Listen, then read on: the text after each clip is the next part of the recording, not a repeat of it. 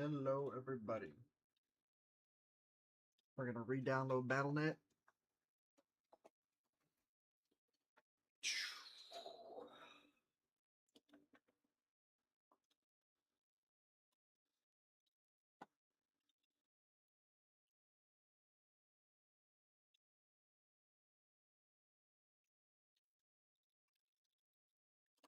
So hopefully this works.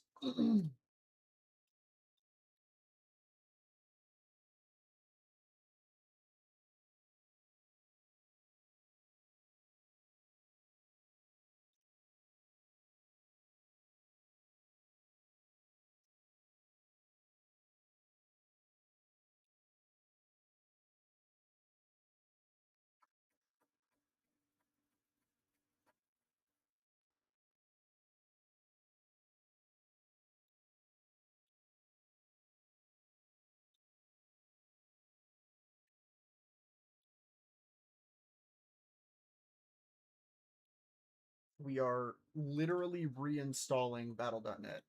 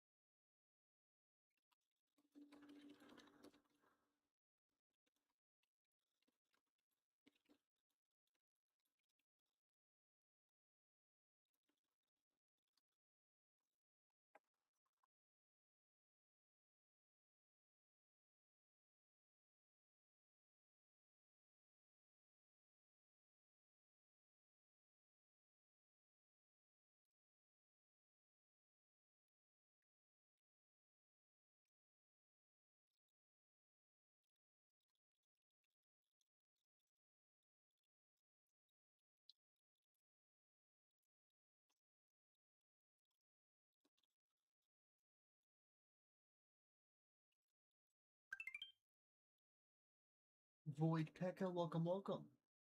Thank you so much for the likes.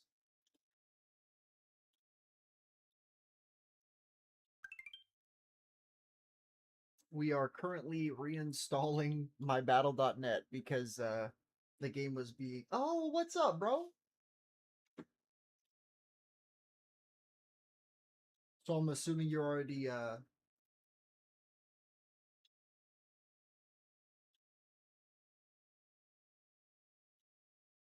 if you haven't followed, hit that follow button. It's free, supports me greatly. You can always undo it. Yeah, it has been a while. My boy Bappo makes his return. Thank you so much. Much love, bro. I wish I was making this up too. Like, I so wish I was making this shit up. This is just disastrous.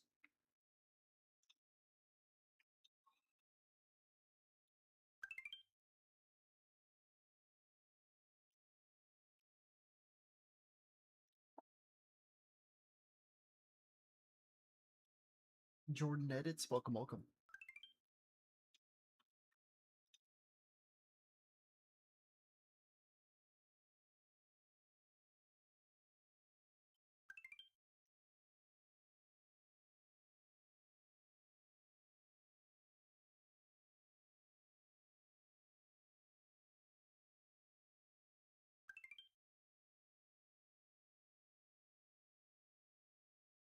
Let me share the window that I'm looking at right now, so y'all have an idea. Oh, it's not even gonna show it.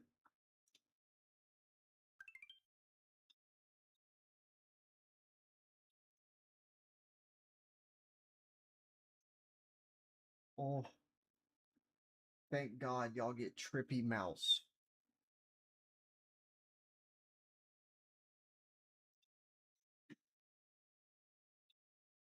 Wow.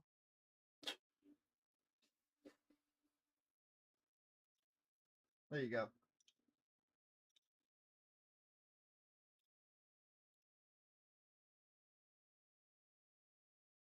Bro, I'm gonna have to reinstall Overwatch, aren't I? Oh my God. Have you watched The Back Rooms yet? I have not. Was it good? I heard a lot of good things about it.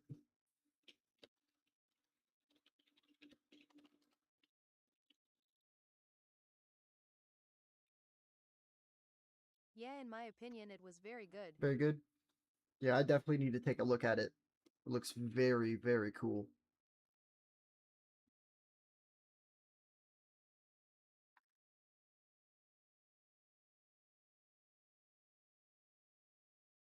Yippee, it's scanning for games.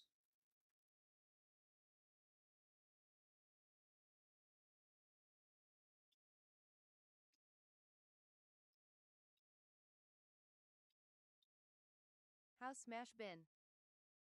Been pretty good.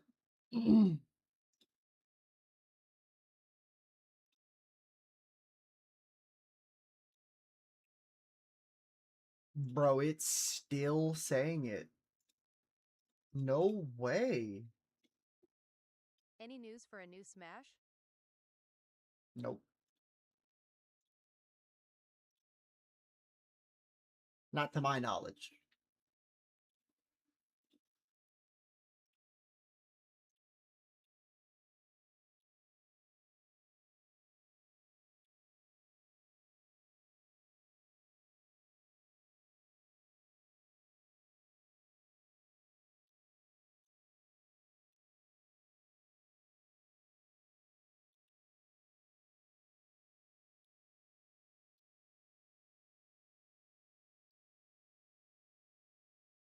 Um,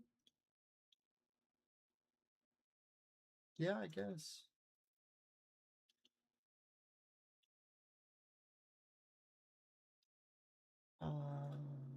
So no Black Ops, no Warzone, just the game. All right, it is reinstalling right now.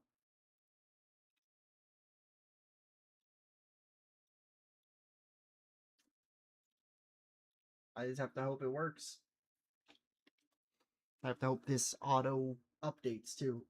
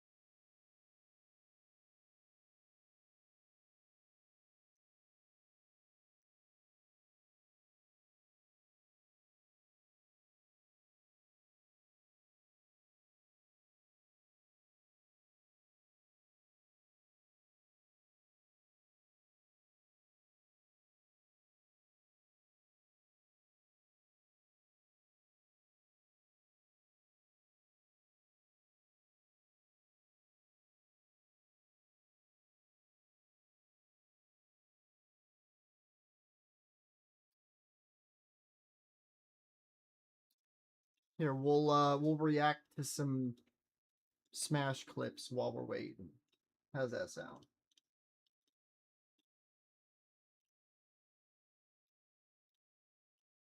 bet.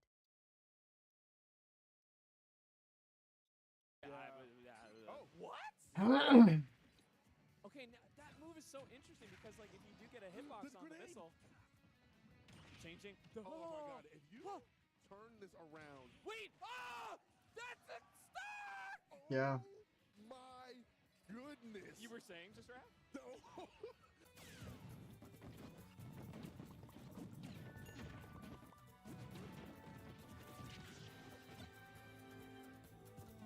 That's gonna be me one day. Wait, who do you play? I forgot. Super sick nasty. Welcome. Long live YEET. Facts. Rule. Hell yeah. Oh my god. That was disgusting. That was disgusting. F tilt 1 to recenter his knockbacking to go vertical. I wanna main a second Urson, but IDK who? I was gonna say, because K-Rool is definitely not solo mainable, like Banjo isn't either. If they're too low of a tier, they're not solo mainable. I would say whoever fills in your gaps, that's a lot better of a character. As much as I hate saying that, I don't have a character that's worse than Banjo that I play. I guess Doc, technically, DK for the lore. this is true. Yeah, no, if you were just there, if you're just vibing to have fun, you really can't beat that.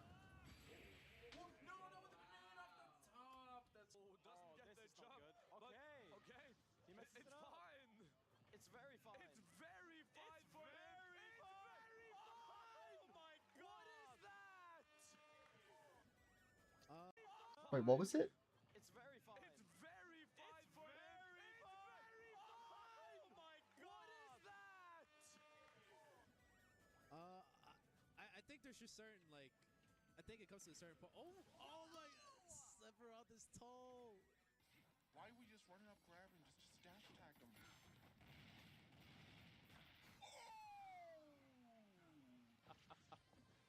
Good forward into the grab. Oh, try to get the Texas with the down smash. I like the idea.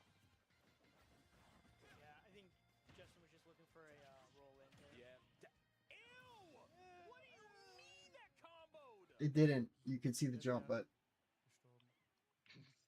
Es hat gereicht, um 2 Sephiroths zu killen. Ah, fair enough, das war kein Problem. Oh mein Gott. It'd be better just to sit at leg. Sit up. I mean, I guess he assumed Mazo would just easily attack. I haven't really been watching how Mazo no. attacks off the middle platform. Bro. Why are we allowed to do that?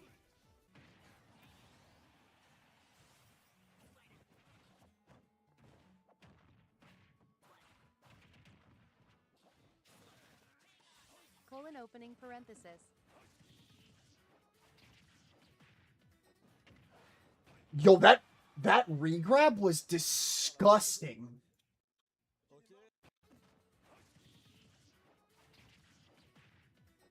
Oh my god. Back air, regrab, up, throw, up air.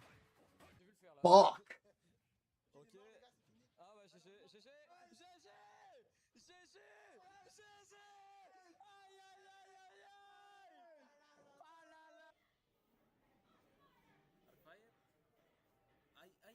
Ay, combito de Luigi. Uy, qué buen cero to death. Gato, un absoluto gato. Alright, I just said I'm not supposed to be biased on commentary. We're at 31 gigs out of 161 I do have reinstalling right now. I have some extreme feelings about Steve Holy Minecraft, sweats. but I'll mask it as much as I can. Wait, what happened?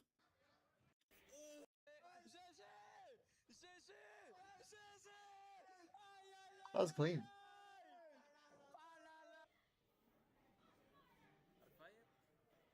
Ay, combito de Luigi. Uy, qué buen cero to death. That was beautiful. That was actually beautiful. Alright, I said Stuck. I'm not supposed to be biased on commentary. Un gato. I do have a deep. I have some I have some extreme feelings about Steve Minecraft, but My brother is maining Luigi. I am scared. as much as I can. Let's go, both players.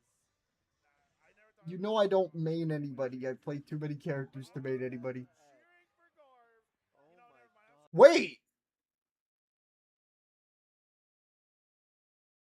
Dude, this is my guy! How did I just now notice this is Ivy? This is literally number 4 in my state! I saw Jork in it, and then I saw that combo. Wait a damn second! I caught you! That was dirty, dude. That was genuinely just... He's playing so fucking good. Wow, that's crazy. That's actually insane. He's hit this on me, this dynamite, this TNT shit. He mines it once, so the timer on it's low, double loop, back up on spot, regrab, and then 2 pummels.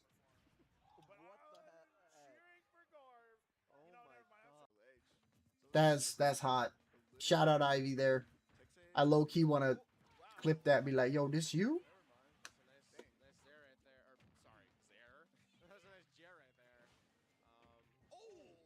You're dead.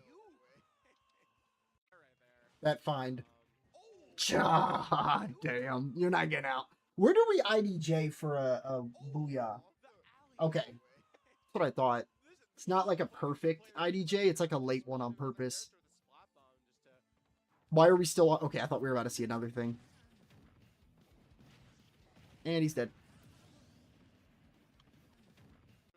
What was that, by the way? Down throw bear gets a regrab. Holy fuck.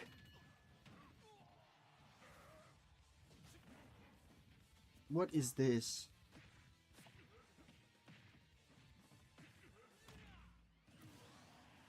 Not the...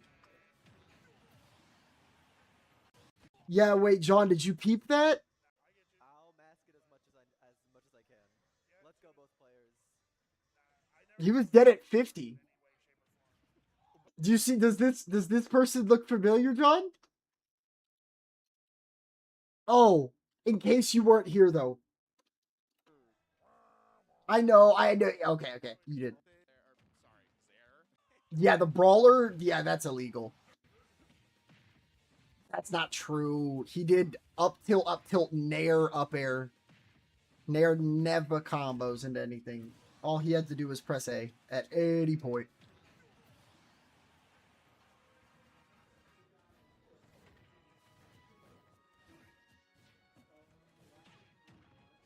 Hold?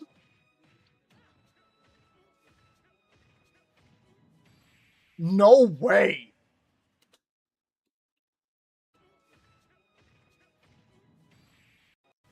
Guys, we're picking up Bayo. We're picking up Bayo. Done deal. Done deal. Answer my fucking question. Done deal. It's literally better Falco. Are we kidding? What? I completely agree with that sentiment too, John.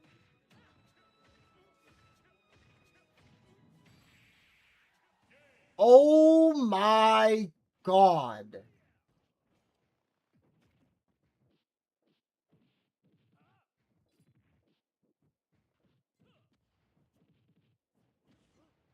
Golly TGAT was clean. I'm a huge fan of slingshot moves, so when I see like a whole like combo off of it, 1, 2, 3, 4.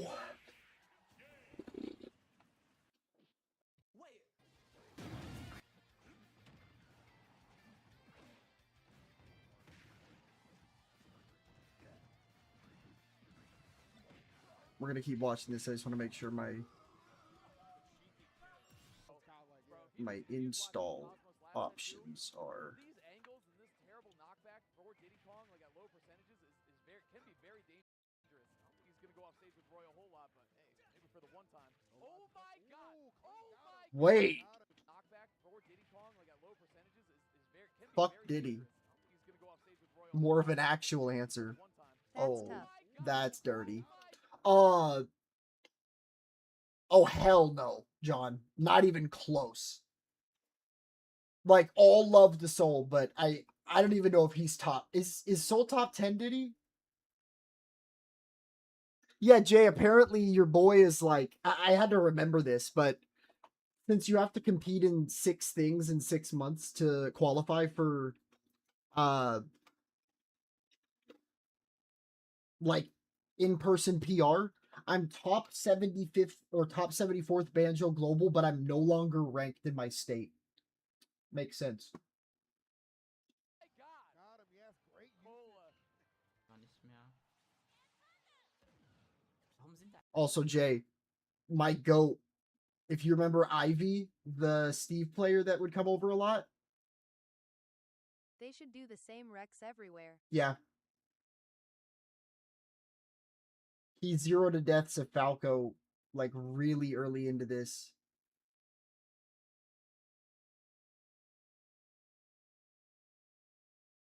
Steve? Yeah.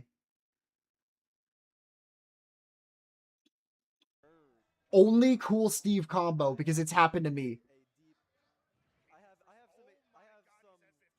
I have some extreme feelings about Steve Minecraft, but I'll mask it as much Single as you. mine, Let's go, both players. spike, spot dodge, read, grab, hold, toss. What the heck? The amount of times I've died to that by him, I don't want to know. Quite frankly, I do not want to know.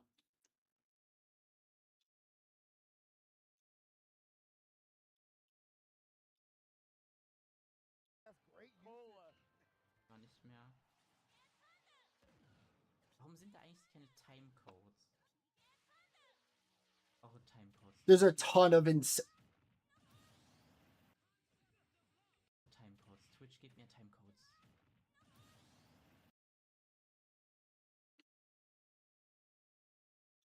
the reason why Samus does not deserve a better back air. When that bitch hits sweet, Twitch, gib mir Timecodes.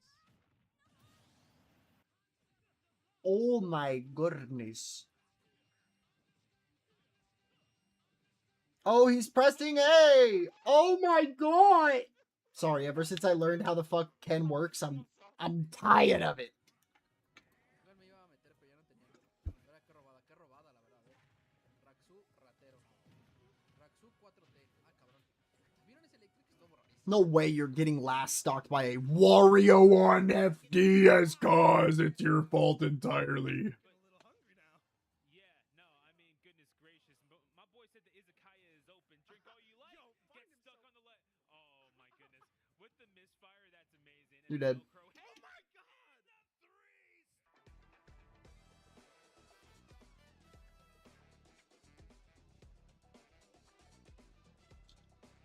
That was disgusting. Homie got better playered. Oh my. Piku. Pick up. Ok, on rate les pourcents et ok, on est très proche du côté de zone 11. C'est pas trop ce qu'on cherche. Je pense qu'on essaye de chercher un bon combo. Oh god. Oh god. Oh god. On tue avec ce combo.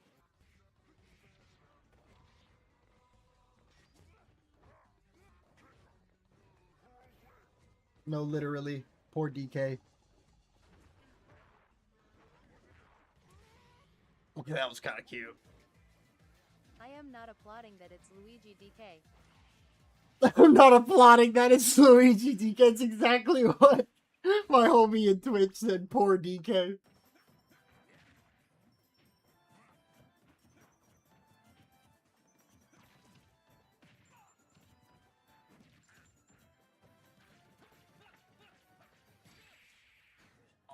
Okay, that's the funniest shit. I like that. Clip of the day. Today is more so really a bonus clip as Am I realizing that I need to start asking y'all to send me posts?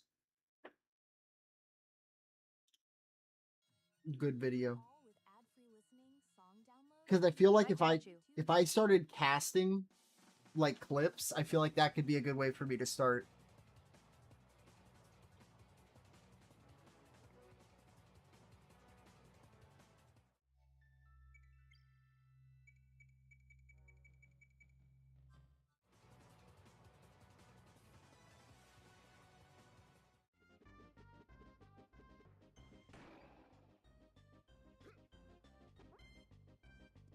big, big monk.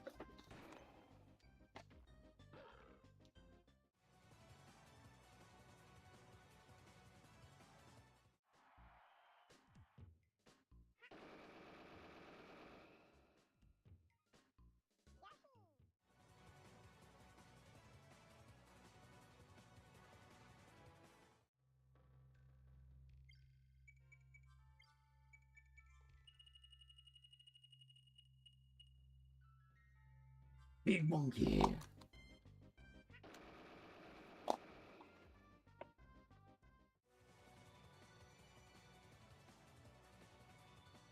I was about to say, there's no way we can't make some magic happen with shines. It only goes up to 85 though, still.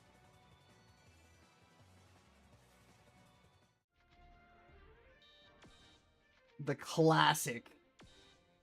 This might be the strongest, like, move in Smash.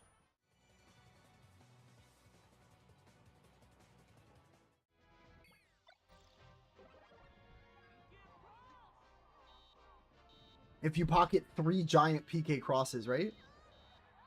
Or am I thinking of one that's stronger still?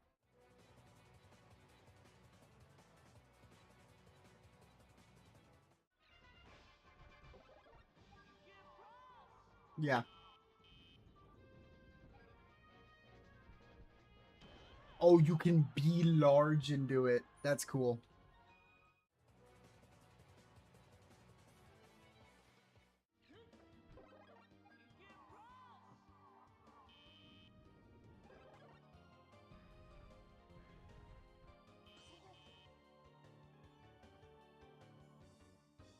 It... Wait, really? Really? Oh my god, it like frame lags. Oh my god, that looks wild.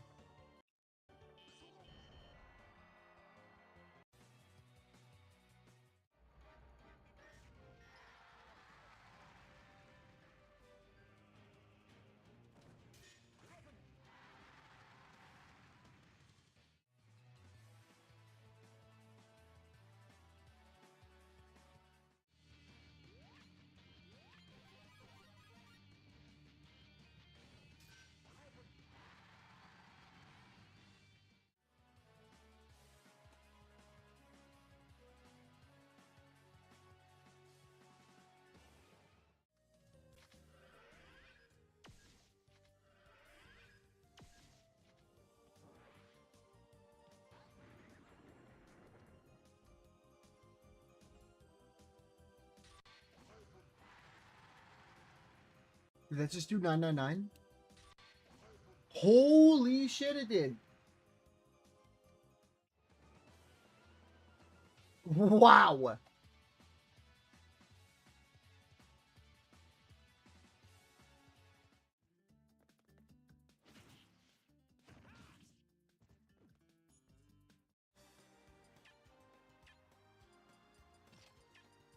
Sumit Chandi, welcome, welcome. It did more than 999. Well, it's all it can show, so.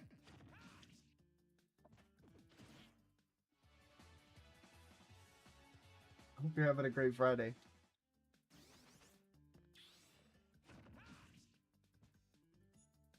Did you just come in to say that and leave? What is he on?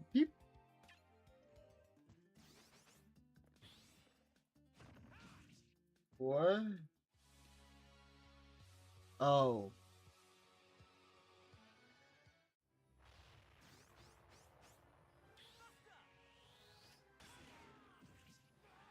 Yeah, and there really wasn't that much scaling.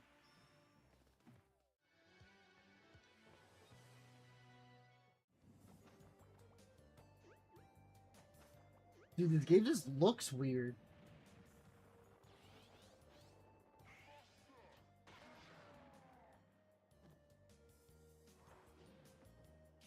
What? Whoa, that was weird.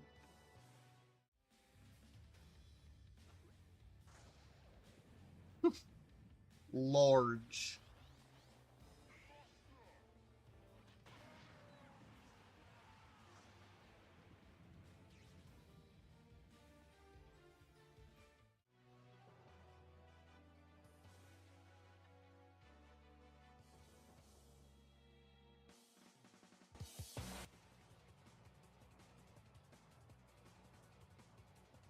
Yeah, it's Sephiroth with the neutral B.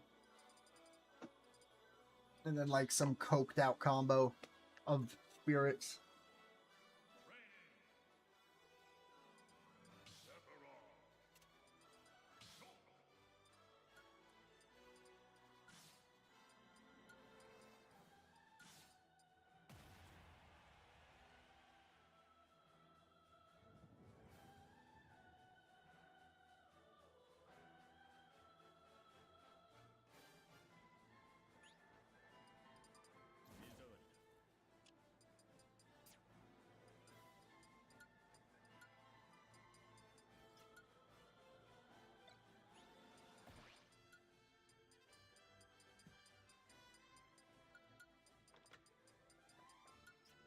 What in God's green earth is about to happen?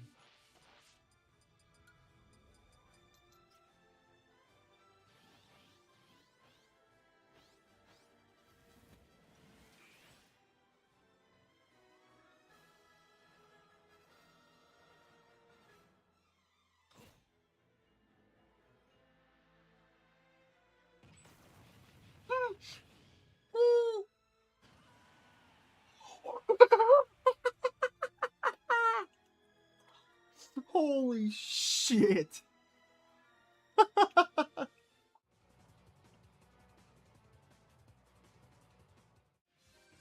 Oh my god.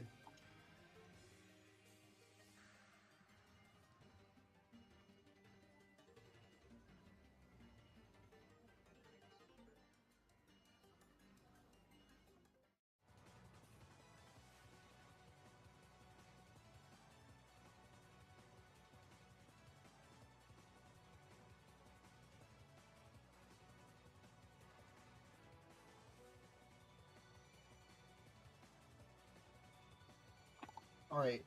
I'm gonna pause this, and because my game is still installing, and I shouldn't be long, I'm gonna BRB stream real quick. I'm gonna run up to the gas station to grab some Zin, and we will be right back, like lickety motherfucking split. Don't y'all go nowhere. Much love. Be right back.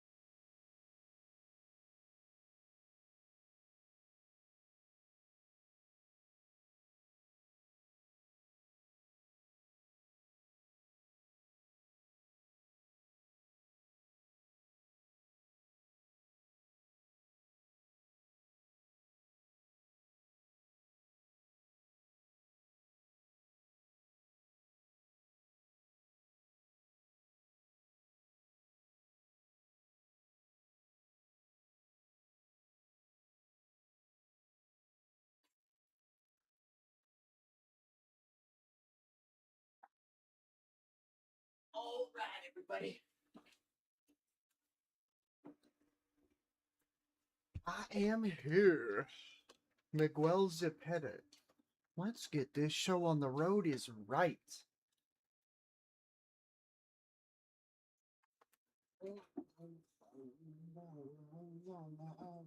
And my game works. Yippee!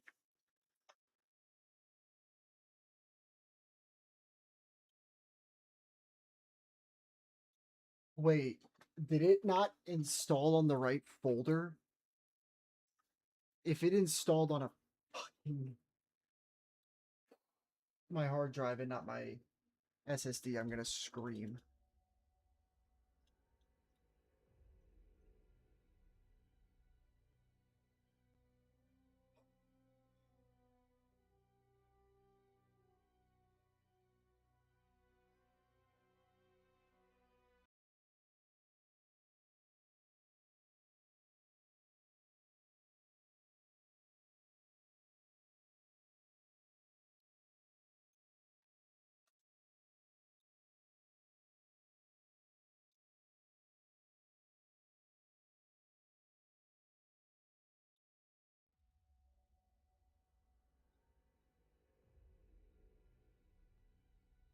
I would never have put this there.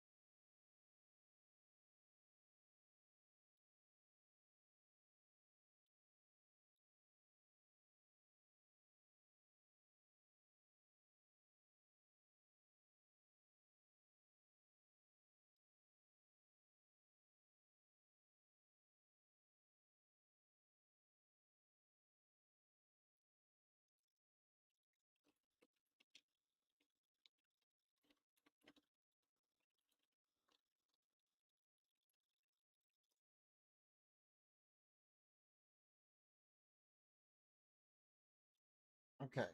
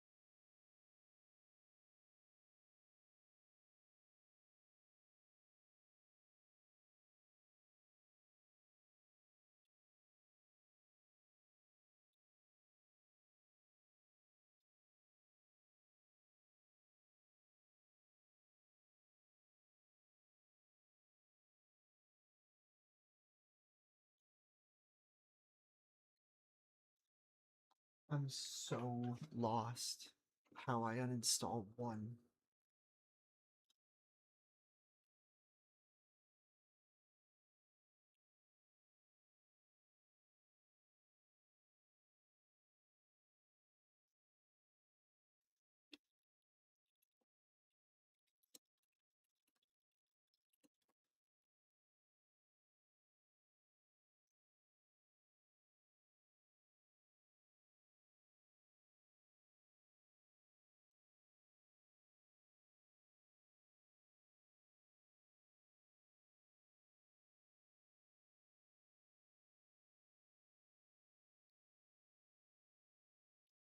Okay.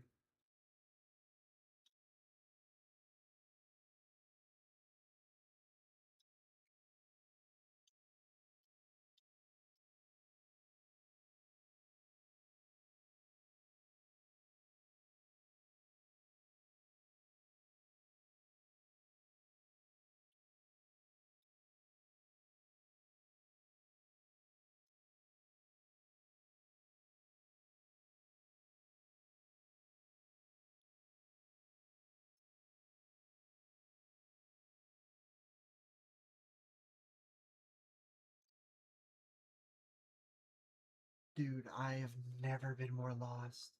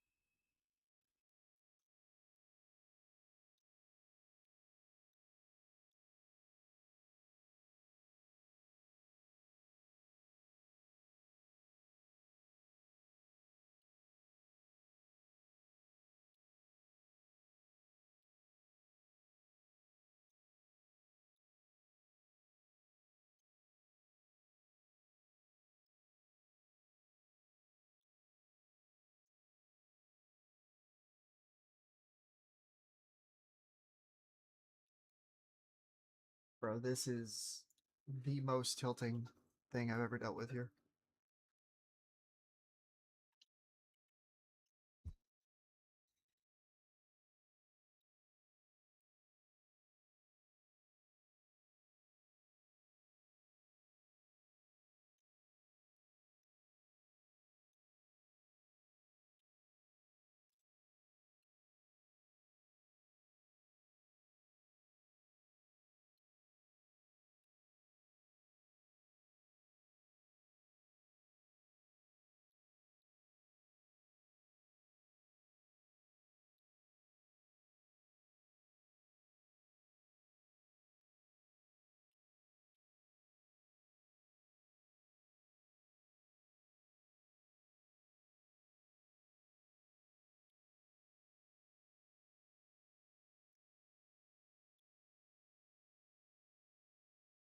Okay, it did properly uninstall.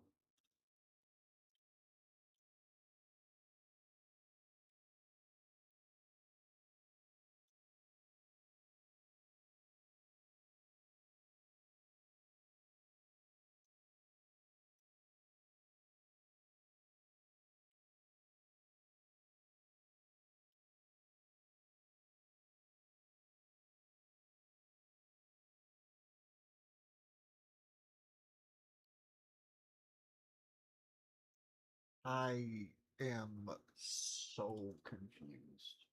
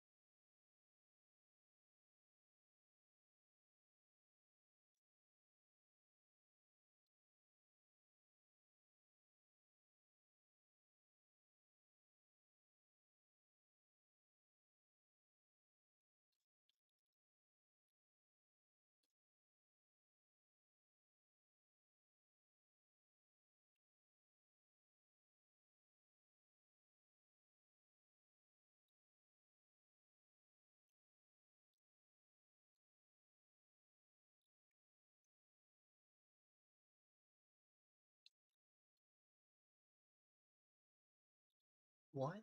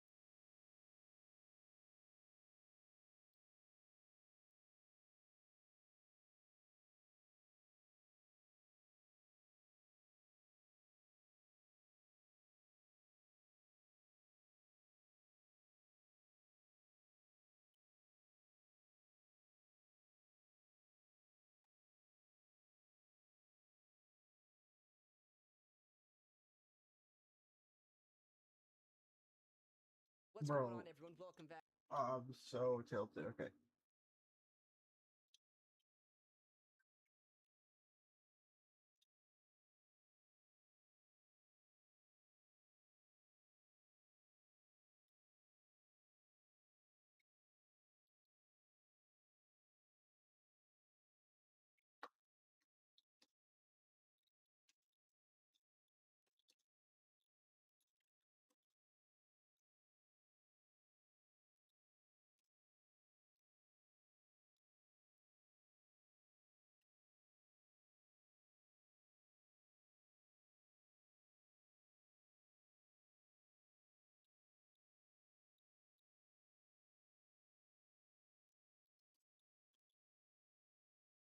Dude, I have no idea what to do.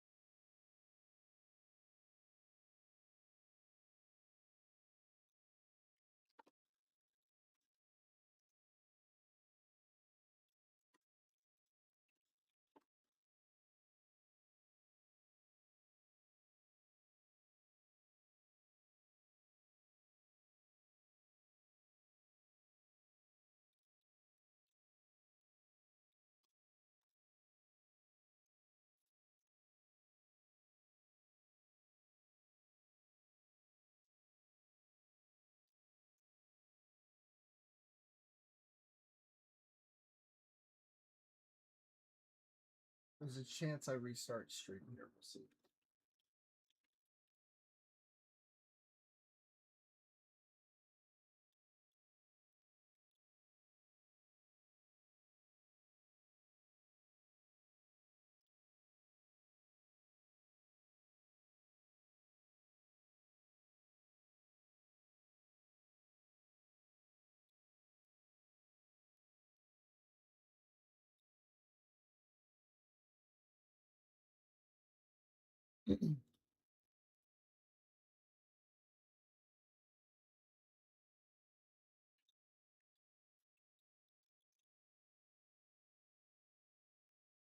That worked.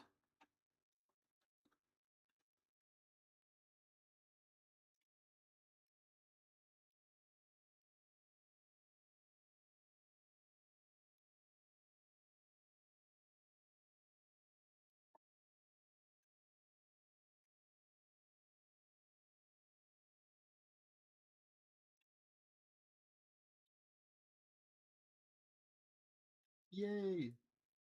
We finally did it, guys. It only took 20,000 years.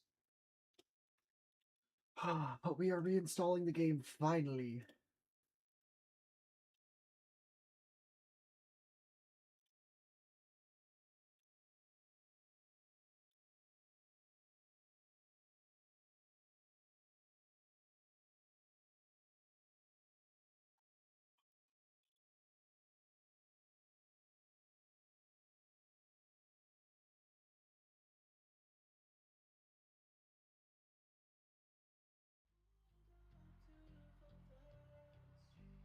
Check out Directed by Takashi Miike, the new video from the weekend on YouTube. Your one-stop shop for Thank you so much for attending my PowerPoint presentation on the unwritten rules of Quick Play in Overwatch. Quick Play has its own secret code we all agree to follow without even realizing it. In today's video, we'll uncover these unwritten rules of Quick Play and the exact punishments you should face for breaking them. Every lobby has an unspoken ego test. When you lock the same hero as an opponent, you've entered a silent contract. Of course, the average tryhard will ignore the duel just to secure a cheap teamfight win, but when two players commit to a pure mirror matchup, you stand down and watch. Unwritten rule number 1 is that you have to respect the mirror 1v1. Ruining a sacred duel means you deserve to get solo ulted by that exact hero for the rest of the night. And yes, we're absolutely gonna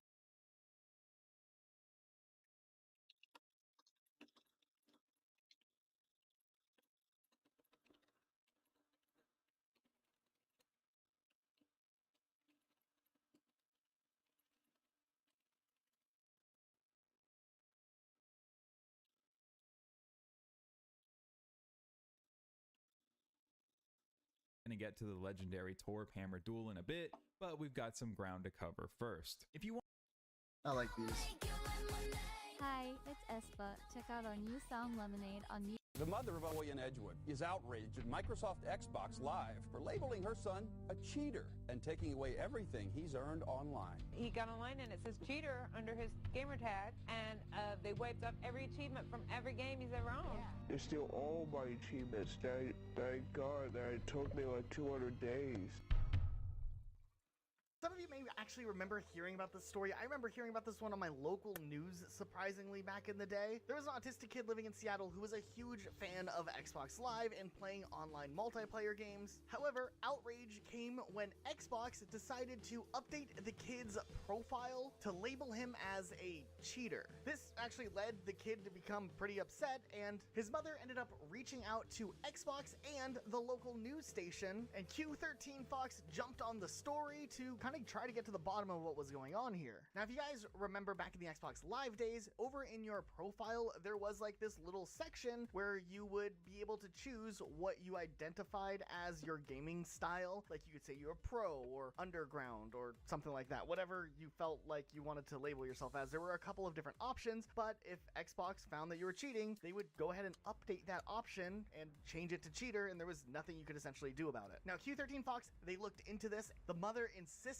that her son was not cheating, but was, quote, very gifted at gaming. She pointed out that he plays more than the average person, so he's very skilled because of it, and by Xbox Live labeling him as a cheater, it was cutting off essentially one of his only social outlets. So this news ended up getting picked up, Kotaku covered it, and they actually reached out to Xbox Live directly, and Xbox responded saying that gamerscore resets are done when cheating is detected to keep live fun, fair, and safe for everyone. We only do it when we are 100% confident that cheating has occurred, and they are not something that can be appealed. Details can be found here. What an interesting response from Microsoft. Actually, going a step further, back on Twitter, back when Twitter was a thing, Stephen Toulouse, who was the director of policy and enforcement for Xbox Live, actually tweeted about this specific incident, saying that they confirmed that they were cheated achievements and they gave the parent details, and then he also verified that this wasn't a he played too good situation at all. Okay, so then the mother, who nowadays no longer has a Twitter account, but back in the day did go on Twitter, upon finding more information out about what exactly caused the ban, did decide to clear the air with new information she had acquired, but it seemed like somehow someone gained access to the kid's account. Likely her kid gave access to her account to someone who knew how to do this, but someone went in and hacked multiple achievements onto the Xbox Live account in question. This was because back in the old Halo 3 days, if you got 7 of the most challenging achievements across 2 different Halo games, you could redeem the Recon armor in Halo 3. This was like a really big deal. Recon armor was like the most sought after armor. It was the biggest achievement of really big Halo games. You could redeem the Recon armor in Halo 3. This was like a really big deal. Recon armor was like the most sought after armor. It was the biggest achievement, and after ODST came out in 2009, anyone who went and got the 7 Vidmaster achievements done would be able to claim the Recon armor. But since he wasn't doing the achievements or couldn't do the achievements, someone decided to hack the achievements onto his account for him, which then resulted in Microsoft flagging the cheating and him getting the name cheater on his account. Honestly, getting the label cheater really wasn't that big of a deal back in the day, other than it being on your profile. It still was way better than the console ban a lot of players ended up getting back in the day for having J-tagged Xboxes or other forms of cheating being caught, where people straight up would get a ban that didn't expire until December 31st, 9,999. Cheers, John, if you're still here. This ban was a little bit more blanket, and a lot of people got it, especially in the Modern Warfare 2 days when J-tagging Xboxes was becoming very, very prominent, and they were trying to put a stop to those hacking methods back then. So yeah, these bans were pretty harsh and pretty strong, but they were given out. So getting the little cheater tag is more of a relic from the older Xbox Live days when things were a little bit more lax before they really had to buckle down in the competitive scene to keep multiplayer games alive. Xbox definitely didn't want their online cheater scene to be as bad as the PlayStation 3 had it back in these days. Also, just a quick side note, I feel like this is the dirtiest controller I've seen. This is, I don't know, the controller that they zoomed in on, just yikes. There was also that time, it was absolutely crazy, some of you might remember this, when H1Z1 players, do you guys remember that Dead Battle Royale game, would get banned for cheating, and essentially, I don't know, the studio decided to have some fun with it, and said that if you wanted to have a chance to have your account unbanned after you're caught cheating, you had to upload an apology video of yourself admitting to cheating and asking for forgiveness. What on earth is this approach? Well, surprisingly enough, a ton of people who got banned for cheating came forward and actually uploaded videos hoping and praying that they would get their H1Z1 account back after they were caught cheating. They would apologize, they would swear to never cheat again, and that usually was the end of the story. I actually don't think too many players actually ever got their accounts back after they were caught cheating, so I don't know if that was like just a meme on the cheaters and add some salt in the wound, but you know what? Being on the receiving side of someone who like blatantly cheats in a multiplayer game, like it's never fun. It really just can ruin a game for you. I mean, it's ruined Rainbow Six for me multiple times. It's ruined games like PUBG. So sometimes it's fun to see these people squirm a bit when they finally do get caught. Fall Guys, on the other hand, had a really big cheating problem, surprisingly. I mean, who really needs to cheat in Fall Guys? I don't know. It's probably like the guy I have in my Duolingo leaderboard who I think has been cheating for a while. You just don't understand why people need to cheat in games like this, but none leaderboard who I think has been cheating for a while. You just don't understand why people need to cheat in games like this, but nonetheless, Fall Guys had a really big cheating problem for a while. Now there's limited footage of this, but I guess for a little while when the main way that people were cheating was finally detected, the team at Fall Guys decided to have some fun with it and implemented a cheater island mode and essentially grouped all of the players together who were using the cheats that were now detectable by whatever implementations the Fall Guys team were able to add in, and it would put them in a game all together that at the end of the race where you would win everything, it would just grab everyone and put them in like a little vortex just inches away from the crown, making it incredibly hard to escape. So even though everyone could just like go straight to the end, they were all stuck, and then like sometimes someone would break out and the match would end. But it definitely led to an even more random and less fun experience, especially being paired with other cheaters, not being able to beat like real players, and then also like the game being broken to the point where like it was just random who would end up winning. Kind of ruined the game for a lot of those cheaters, and I hope that maybe kept them away. I doubt it, but I feel like cheats are at least less common than they were at the peak of Fall Guys when there were cheaters literally everywhere. I still see some people that I think are a little sus with how fast they move, but it definitely wasn't like people just flying straight to the end like it was in the earlier days of Fall Guys. In 2017, Epic Games decided to take a bunch of cheaters to court over copyright infringement for their game Fortnite. Now, while there's a lot of specifics on a lot of these cases, there's one case that caught the public's eye, and that is because one of the people Fortnite was suing was a 14-year-old that was running a YouTube channel promoting cheats for Fortnite. Now, this was pretty publicized in the gaming news media, and I kept seeing this on Twitter all the time. But to be fair, Epic didn't know that they were suing a 14-year-old, but they also didn't back down once they found out. And there was a back and forth between the court and the mother of the defendant, and they kind of tried to get out of it by citing that the EU LA or whatever, like the thing you sign when you boot up the game or whatever, is not legally binding, but I don't think the court agreed with that. So the copyright lawsuit actually went on and eventually was settled out of court. Now, since this does involve someone who's very young, and by the time the lawsuit wasn't settled wasn't even 18, all the stuff is like private and we don't know his name or anything like that. And we also don't know the sum that they eventually would settle for. But there's one more case from around the same time that we do know a little bit more information for, and that was an Australian cheater called PlaceFN. Fortnite would sell him for the same reasons: copyright infringement for promoting and selling cheats and also cheating in their video game. But I think this one was a big operation because there was a PlaceFN shop and you could buy accounts and cheats and everything on there. So this was actually like a cheat maker. Now, it isn't quite known the sum they eventually would settle for, but this case was also settled as well. Actually, the money that came out of that settlement, Epic Games agreed to donate to Child's Play, which is like a charity that helps children and teens that are in hospitals. So I guess that's a good ending for this, but also the guy had to publicly apologize, and he tweeted out a statement saying that he apologizes to the Fortnite community and that what he did was illegal and unfair over other players, and he will never do it again, and also people shouldn't contact him about cheats anymore. But I do want to add that the settlements probably weren't massive at the end of the day because, you know, they were selling private people. I assume the kid settlement was like very low, and I mean maybe this guy's settlement was a little higher because he actually ran a shop. But hey, at the end of the day, they went after both of these cheaters, and these cheaters are probably never gonna cheat again. Call of Duty since the beginning has always had a massive problem with cheaters, especially with the rise of online, all the way through the modern day era when they jumped to free-to-play, with Warzone being this battle royale game that anyone could access. I guess Call of Duty's been working on an anti-cheat system. I think it's called Ricochet, and I mean, I don't believe it really works all that well. There's just so many clips you'll see online of people blatantly hacking, especially over on the Warzone side of things, which obviously a free-to-play game makes it very easy for people to make new accounts once their account does get banned, and they're able to jump right back into cheating. Interestingly enough though, Call of Duty has done a little bit to circumvent the high number of cheaters by allegedly taking the players who are likely cheating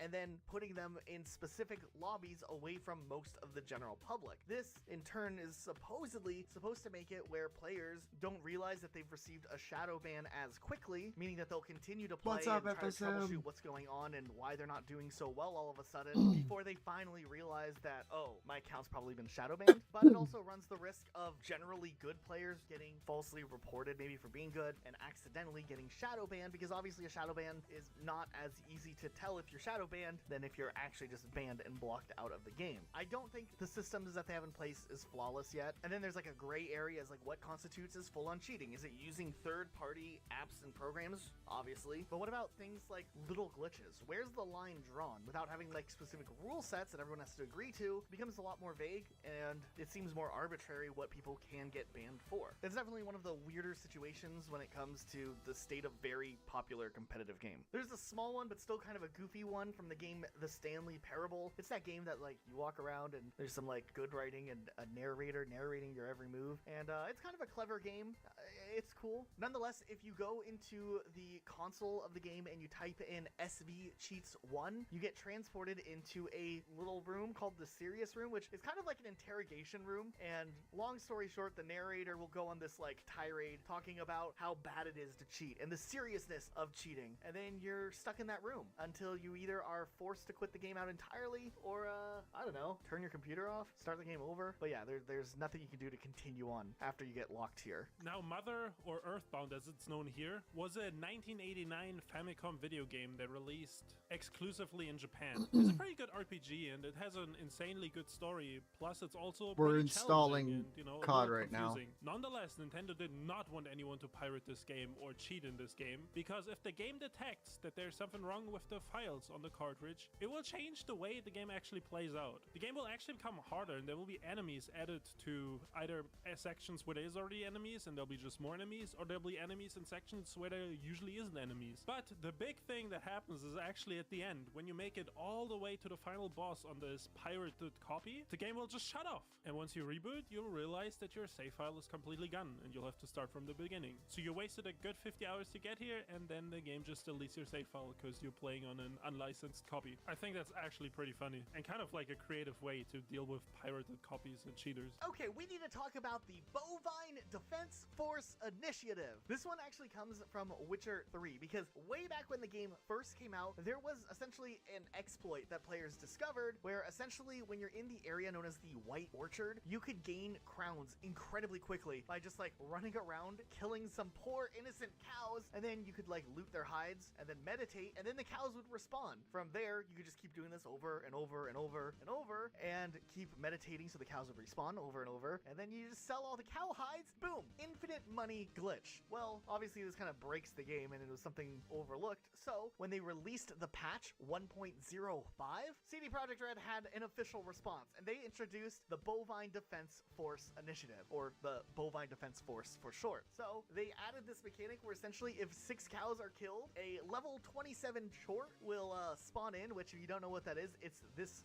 monster looking thing. And as a new player, unless you're really, really good, this thing will come in and make your time a whole lot less easy. If you do manage to kill it, guess what? A new one respawns. Now, on the flip side of this, players who are a little bit of a higher level could technically come here and just farm the chorts because it's just an instant respawn, but still, it's just a really clever way to stop kind of an early cheese that a lot of players could do. If only Call of Duty would have something like this for all of those poor cows that are dead across all of the Call of Duty games, maybe those cows would get to live to see, you know, a different war than whatever war that they're based on. I don't know where I'm going with that. All right, let's talk about the old Tomb Raider games, because I love this one. In the first Tomb Raider game, there was actually a cheat built into the game, where if you walk one step forward, then take one step backwards, turn around 3 times, and then do a backflip, boom, you have access to all weapons and a refill of ammo. Incredible. However, if you thought you were thrifty, Tomb Raider 2 rolls around and actually has the same exact button combination, except this time around, if you enter the same inputs that you did from Tomb Raider 1, Laura will just explode. Yep, she's a goner. And they later brought it back in Tomb Raider 3, but with a different input required for the cheat. Now here's the thing, this cheat actually took it a step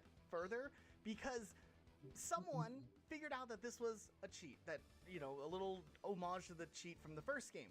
But they took it a step further and posted the instructions to pull off this Lara Croft exploding cheat, but instead labeled it as the Lara Croft nude cheat, where players thought they would be able to play as Lara Croft nude, and instead, when they put the cheat in, boom, they exploded. Really clever, whoever decided to just, you know, put that on those cheating forums and whatnot. Because back in the day, the cheating forums were like the Wild West. You could just make something up, post it, and people would share it around like it was true, and I'm sure that that happened because that cheat spread around. A lot of people believed it, or if they got tricked by it, would probably fool some of their friends with it as well. If you ever played SimCity or even The Sims, there's money cheat codes, and I mean, those are probably the most common and most well-known cheat codes in those games. But SimCity actually had kind of a funny way to deal with people overusing this cheat code. Now, in the original SimCity from 1989, if you entered a cheat code fund, it would add $10,000 to your bank account. If you did this 3 times in one in-game year, it would trigger an earthquake that would destroy your city. So imagine you like reading that there's this cheat code to get some free money, and then you enter it 3 times because you get a little greedy, and just your whole city gets flattened by an earthquake. That's pretty funny. Especially this was like before any of this was common knowledge. Now, by the time SimCity 2000 came out, the fun thing was a little more common knowledge, so that kind of changed the negative effect this cheat would have. Instead of causing an earthquake, this would actually give you a $10,000 bond with a 25% interest rate. And I mean, that's pretty bad for back then. Though apparently there was like a glitch where if you take out multiple bonds and then you take a real loan with like a 0% interest, the game glitches out and there's a negative interest rate, so the bank actually will be paying you. So that kind of backfired on Maxis, but it's still pretty funny that they kept this up for 2 games. And I think they got rid of this like fun. It just took literally all of my morning and until now, but I think I'm gonna finally be able to do my run. So help me God, though, FSM. If I log in, because I uninstalled the game, but because it is a cloud-based save game, I don't know exactly how I will respond if I don't have my save. The only thing that I can think of that could genuinely ruin today. Oh. Knowing how much shit is online related, I would actually be baffled. But there's always a chance. Or whatever you want to call it after those games, and I don't think We're gonna find out soon because it is downloading quick now. Any of the other SimCity games, though we also haven't seen a SimCity or a good SimCity game in a long time. Who would have thought Animal Crossing would have been the game to implement some big punishments for Hopefully cheating a it little saves. bit? But hey, here we are. I hate Okay, like while I'm random data recording this, deletion. my neighbor, I think, just like let out like 10 dogs or something. The fucking like folder for the game on my SSD got corrupted to where I physically could not just click it and delete it. I had to open up command prompt and delete the directory and give myself permissions. I'm just blessed I know how to do that. Because my dumbass installed it to my hard drive, which is essentially installing something onto a slow computer as opposed to a fast one. And I intentionally have that hard drive for my clips, not for anything else.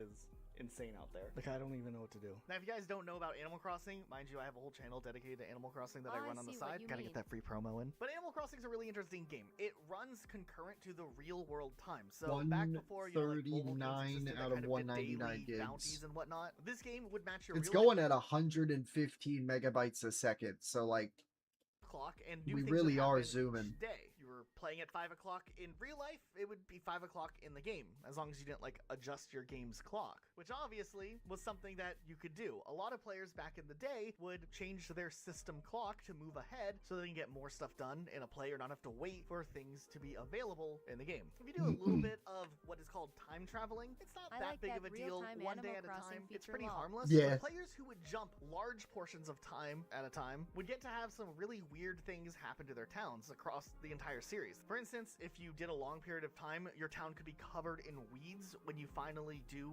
land in your new time travel to time, and those are a pain to pick up. You could have villagers move out, your hair could be messy, there's a whole lot of things that can happen. Nothing too harsh, but enough of little punishments to maybe decentivize the use of time traveling aggressively. Even more so if you try to use time traveling to game the system, like using the in-game stock market. That's a whole other confusing mechanic. If you try to time travel backwards to sell sell your stocks at a higher price. The game will automatically tank the stock price when it reloads at a previous time before the furthest time forward that it had loaded in within that time traveling session. And there's just a lot of other little weird Holy. occurrences that can happen when you mess with the clock too much. Similarly, let's say you play the game and then you not save the game, or you want to reset or roll for something different. If you restart your game, you're greeted with the infamous Mr. Resetti, or at least in the games that didn't have autosave back in the day. This dude was the worst. He'd show up, he'd yell at you, make you feel bad for not saving your game, and he would just like talk and talk and talk. And he was pretty mean about it, actually. They even had to tone him down in later games because I guess some children were like scared of him,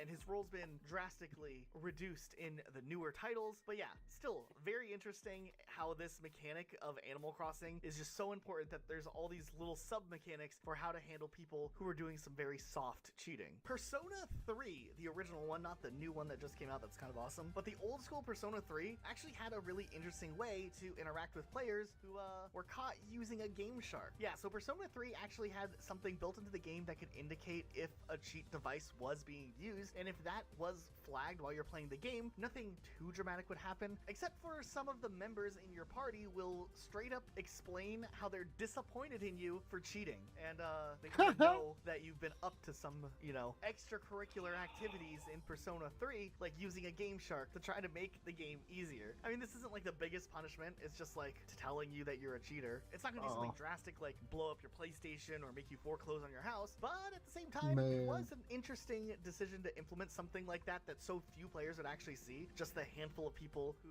did use a Game Shark on Persona 3. I had a Game Shark. And now it's kind of an interesting point in a Rocket Slot video down the road. So I guess it was worth it after all.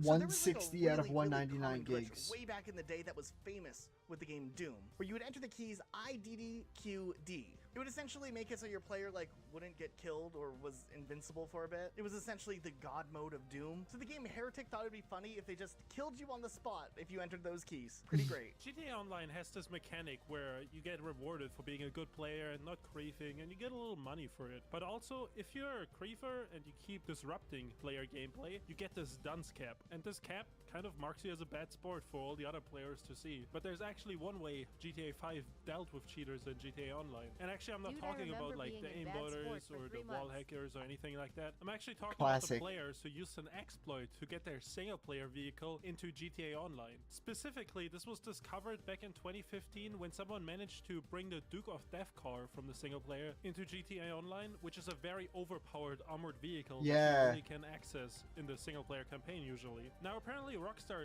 did a little patch, and instead of fixing the I was exploit, spamming what my they actually laser, end up actually doing the is most fun I punishing had back players then. who do this exploit by having the car explode as soon as they get in and killing them. So you're still able to do the exploit, but it wouldn't be useful. That's You would amazing. just die. There's other little cheats that exist out there that could cause corruption in games. Like Pokemon introduced the whole bad egg thing, which was more of a fail-safe mechanic that was implemented to stop weird things like missing number to appear, which was commonplace in the older games.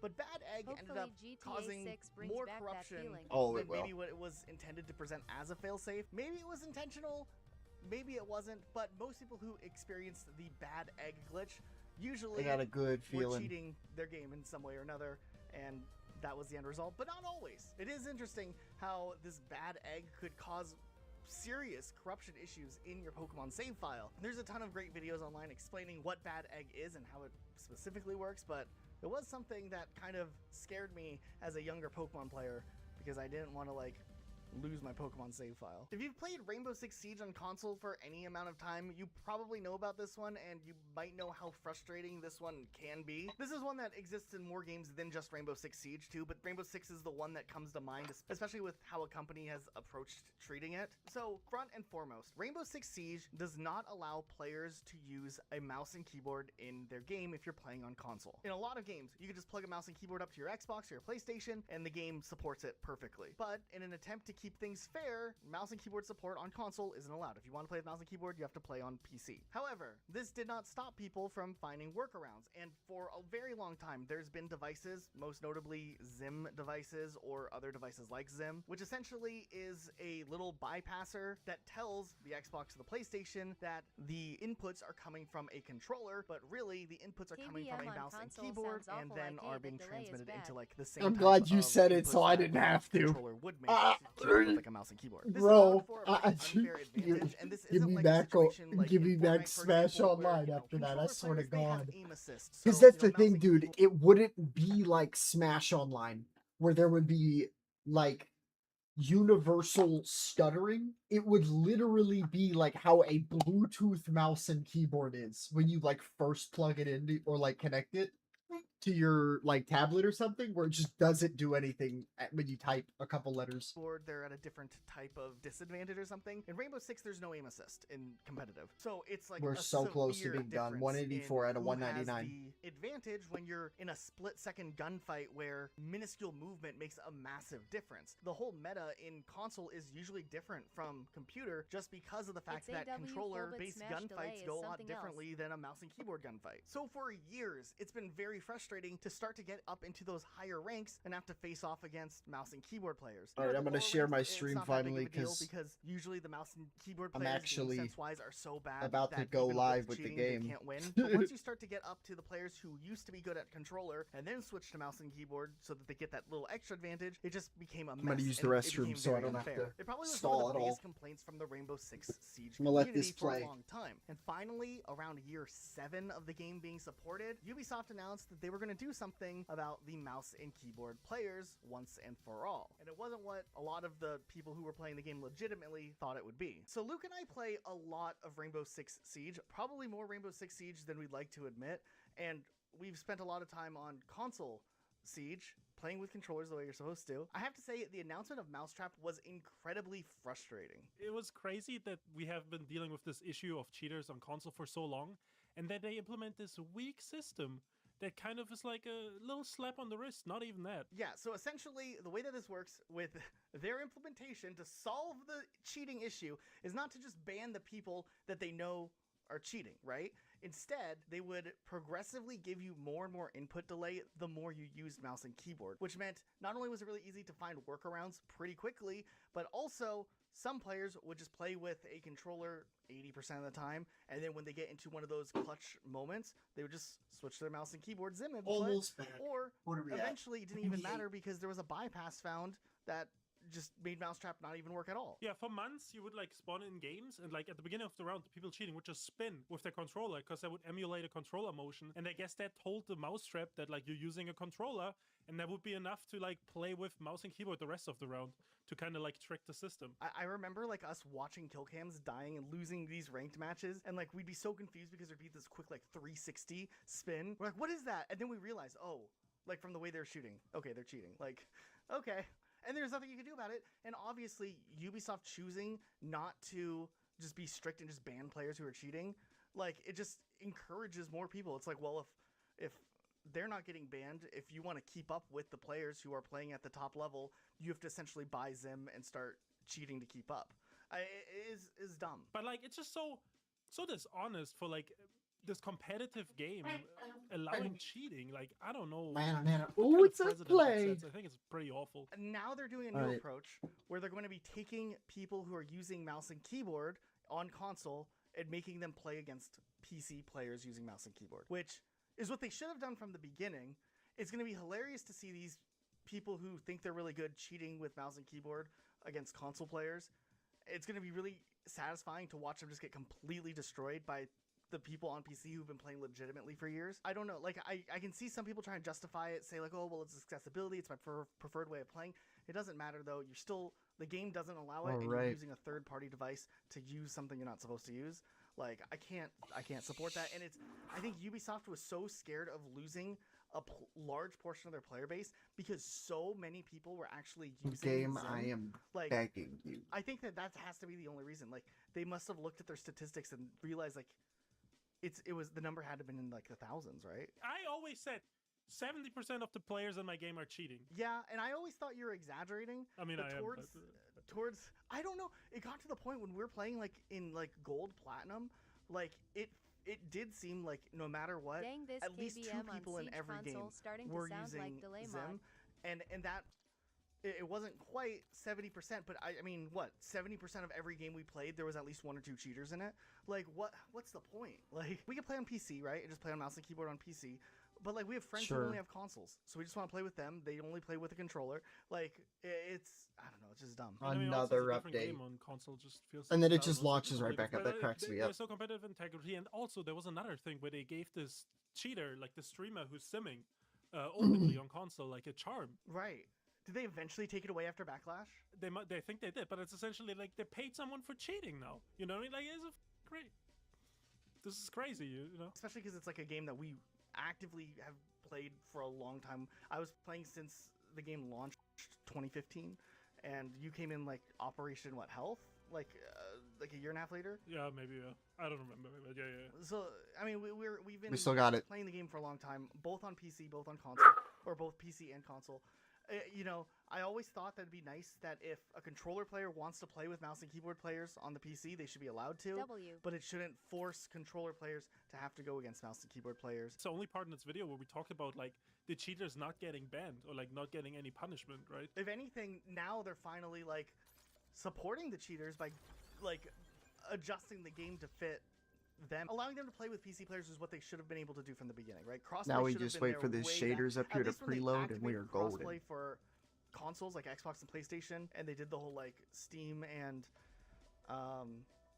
what was It doesn't Stadia even know what crossplay? to say here. It's having a stroke. Steam and Stadia crossplay.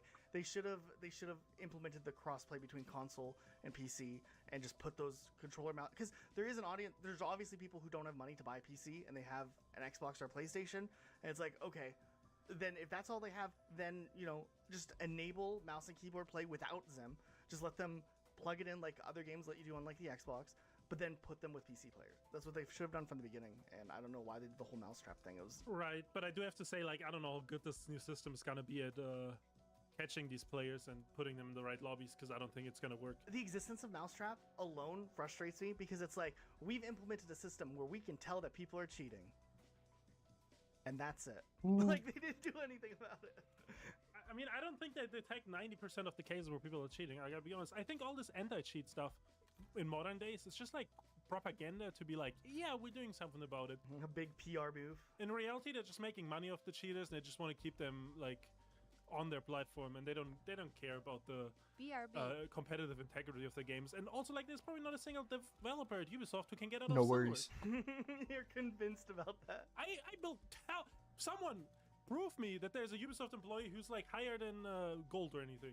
I don't think there can't be with the changes they're making. It is frustrating with how much the game is like just tried to recently, like Ranked has just tried to emulate like top level pro league gameplay, and not just like that in between strictly casual and like top level competitive. Like there's no regular ranked middle ground like you would see in like other games like Overwatch and stuff. Yeah, it's just unfortunate. We just ranted about Rainbow Six for a hot minute. There are some other games though that have done interesting things to combat cheaters or other things.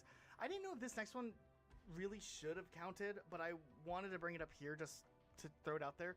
Game Dev Tycoon. This one isn't necessarily to combat cheaters, but I thought it was really clever. But essentially, there's a version of the game that I think was probably leaked or released by the team that developed Game Dev Tycoon. They leaked it onto like all the websites where people pirate games, and essentially like once you reach a certain part of the game, there's like a dialogue saying that like your game that you developed has been pirated, resulting in like a major loss in sales, and the game just like gets exponentially harder. It's kind of on the nose for people who pirate that version of the game, that's the version that does that to you.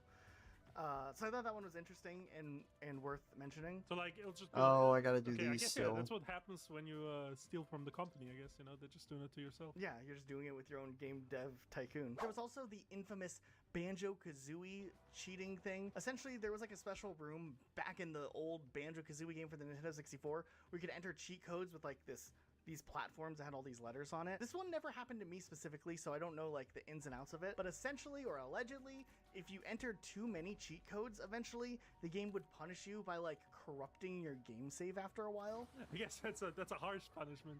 Like, I guess, like, it's, like, tied into the game. It's not, like, just, like, an error thing or something. But, if you do too many cheat codes, then Gruntilda, the evil witch from the game, will, like, give you, like, a message saying, like, she's gonna delete your save file if you keep going. And then if you keep going, you keep adding more cheats. Yeah, I guess, you can lose your game save file. Once again, I didn't I didn't do this one, but I remember hearing about this one all the way back in the day. I see it talked about a lot still today, so I'm just gonna assume it's real. Right, and I mean, like we've talked about similar things in this video, like the Earthbound thing, right, where they delete your save file if you have a pirated copy. Back in those days, it was like the Wild West of trying to punish, cheaters. Or SimCity is also reminiscent of it, where like it just sets off an earthquake if you cheat too much. And then Donkey Kong 64, which was the same developer as Banjo-Kazooie, also did something like with the anti-pirating thing, where like the game would just like not function correctly if you were pirating a copy of the game, or if it detected that you had a I don't pirated know copy. how hard around So apparently, like, if it 75 doesn't would be. recognize like a specific lockout chip or something, it can cause your game just to randomly erase all save data. But I wanna not like do it on the spot. Like it'll just randomly occur when you're playing at some point. Mainly I wonder if like for that could be a speedrun category. Can you beat it before the finishing this before the event anti-piracy and then not detects having to go on this your, map again. Your pirated copy and the corrupted save file. That's not the first time the like N64 games did stuff like that. Like we know that like anti-piracy has been kind of a thing for a long time, where there's little nods to piracy and whatnot, or like the fact that you might be playing a Yeah. pirated version of the game. Like Legend of Zelda did the whole thing with Zelda's hair standing up or whatever. And it's Spyro a the free Dragon, perkaholic, do you remember so- that one having like a crazy anti-piracy thing where like you could play through, I think, a large portion of the game? I think there was like in-game dialogue about how you were playing a pirated version of the game. Like the game would straight up tell you that you were playing like an illegal copy of Spyro. Right, like they would call you out like on the spot. Yeah, they would like tell you like, hey, you're not playing a legit. Hold on, let me look this up. It's no, mind you, there are a lot of fake piracy videos and stuff out there, because it kind of became this like sub-genre creepypasta ARG thing where people would make fake anti-piracy things. But there definitely was a real one for Spyro. I see. Yeah, the one I just found might be fake. Here, there is one though. I found it. I think this one's real because it has like the voice acting and stuff in it. We sent it to you. I'm sorry, Spyro, but you seem to be playing a hacked version of this game. This may be an illegal copy. Since this copy has been modified, you may experience problems that would not occur on a legal copy. Yeah, this is crazy. Like a fairy telling you that you're playing a pirated version of the game. I think that one's it's really hard now to start to tell like which ones are legit and which ones are fake, because there's so many that like with this new genre of people making their own fan anti-piracy things. I mean, it's a cool subgenre, but for gaming research and I didn't history, mean to it is a little more confusing. even Someone press tried that, 'cause- to do 100% of a pirated version of Spyro 3, and essentially when you get to the sorceress's fight, it'll just reset your save no matter what. So I guess there were multiple things put into the game to make it harder to play through, and then also not possible to play through, to the point where it just frustrated players enough to where they would go and just actually purchase the real game, maybe. I mean, like, that's interesting though. That's like there has been a couple times this video where they did that, where they just make the game harder, or you're not able to finish the game, you waste all your time, and then you're not actually able to beat any bosses or the last boss, and then the game crashes. You can't do anything about it. Right. I think it's interesting, just like the whole subsection of piracy games in itself. Maybe that's a topic we should look into at one point. Maybe down the road. I feel like that could be an interesting like video to just dive into like the lore of piracy in games, you know what I mean? Because there's so much craziest piracy protections. Yeah, or not even just the protections, but like just the things that existed, like all those bootleg games that would come out, and I don't know, it's interesting. Like, yeah, I guess bootleg games are like a dead genre now. Like maybe, but still they're made also. Like right, but not of new games at least. Right. Unless we find something, I don't know. Researching could be fun. Dude, like a bootleg, I don't know, Elden Ring. I don't know. I like that idea. Team Fortress 2 actually did something back in the day, I guess, to try to stop some cheating that was going on. It wasn't like as much of like cheating with like a third-party device, but there was like a big issue with like AFK players who would go on there and be AFK for the game just to get like the XP for being there for the game and try to unlock whatever. What did you get in Team Fortress 2 for playing? I mean, there's item drops and stuff. Yeah, but like they're worth real money, technically. Or they are worth real money. It's like the Steam Marketplace that's tied into that. So you could get good drops and then, make profit, I guess, by being AFK. Essentially, they did something, though, where there was like some cosmetic that was only given out to players who didn't cheat, called the Cheater's Lament. It was like a golden halo that was awarded to players who refrained from like AFK farming their Team Fortress 2 games. Something that they threw out there at some point. I mean, they're not gonna focus on the actual cheaters with their crappy VAC system. They're like, What do you mean VAC is crappy, dude? yeah, I've played Counter-Strike. I know they don't ban cheaters. Did you tell me like one time, like 10 years ago, there was like some kid on your team who was cheating? That was Modern Warfare 2. Yeah, we had a kid in our clan. Modern Warfare 2? Yeah. Well, we played Counter-Strike with him too. It wasn't our Counter-Strike, but we played Modern Warfare 2 one night, and then like, you know, we're just playing it. You know, I think we're playing like SND, like scrims or something. And like all of a sudden the kid's dad comes in and like, you know, talks to the kid a little bit, and then like after talking to the kid for like a minute, the dad is like, yo, what are these boxes on your screen? And then the kid like mutes real quick, and we're like, what the hell? And then after that we kicked him out of the clan. Dang, dude, there's so much drama in like Call of Duty clans back in the day.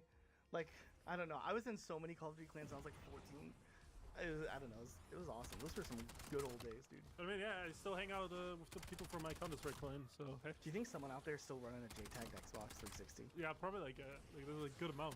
I mean, not like a crazy amount. Like offering like 10th prestige lobbies a month. I feel like there's now other ways to hack Call of Duty lobbies to get 10th prestige without having to have a JTAG Xbox, but back then that was like the thing to do. Right, but there's people who invested in the JTAG Xbox, and like at that point they're probably like not gonna just randomly stop doing it. But don't you think it's been so long since then at that point? I don't know, I feel like these nerds, like probably like that's all they do. I mean, we did have that one person when we were doing Call of Duty Black Ops Zombies, well, Black Ops 2 Zombies, who had like the modded access or whatever, and like while we were playing like kept like offlining us by like logging into your yeah, profile. that's what I'm saying. Yeah, those nerds, like I don't know, that was the dumbest virgins, thing, dude. That's what that guy straight up like was just looking for literally the only people left playing Black Ops 2 Zombies that night, found us playing Black Ops 2 Zombies, saw your username, and would just log into your username, which would then offline you because it thought you were logging in somewhere else. And then he reset my Black Ops 2 rank, which wasn't even a high rank to begin with, so it didn't matter. Yeah, I don't know. What a nerd, dude. What a low life. Yeah, it was insane. So Luke, how do you feel about this video? Do you think we talked about some interesting instances of games punishing players? Yeah, I think so. I definitely hope that there'll be more harsh punishments in the future for cheaters, because I actually think a lot of video games in the future are gonna get ruined by all these cheaters. And I hope we see more harsh punishments so we can make a sequel to this someday. I'd like to see like more on the nose things. I feel like sometimes like the game companies that do things and like throw people in a lobby together, they know that people are gonna like report on it and there's gonna be a little bit of PR buzz. Like, that's fun. I want to see like more extreme stuff. I want to see jail sentences. I like jail sentences. Let's do that. You have to tell your neighbors that you've been caught cheating in Call of Duty Online. Go to you, bro. Knock on your door. I'm on the registered gaming cheat list. Yeah. Cheating offenders list, or registered Call of Duty cheating offender. No, I think they need to do that, and like massive fines. I didn't mean to do that. I don't know the legalities on how they can do it, but I think like in Korea they have an interesting system where you gotta, if you sign up for a game account, you gotta use your ID, and I mean like maybe if you only are able to make one Steam account in your lifetime, and then you get banned for cheating, you just never play video games again. And I mean I think that's fair too. Something more extreme like that. Bring back the Xbox bans till 9,999. December 31st, 9,999. Or maybe it'll be like that Black Mirror episode where you see like everybody's social rank or something. I've never seen the episode, but and like it'll just label them as cheater. Nosedive. Nosedive, yeah. Nosedive's the episode. You should watch that episode, dude. I've seen clips from it. Yeah, just watch it. Why would you'll watch like 5 or 6 20-minute clips on YouTube? No, it was like 30-second clips on Twitter. Dude. Just watch the episodes like an hour long, dude. I don't know. I watched one episode, I got really bored, and I never want to watch it again. But you're so intrigued with the concept that you're talking about it on our podcast, but you won't watch the episode. Yeah, I just tried to visualize it. You know what I mean? What we should do in the future with cheaters. Just watch the episode. Thanks so much for watching, guys. Huge shout out to our patrons. Their names are on the screen now. We appreciate you, especially this person. I think you're putting it the wrong way, but yeah. This person. Yeah, there we go. Use GamerSups. Use code RocketSlock to check out to help support our channel directly. 10% off. Yeah, and we have a pretty big Call of Duty video coming up sometime in the future, so look forward to that. Make sure you guys watch that. And otherwise, we'll see you guys all soon with a new video. Bye-bye. All right, bye, guys.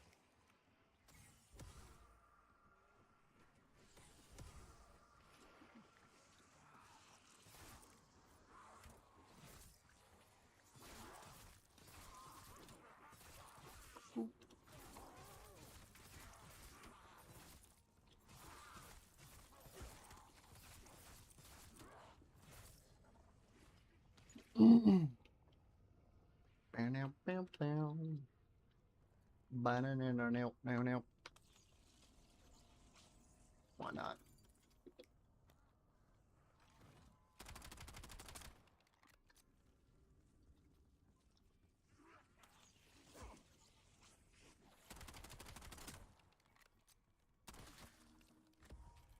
Fuck yeah.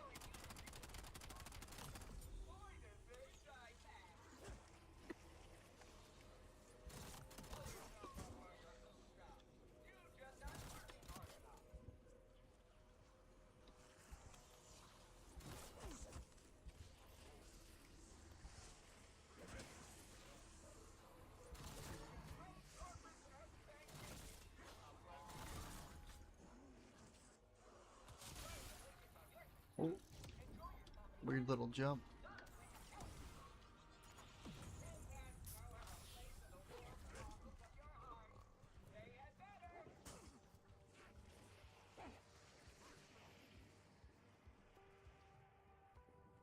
Bam, bam, bam. This is still not leveled up. Excuse me.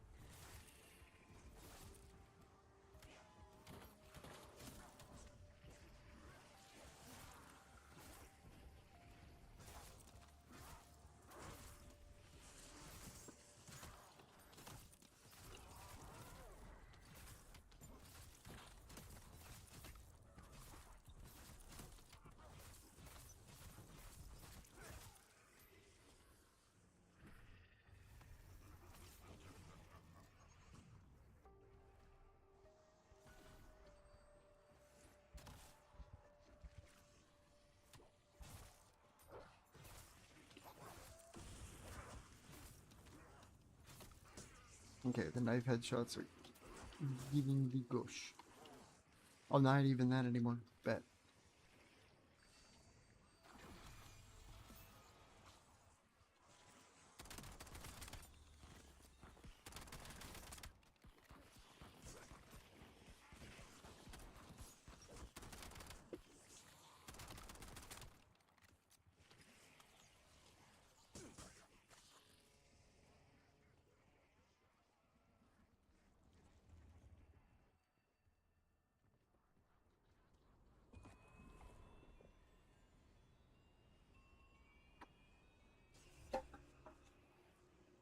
Yucky. Not good AR.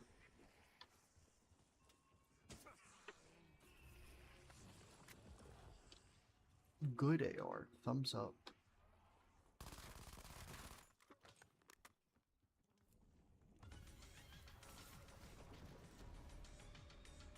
And it's gold. Let's go.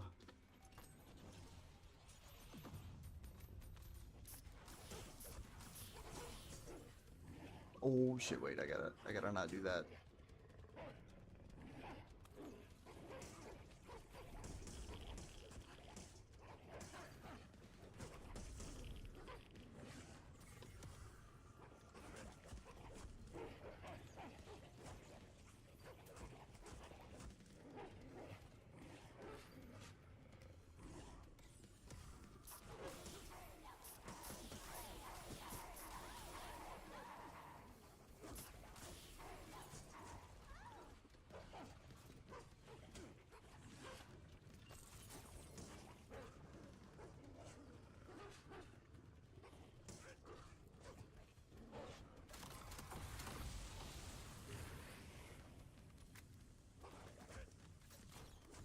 Beautiful.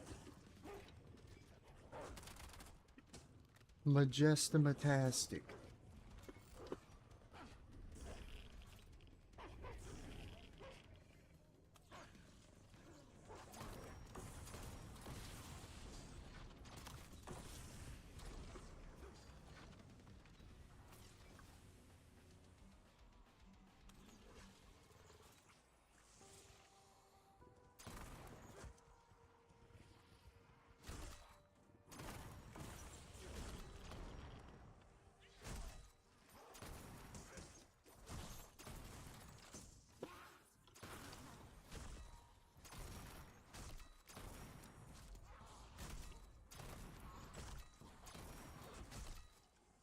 Alright, I'll just keep doing that until I get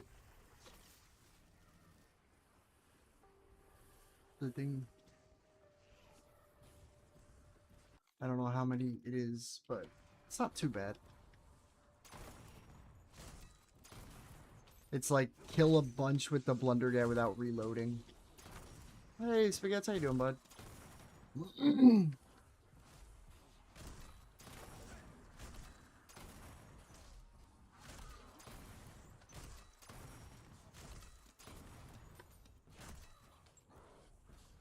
Oh, I didn't even see that. Excuse me.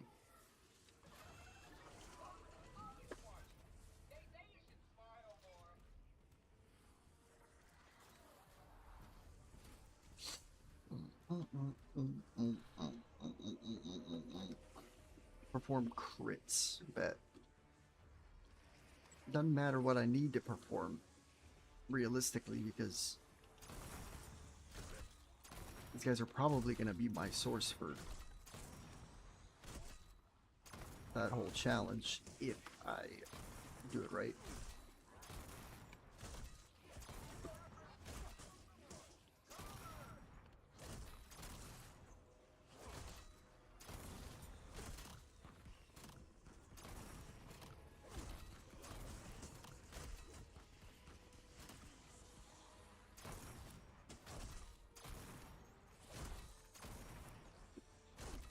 Alright, let's go for headshots now. There it is.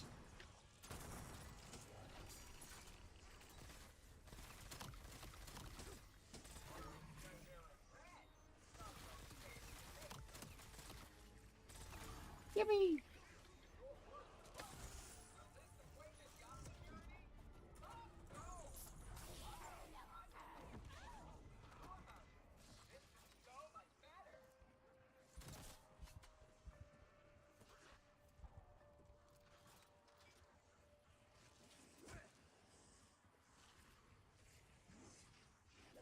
Let's go grab that,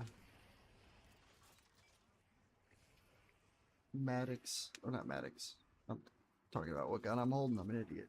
I want this. If it wants to body me and keep it at green, I don't care. It's still ridiculously good. Holy.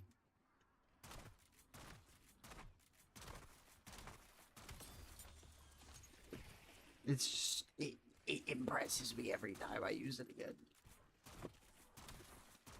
Bozo, welcome, welcome.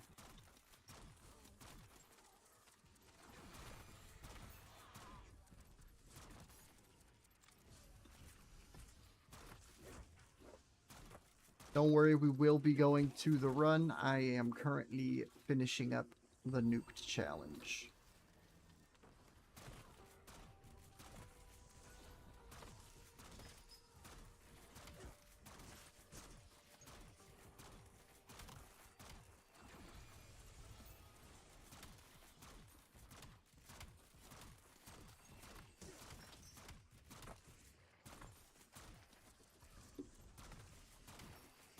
Thing is so good.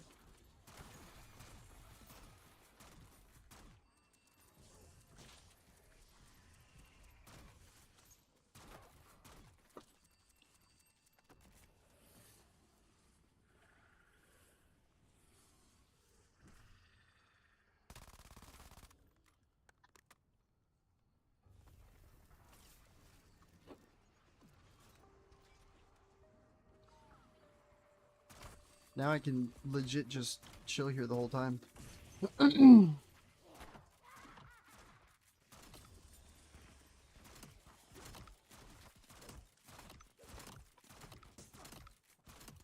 I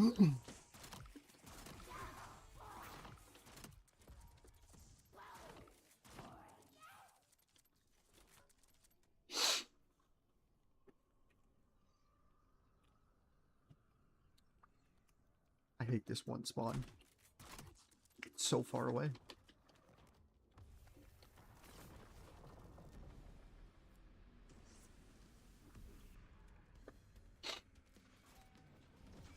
And this should be the last head task I have to do.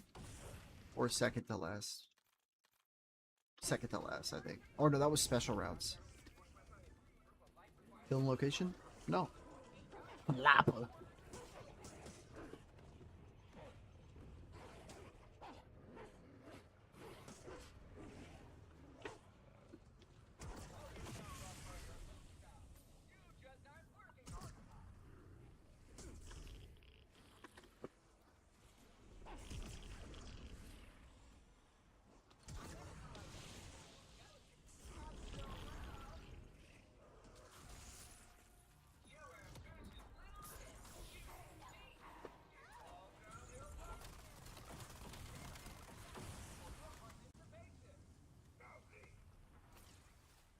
Ooh, monkey bombs are technically faster too.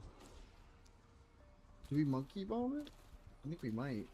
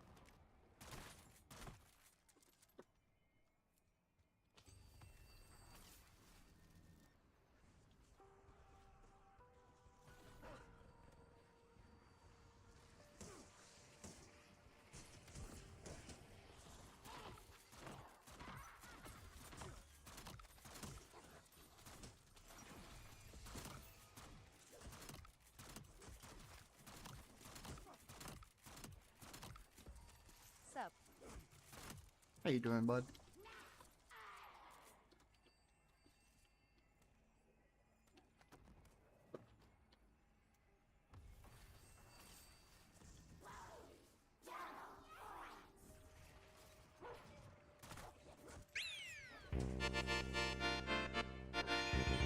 Thank you for the roses.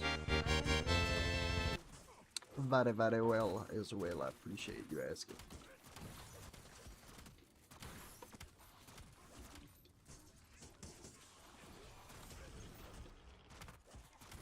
Got moving.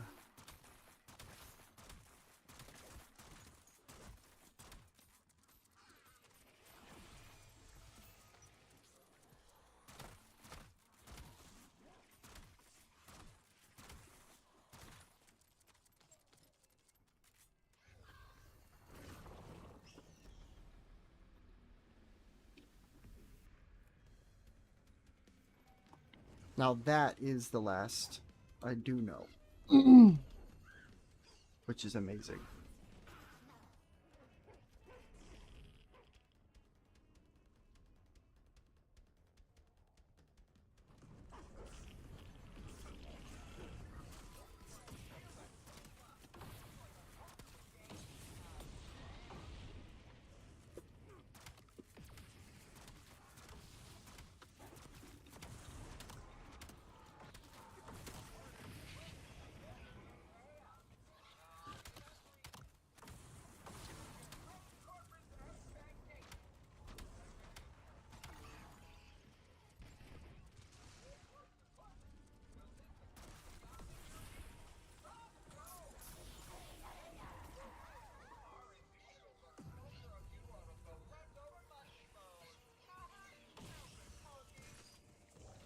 Alright, that's special rounds.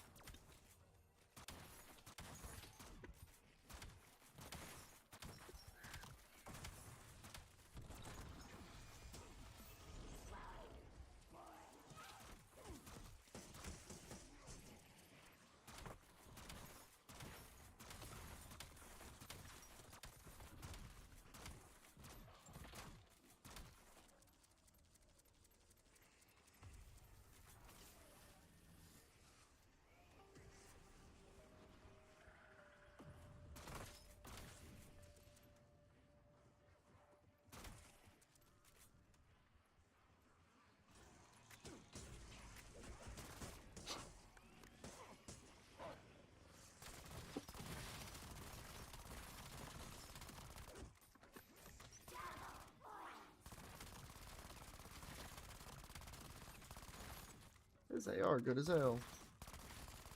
I miss using this shit, man.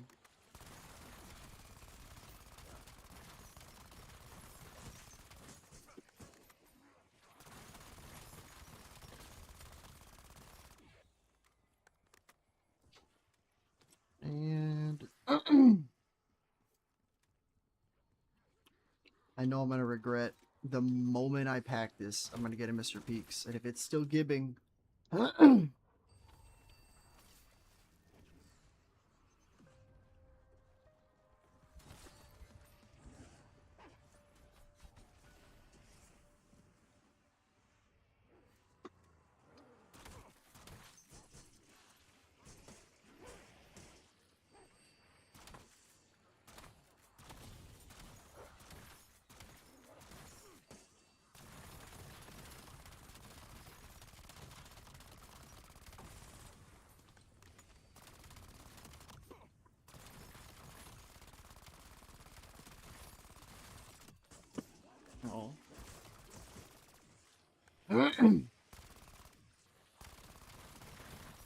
Surely could be playing this a lot safer, but oh well.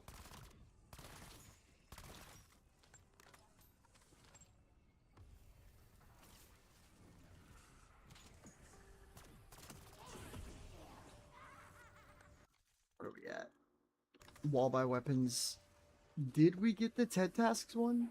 I don't think we did. So this might be the, like, literally the last one. Bet.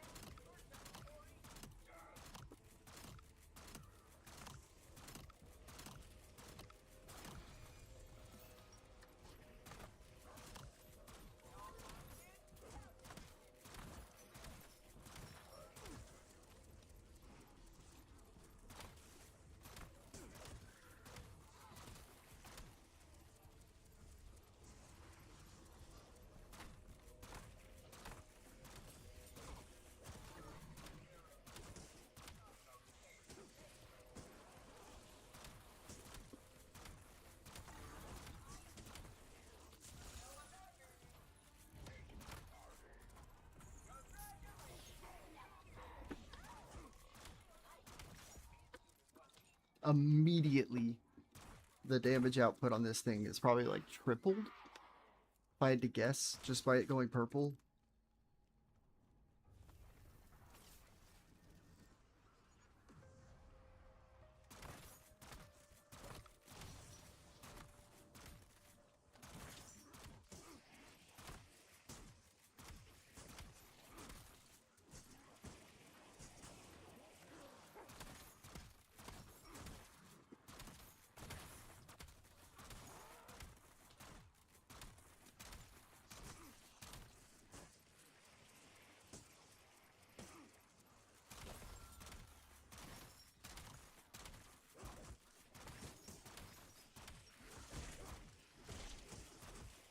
I want to try and get ammo back.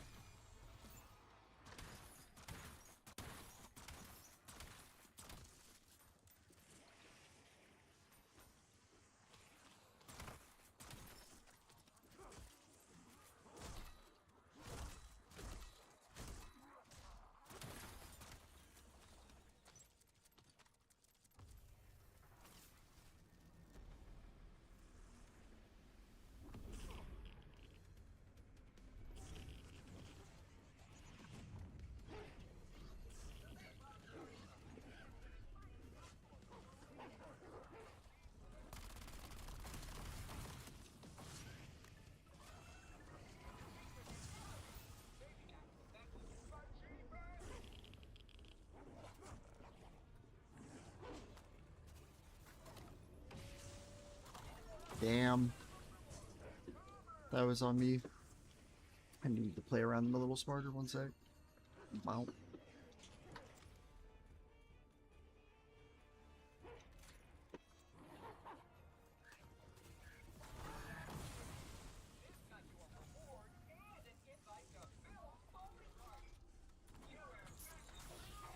And a selfie? Don't mind if I do.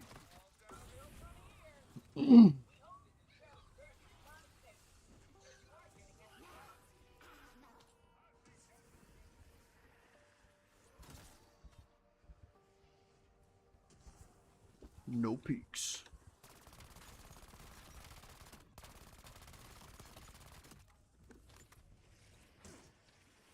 Yo, John, let's fucking go, dude. Congratulations, man.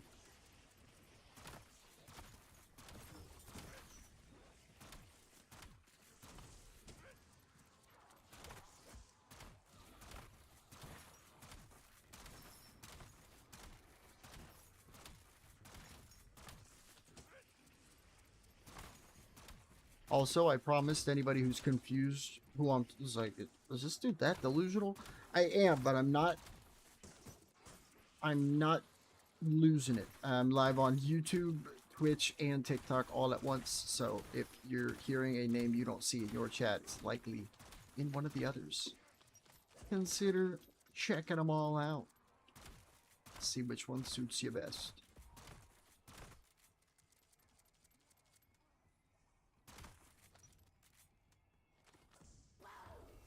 I'm dead ass just gonna need this shotgun the entire run, I think.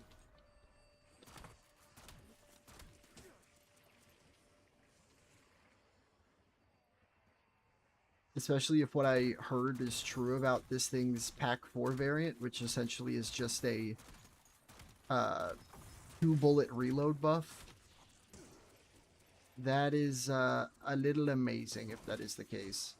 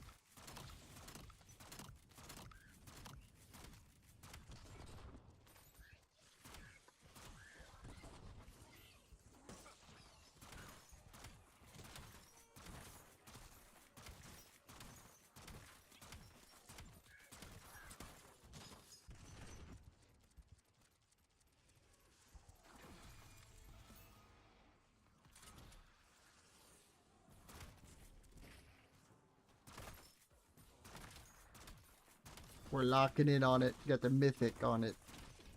Mythic Pack 1. Critch, what's good? Go! Not much, just trying to speed run to round 75 to get a cool little, Well, I was live, at like 10 a.m. this morning. And then I had to help out my mom because her TV went out. And when I got back, Call of Duty then said, hey, yo, we're just not gonna, we're gonna pretend that it doesn't exist. And it was basically saying, please relaunch Battle.net as an administrator for this to work. And it was apparently completely corrupted. And I couldn't do anything about it. Hershey, hey, bud. One sec. Hershey, bud. Hershey, come here. What back over there, bud? Good boy, thank you. I love you.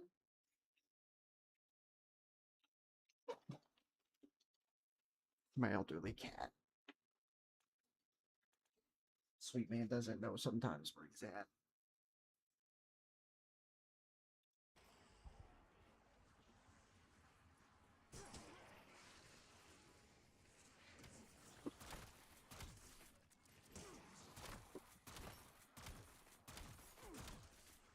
Oh, I'm sorry.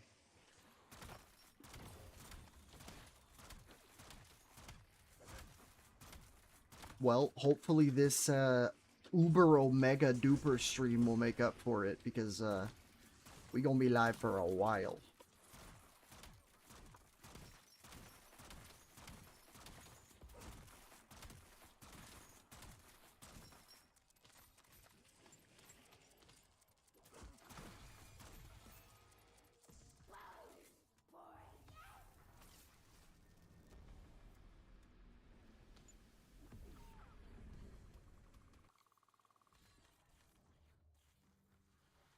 I'm so close to that.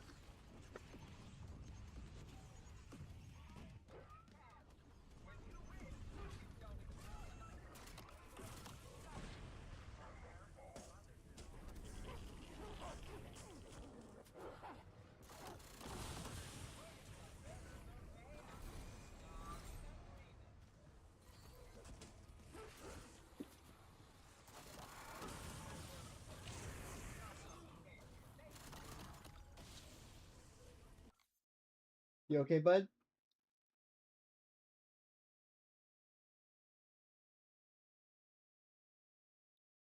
Oh man. What time is it for you right now?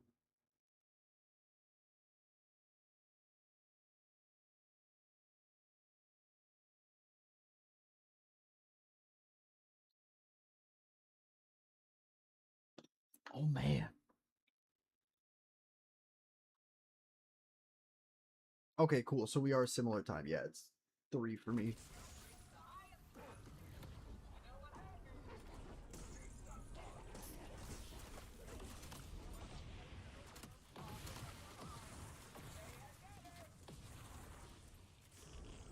I saw a Casimir, right? No? I'm seeing shit.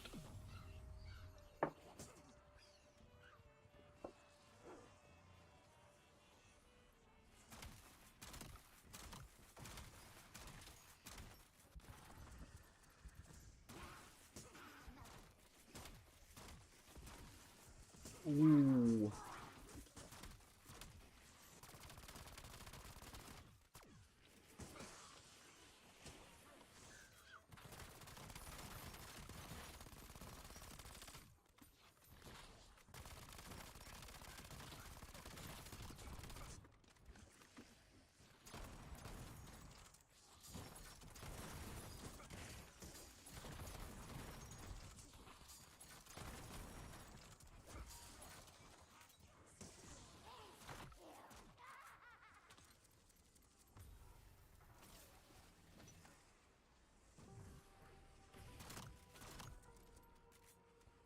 Hershey, you okay?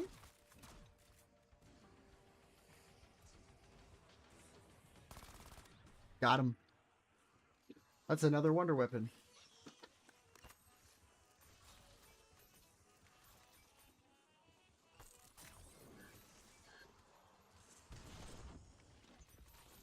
Hmm.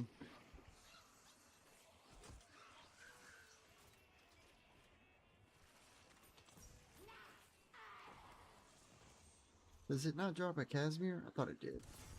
Maybe I'm tripping. It does. There it is.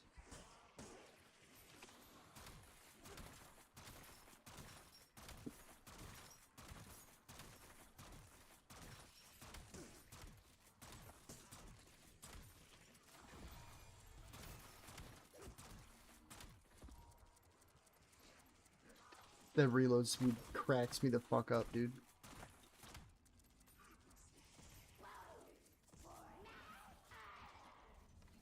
I don't even think I want this. I think I want the Mark II.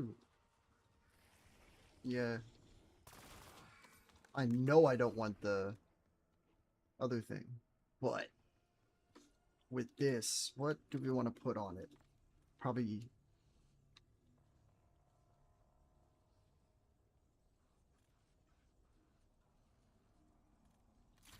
Yeah.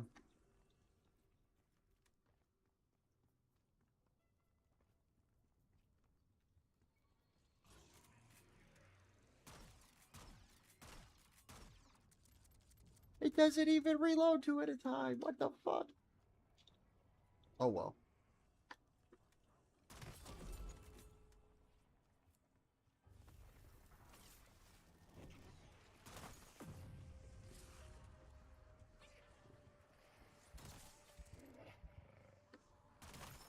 I gotta not look for peaks anymore because it's not worth it. I got all my perks.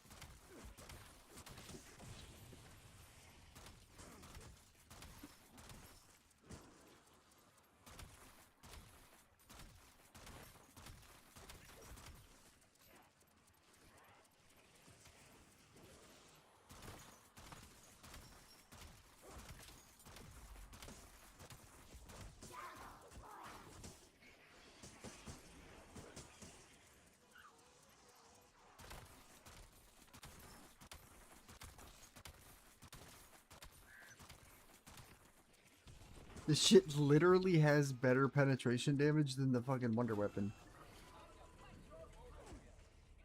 It's actually crazy. Bro, I need so little kills with this.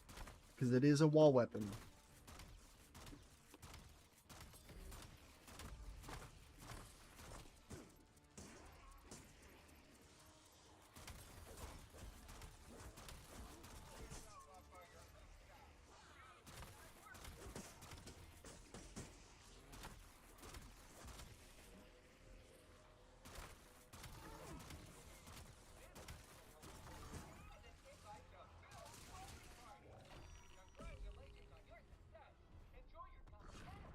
Wait, is that was that everything at once?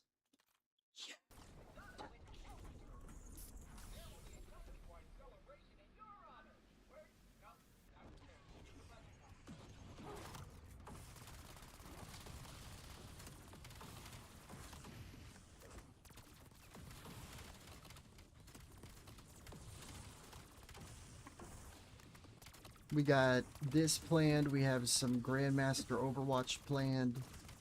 I have been addicted recently to playing OW, so I'm excited as hell about that.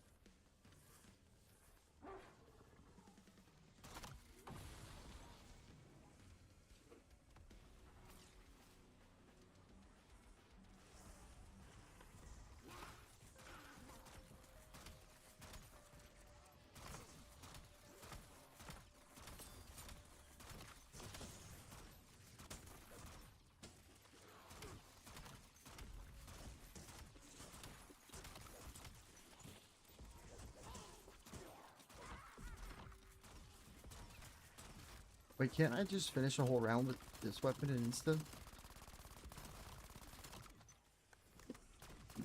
Especially 2 instas.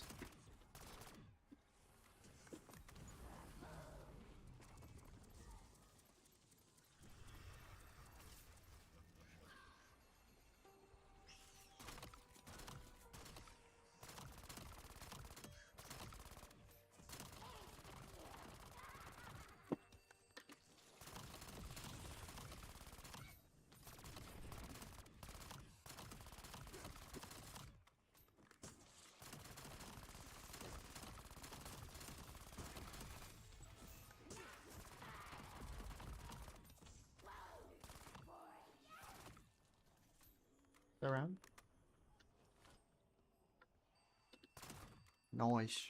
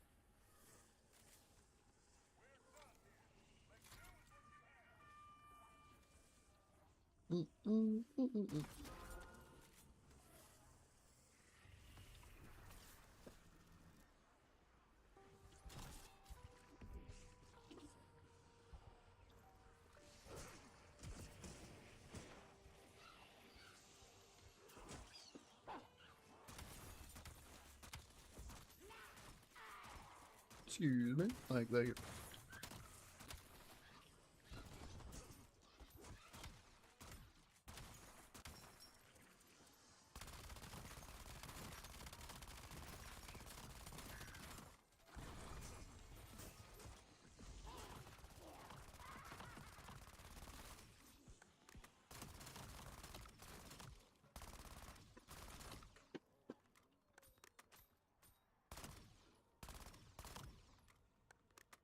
Dog round. Big brain.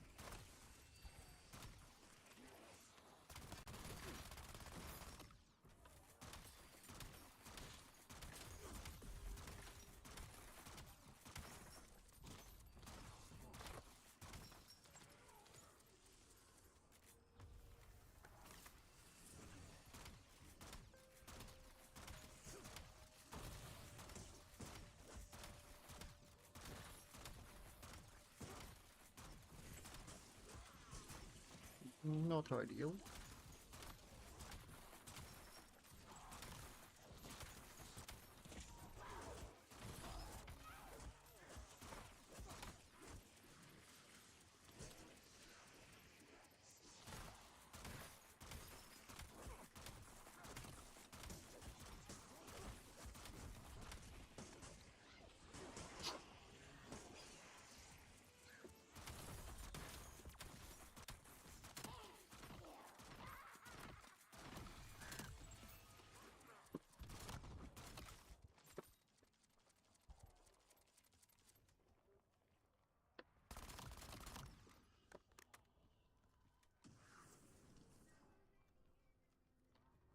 Of course.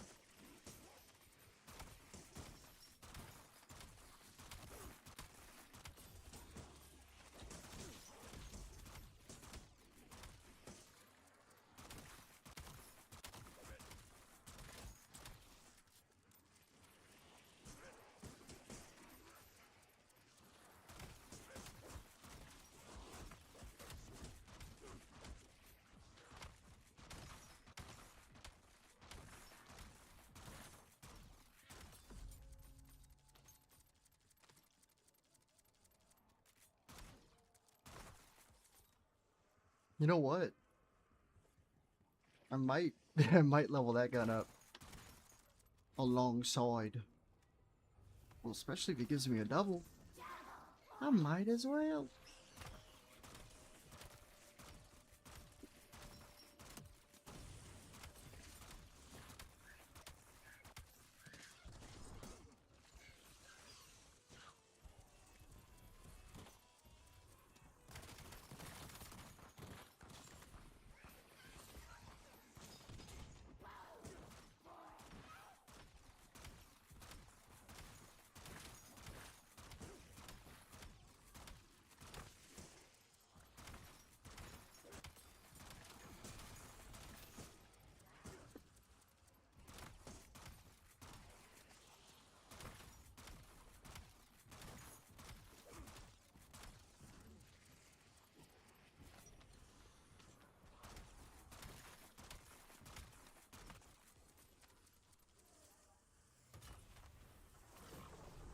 Oh, I didn't know I'd be going into dog round. I wouldn't have bought that.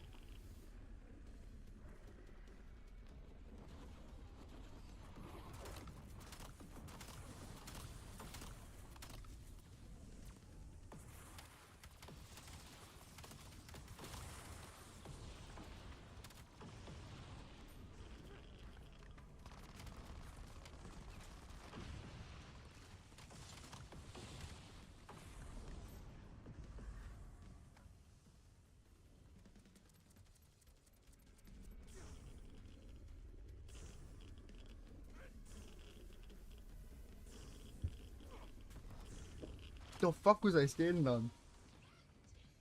Gas of death, doom, and despair.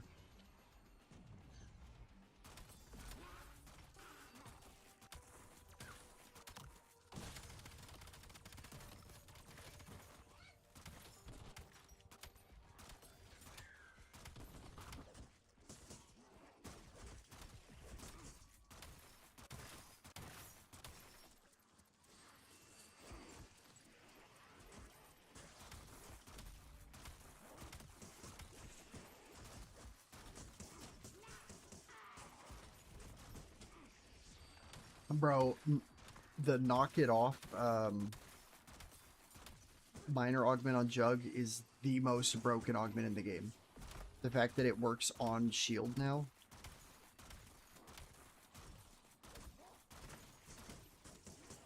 I think it's called Shake It Off.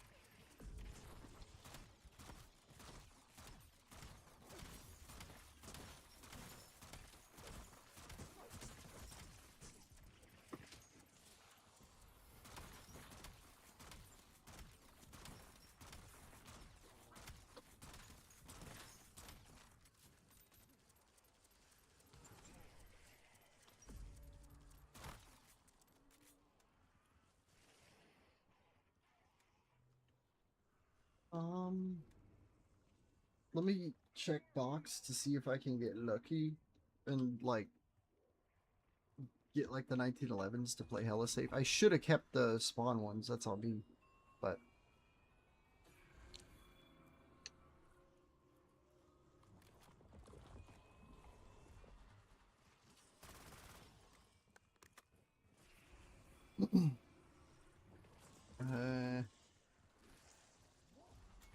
I don't think I need to waste time doing that. Now that I think about it too, the traps are going to be broken as hell. I don't know why I haven't done that.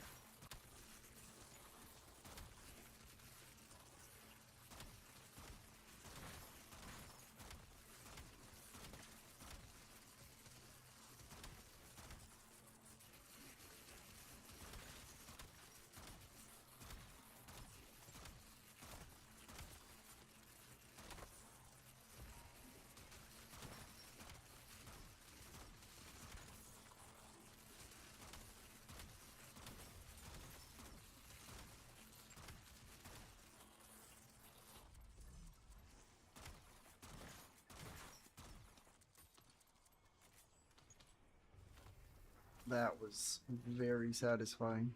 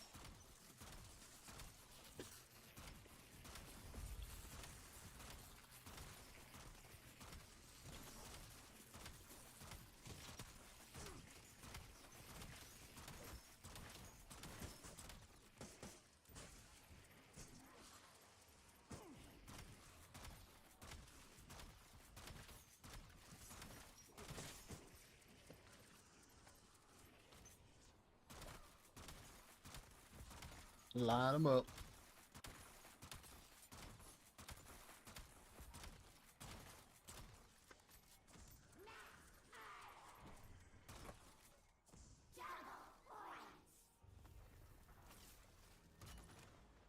And then this trap should be done. Yep. Yeah, I'm just gonna do this for the next, I don't know how many rounds I gotta do. Not many.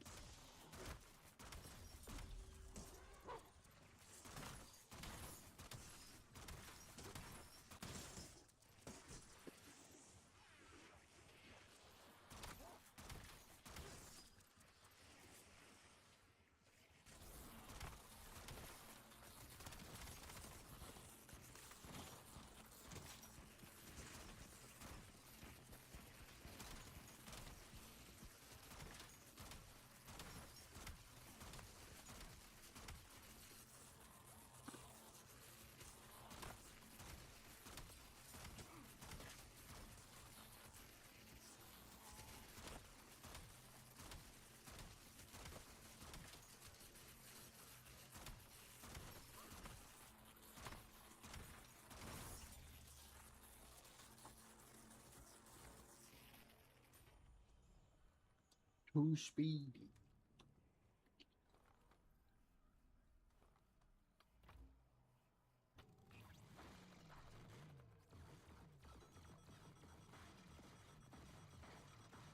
Is this the one that does that and like get cold? I forgot.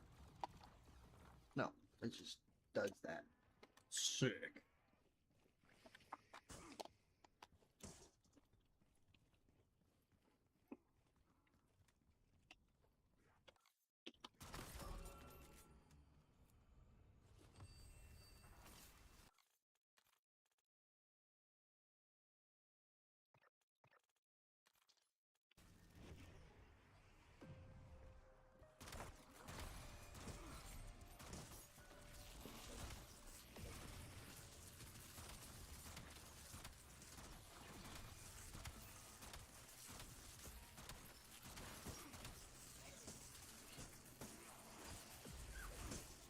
Damn it.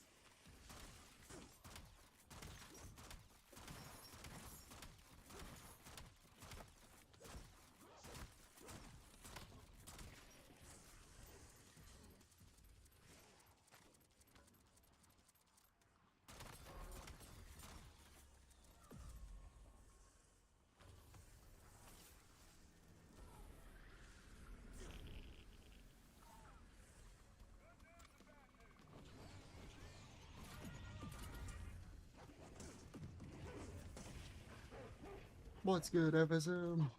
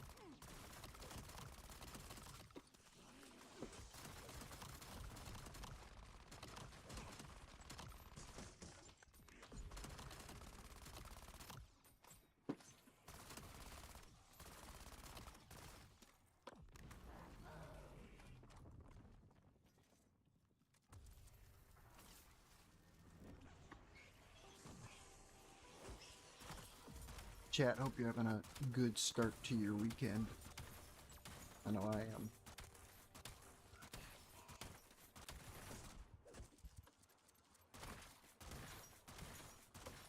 I know it technically isn't weekend, but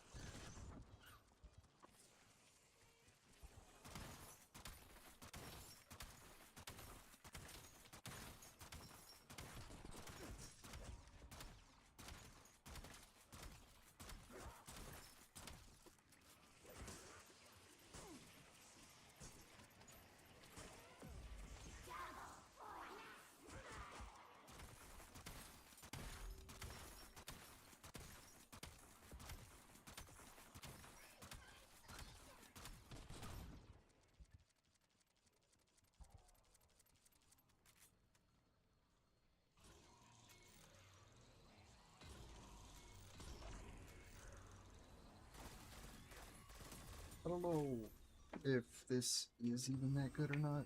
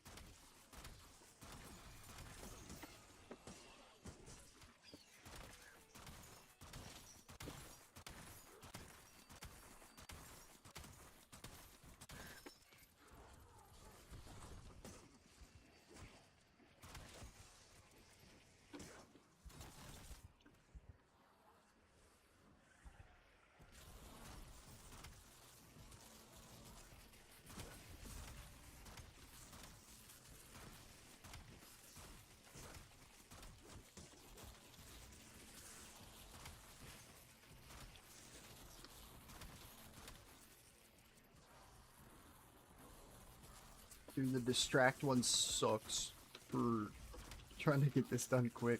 That's okay.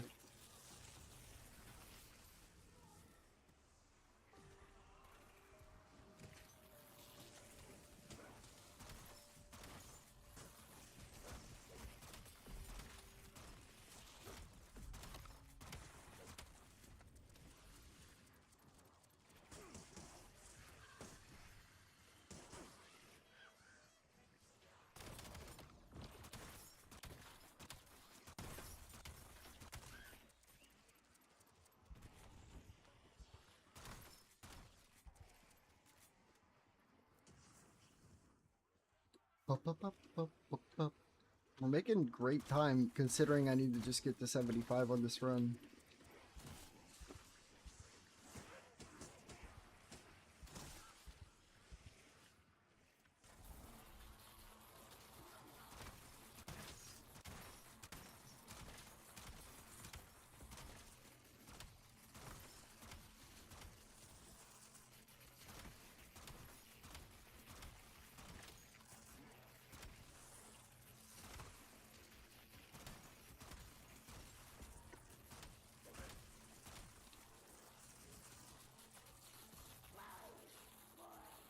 Watch this insta me for a dog round.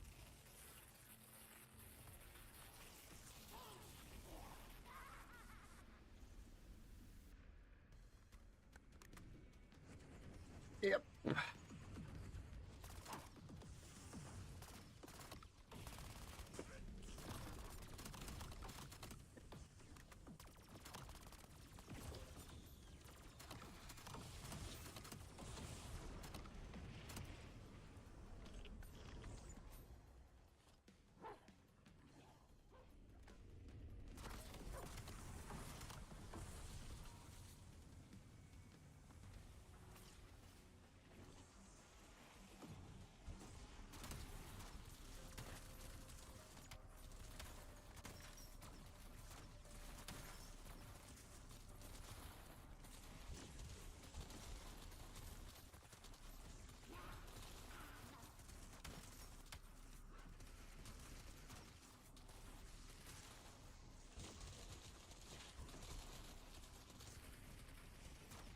Bro, they haven't fixed this spawn still.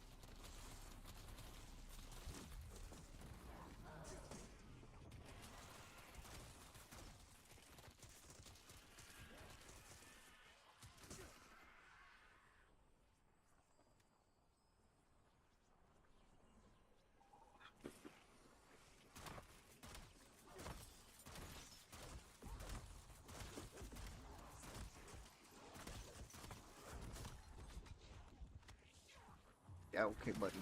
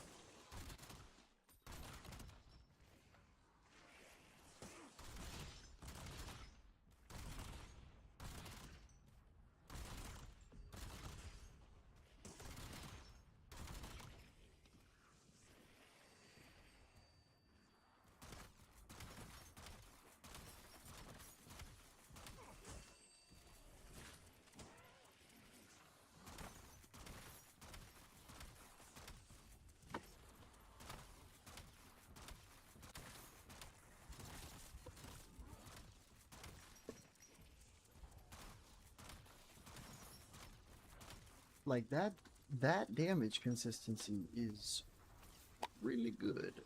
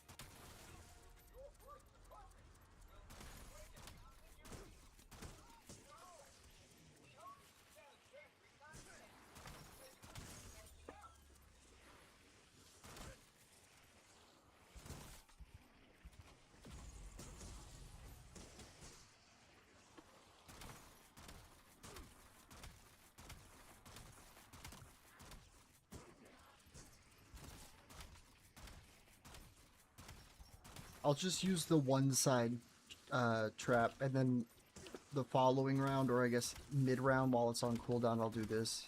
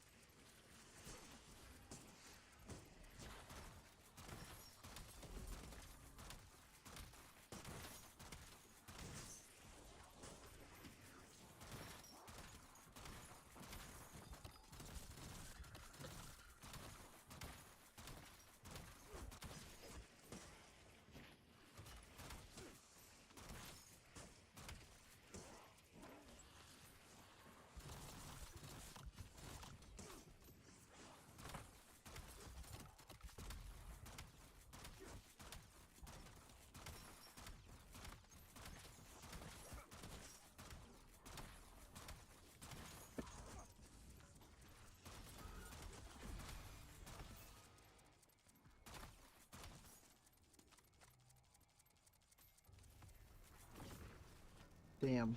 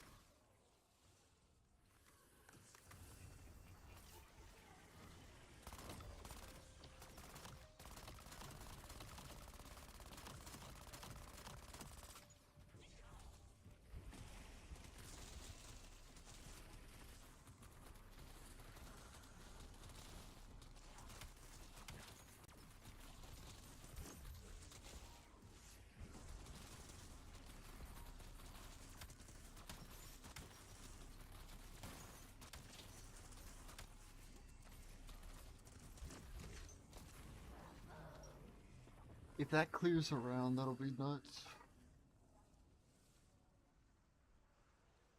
Oh, dude, if that... And neck pop happened. I would have transcended.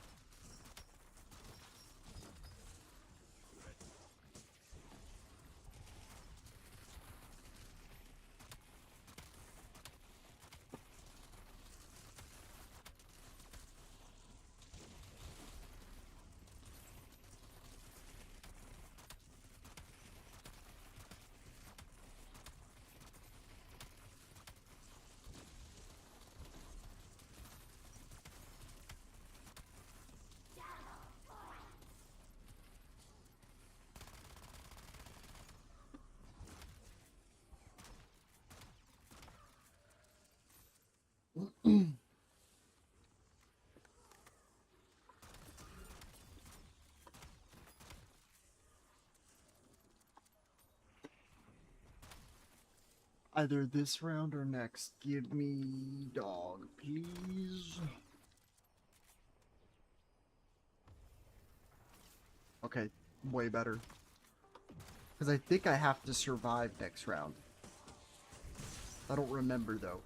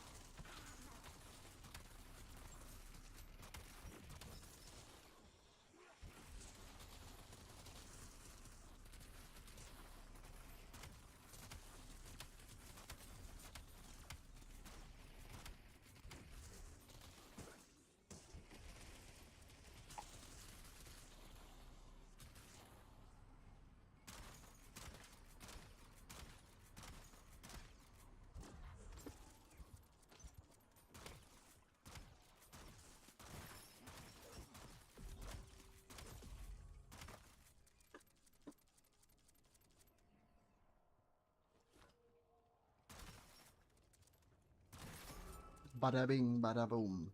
Let's see. Is it 75 or is it survive? 75.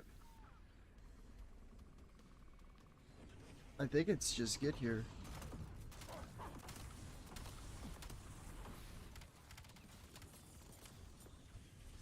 I don't know.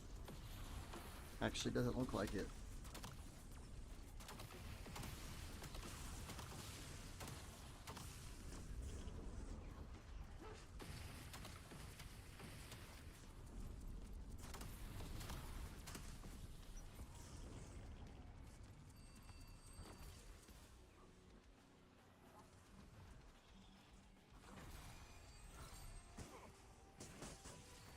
Yo.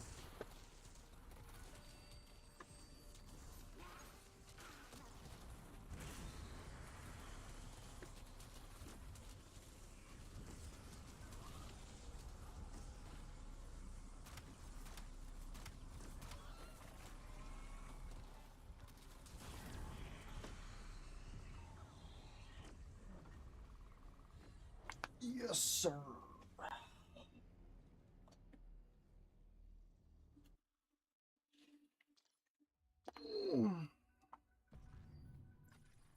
I wonder how much that gave me.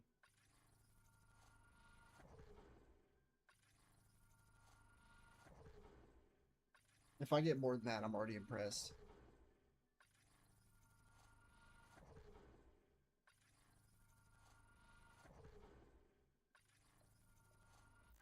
Okay.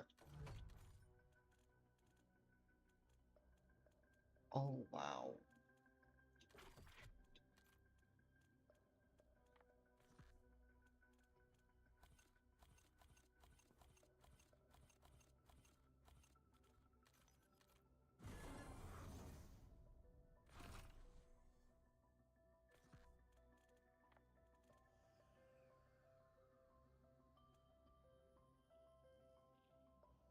And then I will have everything.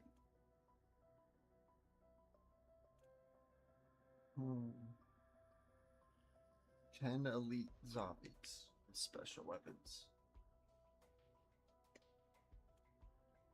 I just don't want to do that. What are the other options?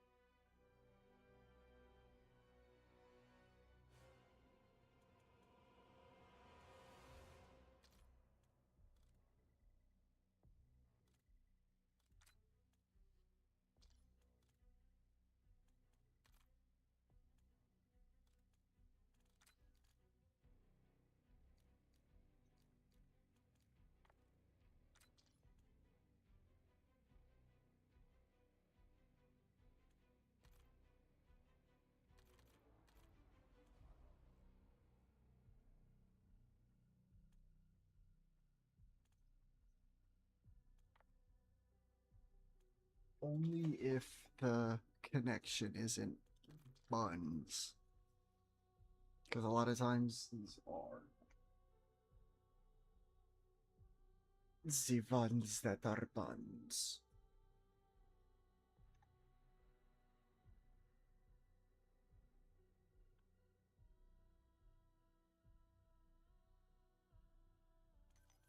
Yeah, no, not doing that. Let's see how much of a challenge the Warzone one is.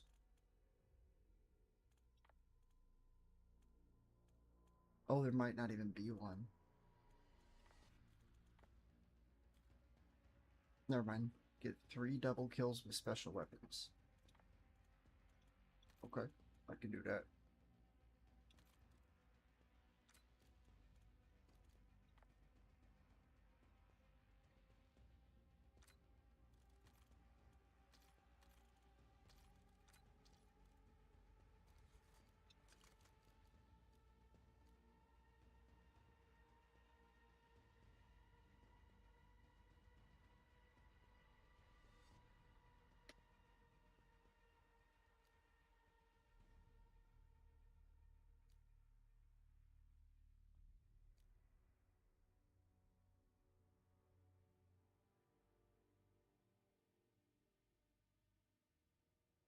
That seems really good. But maybe not.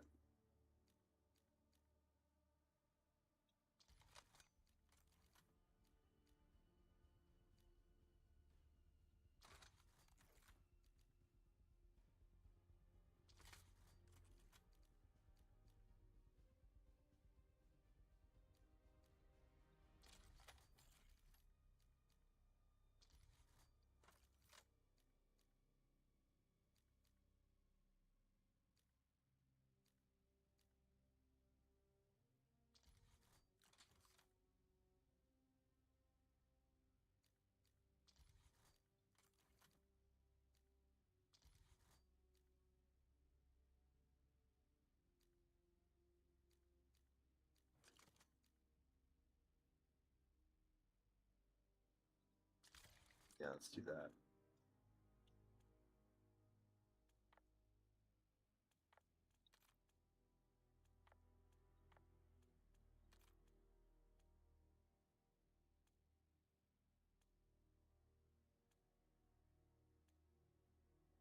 I don't get how you can make camos look that good on this graphic settings and then as bad as you saw that other one. Makes no sense to me.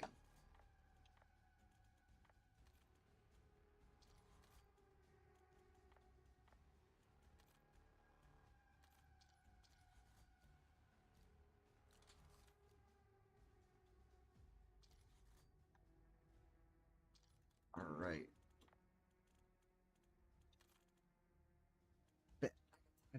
Copy right. Don't know where it goes.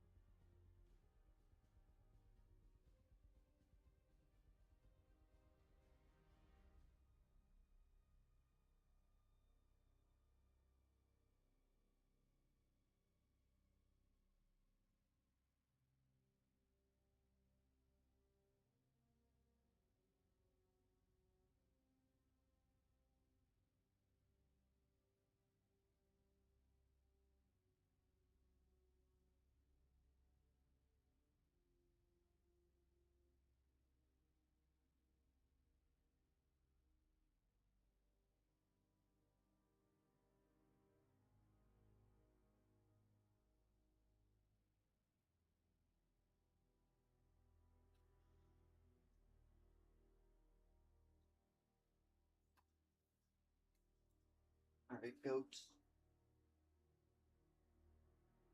Let me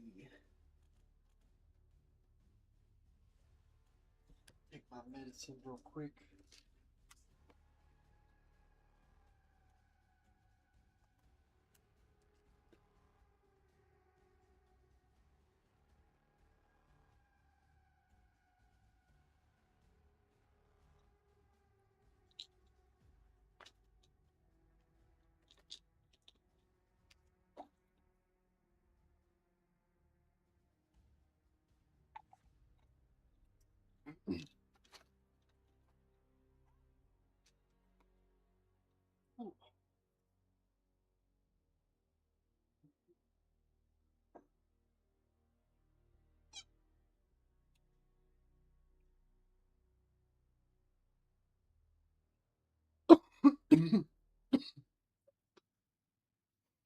Goodness gracious.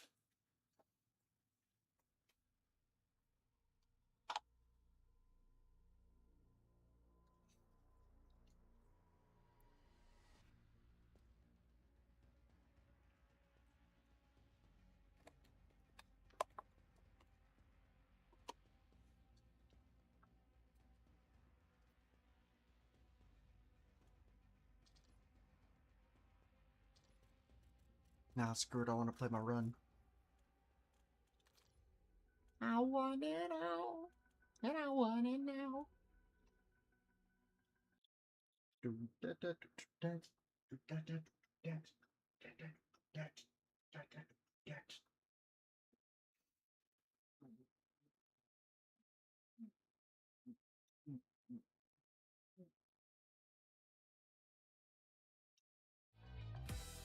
Watch hit movies and TV shows on YouTube.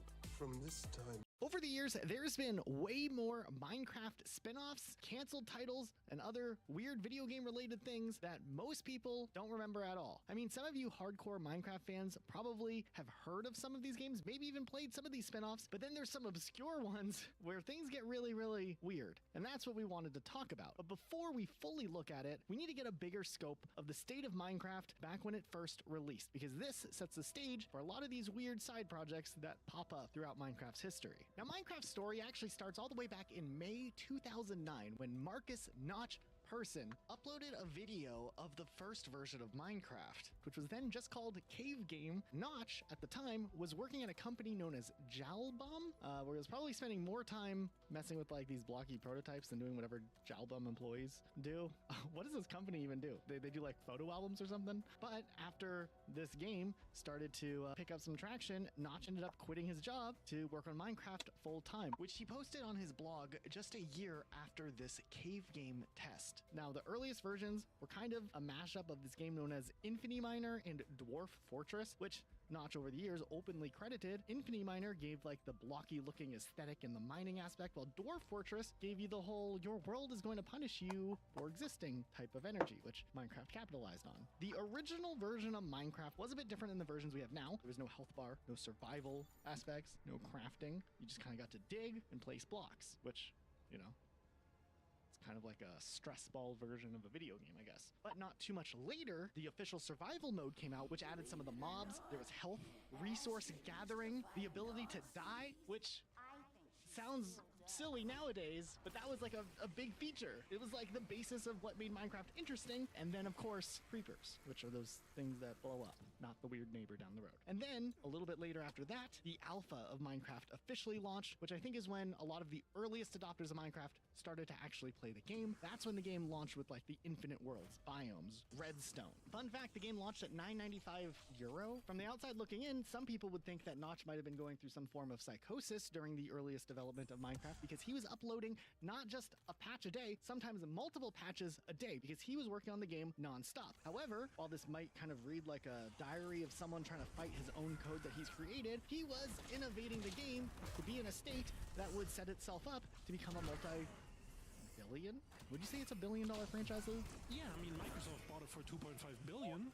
Yeah, a multi-billion-dollar franchise. Now, what's wild is there were some wacky things that happened during this time. In 2010, Minecraft got so popular that PayPal froze Notch's account that had $750,000 in it because they thought that it was suspicious. You know, a Swedish dude making $750,000 selling a game about blocks. It's a weird sell. I feel like PayPal should have known better by then. They did get their money back, but it is kind of one of the more unintentionally hilarious moments in Minecraft history. But I would say 2010 also marked the time when Minecraft and Mojang became an official entity as a real video game studio. The game entered its beta December 20th, 2010, which added weather, more mobs, other advancements, that and the community was sucks. so big, Okay. Notch apparently stopped answering bug reports personally, which was something he did before? That's wild. But Minecraft, with the gameplay itself, and you have to give some credit to the popularity generated through creators making videos on Minecraft on YouTube, ended up becoming a big hit. It was exploding harder than, what's like a Minecraft analogy? Like a creeper in like a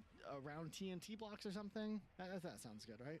What's interesting is at this point, with how big Minecraft was getting, it wasn't just a hit anymore. It was kind of evolving into like a platform. Like there was a lot going on. The Minecraft brand was getting bigger than just what like the core Java edition could have. And there were plans to bring Minecraft to other platforms. Besides other platforms, we enter the era of experimental side projects, partnerships, genre crossovers, and just the other weird and quirky things that have come out of Minecraft's history that might not always make sense. We might wonder why it exists, but it existed, so we can talk about it. And that's where we are now. Now, I think we should start this off talking about a This Minecraft is spin-off that outside of Minecraft fans, nobody shittiest remembers setup. this. Minecraft Story Mode is what we're talking about. I gotta Imagine this. You take Minecraft, cubes, make creepers, sure from all here on buildings, out I buildings, always and then have you slap a story on it, you get a sassy narrator or something, which is basically what Minecraft Story Mode was, and it launched with big ambition, it got mixed reviews, and then quietly vanished without a trace. Minecraft Story Mode was developed by Telltale Games, the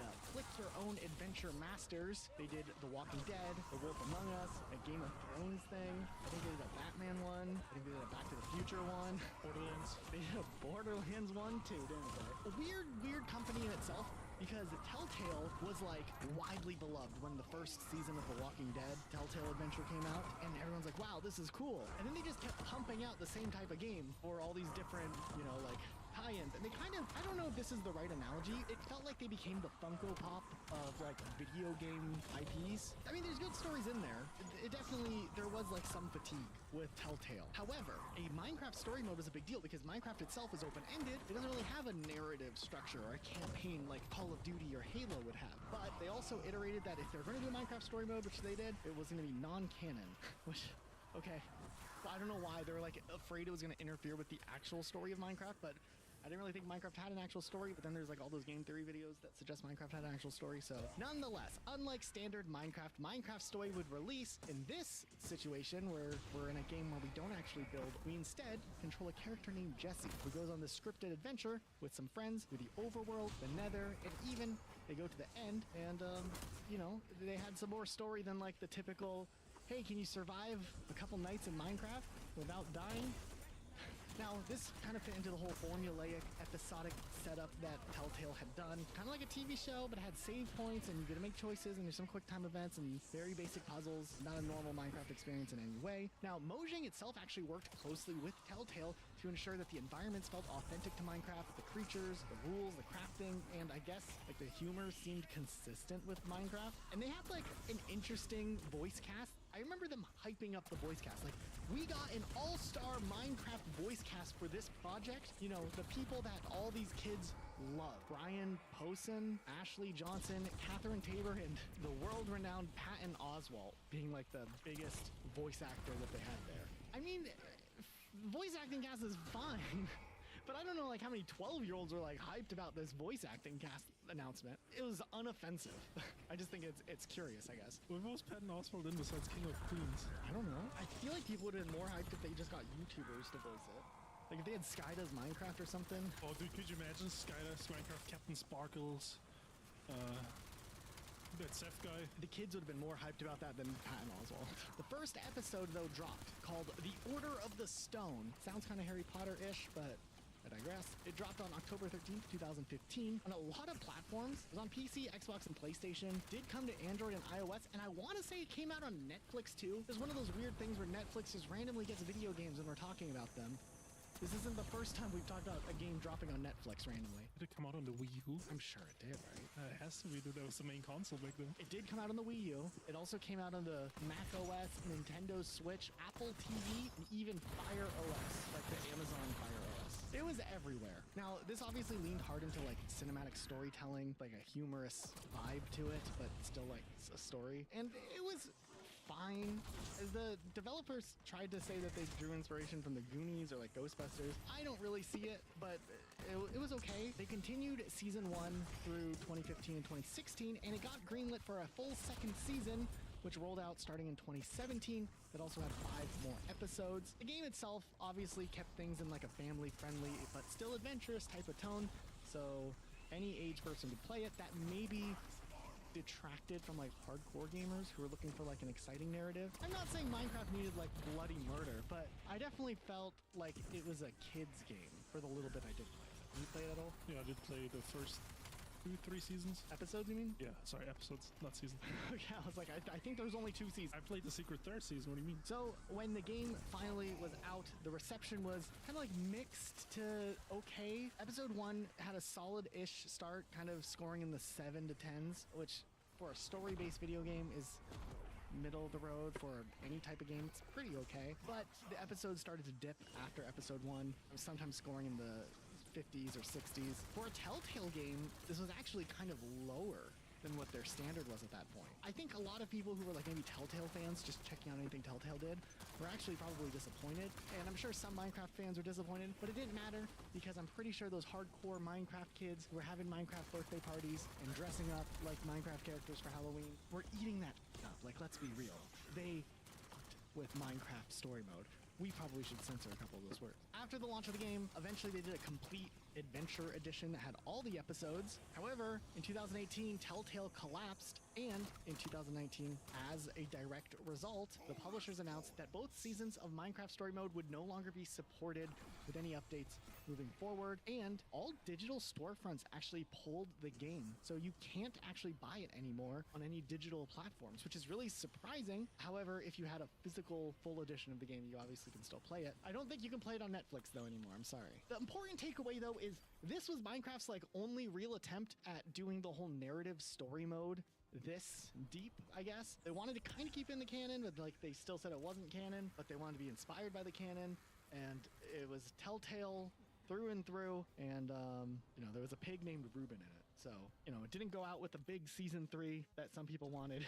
It went out with a delisting, and that's the story of Minecraft Story Mode. But it only gets weirder from here because there's other Minecraft spin-offs, some more obscure ones. And what's interesting is while Minecraft was busy becoming one of the biggest games of all time, Notch also, during this time period of Minecraft's like initial boom, just kind of dropped another game that he made in a single weekend. And this one is called Minicraft, and that's not a typo on Minecraft if you're looking at the name of the game on the screen. And it's just like Minecraft, but like, you know, a little more retro I'm saving inspired, a little because I more want to get top-down. You know, it my has, gums to work. I don't know crafting what's going on monsters, there. And I think there's like an ending to the game where you actually go and kill death. I don't know how that works. December of 2011 was like a game jam. Notch entered, and there was a theme to make a game that makes you feel alone. Notch ends up building Minicraft from scratch in Java in about 48 hours. Now, Minicraft barely counts as a Minecraft spinoff. It's not really like a Minecraft spinoff per se, but it's very inspired. The namesake, the involvement, the people working on it, the one person working on it. It's a top-down 2D action survival game, and very obviously, you can see there's influence from The Legend of Zelda, and it has all the things you would like from Minecraft: crafting, chopping down trees, mining stone, smelting iron, just like a little basic tiny survival version of Minecraft. They even had like a day-night cycle, tools, a dungeon even, not to be confused with Minecraft Dungeons. For just like a fun little side project, the reception was actually pretty positive. The game was fun.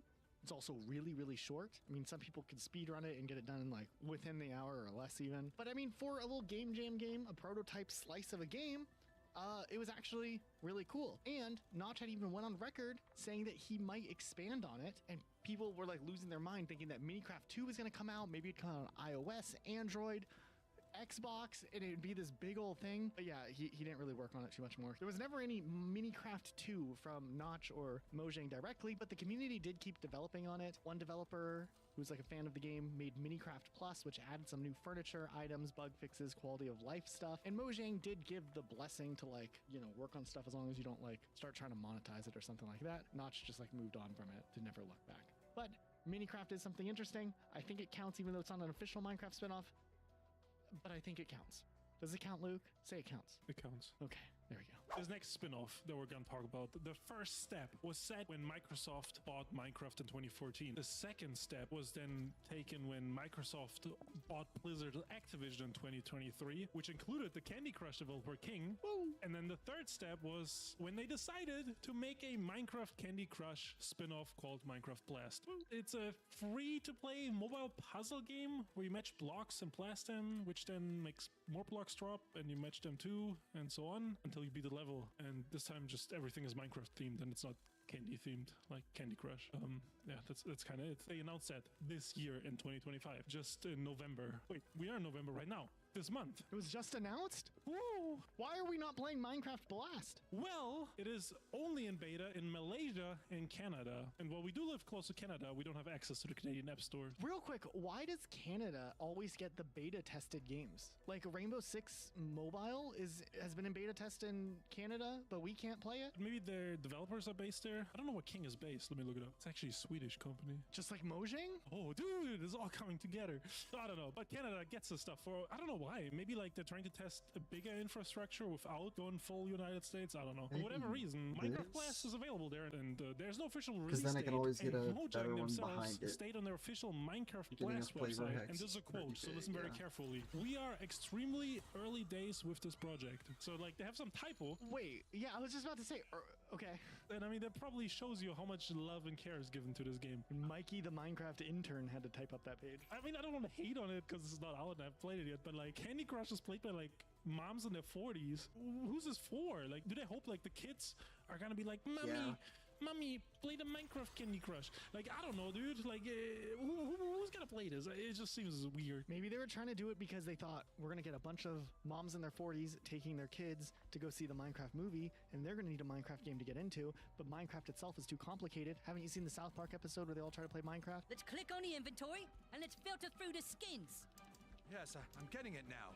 You are? No. It'll be like that. So then they did this, maybe. That's like a good theory, right? Like, I mean, yeah, that's good. That's good, but do you think it's gonna work out? No. BRB. There we are. And I mean, I think the gameplay, like for what it is, like one of those match 3 type games, I think it'll be fine, right? It's fine for that type of game, but like it's not a Minecraft game. Like, and I think that's the issue with a lot of the games on this list. And you could switch out any IP, like you could do Star Wars Blast, Rainbow Six Blast, PUBG Blast, Diablo Blast. You know, it would be the same thing, just like a different skin. It like wouldn't really change anything about the game. Oh, also I bet it's gonna have like microtransactions out of the ass, and it's gonna be like the time gated stuff, you know, and like that annoying. What's interesting is while you were talking about this game, I just thought of something, and I was like, I bet you Microsoft exploited Minecraft with this game in some way or another, and I looked it up, and sure enough, May 22nd of 2025, Minecraft had a solitaire themed deck added. Oh my. Minecraft Solitaire technically exists, maybe not as a full spin-off game, but I was like, I bet you they would do something like a Minecraft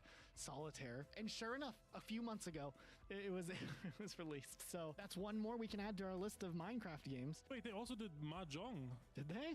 Microsoft Mahjong. Look, it has ads on it too. Like really, like the freemium games use. Is Microsoft that down bad right now? I guess so. I mean, yeah. Xbox is failing as a brand. It's gonna have those like, if you want to play another round, watch this ad first, and you have to like play the ad, like the ones that you can play and interact with. I've played a few mobile games in my day. Also, Forza Horizon 5 also had Minecraft skins it.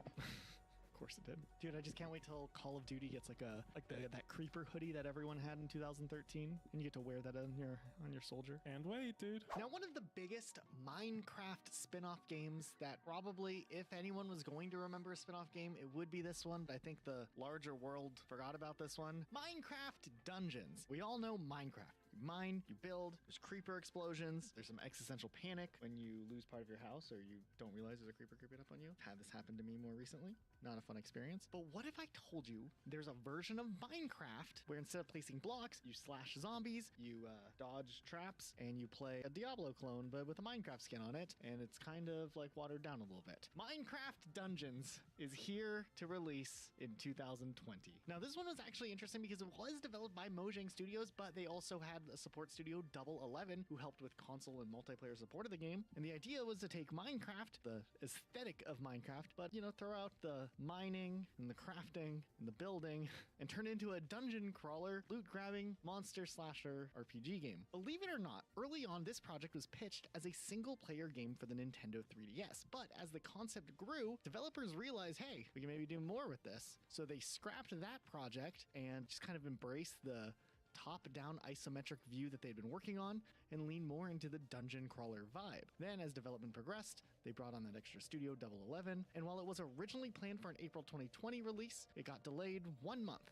because of what was happening in 2020. The game actually runs in Unreal Engine 4, but they kept the Minecraft aesthetic, and it does look good. It has good lighting, these particle effects, animations. It does feel like a polished experience. It just doesn't feel like Minecraft. Now, in this game, you get to pick this hero, and then you dive into a dungeon, and you can play with up to 3 other players, which is a good thing going there. And of course, they keep everything really built into the aesthetic of Minecraft. It's just a regular go in there and do your thing. There's not a strict class system. You build your character, you can use whatever gear you get. It's really not super deep, and I think that might have actually shot it in the foot long term as far as replayability and keeping players engaged, because I do think a lot of people tried this game out when it released, especially with it launching on Game Pass back when Game Pass was affordable, and then people got bored of it.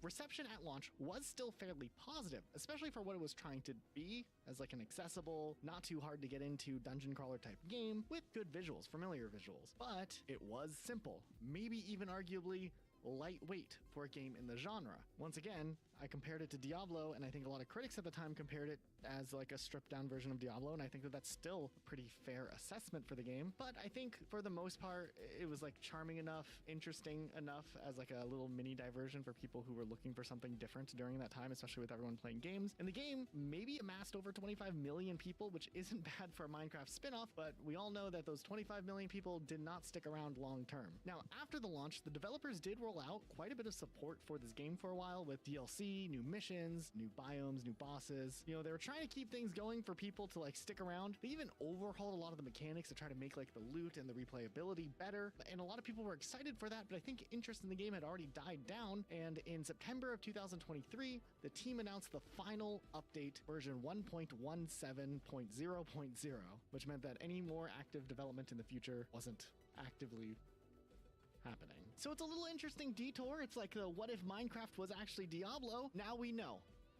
And it is what it is. It's definitely not the most groundbreaking thing in the world, but I think there was something there, and I'm sure some people really enjoyed it, really got into it for a while, until just one day they woke up and realized, I don't feel like playing Minecraft Dungeons anymore, and then they abandoned it. And that was Minecraft Dungeons. And that's where the story would end, or so you would think. But this is Minecraft we're talking about, and Microsoft owns them, so they're going to try to milk everything they can out. Enter Minecraft Dungeons Arcade, an actual arcade cabinet based on Minecraft Dungeons that did in fact release. This was a real, official, rather large Minecraft arcade cabinet developed by Raw Thrills and Play Mechanics, who I'm not misremembering. I'm pretty sure this is the same team that did Halo Fire Team Raven. Ooh! Yeah. Lovely experience. So, much like the console version of this game, it is 4-player, hack and slash, has this big old widescreen display. There's controllers, look at them. There's 4 of them on some of them. Some of them only have 2, but I mean, look at that. It's essentially just like a spin-off of Minecraft Dungeons. It has something interesting though that most arcade machines don't have, a card system. So as you play, not only do you spend money, but you do get real life loot in the form of these trading cards that the machine prints out. It's cool, I guess. I was looking at them. This guy's selling on eBay a complete set, 118 of them for $150, which kind of feel like isn't that much. There are other people selling different series sets. I don't know how many sets they did. I mean, I think that's a good investment opportunity. Should we fly to New York Dave and Buster's again so we can play this time Minecraft Dungeons instead of Halo Fireteam Raven? Yeah, I mean, it probably won't make me as sick as Fireteam Raven, so. I mean, hey, it was an experience of all time. And that's kind of where we end with Minecraft Dungeons. I think a lot of us remember it. Probably up there, like if we're going to have to rank like the familiarity in the world of Minecraft spin-offs, I guess like story mode and dungeons are like up here, and then everything else is down here. And then like Minecraft is like the forefront because everybody knows Minecraft. Not as many people know about dungeons, especially 5 years later in story mode. Nobody even thinks of that anymore. But then there's even more obscure things down there. Just pretend there's like a mountain of Minecraft spin-offs next to me, and that's what I'm looking at. Luke, why don't you talk about one of them? I do have one that was probably as high profile, or intended to be as high profile as Minecraft Dungeons, but is even more obscure and even more forgotten. You know, when Minecraft Dungeons came out, as Elijah said, people were like, where? That was there. I don't think anyone was aware that Minecraft Legends came out, though. It's funny that you bring up Minecraft Legends because they definitely tried to make it as relevant as Minecraft Dungeons, but even before we worked on this video, when we were talking about different Minecraft spin-offs, like when we decided we wanted to make this video, you had forgotten about Minecraft Legends altogether. You thought I was talking about Minecraft Dungeons when we were just talking about Legends because it was a recent release. Honestly, until I did the research, I didn't even know what the game was supposed to be. That's how like bad, I guess, the marketing was. I don't know. As I learned more, I discovered that this is a RTS game with like Pikmin-style gameplay elements, but it's set in a Minecraft world. So much like Dungeons, they're trying to take some gameplay style from an established franchise and just like slap some Minecraft on it. Now, development for this started all the way back in 2018, but it took 4 years before it was announced at the Xbox Showcase in 2022. This was supposed to fill a gap in the market for RTS games, but like simpler and maybe for kids instead of being like complicated and not for kids. Did you get all that? They'll be on the quiz. Yeah, I could actually hear you. I was just going to the refrigerator to get a drink. I also want to point out though, when I saw the reveal for Minecraft Legends, mind you, I'm not an RTS person to begin with, but I've definitely played like Minecraft servers that have like different types of like spin-off games built into them. Like I've played like tower defense modes in Minecraft. Like there's a lot of genres. I feel like someone out there probably already made a Minecraft RTS in Minecraft. Probably did it better. That's what I'm saying. I bet you there's a better Minecraft RTS is already out there in Minecraft for free than a Minecraft dedicated RTS. That's such a weird one to try to bring, especially to consoles instead of like, maybe if it was like a mobile spin-off, I could see them getting away with it, but this was a weird one. Most RTS games on console just don't work out. I mean, there's only a handful that really people really like. Like Halo Wars is the one that comes to mind. But like, it's like once a decade there's one that like is actually good. You know what I mean?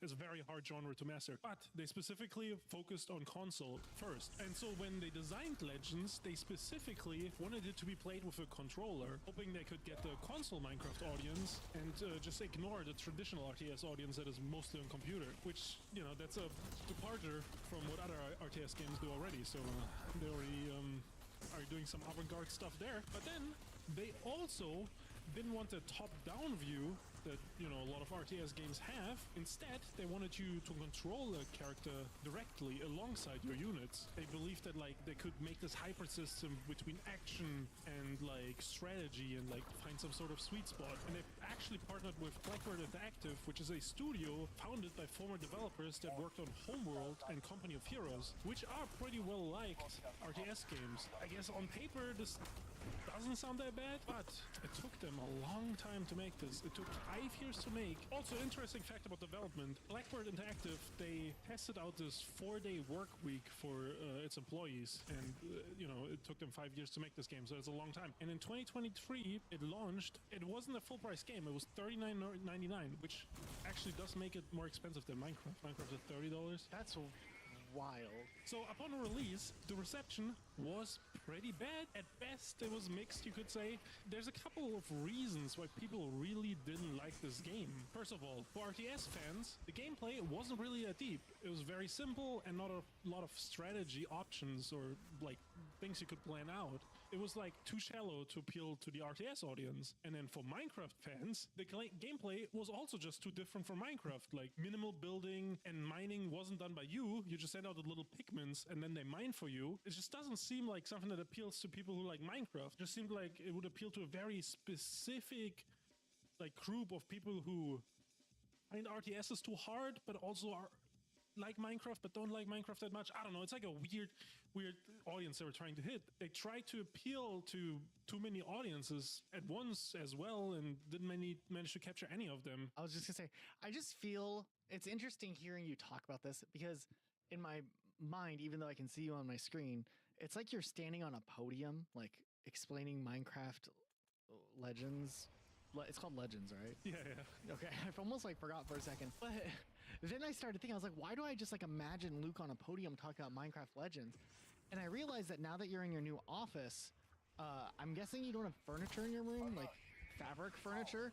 It is on a furnishing it, yeah. So there's like this very subtle reverb on everything you say, and it actually sounds like you're like on a stage talking about Minecraft Legends. This is a wild experience. If anyone else listening to this has noticed this, let me know. Maybe I'm crazy. I don't think it's not bad where you have to like do anything about it or edit the sound out. It's just like slightly amusing. Sorry, I'm taking you off of your topic, but I had to bring that up. That's okay, dude. Okay, what was that? Okay, so the game was also very repetitive, and there was a lot of issues with AI and building, like the structures was clunky, and the campaign was actually really short for an RTS game, only being like 9 hours long, with most RTS games having campaigns between 20 to 40 hours. So them having 9 hours on an RTS game where the average is way higher is also pretty bad. Also, the story was really, really bizarre. Like, this was supposed to be a prequel to Minecraft. Like, the Minecraft that doesn't have a story. How do you make a prequel story to something that doesn't have a story? But they still tried. They felt the need to somehow explain a question nobody ever asked. Why are the mobs attacking me? Why are they? Now I'm curious. Before Minecraft Legends happens, all the mobs live in harmony, in peace. They dab each other up often and stuff. I don't know what they do. But then the piglins attack from the nether, and that's where the player comes in, and you are summoned as a legendary hero by these guardian spirits or gods or whatever they're supposed to be, and you're supposed to drive the piglin army back into the nether. And a bunch of stuff happens. You fight bosses, you defeat the piglin army, and then the guardian spirits dip out. Now the mobs only notice life of war for some reason. Like, they can't go back to their peaceful life. Once the hero dies, they are without guidance, and then they become hostile, and that's the reason they attack you in Minecraft. They didn't need any answer or explanation. It's just stupid. Still somehow more interesting than Halo 4. I should have said Honestly, that. So what did the zombies eat when everything was peaceful before, though? I have no idea, honestly. They didn't eat, like, living things? They're like vegetarian zombies? Multiplayer is also a big part of RTS games, so obviously Minecraft Legends also tried having a multiplayer mode, and the main 4v4 multiplayer mode also wasn't that fun, no surprise. What was actually mind-baffling to me is there was no voice or text chat, so you had to play a strategy game with teammates, with 3 other people, and you weren't able to strategize with them because you couldn't communicate with them. I don't know, it's just stupid. I don't know. There's also a ton of skins and microtransactions you can buy and like blah blah blah, stuff like that. There's also like different mini games that came out later that you can purchase for $10 each that are like made by modders or by them. I don't really understand it. I think it's a collaboration thing. One of them was chess or something. Post-launch, there were a few bigger updates, but those came out slowly, and they really didn't do anything to bring more interest to the game. And after less than 9 months, it was announced that they were ending development and there would be no further updates. I don't know, this was just a pretty big flop. And I mean, we can only look for player numbers on Steam. It peaked a little over 5,000 players on launch on Steam, which just does not seem like much. Do we have numbers for dungeons on Steam? Yes, we do, and I did compare it, and it launched around the same. But I don't remember if Dungeons launched on Steam like launch day. Yeah, I feel like this was before the time where Microsoft was putting stuff out on launch day on Steam. Legends is definitely the bigger flop out of the two, which is a pretty low bar to begin with. Also, I don't want to, say that for 4-day work week is like a bad thing or something, but like when you put out a game that needs a lot of balancing and fine-tuning, there might be some stuff that gets missed. They might have needed more time to tweak the game because they already put 5 years in, and they lost essentially, like, what's that, like, let's say there's 52 weeks, so per year they work 52 days less. 5 years, so 250 days. They could have had 250 more days to fine-tune the game if they worked a regular week. Just seems like a weird game to try it on, like something that needs so much time and effort, I guess. I don't know. I can see how they could make a Call of Duty or Madden game in a 4-day work week. You know what I mean? Like, it's just all copy-paste anyways. I mean, I always think it's interesting. More recently, I've been wondering if, like, nowadays games take a really, really long time to be made, where, like, 10, 15 years ago, the development cycle was like 2 years max. I mean, sometimes 3. And not encompassing all games, obviously. But it seemed like there were a lot of banger games that have been made over the years in 2 years or less, or 3 years or less. And a lot of games that end up being very mediocre that are made in 3 years or more nowadays. So I wonder, you know, pressure makes diamonds. Maybe there's something there about having deadlines. Not necessarily crunch culture, but deadlines that teams stick to. Maybe some passion would be nice too, you know? Maybe just not Microsoft's involvement. Yeah. Luke, did you ever watch E3 2015 when they did that demonstration with the HoloLens, the new big technology, and they showed Minecraft? Yeah, dude, that was so exciting. Dude, it was wild to see, but then I started thinking when I was watching the footage back of that, you know, if you just remove the narration and you add like some droning noise to the background, the entire vibe of this presentation is very, very different. Take a look at this edit.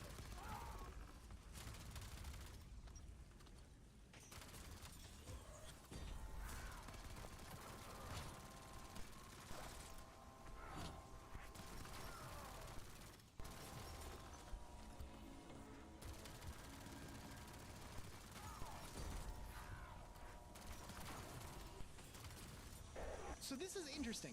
HoloLens was the future of Microsoft and Xbox or something. I don't know why they showed this off. Did they ever do anything gaming related with HoloLens that actually released? Like Young Hunter and stuff. If you had a HoloLens, you could download it. Could you actually play it? Was that a real thing or was that just a demo? Like, I feel like there were so many things with HoloLens shown off that weren't real. Just think like nobody bought a HoloLens, so like it feels like it wasn't real, but I think it was real. Okay, we'll put it up on the screen right now in text. Was it real? What's important is Minecraft HoloLens was revealed at E3, and it never released. It was a tech demo made specifically for Microsoft's HoloLens augmented reality headset, and they did this famous on-stage demo where a guy's wearing this HoloLens headset, projected, and you get to see this full 3D Minecraft world, and he does these gestures, and it kind of looks like he's interacting with a hologram, which is actually kind of cool. I don't know how it would play out, because usually it's a first-person game, but I mean, he's standing over the Minecraft world. So this actually ran a special version of Minecraft Bedrock Edition that was modified for augmented reality. It was just like a tech demo thing. And then as HoloLens fizzled out, the Minecraft hologram program stayed as a concept that was never implemented into a game or its own spin-off Thunder game. Buddies And for that was life. kind of the Welcome, end of it, which then leads me into the next spin-off, because prior to us doing research on this video, we both thought that Minecraft Earth, the name Minecraft Earth, was the name given to Minecraft HoloLens. But that's not the case. Minecraft Earth was its own thing, completely unrelated to HoloLens, but still involving augmented reality. Now let's back up a little bit. Luke, when you were a kid, maybe you weren't as imaginative as I was, because I was a pretty special kid. Did you ever wish Pokemon were real? Yeah, well, actually I wish Digimon were real, but... Oh, dude. You know. That's culture right there. So when I was in the 2nd grade, Linguini Gonzalez in my class told me that he and his dad were working on a holographic program to bring Pokemon to life, and he told everybody in my 2nd grade class that like they had working Pokemon at their house and that they were real and they were going to be rolling it out and everybody was going to have a real Pokemon. And I believed him for like 3 hours. Then I got home and I was like talking to my mom about it, and she was like, you know that he's like not telling the truth. And I was like, I never really thought of that. And yeah, like he totally was lying. But man, I was easily excited for the possibility of Pokemon being real.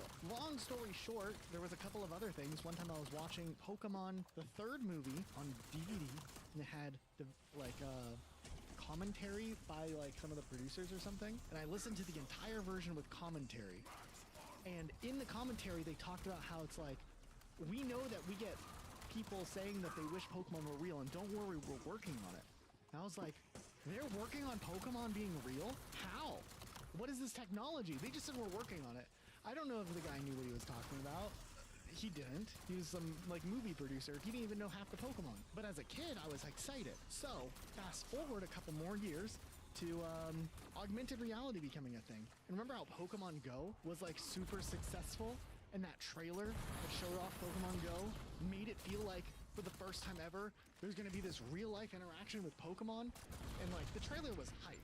The game itself did not at all play the way that the trailer made it look like it played. But the game was successful. Pokemon Go was like the biggest thing in 2016. So Microsoft was like, hey, I bet you there's kids out there wondering what if Minecraft was real? I mean, look at this YouTube video, Minecraft in real life. There's probably like 100 of those. I didn't pick a specific one before making that joke. There's probably like 1,000. There it is. There's probably so many. And they decided that's max weapon level. The same type of hype that Pokemon Go had, and they'll do their own version with Minecraft Earth, which was a mobile augmented reality game for iOS and Android.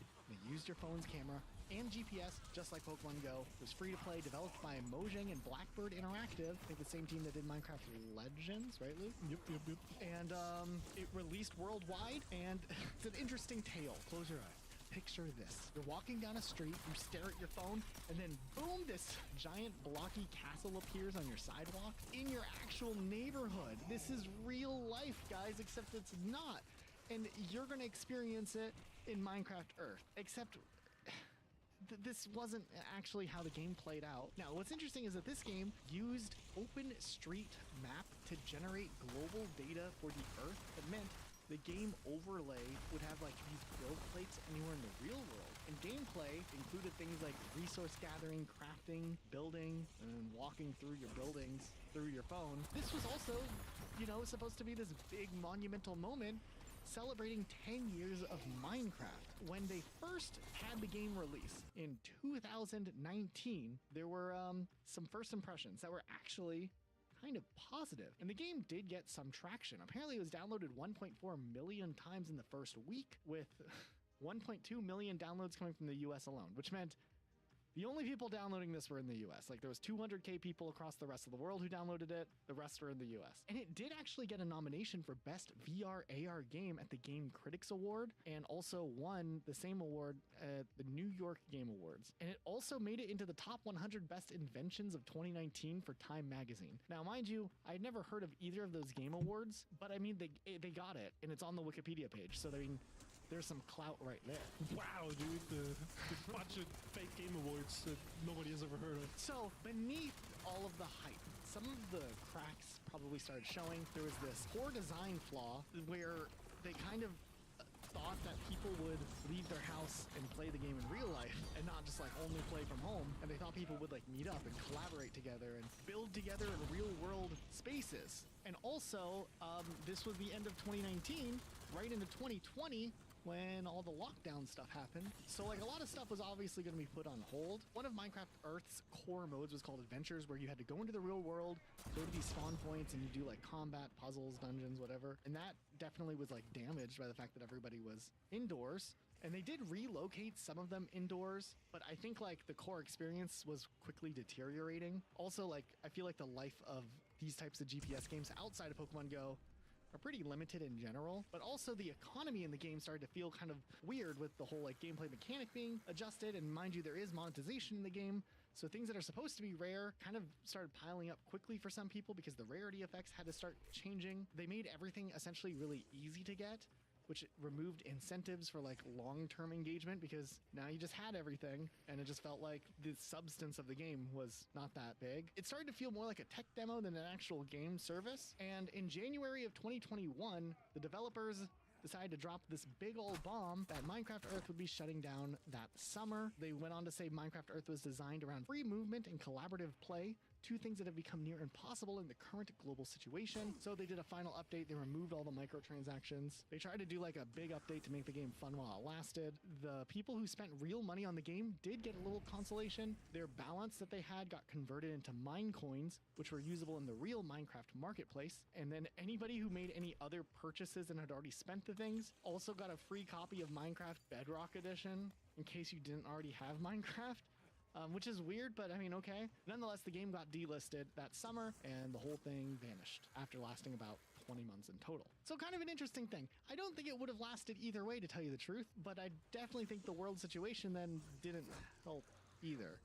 Still a weird thing, a messy experiment, but it existed for a while. Now, Luke, way back when Minecraft first came out, you were an early adopter, right? You played early on? Yeah, I played the alpha. Ooh. I was later to the game. I didn't play Minecraft until it came out on the Xbox 360, though I played Castle Miner Z for like however long before Minecraft came out, and that was a wonderful, wonderful, wonderful experience, as weird as that game was. But did you know, Luke, the next game I'm talking about is something that was real, kind of, called Minecraft 2.0. Like a sequel? Minecraft 2. It's here. Kind of. Well, Minecraft 2.0 was an April Fool's joke that was released by Mojang on April 1st, 2013. Now, Mojang announced it as the next generation of Minecraft, which wasn't really a 2.0 version. It was just like a mod of Minecraft. They were like, this is the preview of what Minecraft 2 is. And it wasn't publicly released, but it was given out to a small group of Minecraft YouTubers, and there was even different colored versions of the game. There was Minecraft 2.0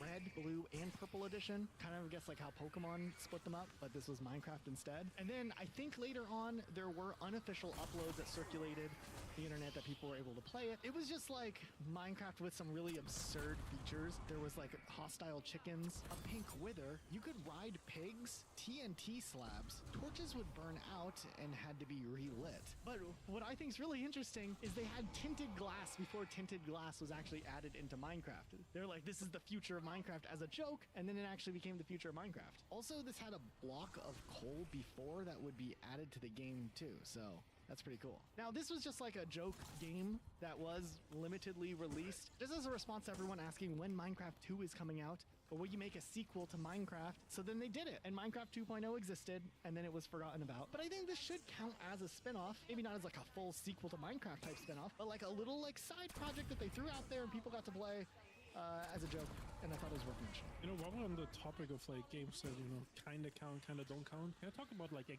cancelled spin-off? Sure. Back in 2011, Mojang started working on a secret project internally known as Project Rex Kwon Do. Napoleon Dynamite. Yes, exactly. He's like the dojo master or something, right? Yeah, with the roller skates, right? I haven't seen this movie since 2005? Yeah, it's been a long time. Anyways, this was being prototyped by Notch himself and was supposed to be a Lego Minecraft spin-off, later known as Brickcraft. It would have played like Minecraft in a first-person perspective, but instead of mining, you were just building with specific Lego pieces. And the terrain would have been procedurally generated as well, but it was Lego bricks. Like, you know, everything was Lego brick. And Mojang actually started slowly hiring a few extra developers to work on this project, and they started talking to Lego about it. This project actually wasn't publicly known until 2020, when in a 25th anniversary podcast, it was revealed by like a Lego employee that this was something that was being talked about. But in 2012, behind the scenes, they did cancel this project because it seemed like they couldn't find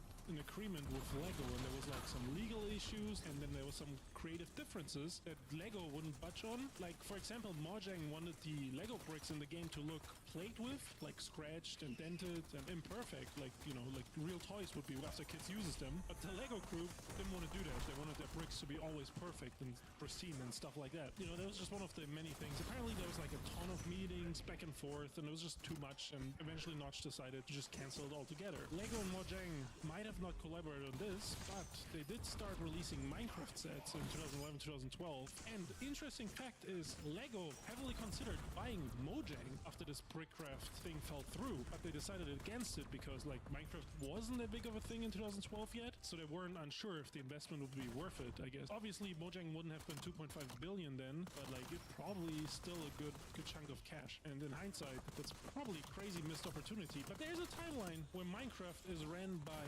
Lego, not by Microsoft. I wonder what that timeline is back. And very recently, in mid-2025, the playable build of the game was actually leaked onto Omni Archive. And for the first time ever, you were able to see what the gameplay was like, and it just looks pretty basic. I mean, it's just a prototype of a project they were pitching. So I guess not much to expect and not much to say about it. But here you go. Look at it. It's the Lego Minecraft that almost happened. Wow. Wowzers. Back in school, did you ever have computer class and they made you like play like some crappy like Wait. learning games? I remember playing in school, and this is gonna make me sound really old, but I played the Oregon Trail, but not like the black and white Oregon Trail. There was like one that came out slightly later that had color, and I remember playing Bugdom. That wasn't an education game, but it was on every school computer, and I was one of the only kids who knew that if you like held down a certain button combination, you actually got access to the menu level select. So you could pick all the levels and you didn't have to start at the beginning. So whenever I told like a couple of people, like that stuff spread so quickly.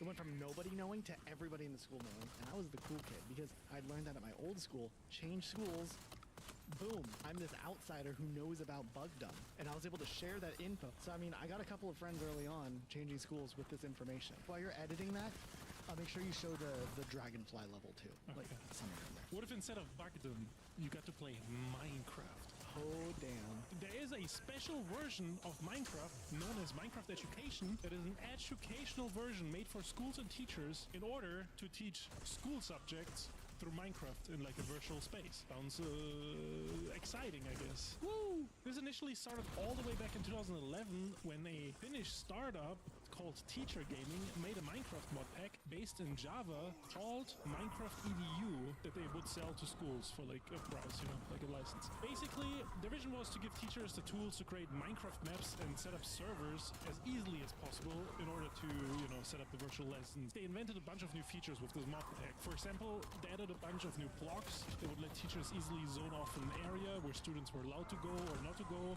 or where students were allowed to build or not to build. There was number blocks for math lessons. They added like a bunch of admin features so it would be easier to run the server for teachers, and like the teachers could spawn in as an NPC in the server or spectate the children directly. And on top of that, the mod also added the ability to code in real time with a real coding language in the game to teach coding, which was probably like the biggest feature that the game had, or the mod pack had at that time. And for 5 years, they would support this mod pack and add new features. You know, we know in 2014, Minecraft was acquired by Microsoft, and by January 2016, Microsoft announced that they had bought the mod pack from Teacher Gaming. And even though they acquired the mod pack, they did not want to publish or update the mod pack. They just bought this thing for its like audience. At this point, there was already like over 7,000 classrooms in 40 countries using this mod pack to teach stuff. So Microsoft acquired this and basically got all their clients. And as I mentioned earlier, this was based on Java, which was an issue for Microsoft because they, you know, were slowly phasing out Java. So they restarted from scratch on the Bedrock edition, and now it's called Minecraft Education Edition. And over the years, they kept updating the game, and they added like chemistry stuff and other science stuff. There's also like curated map experience. You remember, like, you ever played like a Minecraft adventure map? I don't know, you didn't play it on PC, so probably not. I did a maze one time. Yeah, it's kind of like that, but it's like just like a map someone made that you like go through. That maybe takes a little of a story or something, right? Like there's some puzzles or something. The free demo, I actually downloaded it earlier, and I decided to play it because I was like, what the hell, I want to check this out. And, you know, there wasn't many maps, and I picked one that teaches you about coding.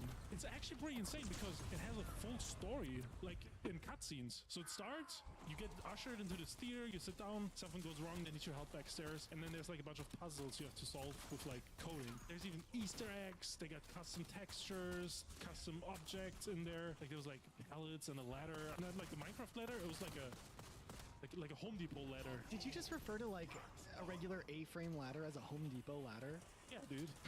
Okay, I didn't know that's how you defined. That's where you buy it, dude. The two different versions of ladders. There's Minecraft ladders and Home Depot ladders. Nothing else. Basically, I beat this first level, and I even got my own certificate for beating this level. You should frame it. Yeah, I'll frame it and hang it back there. There was a bunch of other lessons. A lot of them were like AI, like teaching about how to do AI prompts or how to spot like fake pictures that were made with AI and stuff like that. And then there was another one that was like, I don't know, trying to teach you about social work or something, but it was tied to like Hispanic heritage.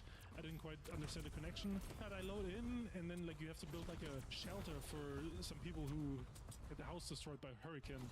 and I built him the crappiest shelter ever. And apparently it was okay. The game accepted it, and then I don't know. I was like, what the hell am I doing? And I kind of stopped there. It's a cool thing for schools, but like obviously it's not a real Minecraft game or Minecraft experience. It's just kind of like a different version. I think it's interesting when you were explaining it there. About halfway through, I started to think, man, this sounds really, really boring. Like they took all the fun out of Minecraft, but then you started explaining your experience playing it, and I was like, huh, that actually does sound kind of interesting. So like, maybe it's slightly cooler than my first impression. Yeah, I mean, you know, when they set up the levels and stuff, it comes down to the creativity of whoever made the level. If your teacher is crappy at making Minecraft maps, you're gonna have a crappy lesson. That's just what it's gonna be. But if he's creative, then it's gonna be litty. Can you imagine like that old, like really annoyed, like never married teacher in their like 60s or 70s who like hates their job but still needs the job for the income, and like, you know, they don't have like a support system at home, they live by themselves, maybe have a couple cats. Like, could you imagine that person being in charge of making your Minecraft experience for school?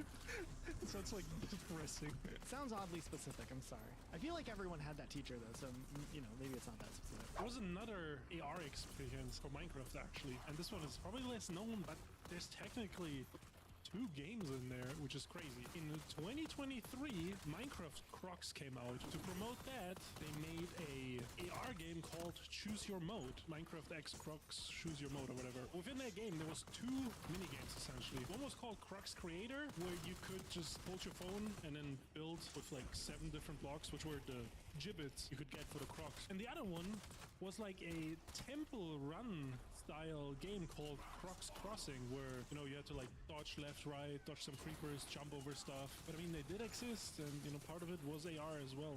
And you could play this for like roughly 2 years before they did shut it down earlier this year. No more Choose Your Mode. We could have experienced it. There are a couple other ones that I kind of thought about including, but I didn't feel like maybe were the most fitting. There was like a Minecraft VR. VR was supported for the Bedrock edition of the game, and there's like a lot of community run mods that let you play Minecraft in VR, but I don't think they're like full-on spin-offs, so I didn't think those counted. There's another thing I found too, which was like an Australian discount chain, Big W. They had like these posters, and you scan a QR code when you go in, and then like you could walk up to the posters, and you could like hold your phone up, and it would show you like a Minecraft world on your phone, and you had to like find the diamond, and then if you found all the diamonds in the store, you get some stickers or something. They called this Minecraft Quest, so I guess that kind of existed too. Okay, so we talked about video games a bunch, but obviously there's other types of games. Tabletop or board games kind of count. Let's just do a quick rundown, because there's a couple that Mojang actually greenlit that had like physical releases that were official. The first one in 2019,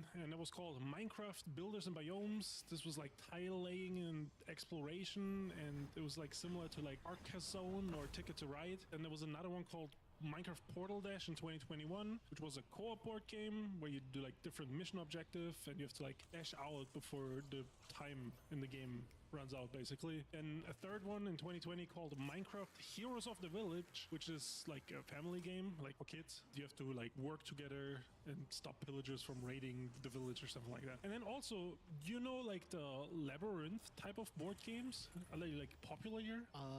I've heard of them, but I don't know how popular they are. I mean, yeah, I don't know. In Germany when I was younger, they were popular, but there's an official Minecraft version, but it's just like reskinned tiles. And I mean, you know, I think there's a Pokemon version too, like they just reskinned the game a couple times. So yeah, those 4 Minecraft board games also exist. I found one more video game. Technically it's a video game. I think it counts as a video game barely, that we haven't talked about yet though, and that's a Minecraft movie, the video game. I mean, it's not really a video game. Do you count like a computer game on a website as a video game? Yeah, sure. Do you count like a puzzle that's on a website as a video game? Yeah. Okay, well then we totally have one, because while Luke was doing the last section, I thought to myself, did they do anything promotional for a Minecraft movie? And I looked, and I found their website, and if you go to the website, it looks pretty generic. It shows like showings in California, even if you have your, I don't know, we're not in California, but that's all it was showing. But then I saw these 3 bars at the top right? I clicked on them, and then it has like home, video, synopsis, group sales, get tickets, watch now, explore. Like, oh, what's that? So I clicked on explore, and it took me to this other page that then, I don't know, you can like watch clips or whatever, but shuffle puzzle. So I clicked on that, and there's a slide puzzle on the website that you can do.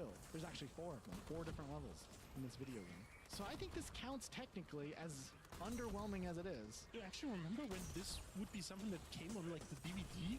You could play it with like the DVD player remote.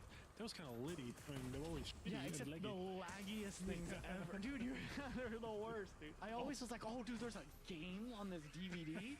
I'm like, oh, I'm going to play this. And then it's like the slowest, like, awful experience. Well, I think we had fun looking into just one single game series. We don't usually do that, but I think Minecraft was worth it. If you enjoyed this video and you want to see more, leave a like down below, but also make sure you're subscribed. That goes a long way. And a huge thank you to our patrons and our YouTube members for supporting this type of content. You know, just throwing a few bucks our way through either of those helps us out more than you know. We're still like a small channel relatively, you know, we're not like 1 billion subscribers yet. So anything helps. A few bucks, you know, pledged monthly goes a really long way, believe it or not. Especially if like you do it and then like 2 other people end up doing it. Between the 3 of you guys are like looking us up. So that's all. Thanks so much for watching. We'll see you guys soon with a new video. And is that anything else, Luke? No, I'm just trying to beat this tile puzzle. Dude, I gave up. I started getting the pieces together, then I had to remove them all to the other side, and I was just like, this is too hard. I'll let you do it for the video. You can beat all 4 levels. I don't know, dude. It's your job now. This is too hard. Okay, we'll see you guys next time. Bye. Oh, there's a solve puzzle button. I did it.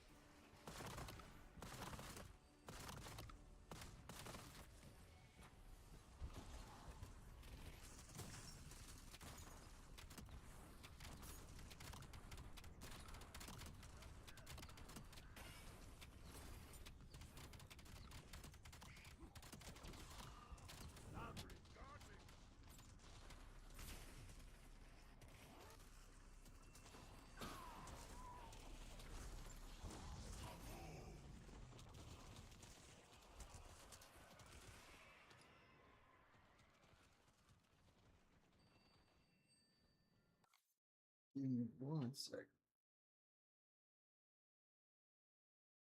All right, I'm gonna run up and use the restroom, and I'll be right back.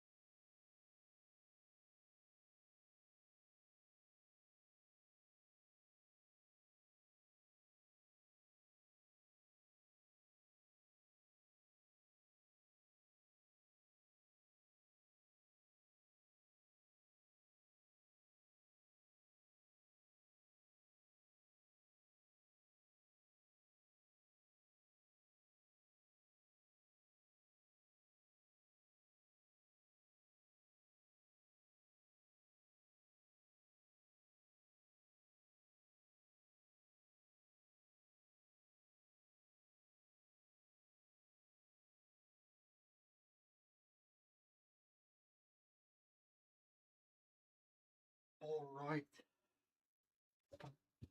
We are back.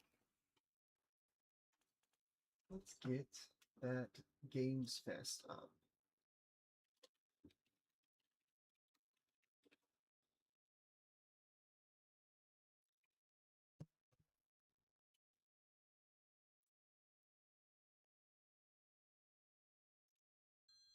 I didn't know this was plugged in. Hello? Yes? Oh, indeed. Oh, you want me to tell them? Yes, I'll tell them. Yes, right now. Well, it seems I have one more surprise. A small team within our studio has been working in secret on something completely different. This new project is a love letter to the era that brought us into the world of video games. We have prepared a sneak peek, and I'd say it's pretty radical. Over here? Ahem. Pretty radical. Let's roll the clip.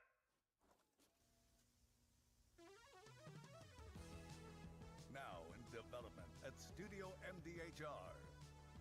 It's Mighty Cuphead Adventure. A new fast-action platform shooter with arcade-quality graphics and amazing sound. Mighty Cuphead Adventure. Only from Studio MDHR.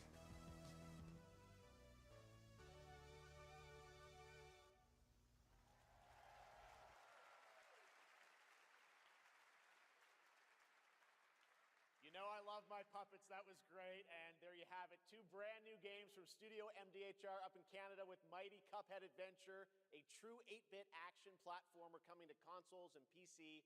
And then a brand new hand-animated Cuphead game has been confirmed too. Great news. All right.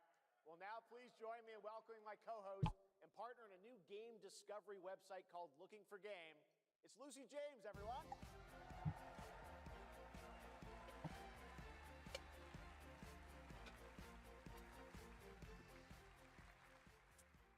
Thanks, Jeff. I am thrilled to be back here at Summer Game Fest, and I'm excited to share in so many incredible announcements. Now, this next one is very special for me. It's a game we've all been waiting to see for a long time.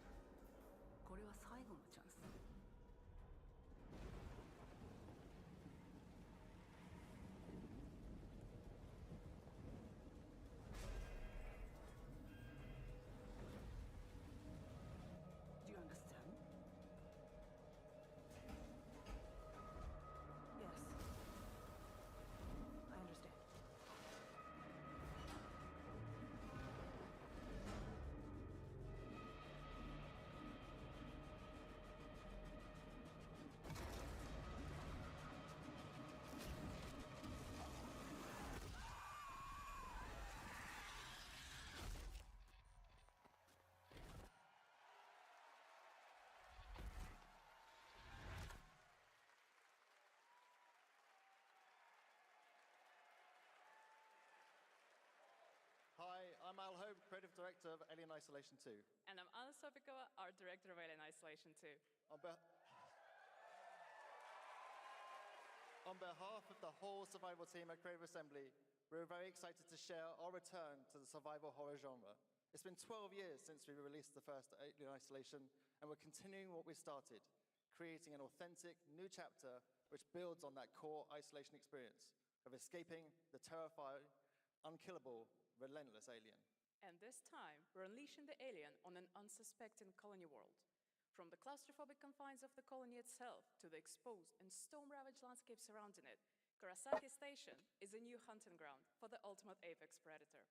Players will face a desperate struggle to survive and escape, and we cannot wait to show you more in the future. Thanks.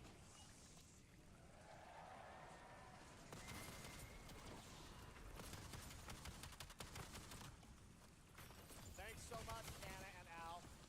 Today, we are honored to have one of gaming's true visionaries here with us in the audience. For more than 2 decades, his work has reminded us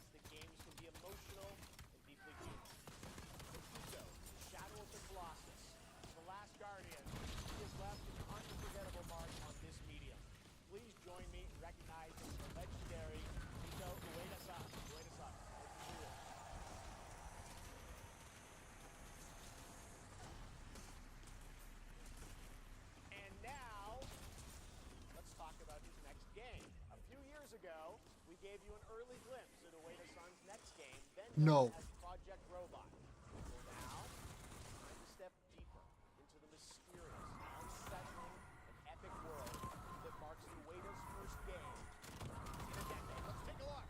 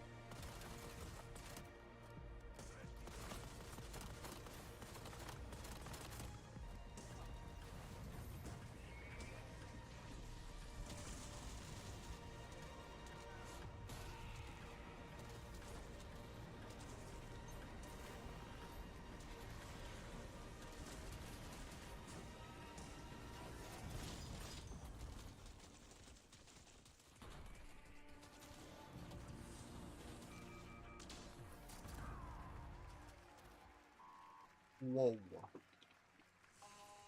that look incredible? All right. I cannot wait for Gen Atlas. Thank you for the latest one. All right. Well, next we travel to the east, to China, circa 848 AD. Blood Message is a cinematic single-player action-adventure game from NetEase. You are a messenger who embarks on a perilous eastward odyssey with your son, fighting against impossible odds.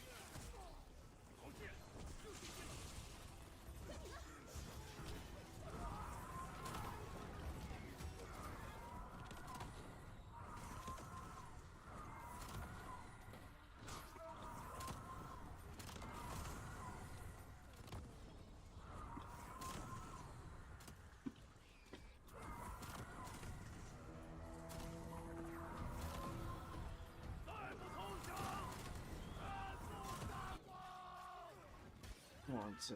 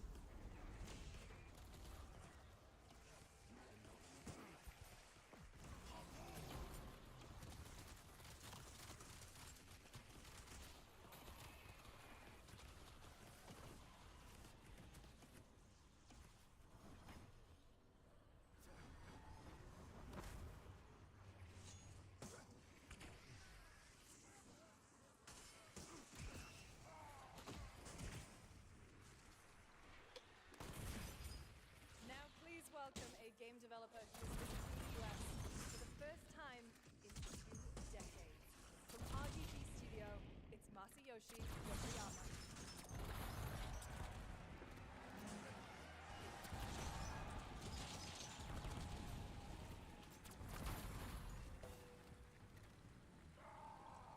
Konnichiwa, Yokoyama です。本日はストレッチャーズケーキについて新しい発表がございます。まずはこちらの映像をご覧ください。 Hello everyone, this is Yokoyama. Today, we have an exciting new update about Stranger Than Heaven. First, please take a look at this. 調べたぞお前らのこと海の向こうじゃアジア人の天然の置物にされて日本じゃ毛糸ワークだ俺は何人なんだってなんだと思ったろ敵討ちか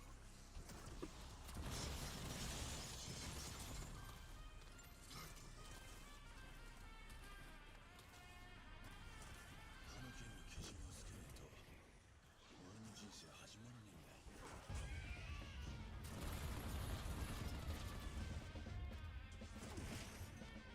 Oh my god. I forgot about this.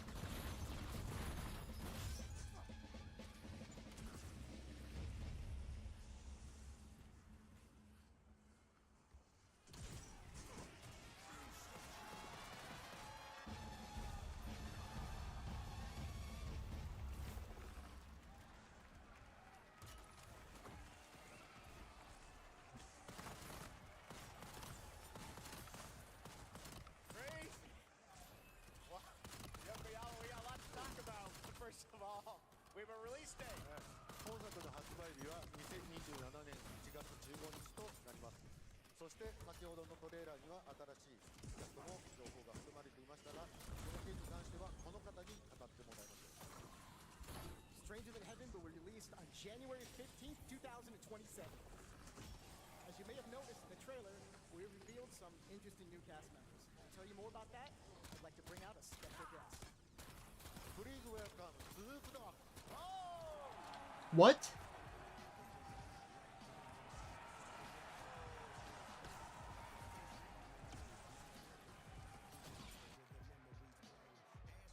My friend?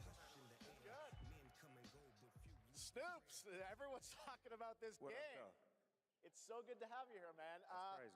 So you teaming up with Yokoyama. Tell us, how does this happen? Why do you want to work with RGG? I mean, I'm a big fan of Sega. I've been playing that game since it first came out, and you know, to be associated with such a great game and such a great person like this and the team that they put together, it's an amazing, feat for me. So I'm happy to be a part of it.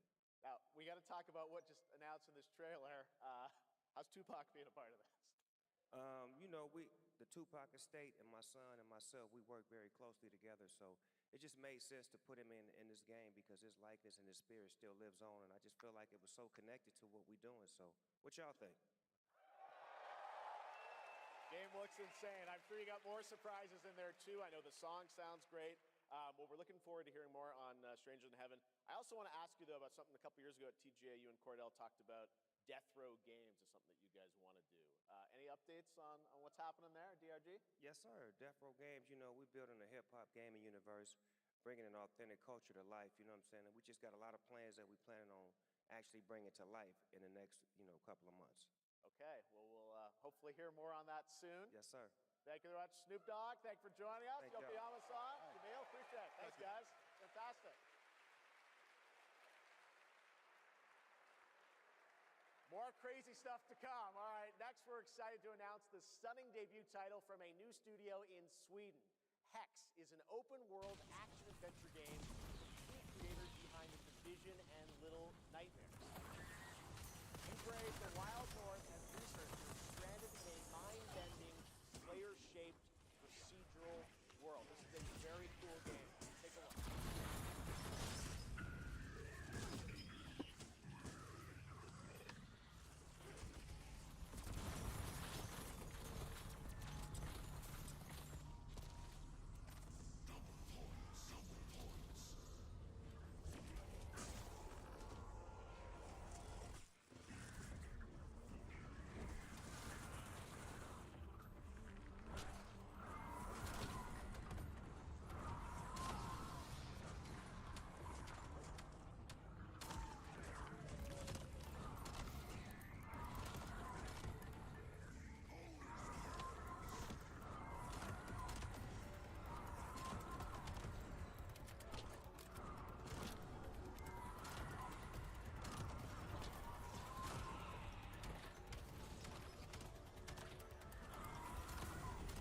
What the fuck is this?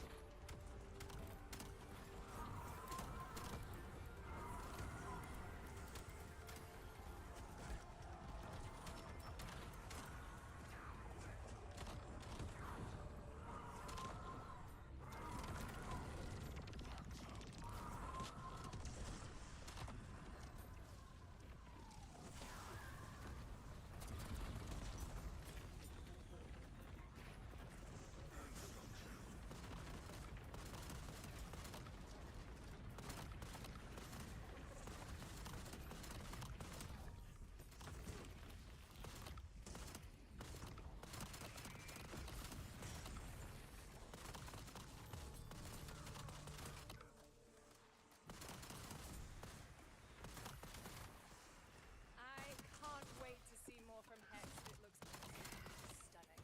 We have much more SPF to come, but first on June 14th, Dead by Daylight is celebrating its 10th anniversary. Watch this closely because here's a little tease of what's ahead.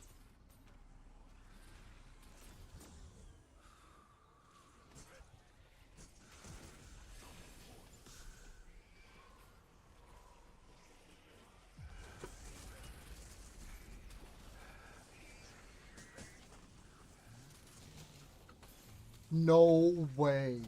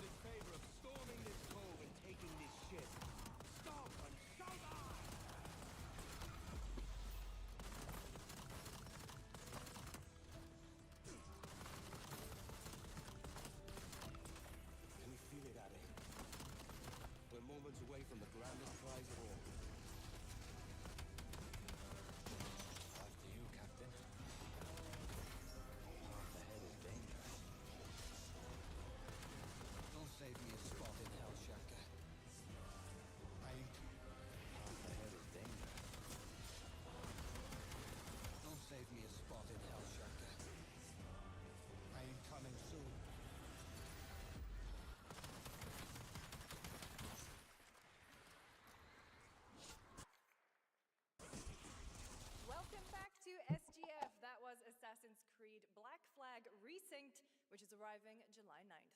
Now it's time for the announcement of a game that reunites one of the best action game developers in the world with a legendary franchise.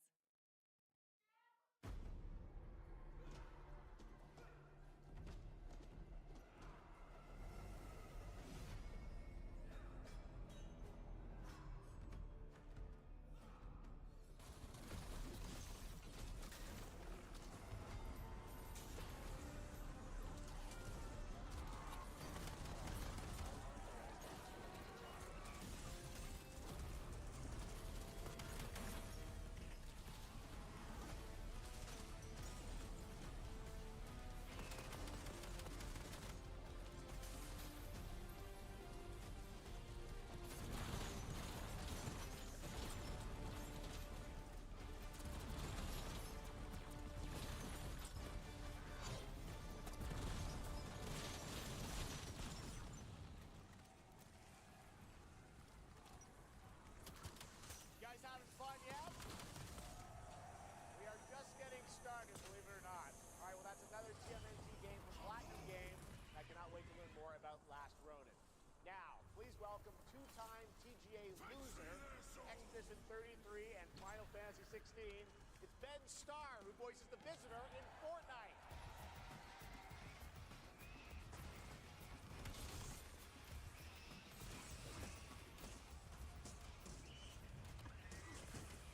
Hello, Summer Game Fest.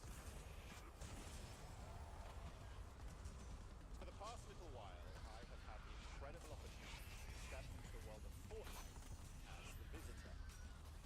And today, I finally get to share a glimpse of where that journey is headed. We've been working on this for a long time. A new season is about to begin, and everything is about to change. Let me show you what's coming in Fortnite's next season, Runners, launching later tonight.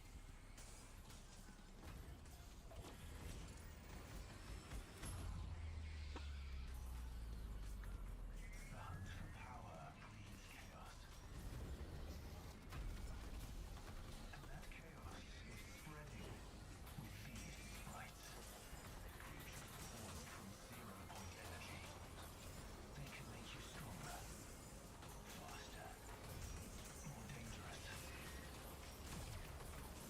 No one can resist that kind of power. So we must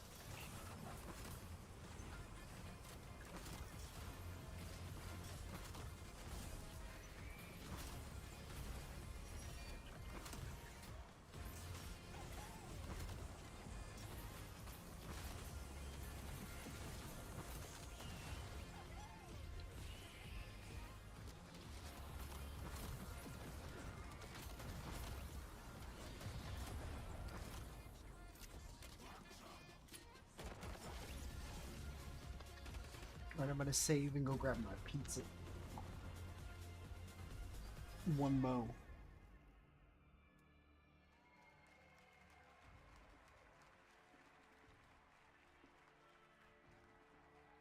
Now, if you're wondering how we end up on this new island, you'll have to jump into the Shattered event happening live inside Fortnite right after Summer Game Fest. This season, we asked every player to choose a side, and in the live event, that choice changes your experience. It has all been building to this moment. The party starts at 7 p.m. Eastern Time, but the doors open early, and trust me, you'll want to stay to the very end of the event. I've got a little surprise waiting for you.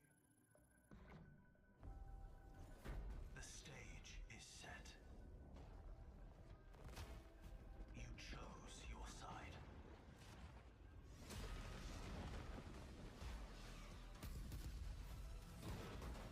This ends now.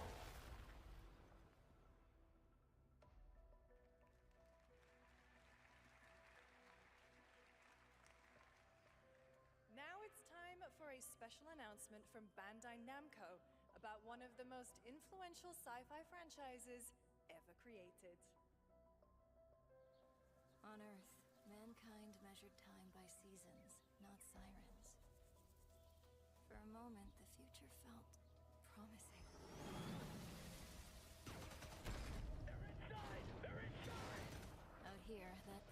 is a lie.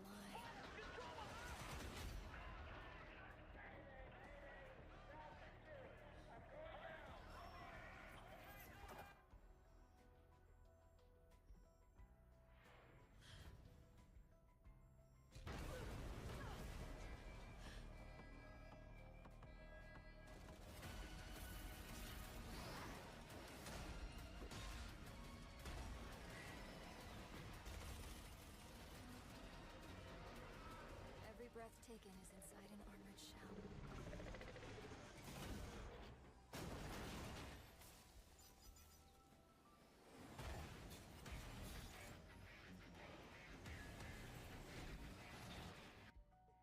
The darkness coming for us. It remembers one man. The pilot.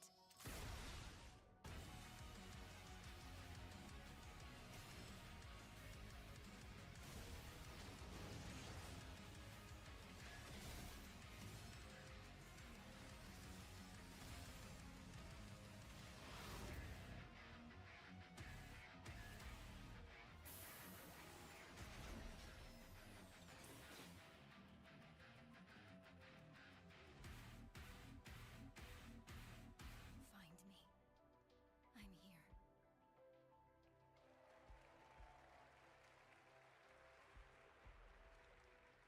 Thousands of games launch every year, so finding your next favorite can be tough. That's why I'm launching my new newsletter, Looking for Game. Thank you. I'll be curating and selecting games that deserve your attention every week and sending demos and exclusive playtest invites straight to your inbox. Head over to lookingfor.game to sign up with play.it.gg. Speaking of fun, unexpected games, this next title comes from a solo developer, Adrian Mulero from Spain. It is a co-op physics game about two geese and one very fragile egg. Okay, Hookie, ready to be a parent? Sure, don't worry. This is a piece of cake. Be careful with our little baby. Don't drop it, don't drop it. Careful, to left, your other left. Drop it, don't drop it. Careful, to left, your other left. Okay, new plan. This is a good one. Are you listening to me? What is this? It's way too hard. Watch out with our baby. Watch out with our baby. Yay! Just focus. Really hard. Oh gosh, that looks really hard. Maybe if we look for some more people, it would be easier.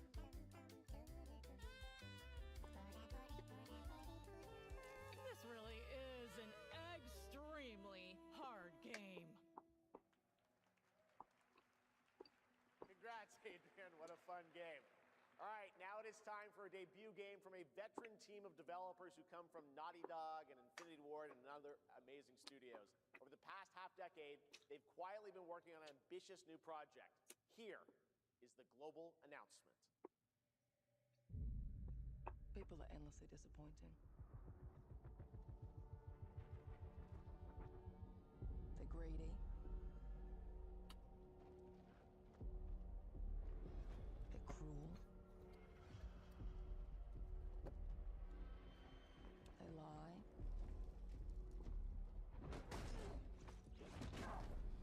They're bullies. Yes, dogs? Yeah, I got one of them. So that's what I say when I look at someone like you. Bully. See, that's where we're different. I genuinely like most people. Oh, well, then you're truly a sick fuck.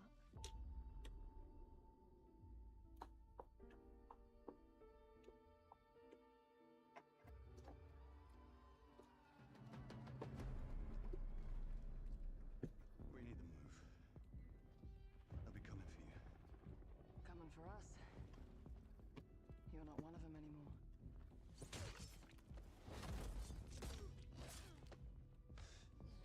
Yeah, well, that's temporary. Just like you and me. You guys don't understand the real threat. Not like we do.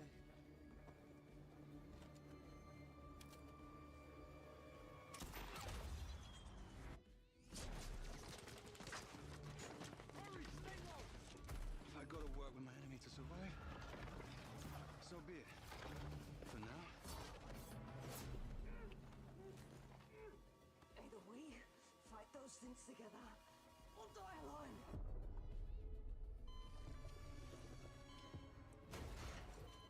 I have the boat. No. Do not touch him.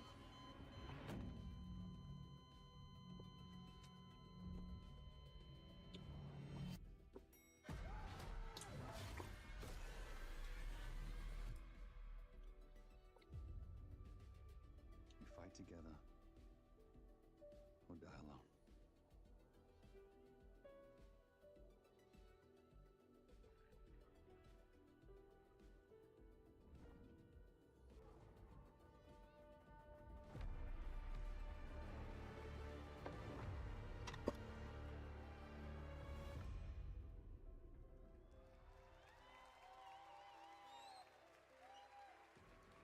For over 18 years, Jacob and I have developed character-driven games with the goal of thoroughly connecting design and story. In Crossfire, two opposing operators must form a temporary alliance. Depending on one another is their only chance of survival. To support this narrative, we completely rethought how cover and traversal work together and created a system that rewards tactical thinking, stealth, and repositioning. It's called Adaptive Cover. With Adaptive Cover, our player character Layla dynamically adjusts her stance to react to the complex terrain and the enemy's line of sight. It fundamentally changes your relationship with the environment and becomes an active skill to master. Shout out to our amazing team at That's No Moon, who are meticulously crafting Crossfire. It's for all of you who, like us, love high agency, single player, story driven games. Thank you.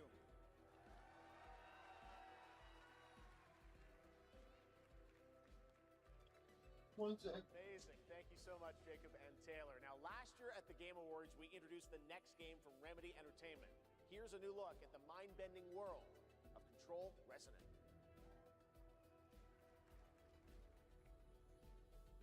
It's been 7 years. The oldest house has fallen. Everything we tried to contain is now loose in the streets of Manhattan. This was caused by a new type of hostile resonance. It is beyond anything that we can currently measure. It's all quite terrifying. And fascinating.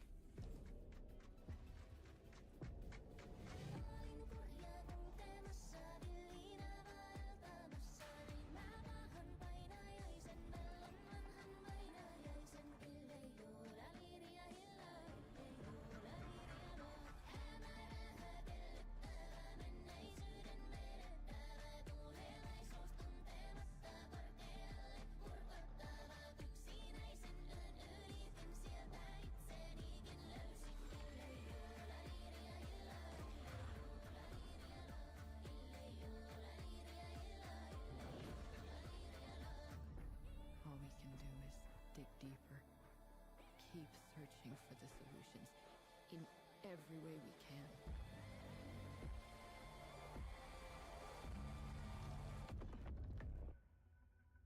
Before it's too late.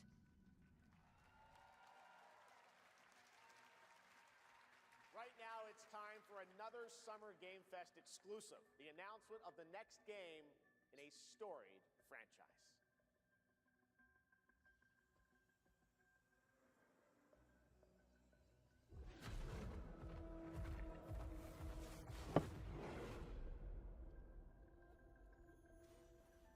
We all have our own reasons for coming to this vast frontier. But for our guild, we who protect this land, one reason stands above all others. Our wonder. You feel it too. We see it in your eyes. Wonder at the astonishing power that shapes this land of awe. At the great spirits to whom we are bound. At the gods who hold dominion over all. We cannot guarantee your comfort or even your safety. But if you yearn for horizons unexplored, for fellowship and purpose, for a cause worth dying for, to you we can promise magic.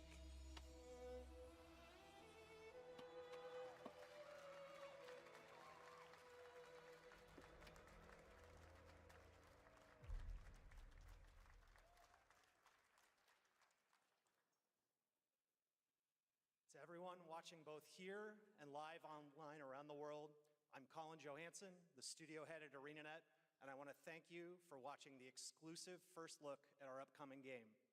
The time is right for the next evolution of the MMORPG, and that game is Guild Wars 3.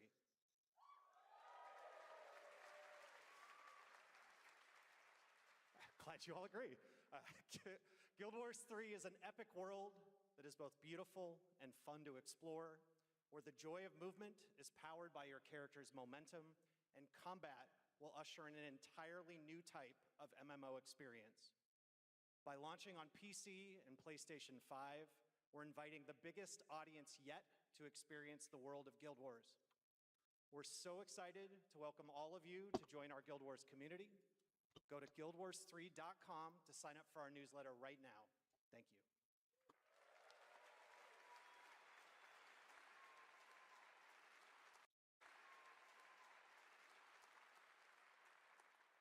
Thanks, Colin. Get ready to blast across the galaxy with daring races, dangerous rivals, and some very familiar faces. Star Wars Galactic Racer is coming this October! And now it's time to head to a brand new planet, Dervenakos. Now this is pod racing.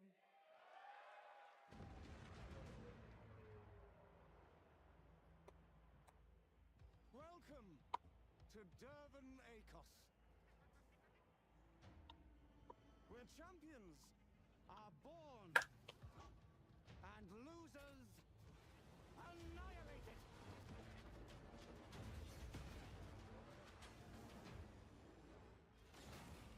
My sources say you've been making friends amongst our fellow League pilots. Racers don't go head-to-head against Sebulba. Legends do. They are not your friends. I've seen you at Kestar's side.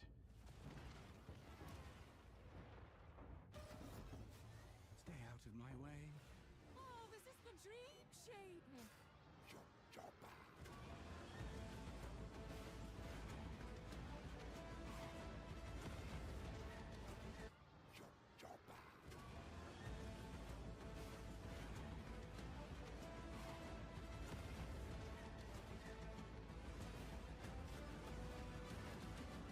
There's a reason why they call Kestar Bur the champion.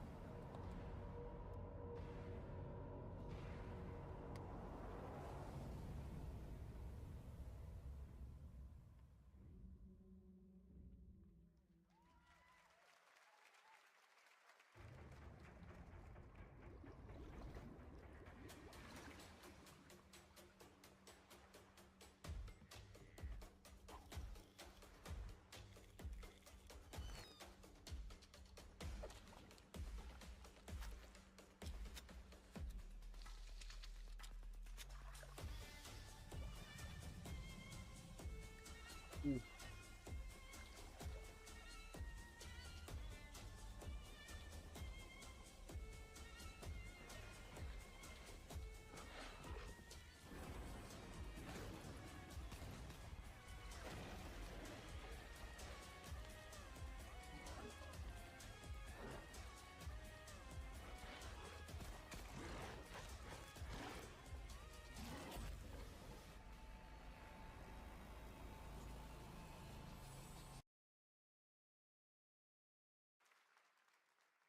A few years ago, we announced Sega's plans to bring back many of its classic franchises, including Jet Set Radio and Crazy Taxi. Another one is Virtua Fighter. Today, we've got your first ever look at the surprising scale and scope of the next installment. This is Virtua Fighter Crossroads.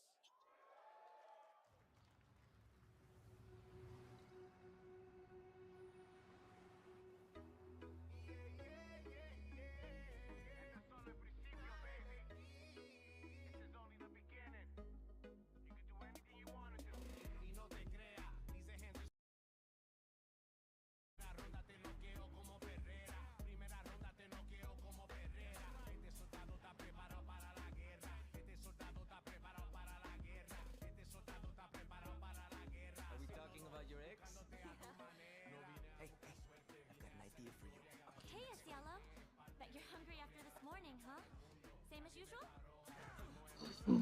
Your sister's really taking this whole job thing seriously, huh, Divina? I know.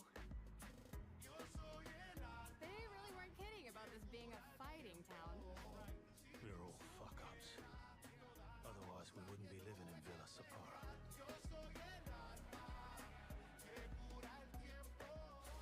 Kill them all.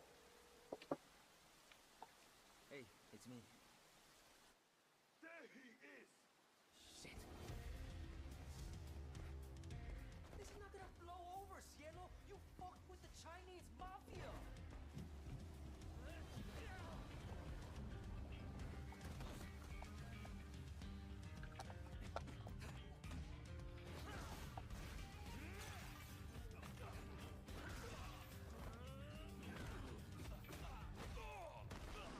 One more move and I'll cut her fucking head off! Alright, just take it easy. That's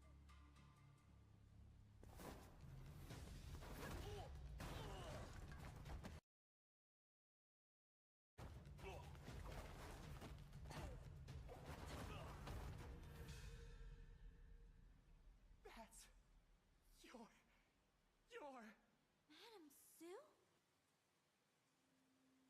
You play the part of a fighter, but you are lacking in kung fu. rise over the cries, city of blood, sweat, and survivors. Lives rolling like dice. Once you're inside, there's no surrender. That's Pai Chan. Who's Pai Chan? What?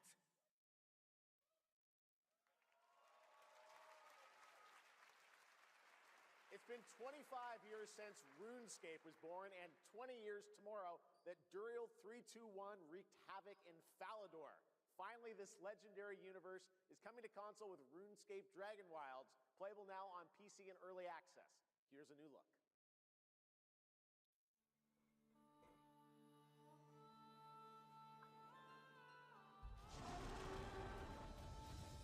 Few survive the land of dragons. But some seek more than survival. They fight. They adapt.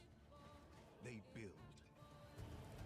They stride boldly into the unknown, claiming dominion and forging their legend.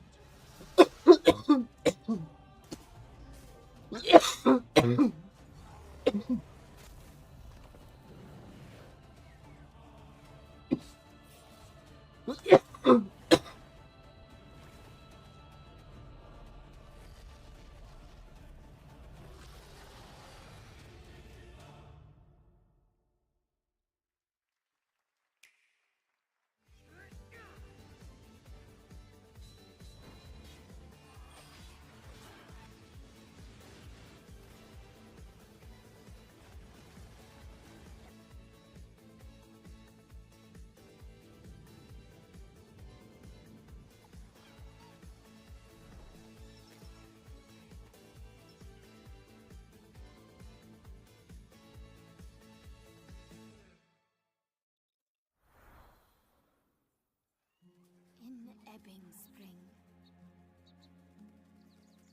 The skies will clot. Our shedding seeds made piles of rot. Odions cast with tempers rare. Red birds swirl in tainted clay. Three virtues known, not all recast.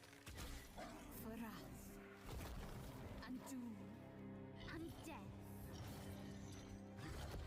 Our last.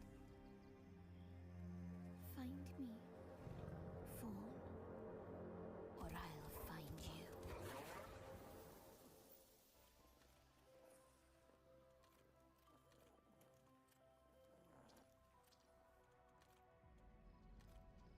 Welcome to Brook Hollow Park. It's okay, they're not actually monsters. We're just a lot smaller now. The fuck is this ping? You're looking at a living fossil. Hold up. Guys, you're gonna want to see this. Please tell me that was your stomach.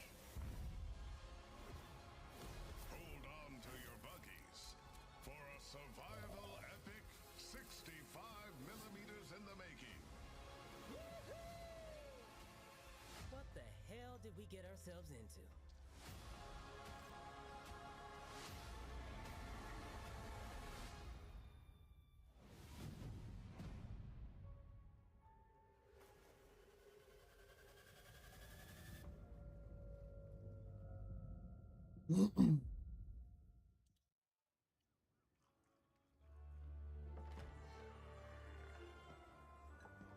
Some guys leave it to luck.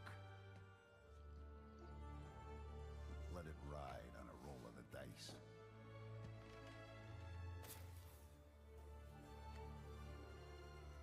Not me. You can have all the luck in the world. But what matters is the choice you make when the cards are on the table.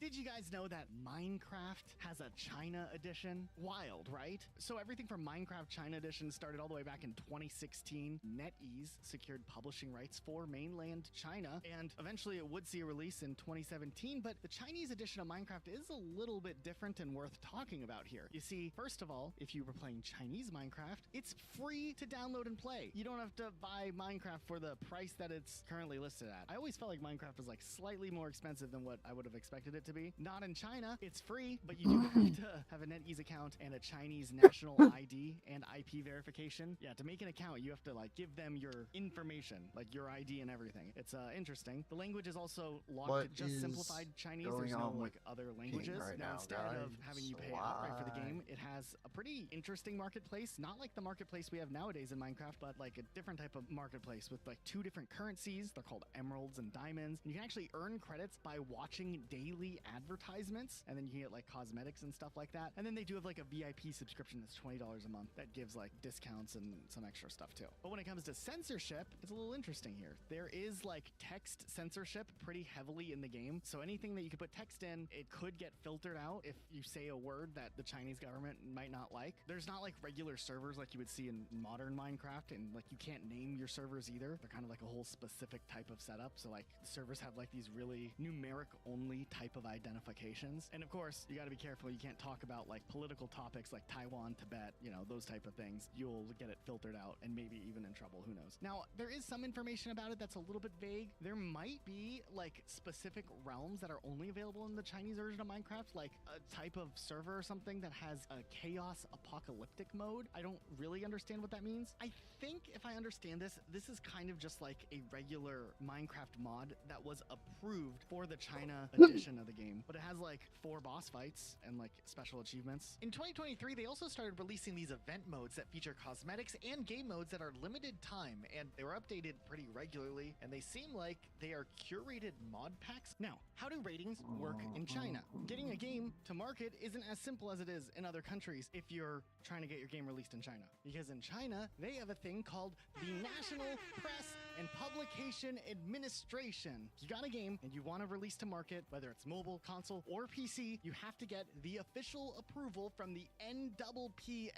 I know, it's confusing, it's weird. What does that mean? It means that in most cases, if a game wants to be released, it needs to have an official publisher that's already a Chinese company. I think historically speaking, that's made game releases a little easier for certain publishers and developers to actually get their game to market in China. That's why we see NetEase and Tencent do these partnerships all the time. Then when a partnership's established, the game has to be might swap cleared, games, so they have to make sure folks. the game follows whatever China's guidelines are. The NPPA will look at the game for content, ideology, social impact, but if the game's approved, it gets something known as an ISBN, which is a license number allowing the game to legally be sold and published in China. Now we'll go more in detail in a minute after we talk about some games, about some of the criteria, but I want to put this out here first. While China does restrict games all the time from being released in the country, it doesn't necessarily mean that every Chinese player doesn't find workarounds to sometimes play these games, like they use a VPN, which lets them just connect elsewhere. Okay, let's talk about Halo and 343 Industries, or Halo Studios nowadays to be specific. If you don't know much about Halo, you probably wouldn't know that 343 Industries kind of has a reputation of being like, I don't know, corporate weenies when it comes to censorship in Halo. There's a lot of goofy examples of some censorship decisions we're gonna that go play Halo some has Overwatch. had. Like when the Master Chief Collection was ended up getting removed by the final release of the game because some guy on Twitter kind of made like a joke about how they were surprised that they were having the police lights as a nameplate in Halo because of all of the protests against law enforcement in 2020 and 2021. So 343 pulled that. They also changed the graffiti in ODST. There was some graffiti that said "You loot, I shoot." They got rid of that. And I don't know if this counts as censorship, but traditionally in Halo, when you killed yourself, you would hear the game say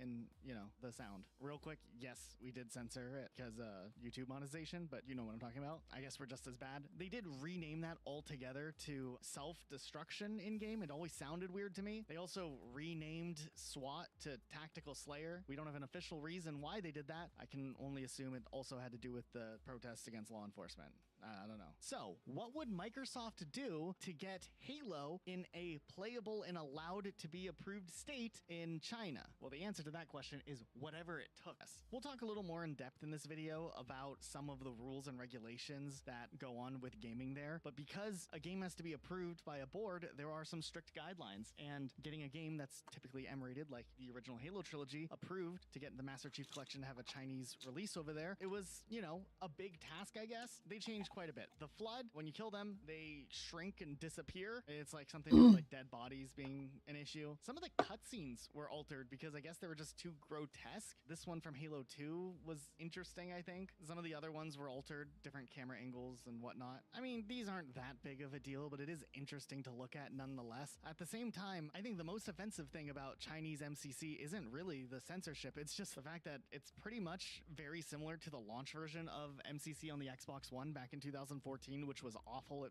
barely functioned, and it still kind of barely functions. There are some other weird things like fire not showing up on the Maw and other little like visual things that are just randomly not working. This is probably just like a rushed out version of the game, honestly, which makes you wonder, why did they try so hard with this? I don't know if the Xbox One sold well in China. It definitely didn't sell well here, so I doubt it sold well there. So I don't know how MCC ended up doing. Also, ODST, they did add it in an update, but it just crashes the game if you try to load it. So they didn't even try to fix that. So what a weird case of Chinese censorship when it comes to Halo the Master Chief Collection. Also, on the topic of Halo, I came across this interesting article from 2013. Apparently in China, there's a program called New Defense Observation, which is hosted by a professor at the PLA National Defense University, who's a part of the Chinese military and is listed as a military questions expert. It's also a show sponsored by the government. And in the show, they were talking about US military tech, and they were comparing it to the Iron Man suits from Iron Man 3, but they say like here like movie image in Chinese, right? But they're talking about like military concept armor, and they're saying things like if this armor was made for units or small groups, it could be done, but it would be expensive for mass rollouts. It's unknown how effective armor would be in combat in protecting soldiers. We'll have to wait and see. And you might have noticed while I was reading the,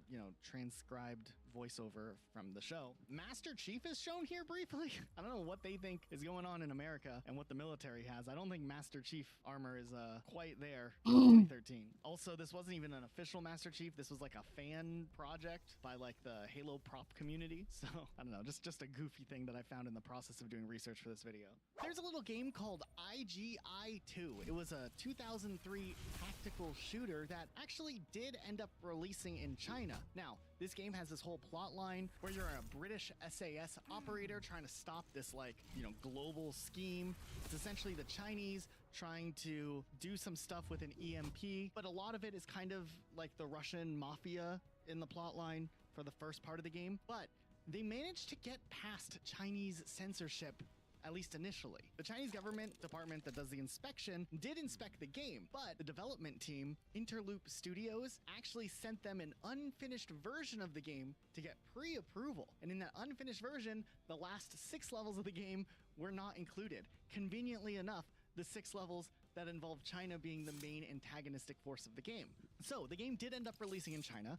It was on sale for about 6 months, and then it ended up getting banned when China caught wind of what was actually in the game. Apparently, it was banned for intentionally blackening China in the Chinese army's image. Honestly, I'd never heard of this game before this specific video, so hey, they got a piece of history in gaming by this little maneuver that they did.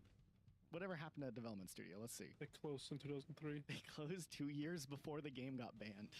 Oh, damn, dude. I guess they never reaped the fruits of the profit. Oh, maybe they got 1 year before they got banned. Okay.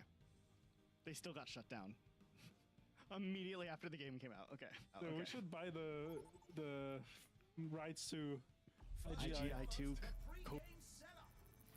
Alrighty.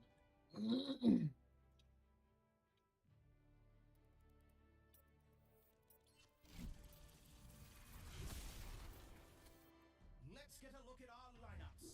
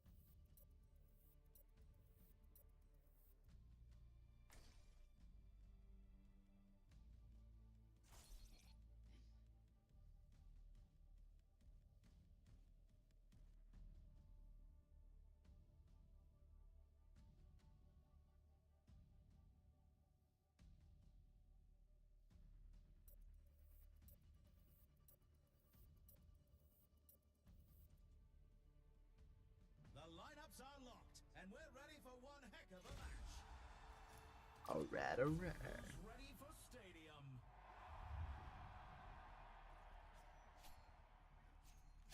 Not a bad first. Welcome to the armory. I should have paid attention to what they Teams to gear up. pressed. I didn't.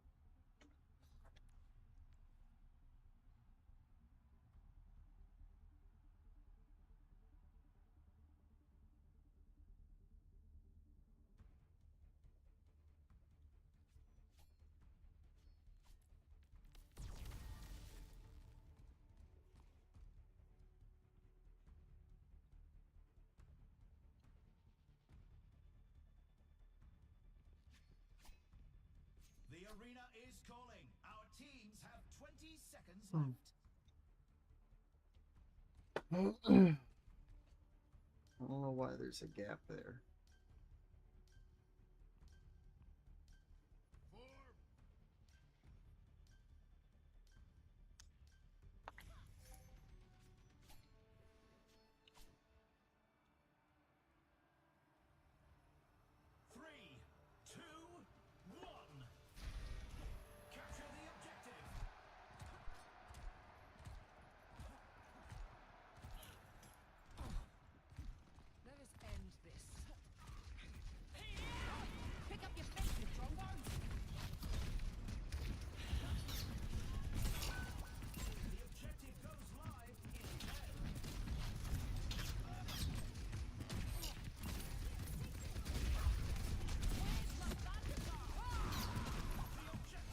Yeah, fuck.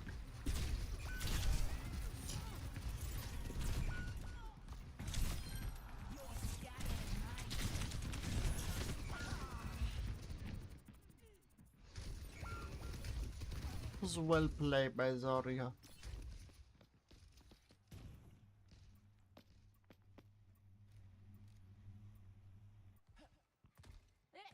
I've got plenty of teeth left. Join me. Thanks.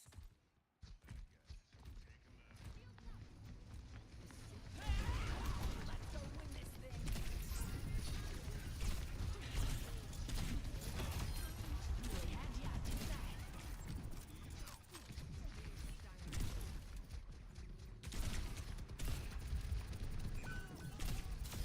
Look out, Ares. There's a new god of war.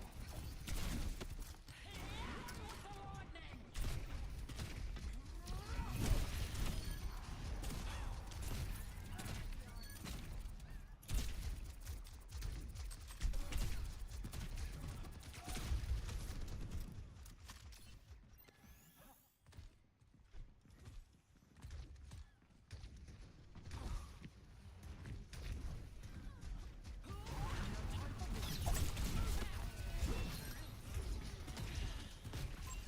Something to kill here.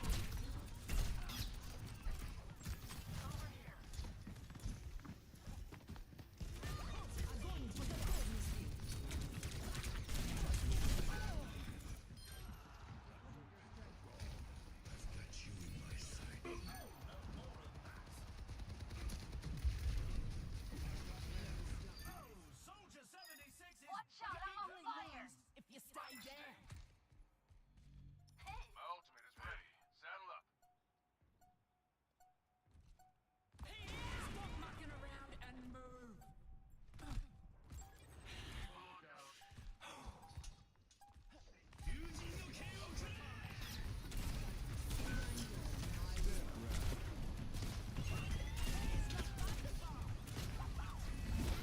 Oh my god, she's getting so fucking lucky.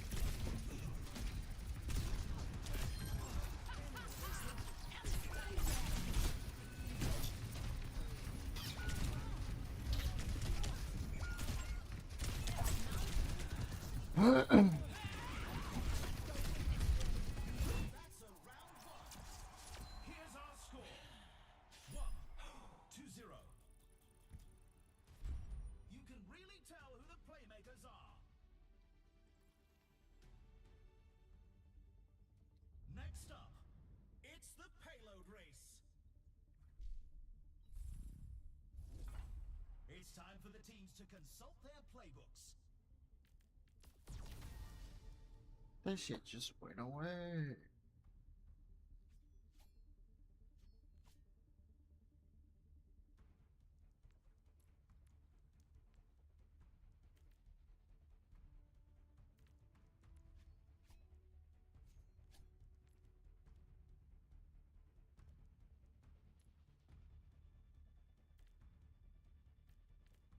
The arena is calling. Our teams have 20 seconds left.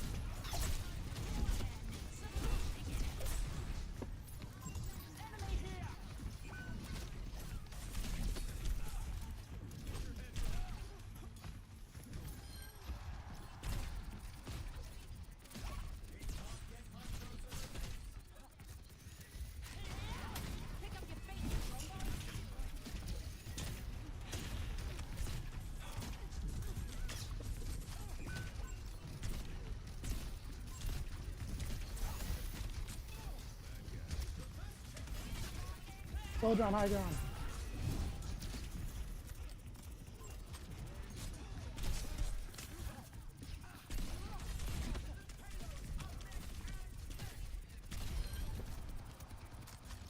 I got you, Bree.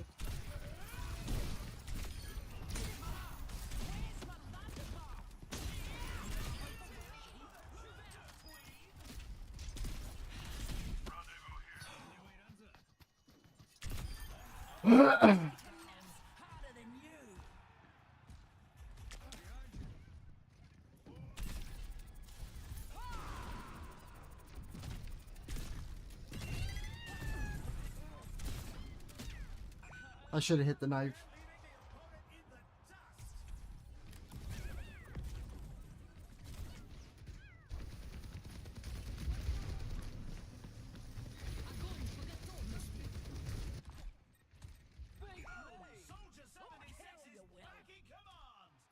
Group up on me. Time to go on a rampage.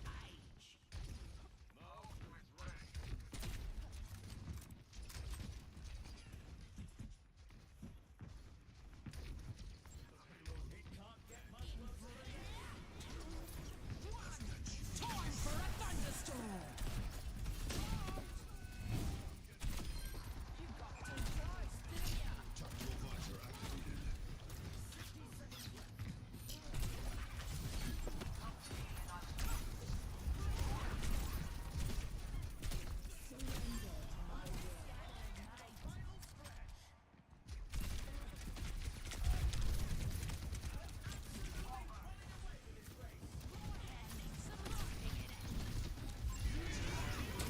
Yo, back up, back up.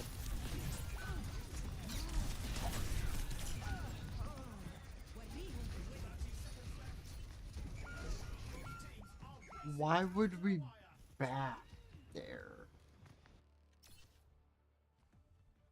Gonna chain him to a rock and call my eagle.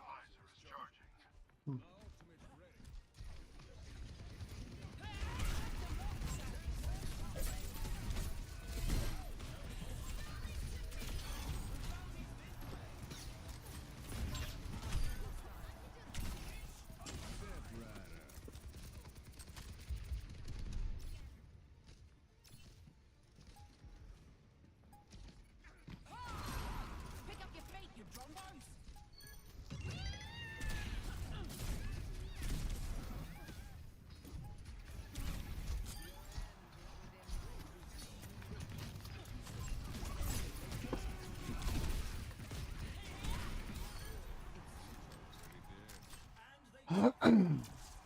Let's check the standings. 2-0. Some intense competition this round.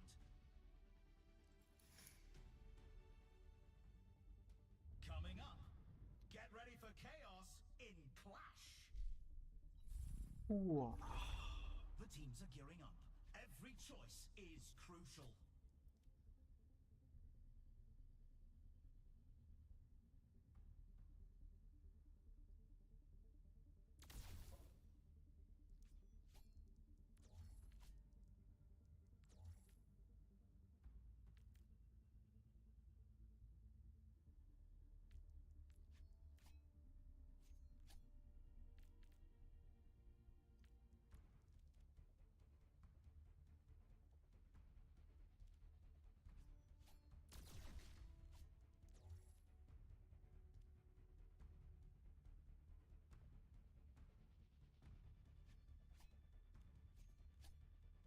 Only 20 seconds left until we kick this round off.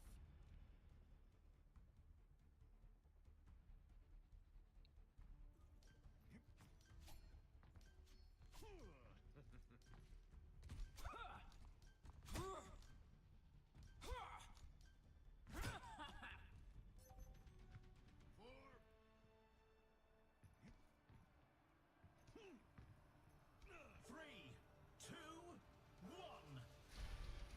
Commencing attack on objective B. Bracing shield. Hey, shot. Hey. The objective unlocks in 10. Cat on the right. The monks out of the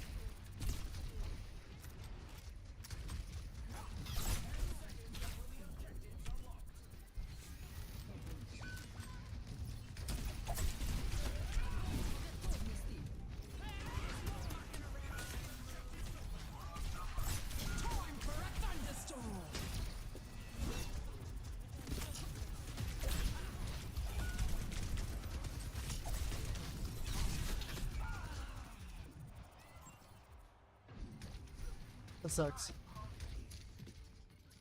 Well, that sucks a lot, but it's okay.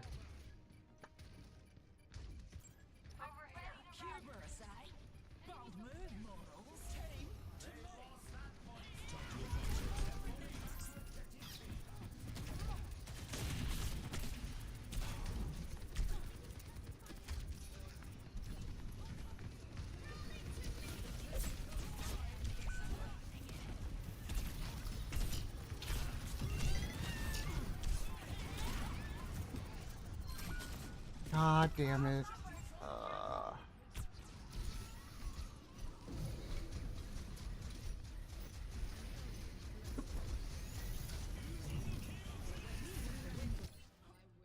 That's no way to treat your queen.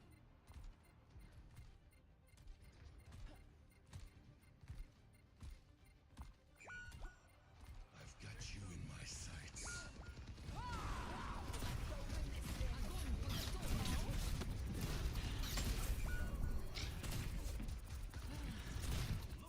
Yeah. Here's our score. 1600 damage as Cass. Oh. Up next, let's push. Time for the teams to gear up.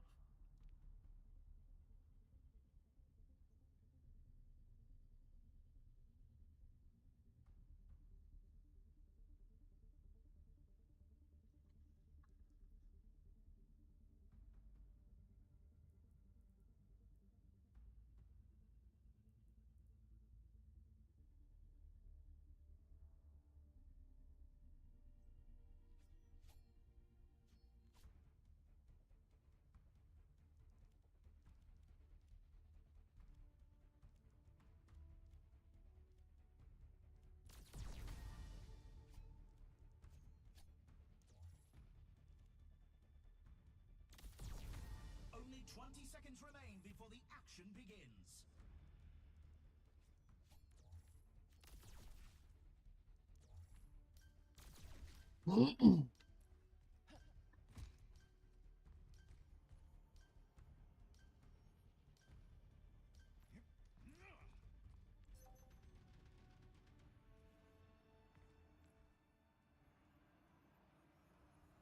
Three, two, one. Capture the objective.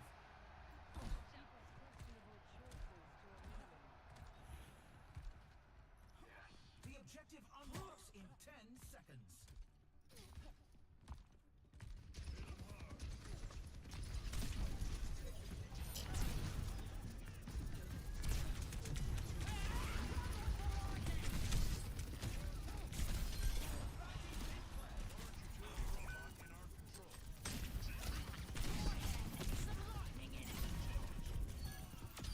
As the queen decrees.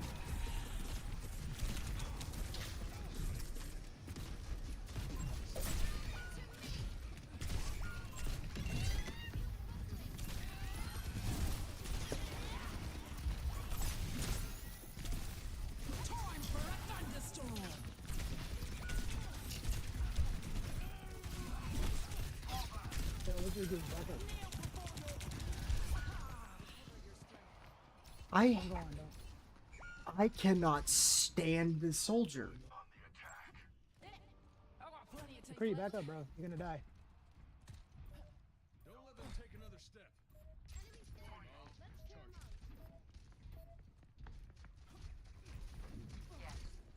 60 seconds remaining. That's enough of that.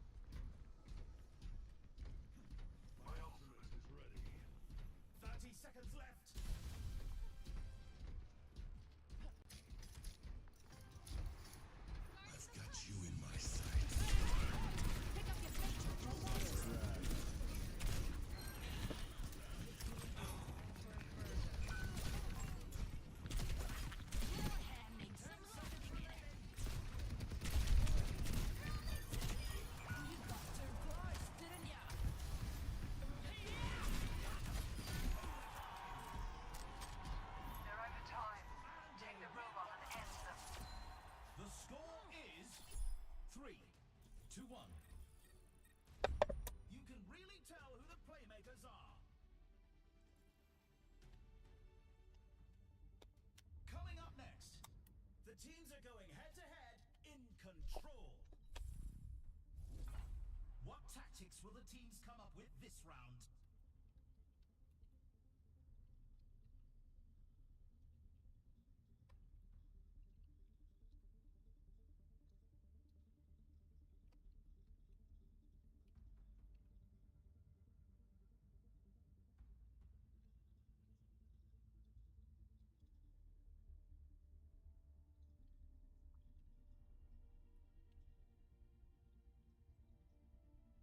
Yo, how are you doing, my man?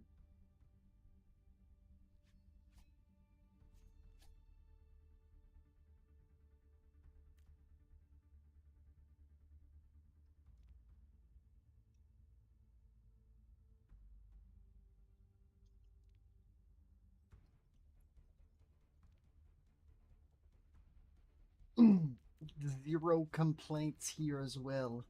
I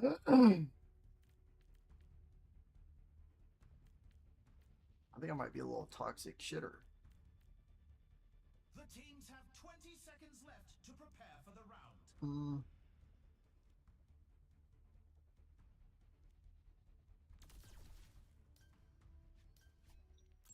Over here.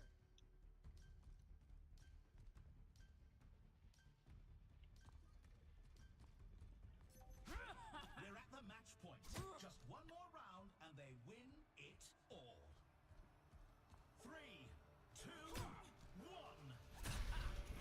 I might be down. I will take my trash cans around my house. And depending on if anyone's going to get on, because I don't know if I'm going to play ranked yet. If not, I'm 100%.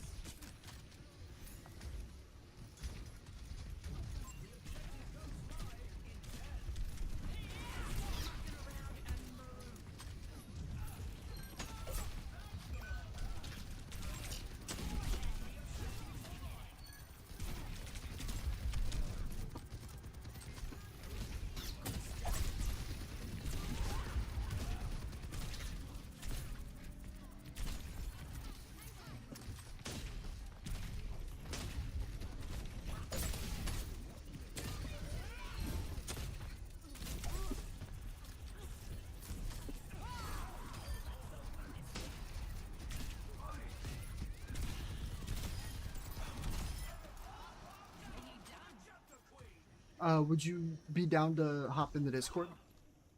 Hello there. Totally up to you on that, but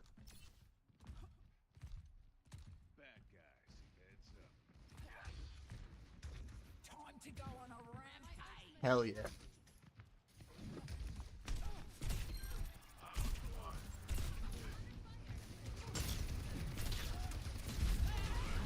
Time for a thunderstorm.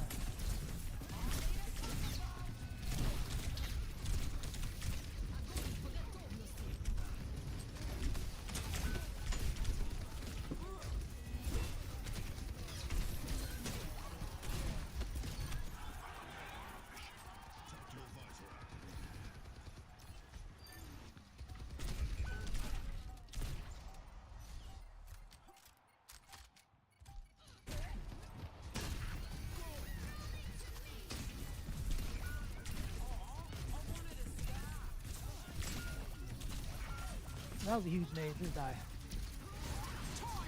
No. No! Oh, I'm you gonna got team it? wipe. Alright, stay alive, bro. I'm pulling up. Yo, you're actually crazy if you get this, bro. Dude, oh my god, I got too excited. That was so free. Oh, Back up, back up, back my up. bad, yo.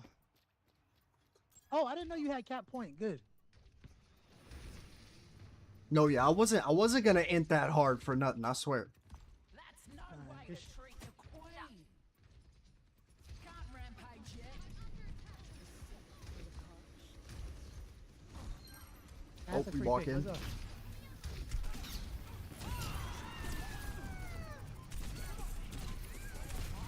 That's totally worth it. Yo, I'm my more bad, than my- happy.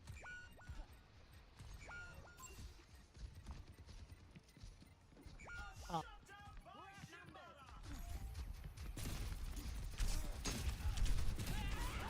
Pick up your feet, you trombone.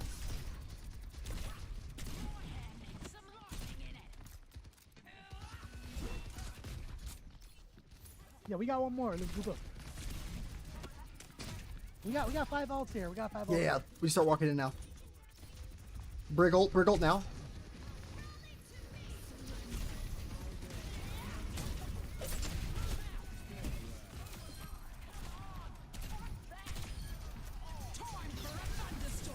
We got it back. Yeah, this character's cheating in this game mode. Nah, I've never seen a Junker cook like this, bro. Good shit. Thanks, bro. GG's, yo. Hey, you got a build code? Oh, Send it in the chat. yeah.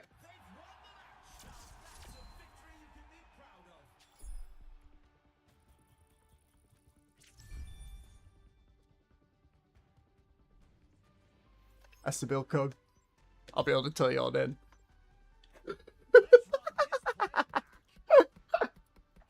Oops. If you want to type exclamation point,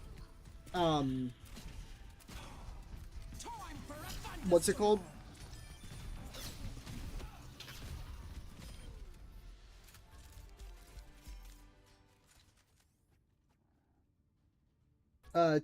Exclamation point Discord.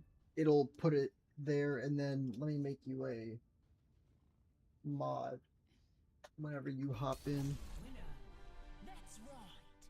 Epic.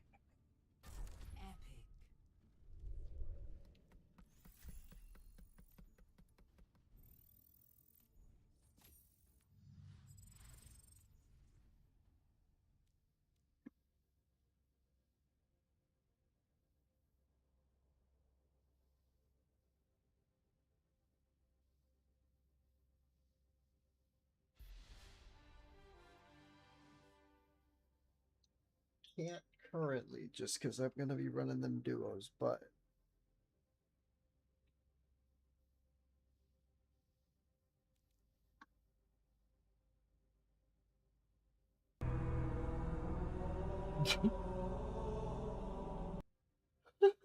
one sec.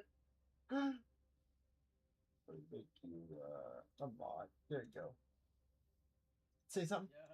There we go. Up? How you doing? How you doing? Alright, man. How are you? Doing good as hell. I don't know if you were in stream for that whole bit, but they were up on me. Like they were sweet. They were sweet, but I think literally, yeah, both of them added me. I can't mask you on this, guys. If I do, then I will literally end up playing the same people over and over. I know this, so I don't want to do that because it will actually not be fair. If I had to guess, there's not many like actual top 500 players playing this, so I don't want to make it that unfair. Yeah. Zen Games is are, godlike. hard. Dude, they are. Oh my god. Sorry, my friends at I'm a dweeb. I still play Pokemon Go, and my homies at Go Fest Chicago. Damn, no fucking way. That's sick, actually. And oh, he got a Hundo Mewtwo just now, bro. Oh, it's beautiful. Get the background of the fucking city on it. Oh, shit. Yeah, I collect retro games, so I get it. Fuck yeah. And at any point, if you don't want to be audible to stream, let me know. Because I'll get tilted as a motherfucker in this game. The only thing that saved me is knowing that I'm being my voice. That's cool with me. Trying to make sure I got everything situated. I wanted to get a mythic or a fucking skin from this shop to see if I can like fix my account from how many unlocks it had before 2, but I'm not trying to. I've been waiting for a ball skin for. That's what I'm saying. Who knows how long now? Yeah, it's been a hot minute. I don't think I would ever. I'm actually very happy he's not in it yet because I know how broken it would be, especially because they just added that's Cat. What I always thought, but like honestly, you can just throw him in there with perks, and not even any powers. Yeah. I think he'll do fine. Like that's Well, I unironically, I wasn't even referring to him, but I realized the way I was speaking there because we were just talking about him. There's no way it could have sounded like I was like alluding to somebody else.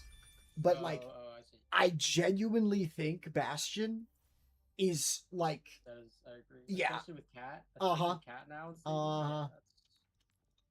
Because unless you fucking cat high noon, most. Okay, pause. What did I?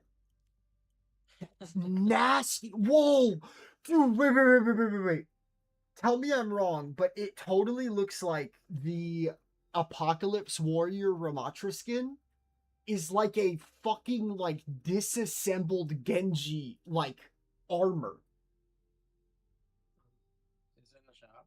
Yeah, it's the like featured top thing. If you click on it, and it'll be the first skin that gets shown. If you look at the bottom of his handle, that shit is a Genji head, or like the faceplate. Oh yeah. What the fuck? Okay, that makes that look way better in my head now. I don't know what they got going on. The Embry skin straight up is like a COD zombie skin, and coming from playing Black Ops 6 and 7, but like this is just straight up. That's just yeah. One I haven't gotten in a long time. I'll be honest. I would have told you don't until this last map came out, but I'm on around Modern Warfare 300, 4, and it's a good time. It's pretty okay right now, so we'll see. Ooh, yeah. Oh, Modern Warfare 4. Yes, I'm not an Infinity Ward guy at all anymore. I was like, hee, let's do shotgun jumps out of the map on Quarry. Like that was the extent I got to with Infinity Ward because I didn't play multiplayer. But god damn, did that trailer look good? And I love their campaigns. So I'm gonna take a dab, and then I'll get on my. That is crazy. How can you dab and play this game? Oh my god, I'd be knocked out, bro. I got the new Peak Pro, the little tiny one, and then I got the Peak Pro XXL. That's only because my ex didn't want one. So, yoink. Don't mind if I do. Yeah, we said a little Vol before some Overwatch. Yes, Dab, sir. I'd be knocked on my ass. I'll tell ya. Always show the chat. I'll like make sure everybody that's a fan of it is like intently looking at me on screen because I can't obviously show it for long. But I'm like, all right, guys, we got chocolate peaches. You guys ready? 3, 2, 1. And I'll like super quick shimmy it across screen. But I think I made it to where stream can never hear this, but I think you will never not hear this. Okay.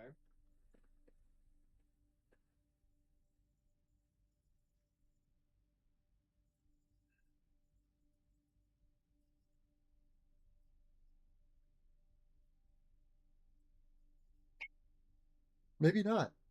Maybe I actually get the audio right for once.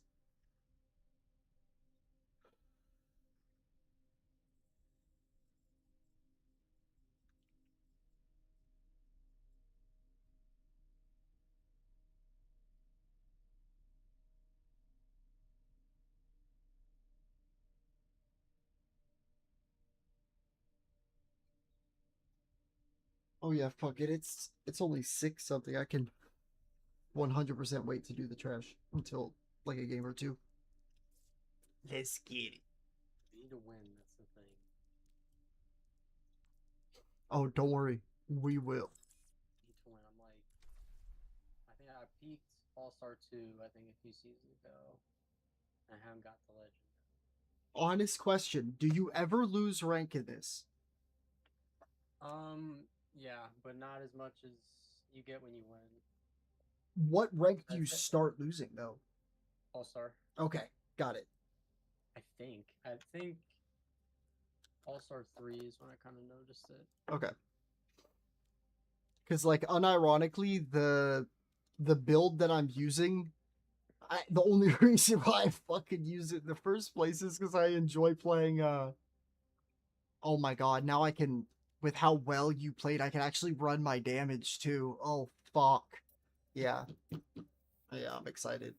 I don't remember playing Genji. Do you know who Beaver Fever is? Yeah. Oh yeah.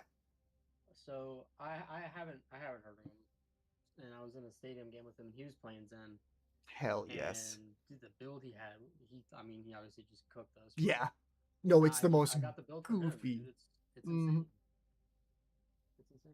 It's the same with the J Queen build that I'm running, where it's like if I don't miss headshots, and my team is willing to stand around me, and one person just so happens to want to play like Brig, or in your case Zen, a like passive heal damager, it's over. Right. I don't know how we won the game we won yesterday with the comp they had. Wait, correct me if I'm wrong. We won the Pharah shit. Yeah, it was. They had That's Pharah ridiculous. And a Ven, bro. It was crazy. No excuse. We won that. Yeah, they threw that big time. I thought we were done for. I think in the one game I played today, I hit more fucking Rampage antis than I did all that fucking however many game series. That was the one thing, dude. I felt like a bot. Our cat was disgusting. Our McCree was cooking. I forgot about our cat. Yeah. I didn't want to say it and be petty, like right off rip, but it was just like the most easy ass statement to make when like that first round happened. And he was like, sometimes you don't have to stop asking questions. It's easy to blame others. And I was like, correct me if I'm wrong, sir, but I didn't say shit to you first at all. Like, I'm 99% sure I got told, like, stop walking in and feeding or something, when he didn't realize if I did not do that, every one of their heroes had like a hit and then break LOS and get ult charge by ticking my health down. And if I'm not dinking them back at least, then I'm not healing. Right, yep. So it's bad. But dude, Genji, especially because you run Zen, like it's not a maybe. I promise you, if it ever puts us on this situation, it's over. It's over. I don't run the cheesy shit either. The like rely on a team that doesn't have like smart build sense with the fucking Iato blade bullshit. Yeah. I use the aimbot shurikens because I already am good at diving, and then I use the shitload of like my melee damage buff, lifesteal, all that. That's it. So good.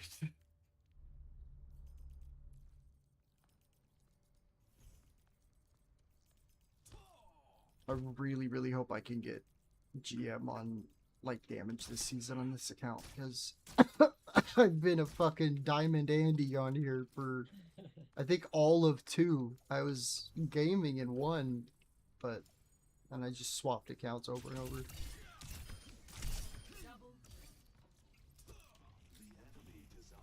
I gotta mash shift right now to tell myself, because I've literally only played zombies all day, where I have to just press shift to sprint. That is an ability now. We do not run here. Because I'm gonna fucking just dash into the ground or like yell out of nowhere as J Queen. But I think we're tight with it.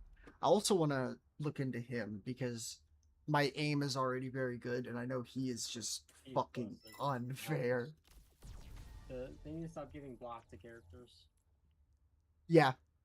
And especially his that does damage. Mm-hmm. And like knockback. When you shoot a big rock, come on. Fucking absurdity.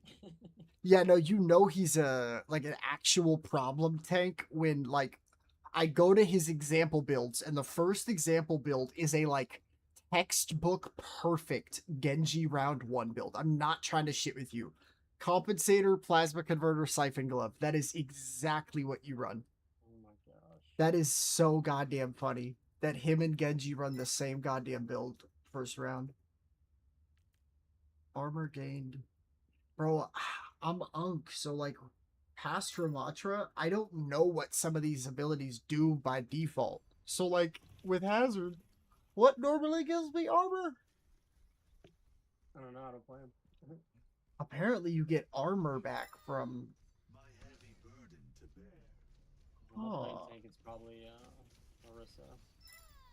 Hey, but that's a W, because that's one that if you give me a shield, get away from me. Like, I don't know what's going on. You give me a funny little ball.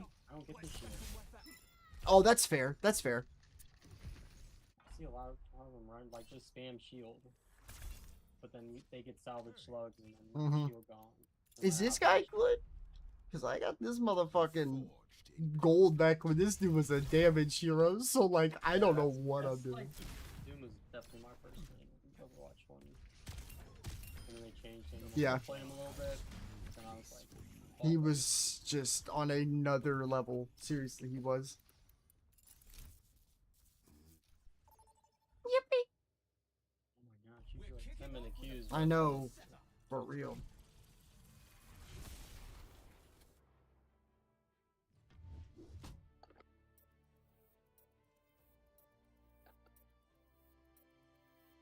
Now let's dive Oh, he having a tough spot.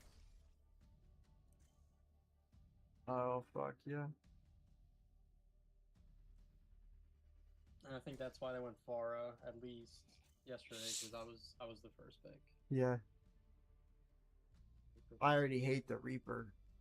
The fact that he just benefits from being a little chump by fucking DPing behind us.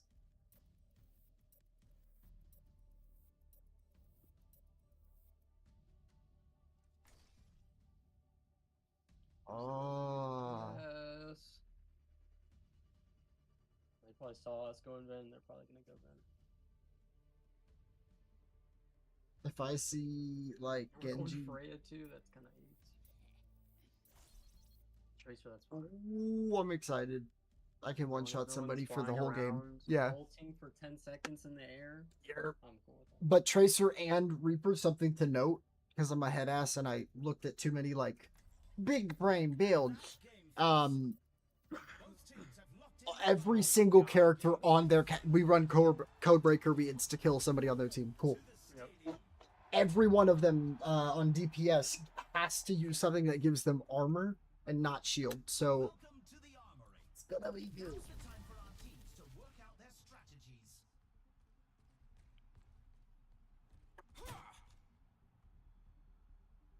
Dude, my ping in these lobbies have been so goddamn good recently. They're like, sir, welcome back. I love this shit too. Mind you, I got this skin like in the battle pass it came out. That's I the one peeped the spray. Built different type shit. I literally I have never changed the spray, I think, unless it's on a character that I used to like get recorded on. Because I didn't want like the fucking caster to go past somebody spraying the fucking Overwatch logo, but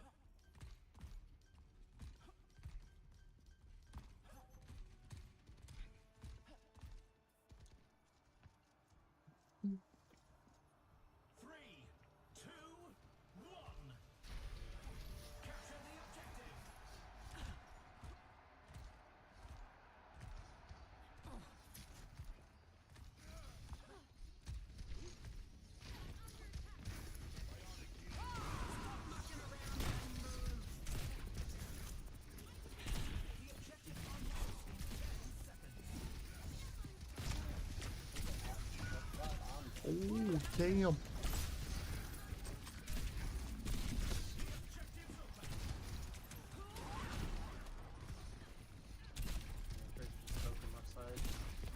I'll make sure I stay over there with you.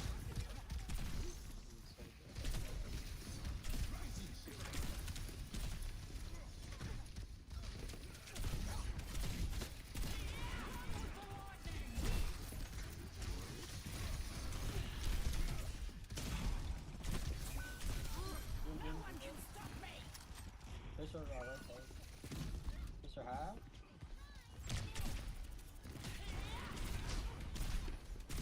You got the resi. You got the resi behind. Fuck.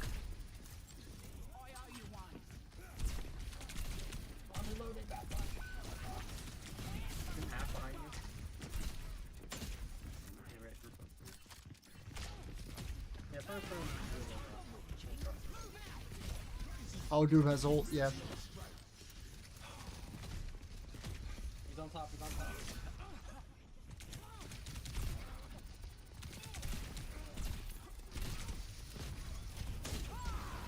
I'm gonna ult here in a sec.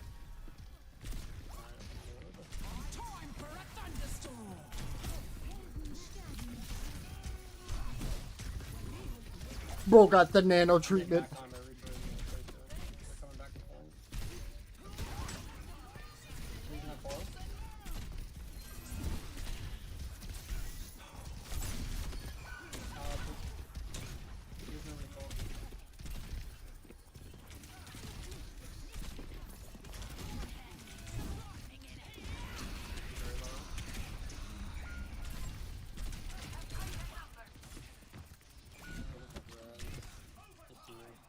It was a hot fuse. I didn't think to. Yeah, that was on me. I could have cleaned that up a little better. Alright, I got movement now. We'll get her I was gonna say normally round 1 for It's so good cool. characters is shit. Yeah.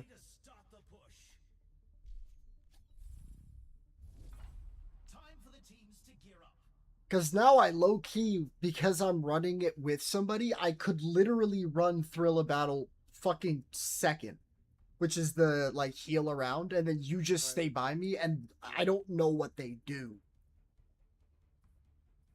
Oh, I can't decide though. Because I normally do the. Stay on the flank a little bit, because I know Tracer and Reaper Yeah. are definitely very heavy backline last round. I think if me and you both go backline, I'm not running that. I'm running the yeah. I'm running the extended crit thing where literally I can hit them with like an axe wound, which is like 65 damage, and then crit them for like a pepper across the map, and it'll keep bleeding them for 2 more seconds of that. And I need to make sure I hit that on the Reaper to just force the shit. Mm-hmm. That shit is so good.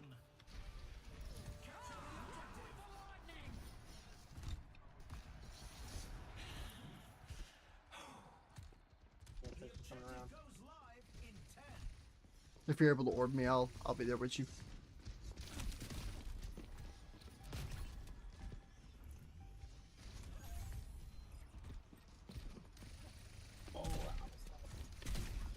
No recall.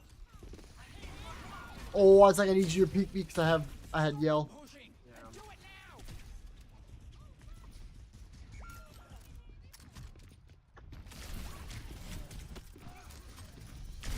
Yeah. Yeah, if we do that, you definitely gotta wait for me to catch up to you, because...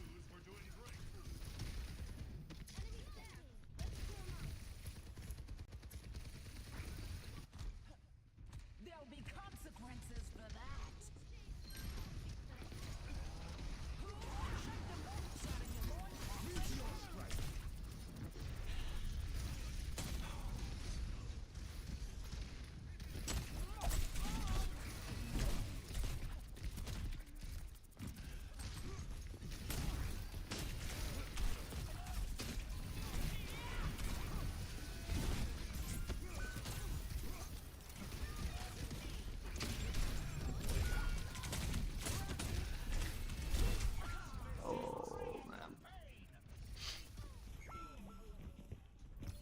How our Ven has the... Oh my lord, who's damaging a Ven too much? The score is 0-2. Quite the performance from these superstars. Up next, rev those engines. It's time for a payload. I need another damn. What tactics will the teams come up with this round?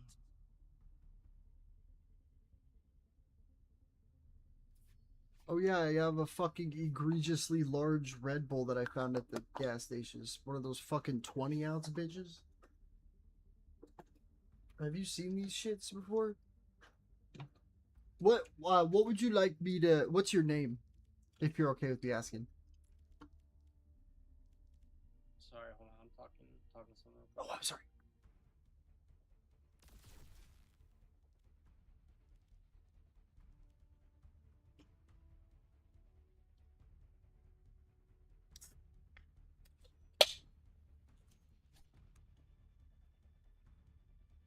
Okay, no, I don't mind. I'm go. Is ready and waiting. 20 seconds to go. Let it go then.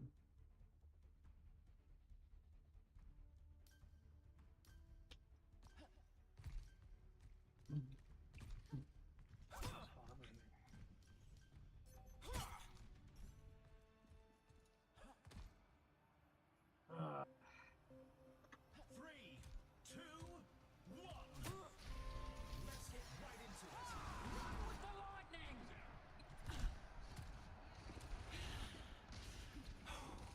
I'm gonna see what I can do about helping y'all over here. Make sure to just stick with me and then let me know who you have Discorded, because that's how I can make it money. Okay. Tracery. Right behind you.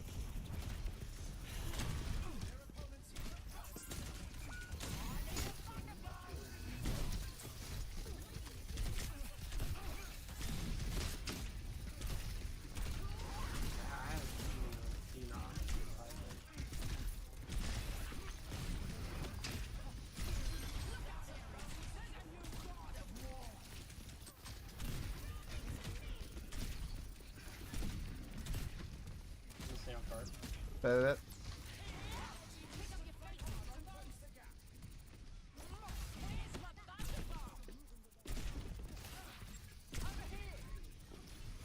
Oh, Tracer. One. Tracer Marie.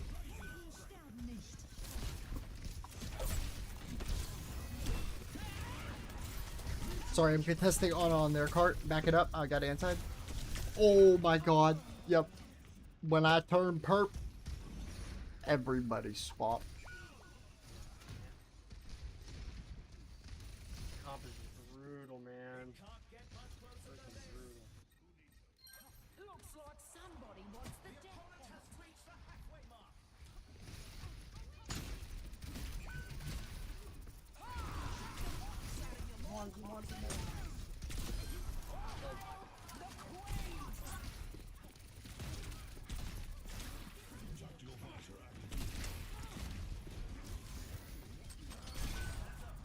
Final one. Time for a thunderstorm.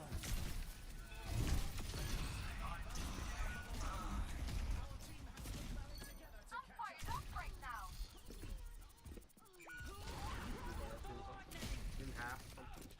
No. I fed so hard, dude. Oh no, we got our we got Jay. I got Trent coming back.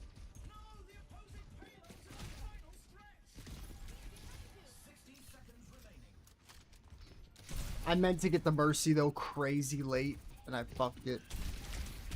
Oh, we got nice. That was perfect on your part. Holy shit.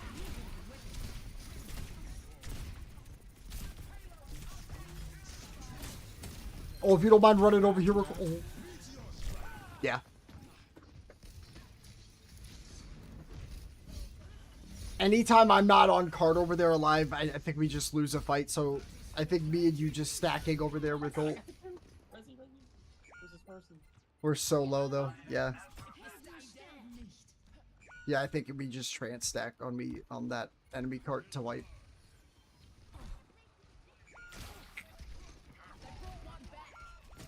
Damn, we had that.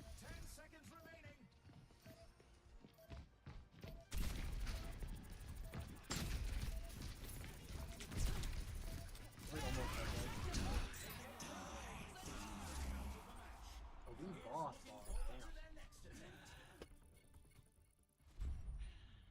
Damn. It's a warm-up, I guess. Okay, so that's not bad. So you gain 80 when you win and lose 20, so that's not that bad.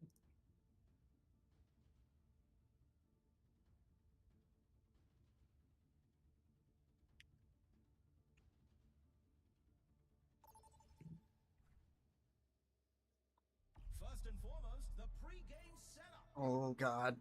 Okay, on this you absolutely have to pocket my ass, because if not, it is a Wait, okay. it's Oh, gonna be yeah, a I- faster mercy roll than that's that fine. previous shit. Yeah, I get the like line of sight perk first. Yeah, that so, shit's yeah, so broken. Yeah.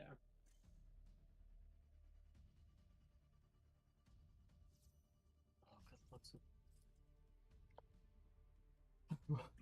I love when people think that like that is genuinely anything that a dev team is going to read in chat. And like, especially if he ends up, dude, look, see? Like, World? it's because I picked his Genji. Oh. I've never met I an get the actual one trick. Like Oh, as bro, I do it all the Genji. time. Dude, if ball gets banned in comp, I leave, bro. I just leave. And if my team That is team my ban second ball, ban I every wait- time. I wait for the cooldown to leave so everyone loses. I am 100% Diva ball ban guaranteed every time. It is what it is. It is what it is. Correct me if I'm wrong, Mr. Perk that has, just fucking do 100 extra damage to tanks because they're tanks. Like, am I wrong or is that actually what it is? And the Zarya ball? It's so good. It's so good. Is that a different perk line too? Like you could have both those? Yep, Fuck yep. you. That's what I get every time. The tank boop in the Zarya bubble. I was about to shit my pants if this dude had the fucking bundle, the premium shit bundle, and had the Vendetta skin. He's like, guys, first time vending, and then it had a fucking Vend skin on. Oh man.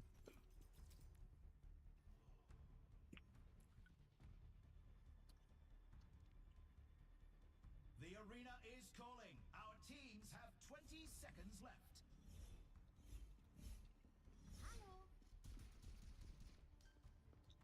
You have my thanks.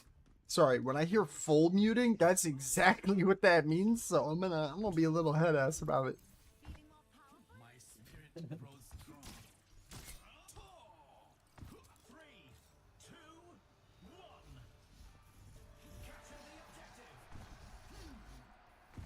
Yeah, Ben's got Mercy Pocket. Doom will live. He's Doofus, and Money you got orbs. The Doomfist getting the little babysit treatment. Oh, this is about to be great. I'm on the other side. Yep. Yep. $1.50. I'm like, I dare you to peek him without recalling. I dare you. Tell me who you have Discord on. I got you. Zarya. Back in No it. bubbles, no bubbles. Oh my god, I don't have jump. Oh shit. Oh, I should have backed because I have my gadget for it completely on me.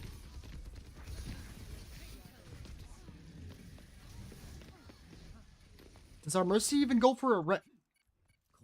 Hey, if you like, wanna fight, I don't care. yeah, no fair. Okay, guys, we're winning the fight, but we're not capping.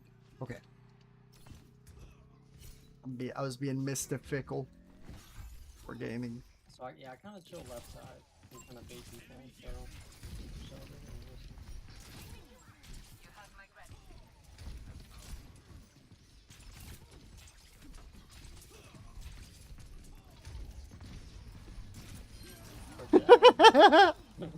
Done. I'm coming. No recall.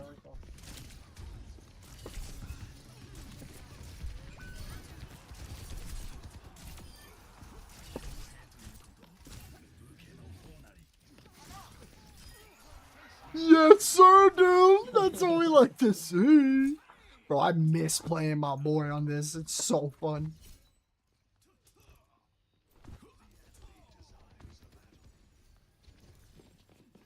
Use one bubble. Oh, soldier. Yep, soldier. Pressure Discord. I want to be quick here. Pressure low, no recall. Backing. If you see Tracer again, I'll let you, right there. If you Right can side, pick. right side. Oh, Brick coming in. Soldier. He's low. I got bubbles. That was a feed blade on me. That was the most monumental That's what we blade. call- That's what we call more content, chat. It is. It literally is. Longer game, baby. More comp points. Exactly.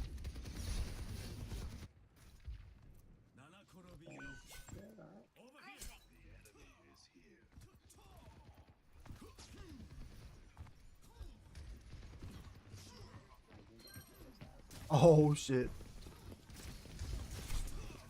How did that no reg? Are you serious? It made the melee noise.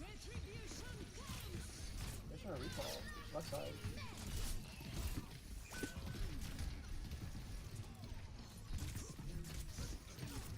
Big low, nice.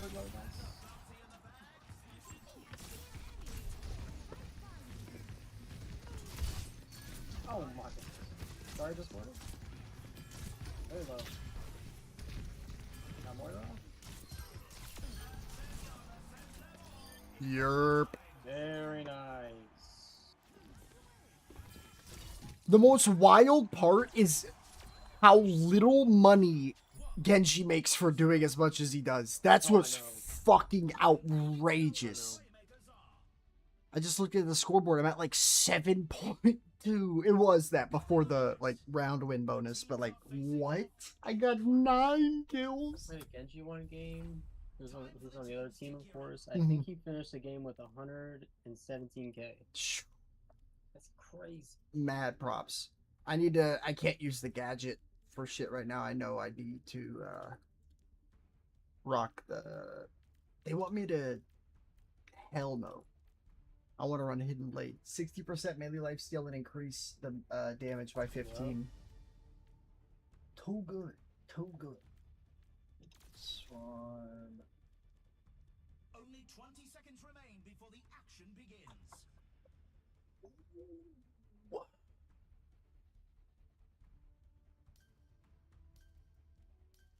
Nah. I like that.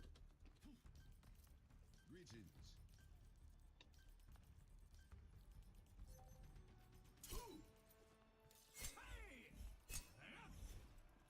I don't think they could have brought out a better mythic. Now, I'm obviously a biased piece of shit, but...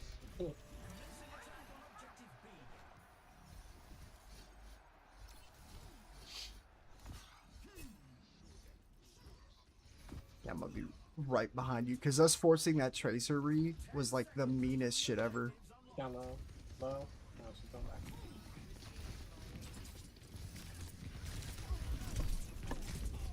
Sorry, Absolute. Tracer behind still. Oh, soldier on the left. Backing up. Oh, if you could re-orb me, I'm coming to you. Tracer to re. Got you with the orb in seconds. You're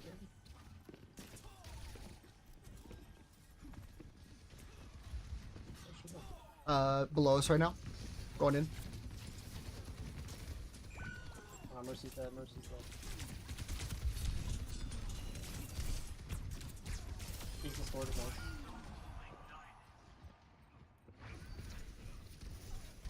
More than fade on me. Ah, Tracer down me at top still.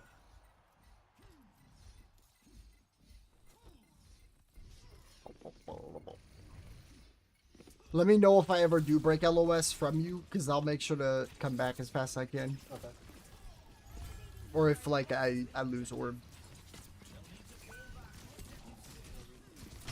She was trying to get a trade pick with me up there, because she, like, clanked with the Brig, but... Oh, wait, soldier?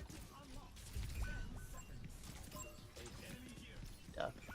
No way. Oh, back in.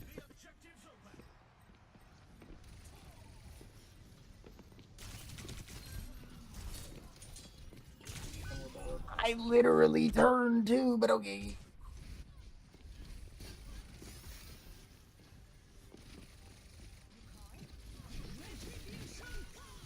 Oh, break ball. Oh my god. Oh, Zarya got hungry. Zarya very low. No, we're all dead. Just Doom, I think. Oh, shit. I'm trying.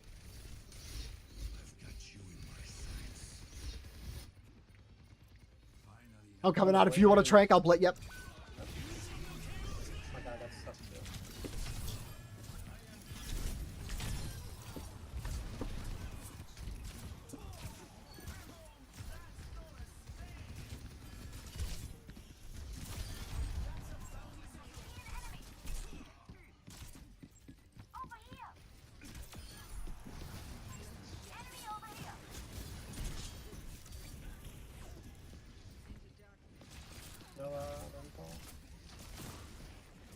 What? She got another one? I need heals. I need heals.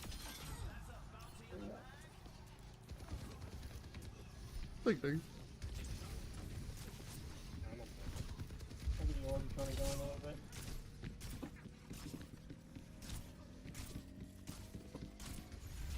bit. This soldier's pissing me off so much.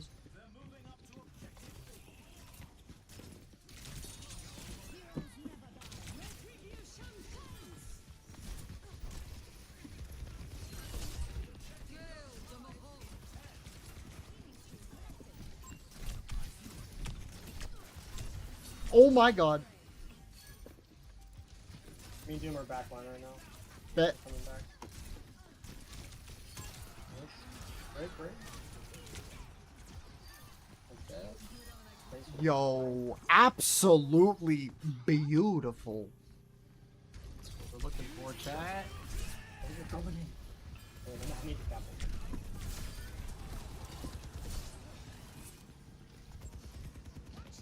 And that's the perfect thing we have to force. Make sure Moira not. Yep, there it is.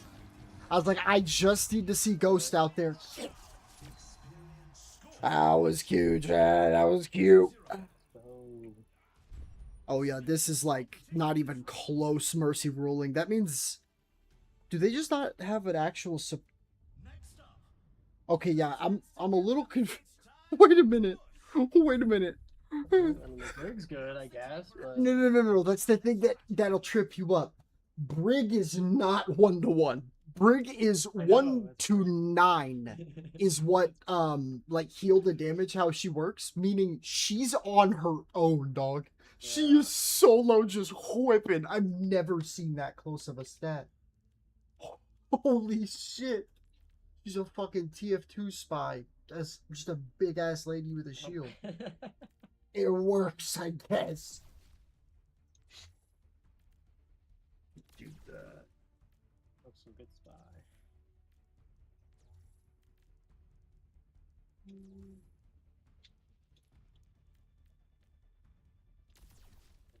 Only 20 seconds remain before the action begins.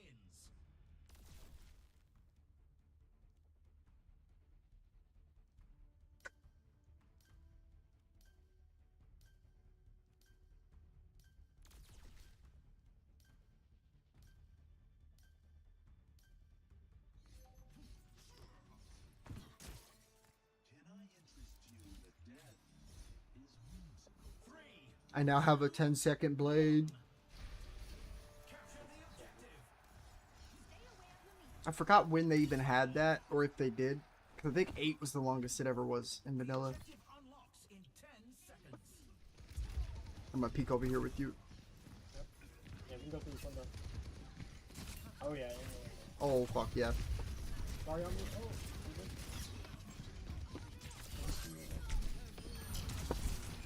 I'll take that. I'll take that dash in any day. Oh, and our Mercy's insane. Help our Mercy out though from the treasure.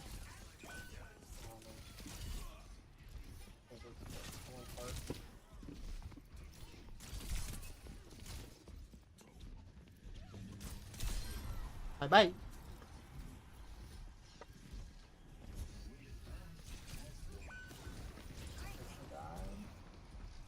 Yeah, that's a ugly spot. Okay, we'll be back. Bye bye.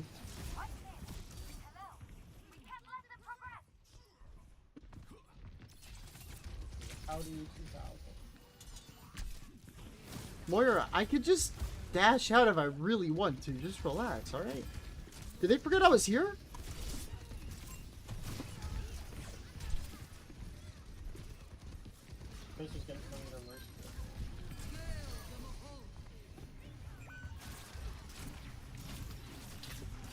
Oh my god, it was just on me. The Zarya and the fucking Moira. That was some damage.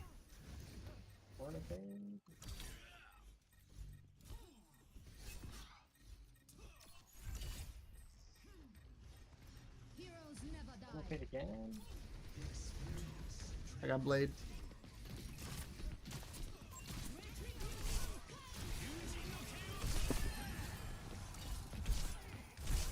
I knew it. I should have tried to reflect that. Oh my god, why are you running in after just me? We have a vent. That's not necessarily covering that, so I don't blame you. Don't mind.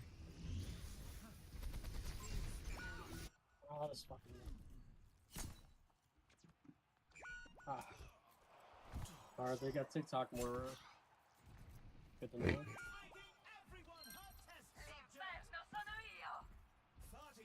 I don't know what we have as a Ven, but she's there.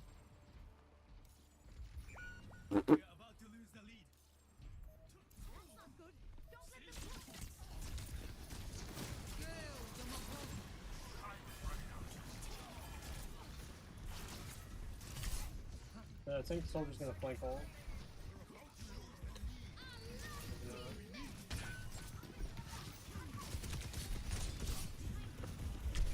Bro, I'm doing everything on this earth to contest. I don't know what our Doom's doing. He's just mitigating with his hand.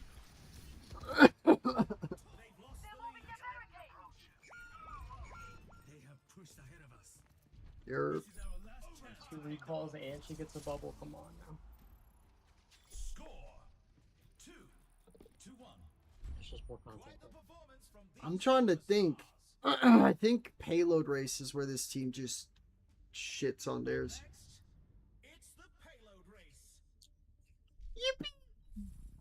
That's it. The teams are gearing up. Every choice is crucial. The teams are gearing up, bro. Takes about 45 seconds for this shit to heat. Don't worry.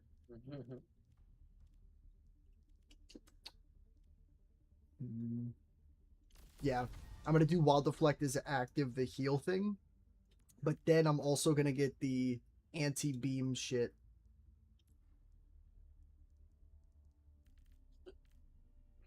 Where is that?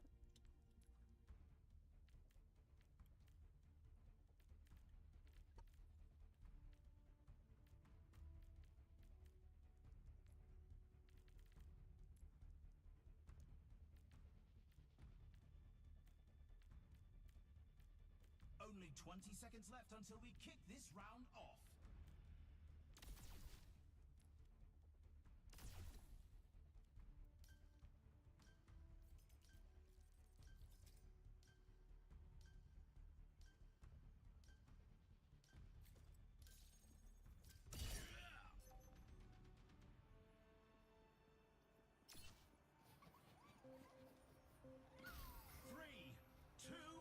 When you flank around right side? Yep. See what can make happen. I want guns over there too. Okay, yeah, go with that. I honestly, I like staying card on this too much. Especially when there's a cocky tracer up here.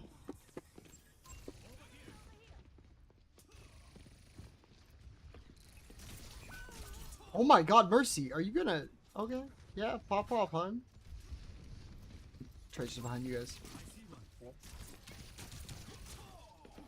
If I can get orb real quick, then dang it. Oh my god, the bubble she's won and she's got her recall. Oh my goodness.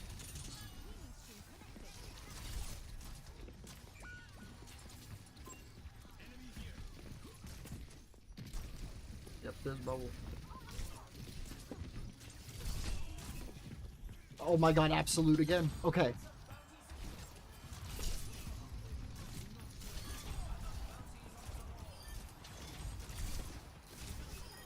You're... Okay, I have the build set up right where I could just melee crunch.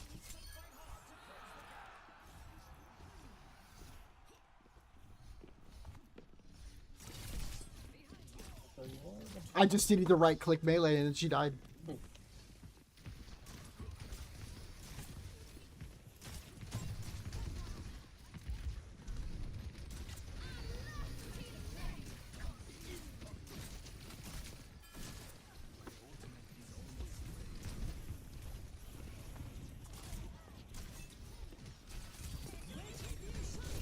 Tracer dead. Soldier to your right. Yep, he's half. Discord it. I'm chasing. You already know. Oh, it's already discorded? Half?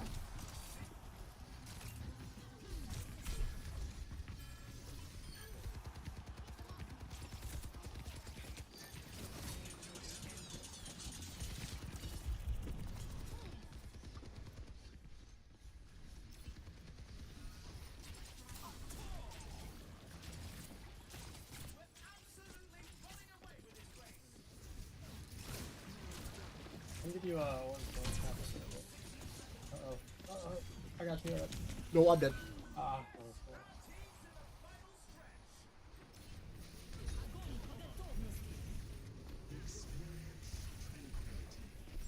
Big.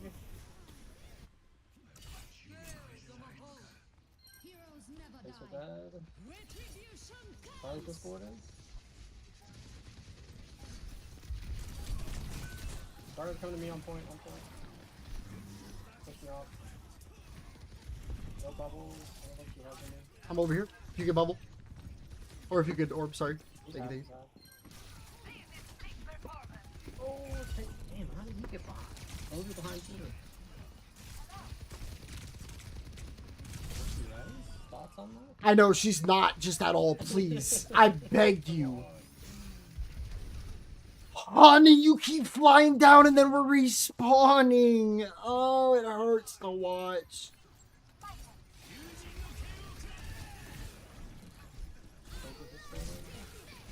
No focus break on point. Nice.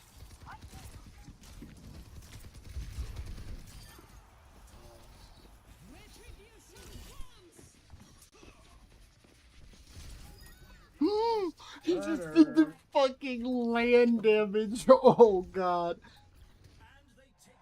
Back to a simpler time. The fucking icon wall shit.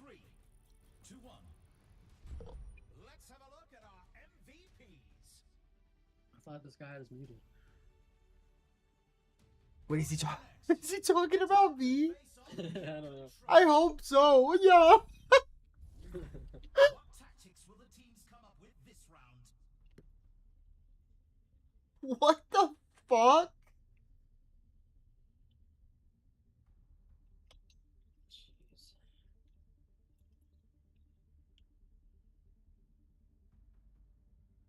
I was gonna say legal suit will follow.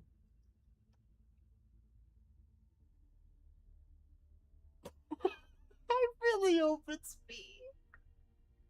I want to know this guy has like the. Have you seen the bootleg Atlantic skin for Genji?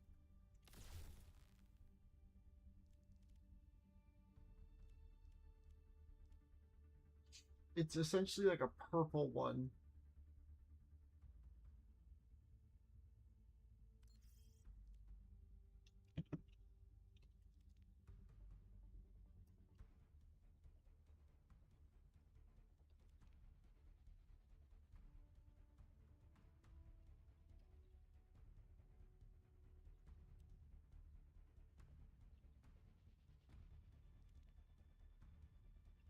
The teams have 20 seconds left to prepare for the round.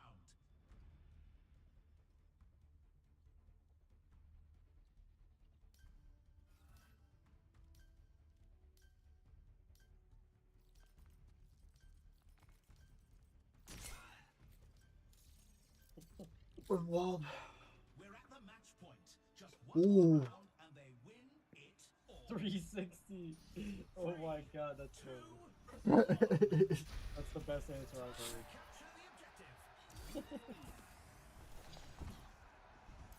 Pro still doesn't know what full mute means, and I got XD. I got XD, dude. This is terrible.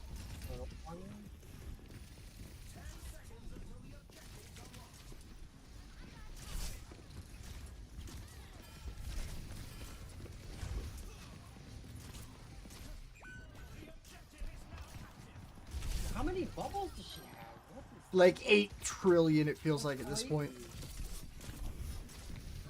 just captain.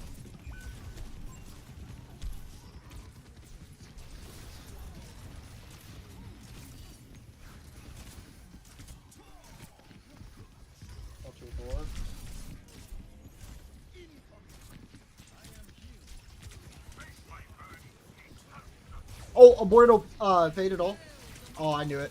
That's why. Yeah. First, get the res. Get the res while I got this. Just get this point if you can with it. Oh shit. Oh my god, I'm dipping out. Fuck that.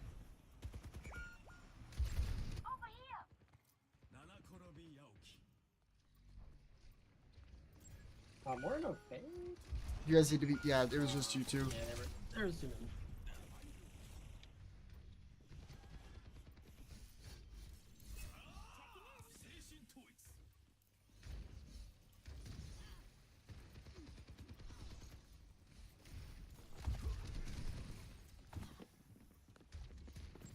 I'm gonna go with Ben right side. I need orb, please. Oh god. I'm coming.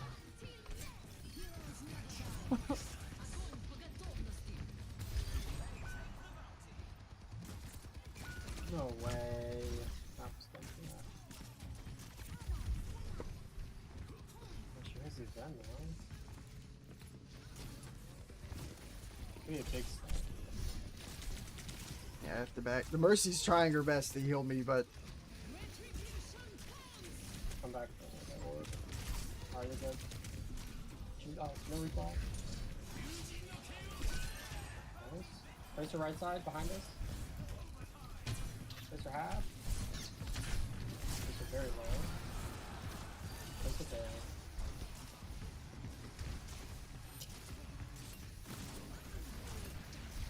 They're very low, very low. huge. Huge, huge, huge.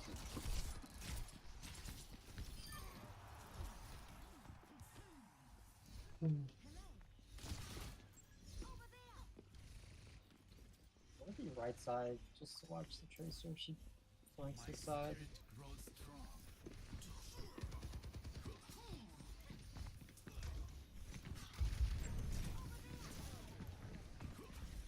Tracer flanking. I'm gonna try to reflect grab.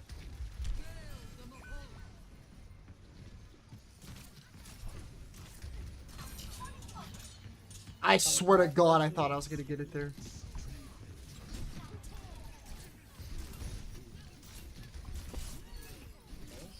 Point. More one. Ah, that sucked. Are you good? We're dead.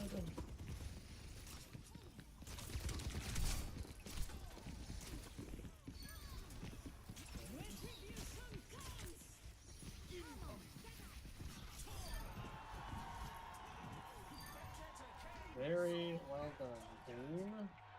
Nice noise.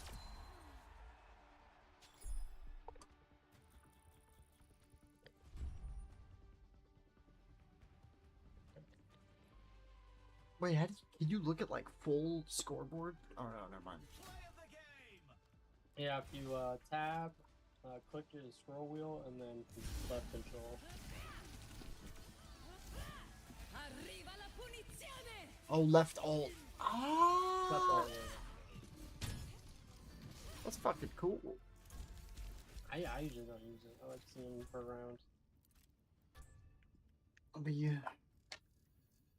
Nice. So quick, set this up, and then I'm gonna BRB to run the trash around. Make sure nobody's. Yeah, I think it's smoky time, anyways.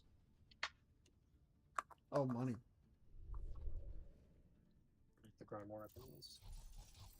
Hey, I got all-star. Welcome. First time. I am now halfway through All-Star World. I got the loot boxes over both. Give me what's inside. Jade Totem. Oh, why the fuck did I get 2 things for Symmetra? That is not what that is. That is the fucking portal shoe. I'm putting that bitch on. That's the literal, the aperture science, like ankle weight calibration. Like, that's all that is. Y'all can't fucking trick me. No siree. Are we a little bit in TM? No, we're fucking careening, man. I don't like that. I don't like that. GM? Oh my goodness. This is the alt. Hold up. I've like semi-hid favorites. Some of these are like gone. Like this Nick, we don't talk about them. I have a lot more, but this isn't me. This was mine. This was mine. This is me. This is me. This is me. I don't know where my Buck Bumble account is, but no, yeah, this is how I got through college, I made a man out of boosted really bad people, and then laughed and watched them literally like it. Back then too, I don't know if you knew how like it worked. If you were just over diamond, you legit had to play 7 games a week, or else your rank would go down by 50 SR a day. And remember. oh, some of these motherfuckers that didn't know that would get an account that was right at 4K. They're like, I'll get on it when I can. I'm like, I want to let you know. Got you a fresh 2-day head start. I felt nice. I didn't have to give them any. Still bonkers how much motherfuckers pay for that. I think that's the wildest part. But I am blessed. So I'm gonna BRB. Run. Yeah, I'm chilling. So whenever you're back, we can run it. Hell yeah. Dude, 5,700 more score till top 500 on tank. Say less. Dude, that's so far though. Yeah, it's not 10,000 score on damage. I think I have like 7K more to go to get top 500, and I'm already almost legend. Like that's insane. I mean, dude, you want to talk about insane? Open queue, like how much more popular open queue ranks got. I cannot imagine playing this game mode at a low rank because it's probably ego degen sim where like 4 people play DPS. Yeah. I shit you not. These are some of the most like I got like legitimate medically diagnosed PTSD from a game, and it was this. Well, the first game, because when I competed, I only played Genji, and I would always get benched if I didn't. Meaning, if I played Genji on this account in ranked, and I was at any rank, and I did not play perfect because I beat people that they liked. I fucking whooped Sugar Free's ass. I have a lot of clips with Cafe and his whole team. If you know Cafe, like way back another Tracer, his whole team, confident as a motherfucker. My most popular clip on my channel, like in terms of like what I'm proud of, he's asking them all to reset, and you just see it up in the top left. Nick Steve Genji, Winston dead. Nick Steve Genji, Moira dead. Nick Steve Genji, fucking like 2 other of his teammates are, and he's just getting more and more mad. Oh, and one hit kill Ultima Wet in a scrim. That was like a high profile scrim. It was he had used recall Gibraltar, and I heard it was to my back left, and in one motion I do a flick right click melee, and it gives you the white, meaning all the dinks hit and the white killed. Oh my, I was quite filthy. Yeah, I think that's it. I think in order to play Genji, you have to hit dabs. No, legit, yeah. That's why I can't play Genji. Dude, he's legit like stupid shotgun guy. I think that's why I like stupid shotgun girl, dude. She might as well be there. Like, I need to, with how well we can run in, I think if I run that, I don't know if you were the one that recommended it or someone else, that soaring axe thingy. Yes, I should try it. I need to. When I get back from doing what I was going to do, I'm going to put us into training room and just see what that's like. Okay. Yeah, that's fine. Because that shit sounds sick, and I need to test it just a little. Fun. I'll be right back. Y'all don't go nowhere. Yep. Wow.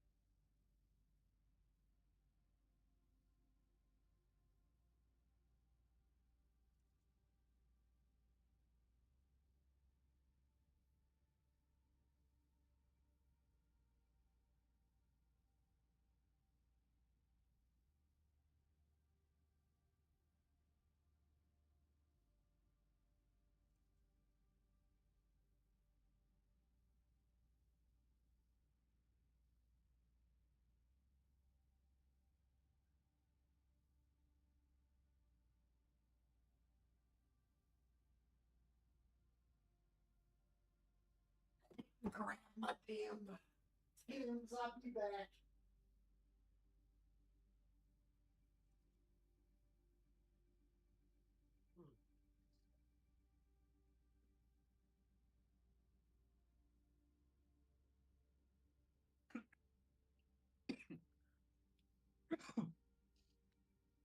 Oof.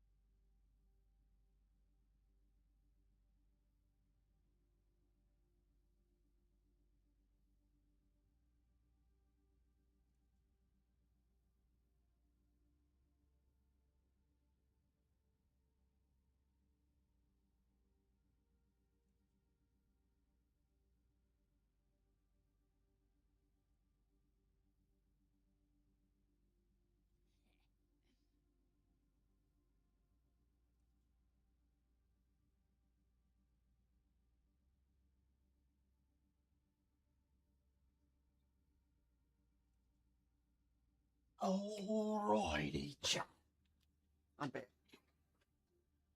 Okay, I beat you back. Ah, fucking oh, I need to make sure I still have my. I love how it looks like I'm just staring at the fucking camera whenever I look at the monitor. Or my secondary one, I'm like, hi. Yes, okay, I have 17 days on it.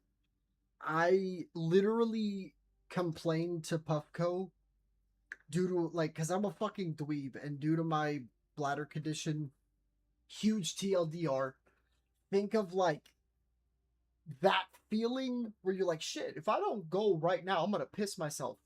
Imagine that couldn't, and I'm not, let me rephrase that. You're over 18, right? Because I don't want to say this kind of stuff. Yes.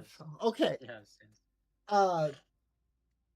It's that on steroids, because anything past like 2 hours, and I basically need like one of those fucking sound chambers to like use the restroom.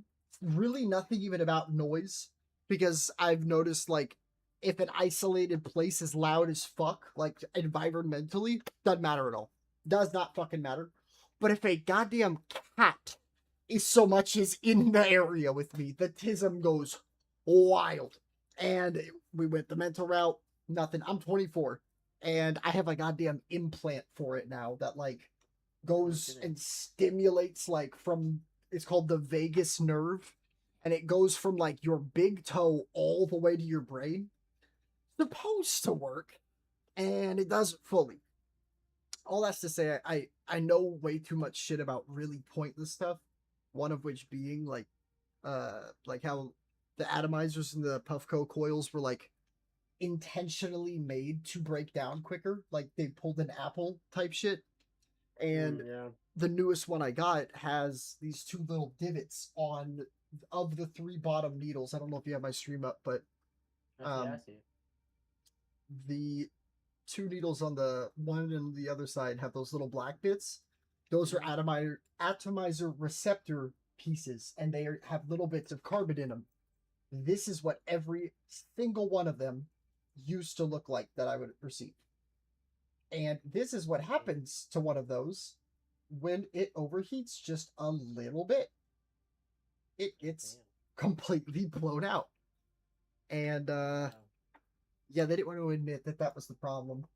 And then every time I've gotten a new one back, even though their atomizer warranty's 30 days, I got a 90-day shipping label that I have 17 days on, and they said just email them if I don't have the time to get to it for another one. So like they know that I know some shit, and I told them if I don't get one with those little receptor bits on the bottom, because I've taken them out before, and I'm the only person they've respected and not been like, you've tampered with our product. Like, motherfucker knows our product a little bit too much for us to be saying that. Let's get it. I don't trust the queue, so I'll always go in. Let's get the dopamine flowing real quick. Let's be an absolute degen on this account, folks. Oh lordy. Bro, the fact some mythics, huh? Just like looking at that amount makes me like how and why? I think I'm just changing the color of my fucking J Queen. That's about it. There ain't not a chance on this earth I'm spending more than 24 bones. Like, I wanted a spinny cast gun, fuckers, and I'm just not allowed the good thing. Okay, whatever. Whatever.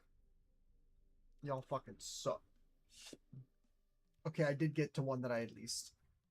Oh, I did. I got Max. Nice.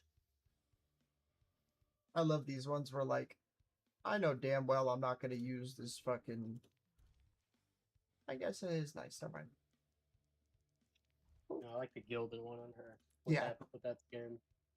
I'm biased as fuck. And, like, I remember I actually have a fun game just for a little bit of reference. Chat knows a little bit more about this, but most of them are probably eating right now. Because, thank you, Twitch specifically. The amount of views on last stream yesterday was like 90 something total, and like that's a lot more than I normally get on Twitch. YouTube and TikTok are normally the ones that pop out, but let's see. So when I competed, they gave me exactly, I think it was 2,600 Overwatch League coins. Mm-hmm. And that was enough to essentially buy a team skin, like one team for every character that was in the game. Right. But you could also just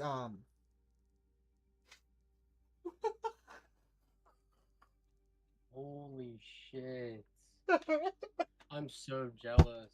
I wanted to do that for Ball, but they don't have the things anymore. Speaking of Ball, I was about to say, if it is a pre-Ramatra character, this account was valued at over redacted amount. I genuinely, let me see if I can, I can tab over to Discord and message you.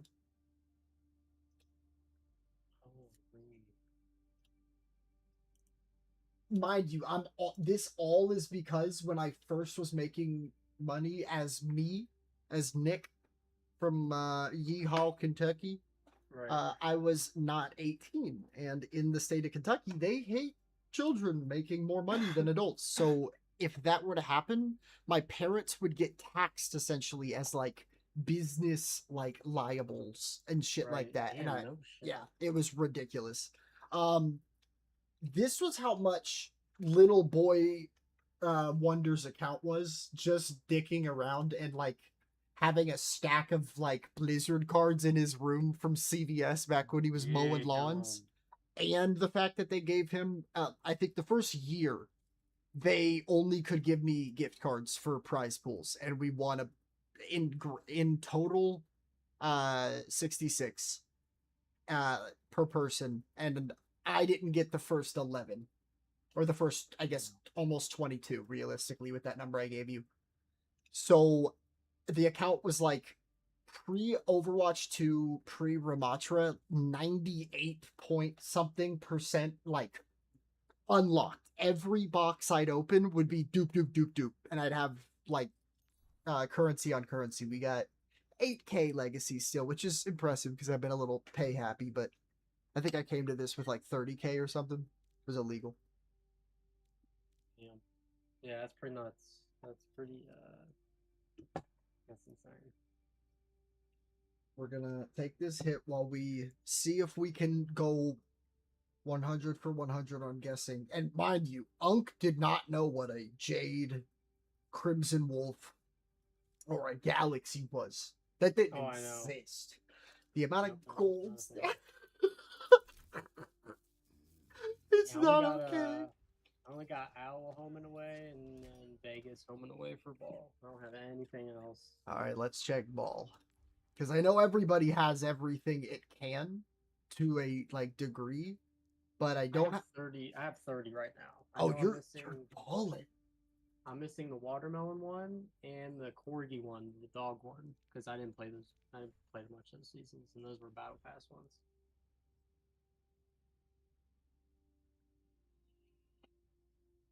Wait, do you have this one? Of course. Of course. Okay, I was like, this is probably my favorite scene. I don't know why I don't have this on. Never mind, he's so dapper. Dude, that with Jade is so funny. That sounds insane, yeah. Yeah, because I got Galaxy him on my ult. I still don't have anything on him. Genji. Oh yeah, that amount of skins goes to 60 of 62. That's crazy. Genji has like 90 something. I think. Yeah. Wait, who does? Kiri. Yep, you're right. It's not even a day one character. I think that was the last character that like, because I tried to get a either full account one tricked up or like one way or another I would try to get a GM like level new character so I could always run it if I play with a streamer. Still, some of the best moments ever are my Junkrat and fucking ML7 on one of his ults just bullying the shit out of Brandito, the old Doomfist guy. Oh my fucking god. That was back when you could just throw a bear trap midair at somebody and that shit would just like grapple, pull them to the ground. He would like sleep him during my fucking thing and be just teabagging him a bunch. It was so mean. I loved it. All right, folks. If you're ready, I'm ready.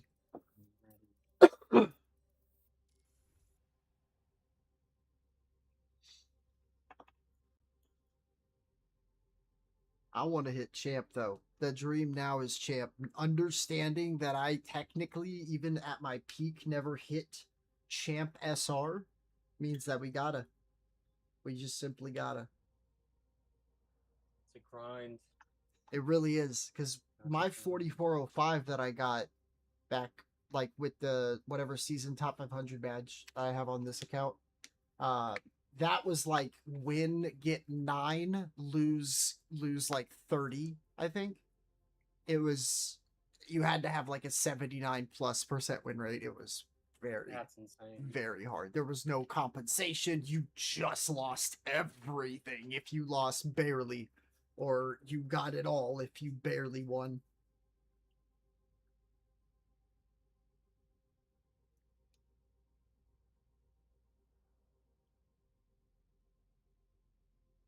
Oh, wait. Let me peep that J Queen thing.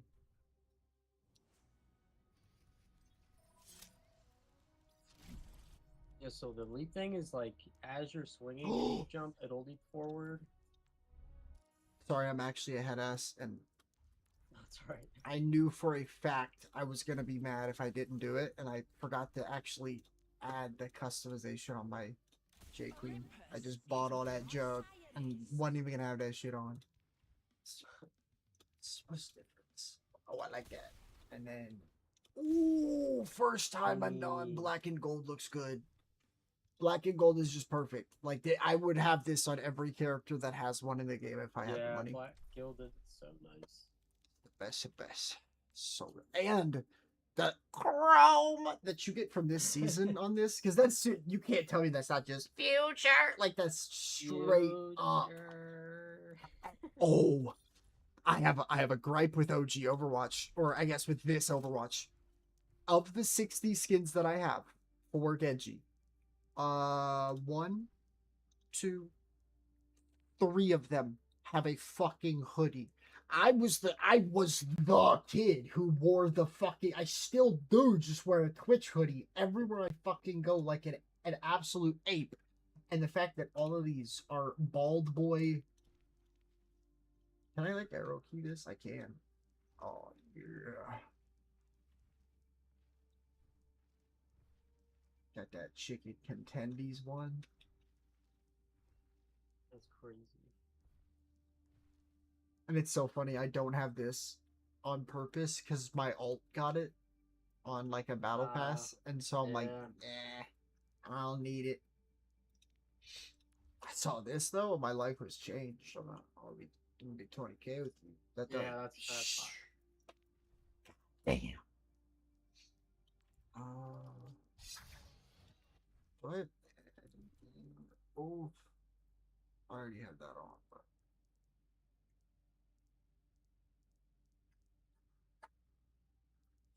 Gummy Hog's on, right? God bless. God fucking bless. If Gummy Hog wasn't on, we'd have an issue.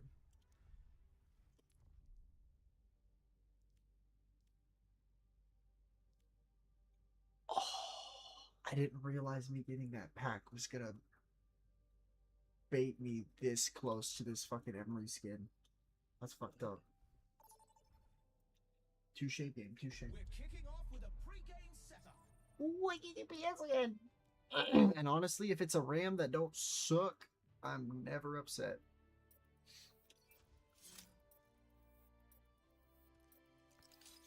Now let's dive into I think Genji's just fucking top tier in this mode, by the way. Like, I remember about half the time when we were, like, finally up damage-wise. I don't think I played aggressive enough when I thought I was, like, overly suffocating. And it's only because I'm used to the tempo of, like, 5v5 or 6v6. Yeah. And it feels weird how disrespectfully aggressive I can get. Oh, dude. Flanking on Zen, like at lower ranks, it's the most fun ever. But like once you get like kind of up here, it's just like, okay, people kind of know what they're doing. Like this could literally be the same fucking tracer. This is, I mean, we keep getting tracers. Yeah, well, it was the same tracer 2 games in a row, dead ass. Oh, I don't. was it really? Yeah, I don't know if it's the same again, but I only knew that because she had Galaxy something both times, and it was like super obvious.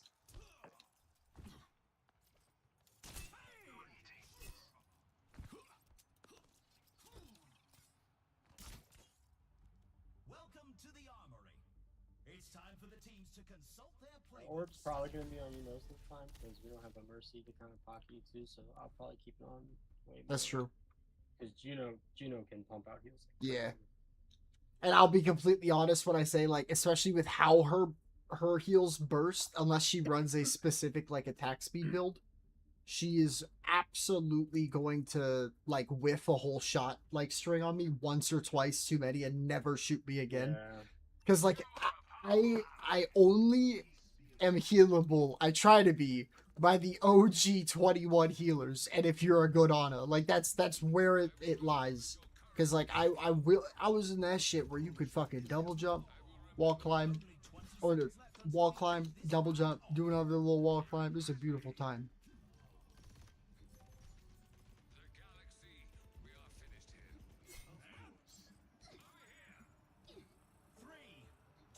is not wanting to go over. Please no. Nope, I'm not going. I don't care. What? I've never seen that. It's a terrible idea. You just get booped off. Yeah. Horrible idea. Wow, that's bad. I got like, I think I got a double kill once with a 6-3 in his bowl. And I just pushed him off the platform. Yeah. Tracer low as hell. She's warm. Oh, McCree's coming in hot. The gunslinger. We reset the fight. Wow. Okay, that was actually very clean. I won't lie. I didn't know we were gonna have some cast diff going on with a pocket too. I think that's what makes it the biggest bitch, low key.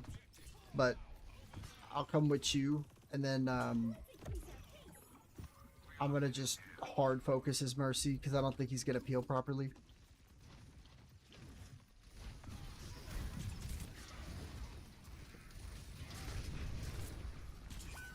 Oh.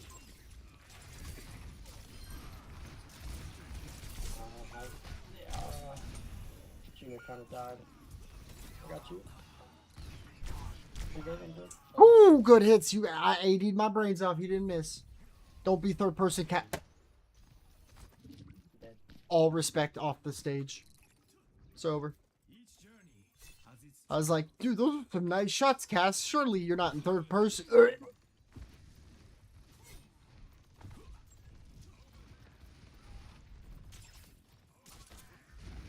What's on you?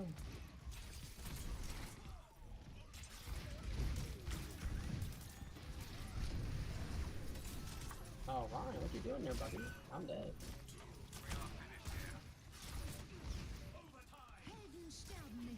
This is a little rough, but It's just the beginning and yeah, map and shit. Definitely winnable. yeah.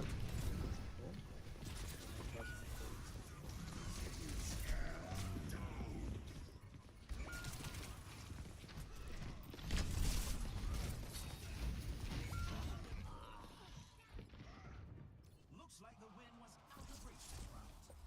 The score is 0-2. Looks like I'm drinking from a fucking Duracell. That's beautiful. Next up, who's ready to start the push? The teams are gearing up. Every A little bit better of a map. We got a little movement now. Yeah, I like this map a lot.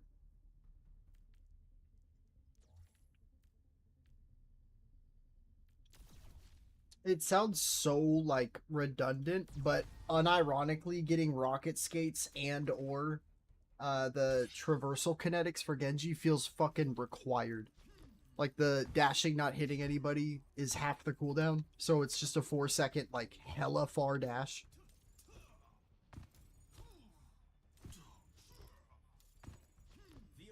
Some good stuff. 20 seconds to go.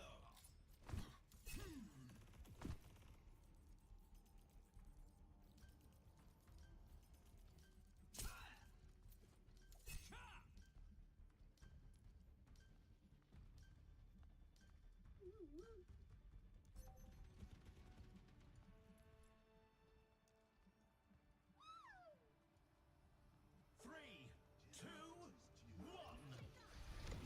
Capture the objective.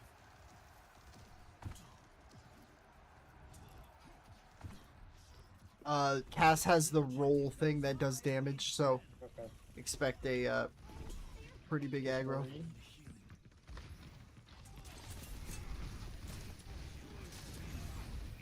Yep, I got what I need there.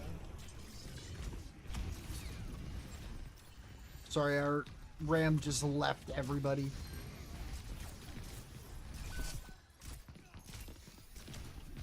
Oh no, don't tell me I died to that, dude. Our fucking Juno. Oh man. That was all our Juno, bro. That's crazy work. She just kept walking in on a Cass. I was so confused.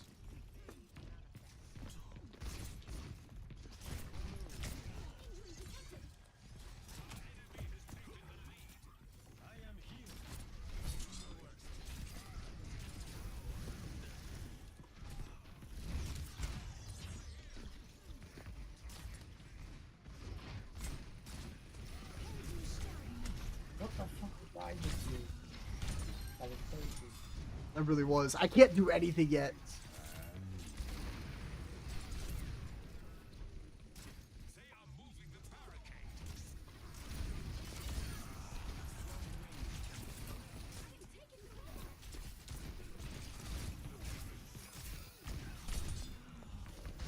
This cast has like the most fortunate timing on aim I've ever seen.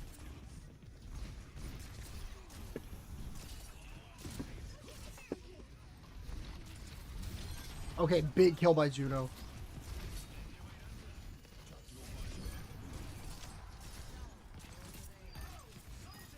Oh, Cass, who we got now? Oh, yeah. Hold, hold.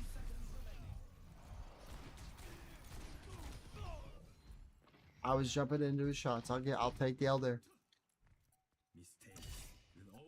Because that first jump was that classic. On my double jump, my head just goes below me, and that's where he was shooting, so... I get dink. I'm coming back with Blade right now. I got Ryan. Ryan dead. That's a good pick. Oh, we got it back. I know our soldier's done.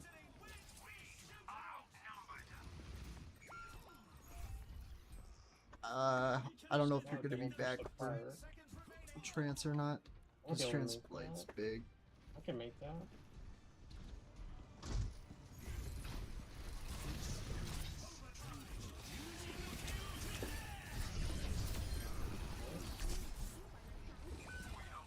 Damn.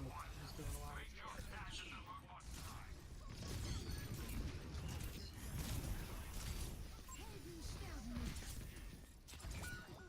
Yeah, this cap.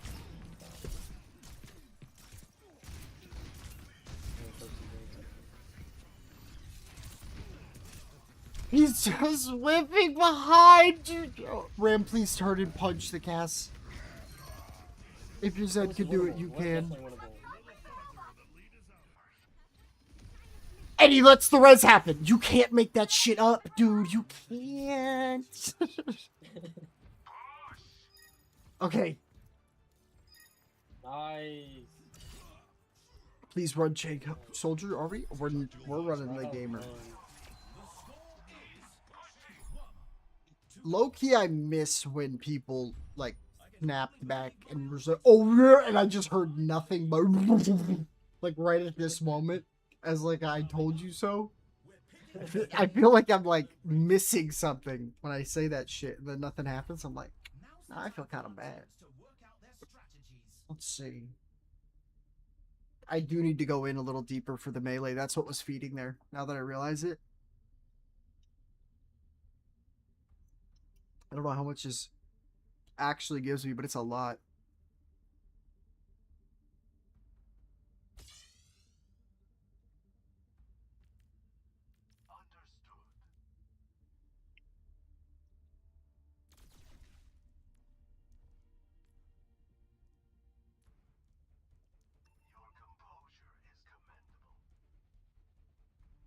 Nick, what's up? Yo, what's good, Trin? How you doing, Go?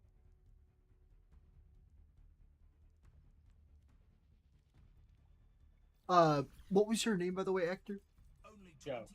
Joe, bet. Are you into Resident Evil at all? Into Resident Evil? I am not personally, but I heard that goodies were... I was gonna ask you that too. Yeah, no, I don't know. What happened at the summer game? Resident Evil Veronica, new Resident Evil coming out. Oh, remake of the old one. Shit. Capcom is Code killing Veronica it right remake now. got announced today. That sounds amazing. Yeah. Want the right side? Yeah. I would say we actually no. With this team, I think we have to stay. We have to stay together just because they have a pocket. Now that I think about. Oh shit. Face it, are we? That's yeah. That's unlucky.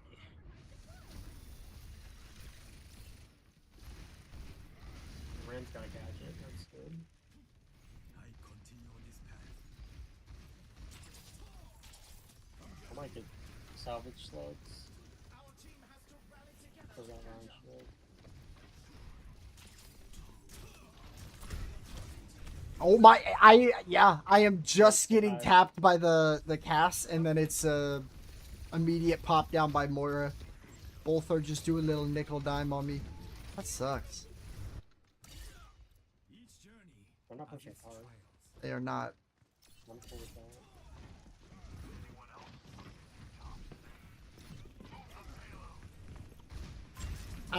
I'm getting camped by cast. I'm trying to go to point, but I think I'm gonna die again. Oh god.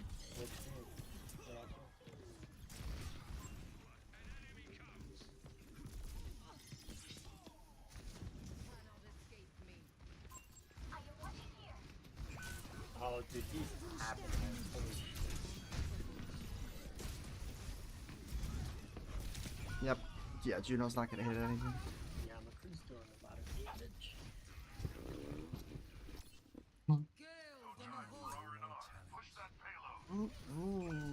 Dude, this round. He solo shatters me.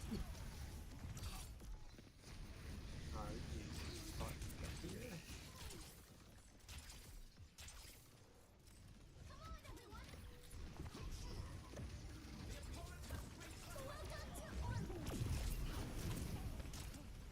One of fade, backline.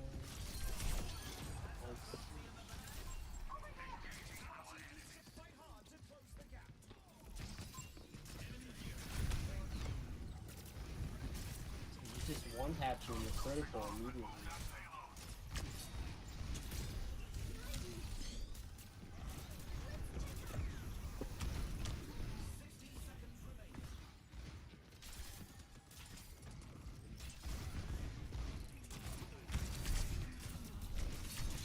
Oh shit! I need orb. Oh god. I think we genuinely just need to keep Discord focusing that pocket. I think we golden. That sucks. He just has a lineup for high noon Dude, now. this ride. I'm gonna lose my mind. He's just getting charge kills.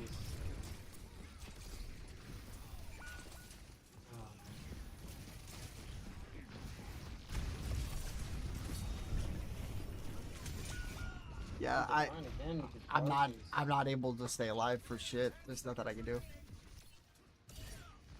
I definitely think with this build lineup I cannot run Genji because I don't have enough sustainability. Way too aggressive. Quite the performance from these superstars. Oh. Coming up next, it's time for Clash. What tactics will the teams come up with this round?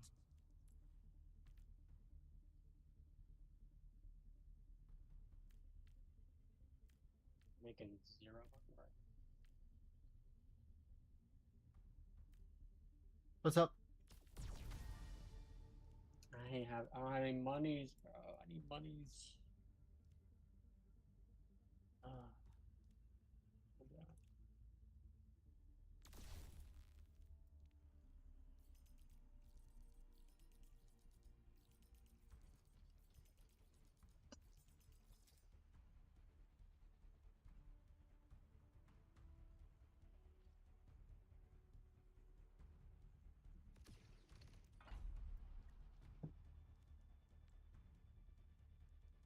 Only 20 seconds remain before the action begins.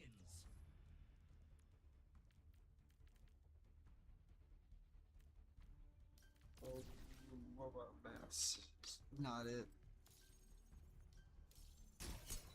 This will probably be my last.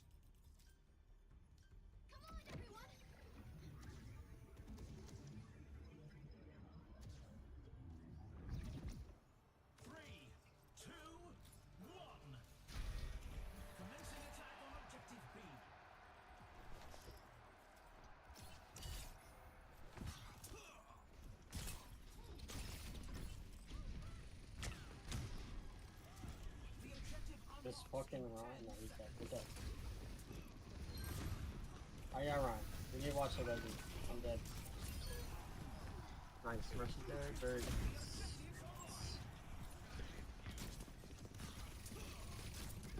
Cass gotta let him move it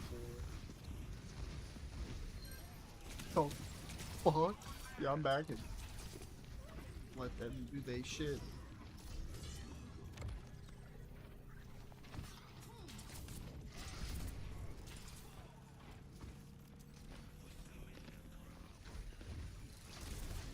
Personally,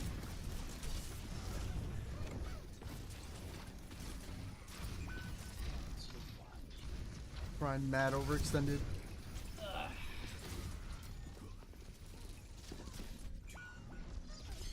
I'm very low. I'm dead. I'm back.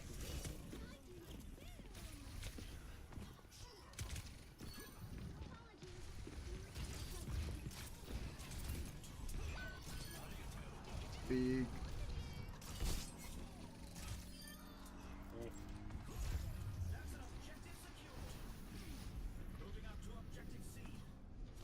On the top of him. I'm gonna just take main with the Ram because I think he's gonna go for a strike or something stupid.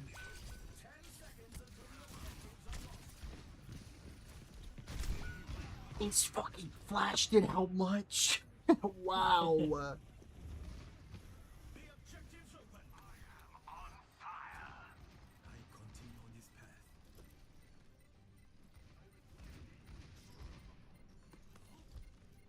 Take heals.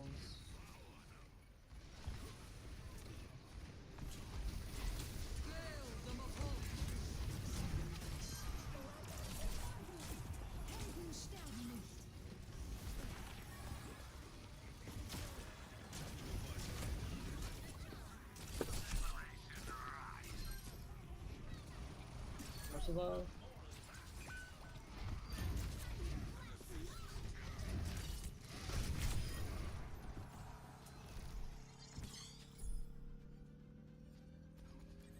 Also, the place right there.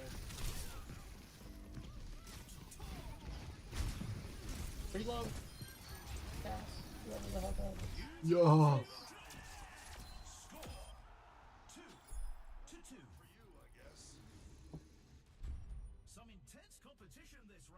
I gotta pray that my fucking zombies run is a laggy piece of shit when I get back on. Because if not, we going right back here. So if you wanted to stay in VC until I figure out, you're more than welcome. Because unironically, there's a huge fucking chance that I just get bopped. It's hilarious. Like, I think the one thing that I have to give shit, like everyone is, but the only thing I will give shit to New Age COD for is the fact that I have to say single player ping. I want to punch a hole through my fucking screen that I even can say that. But it's save and quit. There's a save file that can crash and you lose it. But, you know, the point being, it's, I guess, fundamentally better overall. But it's still, dude, when I tell you it feels so horseshit. Yeah, that one. What he said. It feels so horseshit.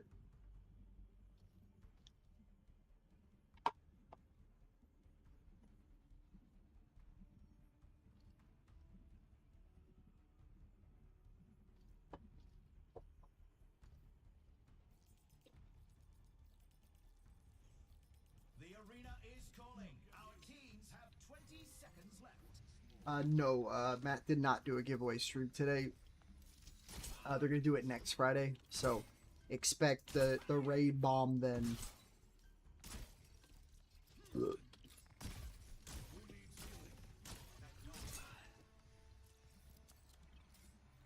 I want to find a way for TikTok to look at other chats. Cause that shit don't work. Oh my god, their Cass is almost... No, their Cass is 20,000 over their main tank. Poor Ryan is literally not quick enough. There's a Cass behind here. Oh, they're all saying hi. How do you do? Bye-bye. I'm dashed up and out, but the game says I'm not. I get it. I get it. Okay.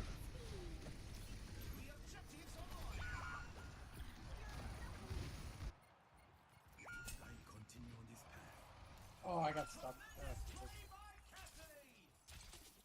Yeah, Cass has 65% weapon damage. Well, now I can't. I certainly won't end it on this because now I need to play cast so we could just sweep like this. Because I forgot, like, I can't play Bastion here, but I can play an even easier character that's somehow way better. I just took 200 from something. Oh, that's a big fire strike.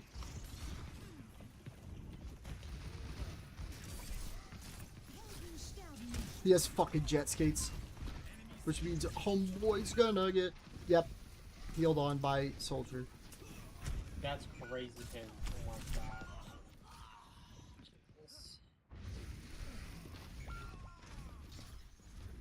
god. Unironically, our Juno is smoothed harder. I need to see it. I need to see it. I'm not allowed to look at his stats, alright. I wanted to see that, like, fucking 12% crit rate that I'm about to diff without him knowing, but in spirit. And in my weakened ego, I'll know it. I didn't even get it. I wasn't even close to ult either. You did more damage than me by like 40. It's just there's something like once I see the cast, I'm dead. Yeah. It's just A pocket, like, if this doesn't show you, look at the Mercy points. She's second on their fucking team because she's pocketing. I think that is one of the only mechanic in this game mode that I hate by comparison, because it's the dead opposite in competitive, where like you can, and you typically, not in a mean way, but you should blame the Mercy if this motherfucker isn't swapping and that's not working for them. Because what she's doing is, like, the only reason why that number is so high is there is a metric in this game mode that for some reason there isn't in ranked that gives Mercy money for doing, I don't know, you know, resurrecting somebody from the fucking dead. And they give her money for that, as they should, or credits in whatever form you want to look at it. And so she's accredited more here. And you can't really do that in comp. And I think that's kind of dumb. Who's saying that? The Juno. Disengage is what I meant. You don't even have to be in the fight to kill someone. I was like, oh, I hope she kills this Ana earlier. And she's like up and above me, like right here. And then she kills her. I'm like, oh, nice. Nice shot.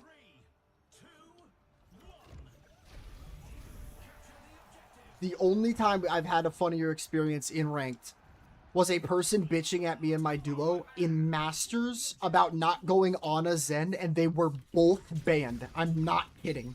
He was like verbally going, dude, Ana Zen. And we're like, are you rage baiting? Are you rage baiting?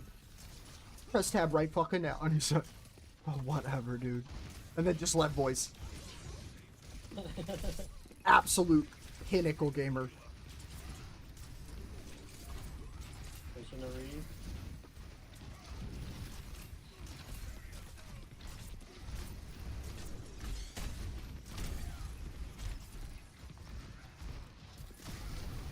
Oh, hi. Oh, man. Oh,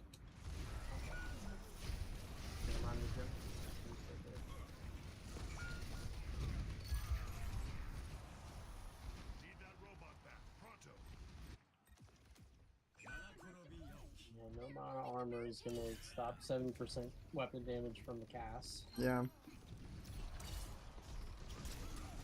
You can actually do that on cast? That's insane. It's stupid. What, a headshot probably does like 250 maybe? Yeah. Well, that's exactly what it does. No, no, that's a body shot, dog. Yeah, I guess 70%. Yeah, I And you were max health in the black screen! What? No, I'm clipping that. No, there's no way.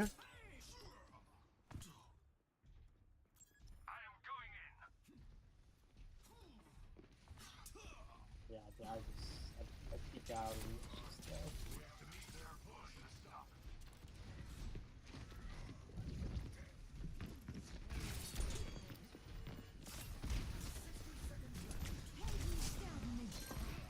Why did he just go in? Do they have a Moira? Oh, yeah, yep. They would see that. Have it literally all. If we win this round, we win the entire game because I can get my Elxa suppressor. But like, I literally can't even get kills. Is the only reason why I need to stay in and do damage, because if I don't get money, we lose next round painfully.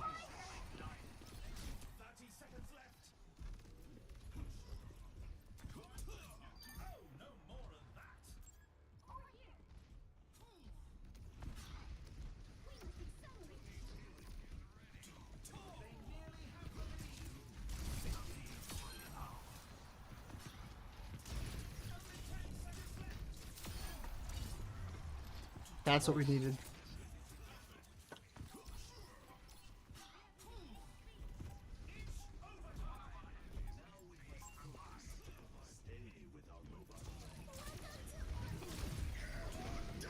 No, I took two.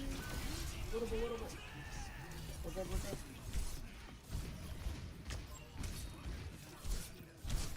Just more mercy. One to fade.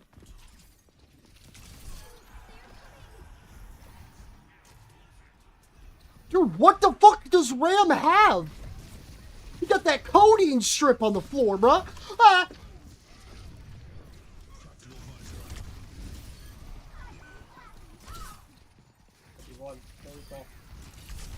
Oh, this cat's in so bad. Eat that fucking bullet, buddy. Oh, your butter.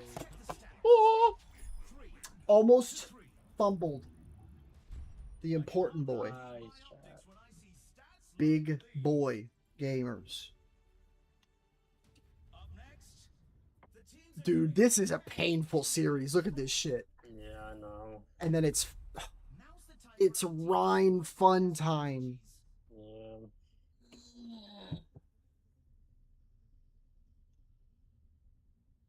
Rhine fun time.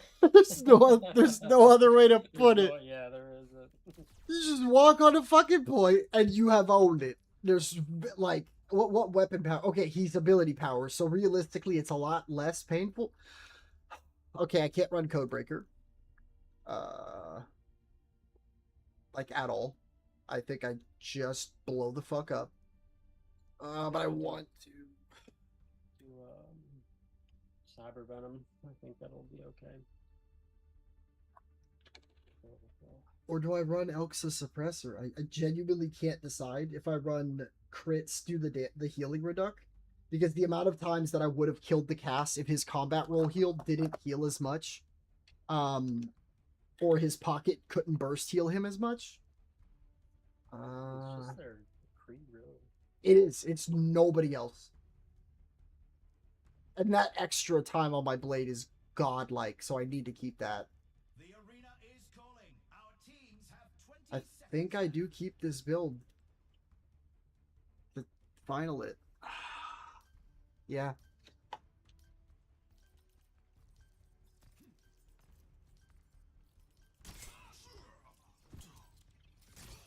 Do you play in third or first person?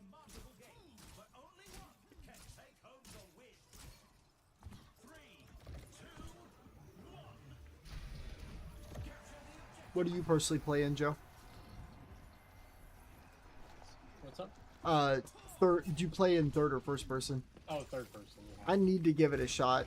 I'm master race that shit. Disadvantage of first person is you can't corner peek. Oh, that's fair. That's how I'm pretty decent with them. Cause I can just peek corners and hold right click.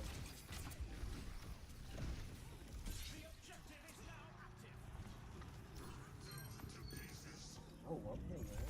But if I'm oh, he has the MO build. We win. Look at his damage.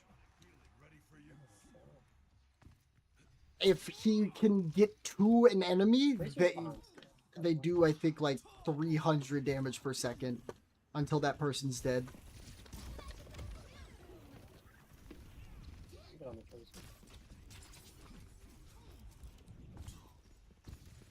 Fisher 1, no recall. So I tried to sandwich her there. Yeah, she got so lucky.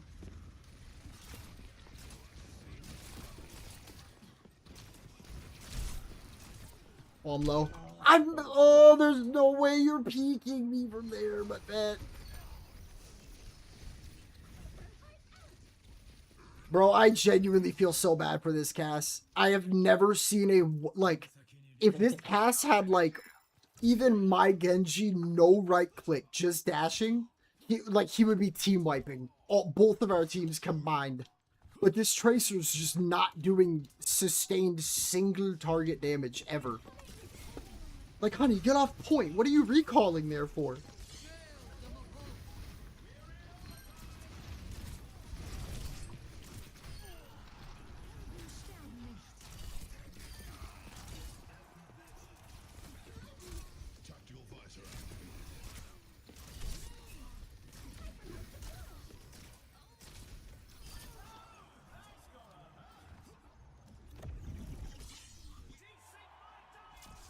Dude, he's genuinely look at his It's absurd. No way, dude. Let's see. As long as I didn't get a getting bugged. This is probably the beginning of this round. Like, do you see that? Do you see how they just go down to like 200 HP immediately? It's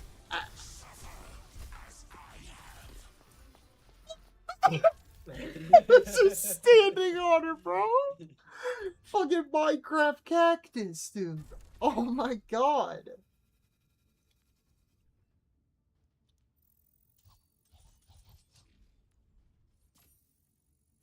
Yeah, fuck it. I'll keep going. Games off.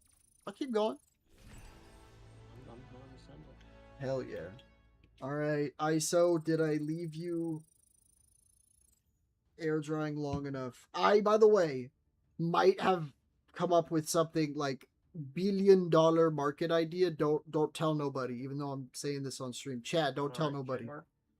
Motherfucking I bought one of those as seen on TV coffee mug warmers that you like sit your fucking mug on. And instead, because warm ISO is the best thing to clean glass with, but I'm not microwaving 99%, this shit gonna like immediately combust if you are a little too like fast with it.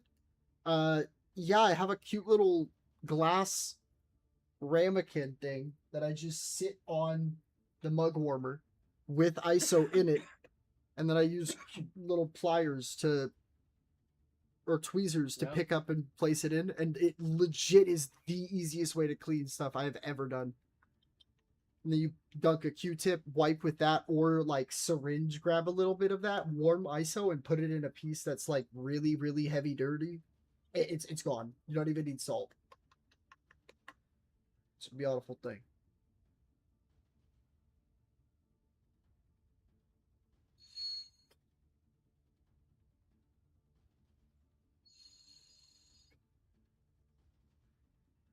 Sorry, there's some water specks at the bottom.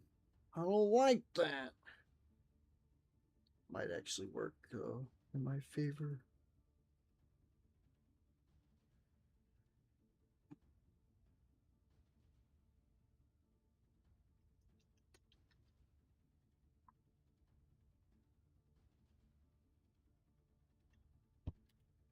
Oh, my favorite thing to do that I don't think I can do now because they kind of changed it around. But back when there were those like bundles that weren't these like brand new big packs and the Overwatch League, or I guess the World Cup stuff. Right. Every one of those like Team Talon, Team this that didn't have a new character skin in it, that bitch just said owned. It was the funniest shit ever because I was like, these are actually just now like money. And at my eye, I just started hearing the fucking like I finally thought all this time transferring to this from TF2 Australiums was a fluke, but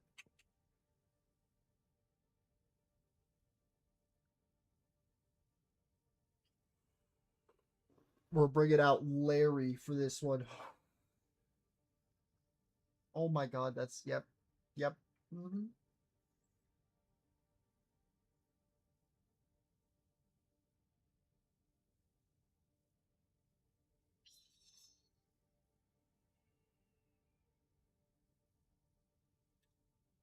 God damn. Call him Leisure Zoot, Larry. Oh, please. Leisure Suit Larry, stop it. No way. What a pull. Only the best fucking Oh SCP to ever exist. What was the one on the Oh, PS2? no, yeah, I didn't mean to say I meant to say Radical Larry. Fuck. I know what I said now, though. Dude, that was like, was that just like, he objectify women in the video game back then? Like, oh, fuck, man. Oh. You guys want to talk about a gem. Also, did you know you can bank battle passes? What? So up at the top right on my screen, it says 7 battle pass tiers banked for next season. And that is by watching your boy here on Twitch. Anybody over on the other sites, consider hitting that follow button. It's free, supports me greatly. You can always undo it. And when you follow me over on TikTok, you can type shit that's not vulgar and it'll say it. Sometimes it'll say vulgar shit. Just don't make it slur like, and then your money. You're not gonna ban me, is that right? Oh, my allergy pills. Oh, got jump scared. I got a fucking bro. They're copying TF2. They're copying TF2. The fucking mask, the paper bags. Yeah, I'm reaching. I'll try it though. Oh. Bring Scout into Overwatch.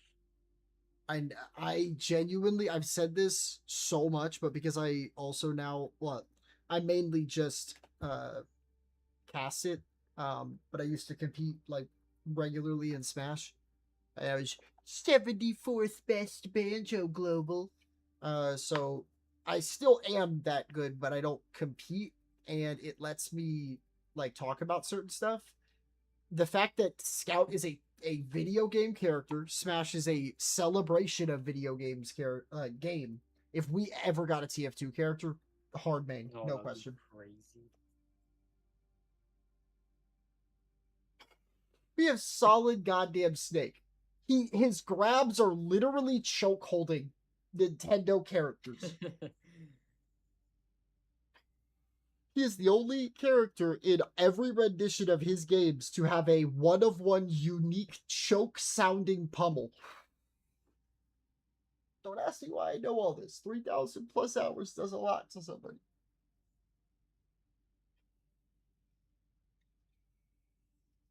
And last high tangent, because I'm just doing a triple feed right now with these fucking hits like a bot. I'm very good with footsteps in this game, and a couple nights ago, it was actually about a week ago,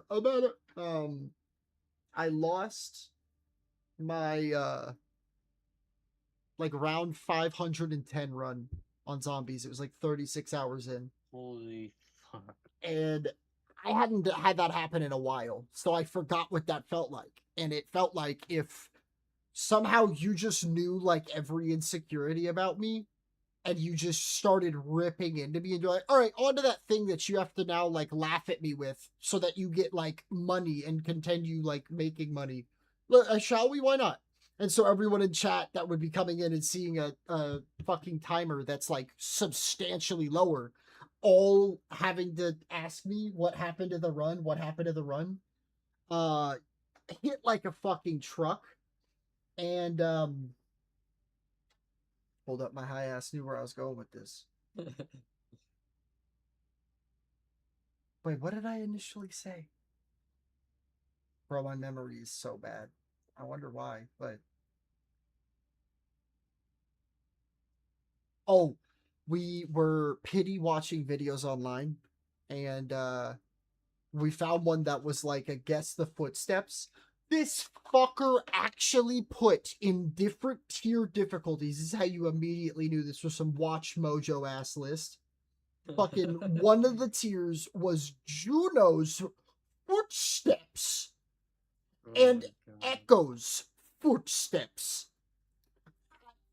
Could be absolutely tweaking, but the noise I heard on Echo sounded like the noise that happens when you hold space, not when you're walking. And I could be dead wrong, but we get to the second to last one, and the previous ones had like multiple choice. These had nothing, and it asked me one, and it was Life Weaver prior, and I'm like, I'm not going to get this if it's a new character. Damn. Sorry, Cottonmouth. And another hit. Hold up.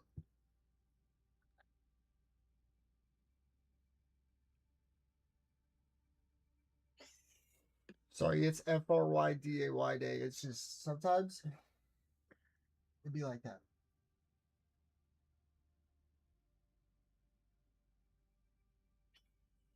In a non-weird sounding way, I wish I could share this with you.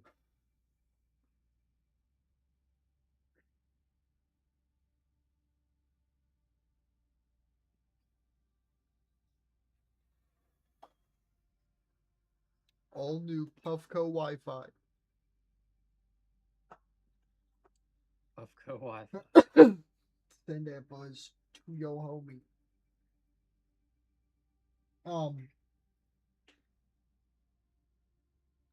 The next character was the last one of the video.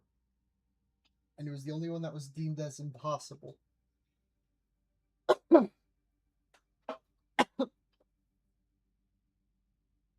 And 3:21 a.m. Nick was like, you know what? I'm 99% sure. They're trying to fucking test me on the push robot. I'm a genius. I'm a fucking genius.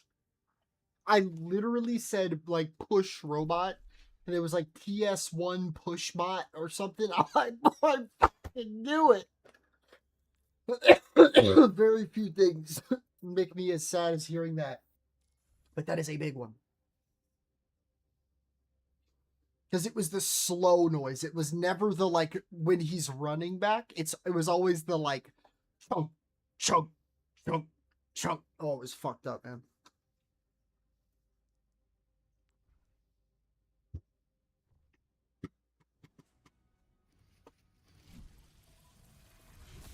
All right, yep. My you know, I know people say skins don't equal wins, but I don't know, man. Look at my college diploma I fucking spent it on, and my what's that shit? That's bad. I ain't talking about it. But hey, the amount of oh my yeah, this is the best skin. I did not think the tier 3 was gonna look that good. Holy fuck. And she already has a default flare, which is so badass. Like if you don't do anything, she'll just twiddle it. Oh my god, yeah, it's got... Oh! Okay, let's see, the leap one you were saying. It's kind of a little finicky at first, once you get the hang of it. No, yeah. Whoa! Dude, I like that a lot. Oh. Dude, I was about to say. Dog, I think you might have just made me a build. Hold up. Because, like, you can do it right before you swing, so, like, if they're just back far enough to safe and you do that, they're just like, oh, damn. So, the reason why she's so broken, if you didn't know, even in, like, top-tier games, is... And she doesn't have this godlike leap. If she had this godlike leap, I'm not kidding you, dude. She would be the only tank picked in Champions. I'm not joking. It would be that and Cat Bastions. And it'd be whoever... Yeah. Because the axe swing is longer than a Rhine hammer swing, which was the longest melee in the game. Hers is now the longest. It's like 2.5 seconds of activity. And that means at any point during that, the -2 second debuff that you can get, I know you can do the double axe, but because her damage output is so good that focusing on that kind of play style when it's unreliable, because if they're not stacked up, then you're not actually gonna like be able to spam them. Doing the single one with this leap early-ish on, that like okay, so if I use this, I throw a knife and I use it, and I go, I'm bad. I wanted to hit 2 there, but that would have almost just given me it back. Let me see.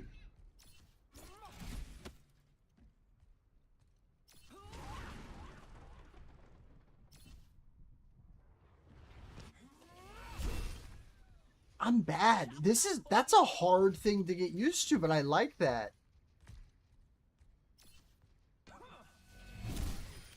Okay. Yeah, that's not okay. That's I have a 3-second axe if I can do that. Oh. Like, okay, I guess a like 4-second, but in reality, because I'm getting like other shots out and having to reload, I'm pretty sure I don't want it lower than that anyways. Let's see.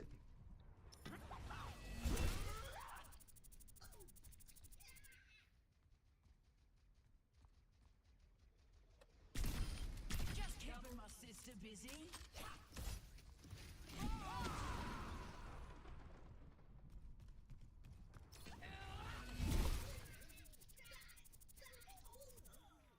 Wait, what? Oh! Now I get why the double is good. Can I be completely honest? I dead ass thought that the cooldown reduction thing was to every cooldown. So my point doesn't stand as much. But it is still very good. I just hate that I don't run ability power J-Queen.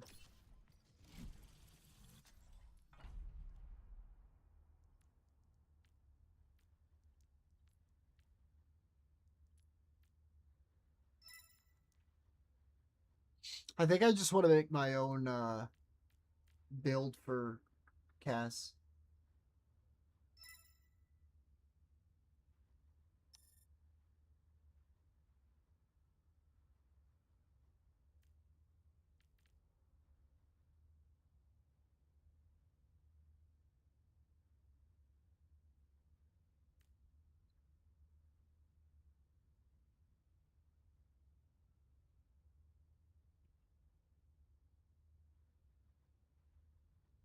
Whoa.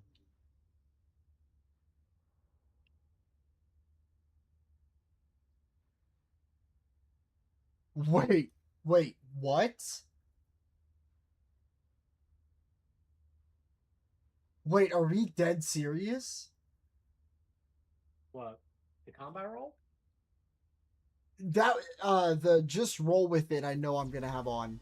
But then Yeah. Buck Wild, dealing damage with Peacekeeper grants 1% move speed for 5 you get 5 seconds to not miss? Are you fucking serious? Holy shit.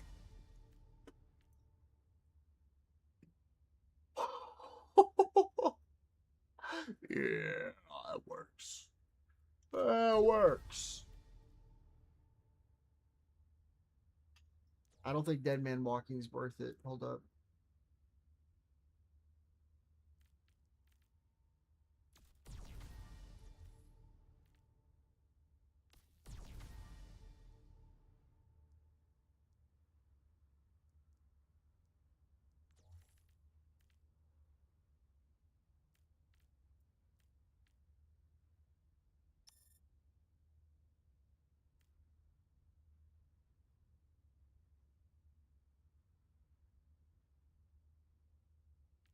Ooh. Ooh.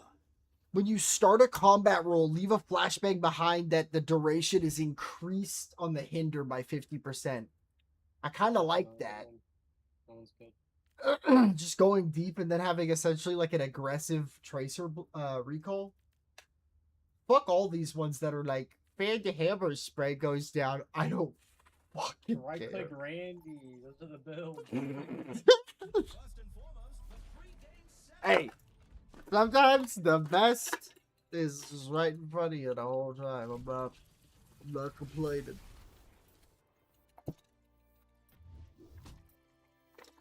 Let's get a look at our lineups.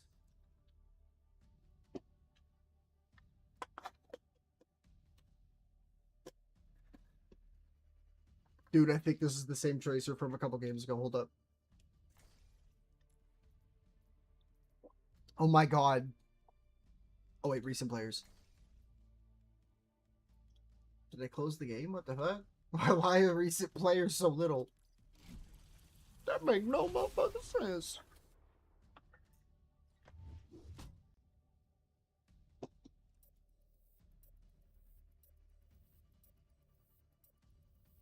Oh, did you want to hear anything about the new zombies, by the way?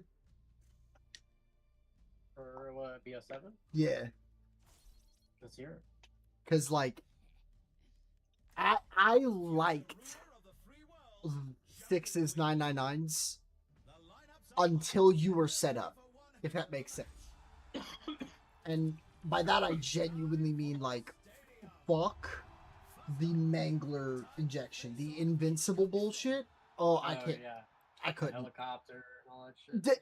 Honestly, I miss that right now. I miss that so much. Our option right now, and it's cool because I found a tech with it. It's the Disciple injection. And the way you use it is you're supposed to alt fire. In the case of PC, you would right click and then you would like pick up one zombie and then you would be able to left click after like a pretty significant pause. And why is that a big deal? You take damage now on it.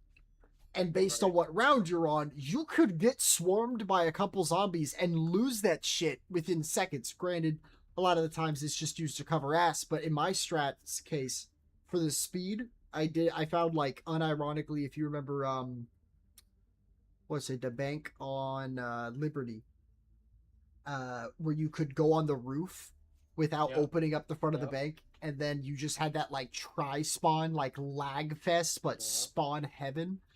If you, on this newest map, get to the step of, like, the Easter egg to build the wonder weapon where it, like, gives you these, like, floating rocks to get over to the lighthouse you could only zipline to, there's a, like, cabin house door, and the game does this so much, and dude, when I tell you how much it tilts me, I can't put it into words.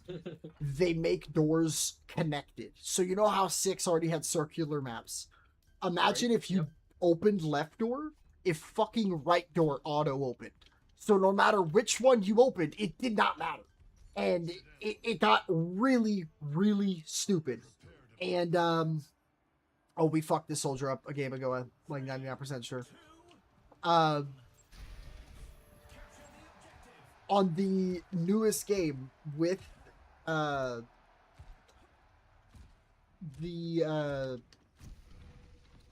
lighthouse, you get like 2 spawns, I want to say, and I haven't seen another soul do this, and you get an insta kill trap, which, like, you can't really beat that combo. Let me see if I fuck this guy up. And then obviously Casmias are just still heavenly.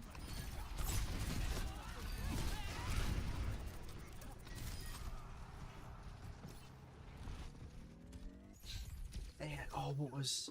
Oh, the Disciple tech thing. If you grab a zombie that is, like, technically breaking your LOS, but, like, death perception lets you see them through walls, all that shit, you instantly throw them, and they blow up on contact normally, but you can spam that if you flick hard enough, and, dude, you can make some illegal setups. Oh, that Ryan does not want to be alive right now.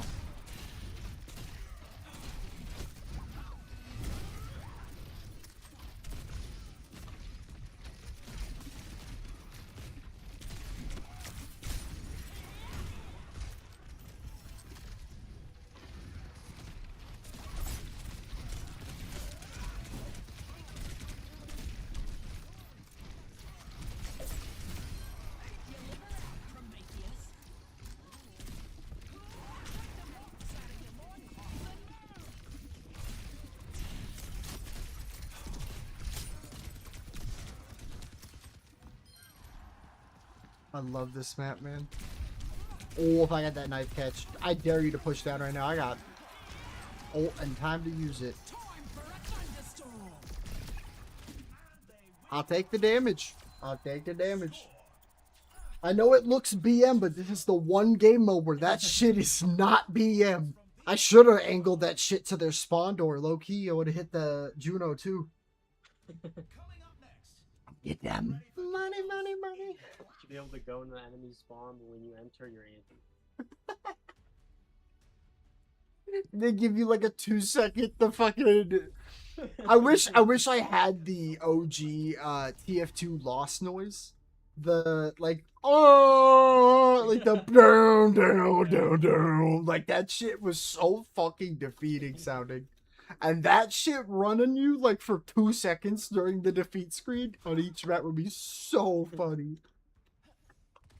And oh, dude, don't even get me started on the Victor. You had some like Tony Hawk ass voice actor going, yeah, like at the very beginning, like popping the fuck off. Why did we see a Valve game today? The steal from TF2 is dancing in the lobby in the conga line. Yeah. Everyone dances. Yes. It blows my mind this game doesn't have a group emote yet. Like, I don't get it. I get it. It might be emoted to death, but it's like, it's better than, yeah, it's better than like, I've seen somebody have a like water chair for this motherfucker. And like, that's awesome. But does he even have like the classic, probably like, I don't know, when Overwatch 2 came out, but like when those characters came out, they didn't just get like Zen's meditate, which is sit still. Right. And I just think that having real exclusive shit to a new character makes it feel obviously disingenuous almost.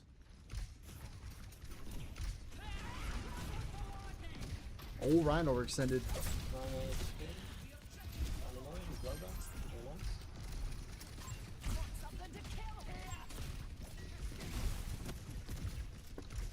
All of them on the stairs, pretty much. Yeah.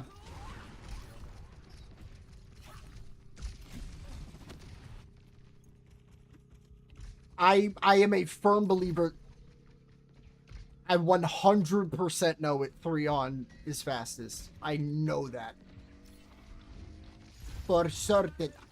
Am I a little butthole for talking about shit like that? Maybe, but it's important that the grand scheme of things. Yo, that Frey is tilted. I'm thinking her for fucking, like, Mars. And Ryan's dead. Ryan is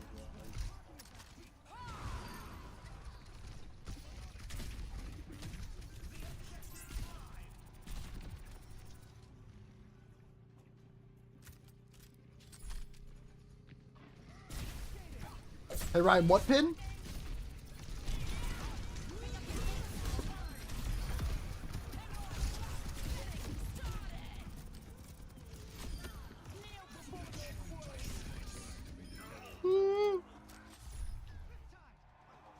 I can't even break at that K healing. That's actually nuts. No, I mean, yeah.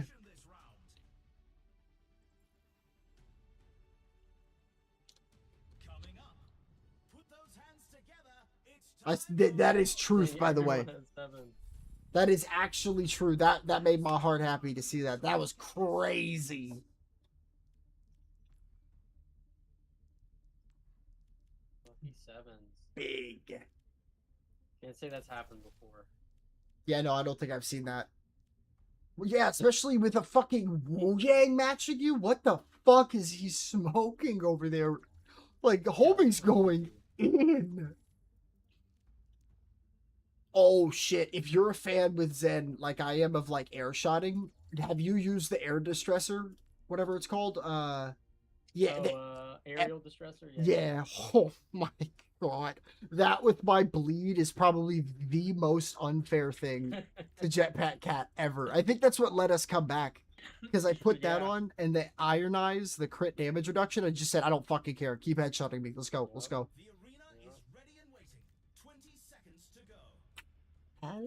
I hate the melee bullshit with her. It's so stupid. I don't like keeping the knife away from me that long. Unless it... Maybe my cooldown's less? Am I stupid? Yeah, put me flank with this Tracer, and we're gonna make sure that. Oh my god, it is a shorter cooldown. I'm a bot. Tracer not coming this way. Yeah, she They're just... going up top. Oh my god, oh my god, oh my god. They're following me. I'm about to get cooked here. Oh shit, I didn't know which way you No, meant. no, I'm all so three of sorry. them. No, four back there. You stay four. Yeah. I mean, I can literally 1v... Why am I doing so much damage to them? What the fuck? I'm not even putting on armor. I didn't put on armor. I'm not really doing much. I'm gonna just sneak behind him real quick with a little goober. Yeah. Do you know Ana kind of close on the side? Hello, sir. How are you doing, Jay? I hope you're doing great, my man. I'm coming at the Rhine with you. It's half. Just go with it. I got you. I am conflicted, but good. WBU. I'm doing quite well. What you conflicted about, Jay? If I can help in any way, I'd love to. Yells at person on ground. Smiley face. It worked. Oh. Oh, this Ryan got yelled at by their team. I promise you that.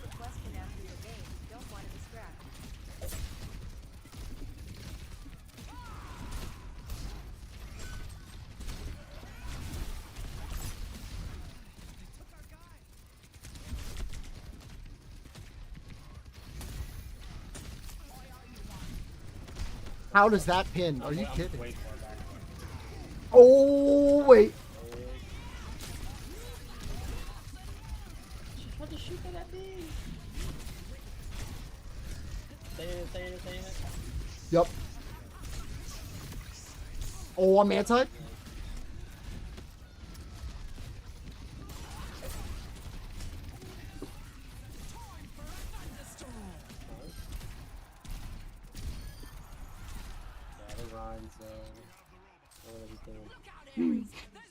Or he's just swinging at me, but if you look at my healing, we're kind of doing good.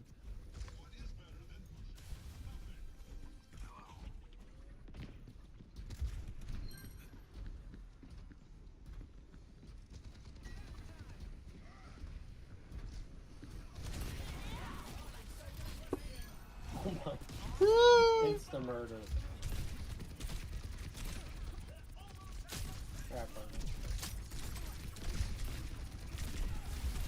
The soldier's taking 29 DPS right now. Yeah, he's. Oh, I missed the dink.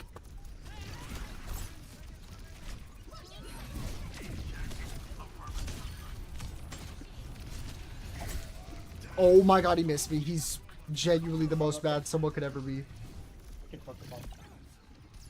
No, both supports are on point.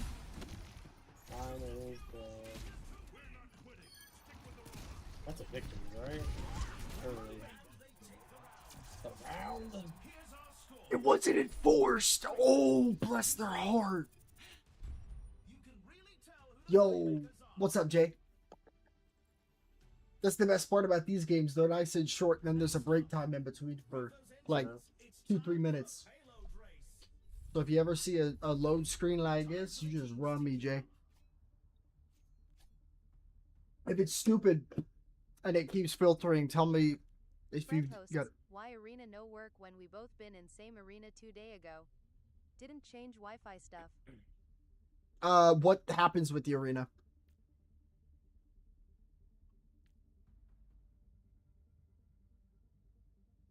I feel like we were really stacked. No, I'm gonna still do the scream wound. That shit is so good.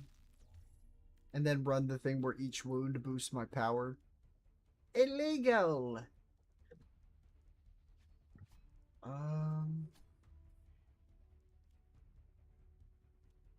don't got a whole lot of cash. Not the most amount. Because whatever I said there made sense. Sure.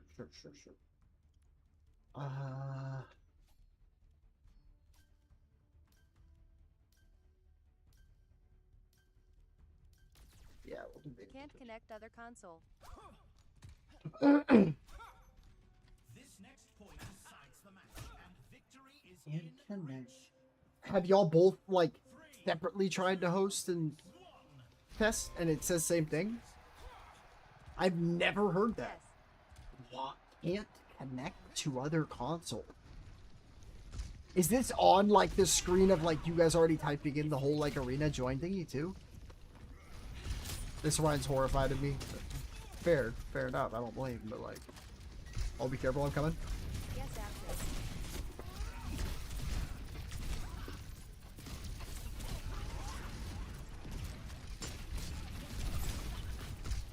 That is actually probably one of the trippiest things ever. I've never heard of that.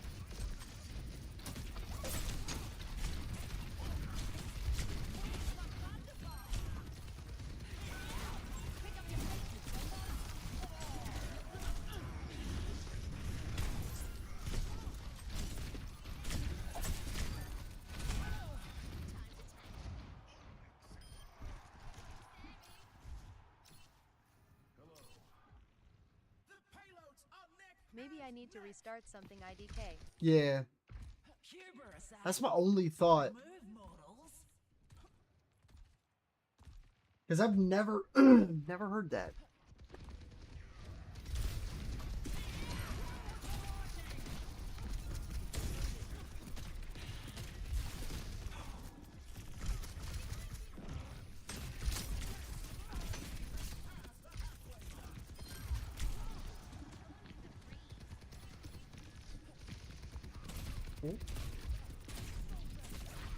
Brian's pissed as hell. Oh my god, he didn't even mean to fall off.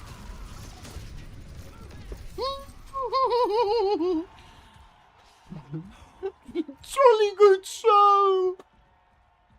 Sorry, the way I giggled, I couldn't help it. 2 on!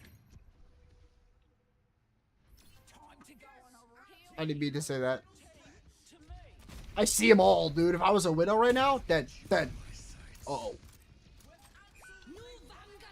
I mean, ow?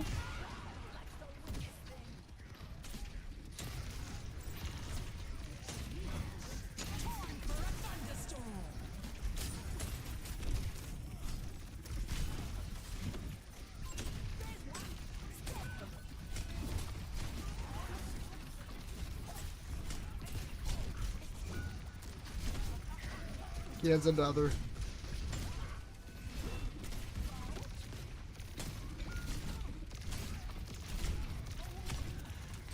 I need to run Codebreaker because I don't think our 2 DPS are. Our Tracer is, but our Soldier is not.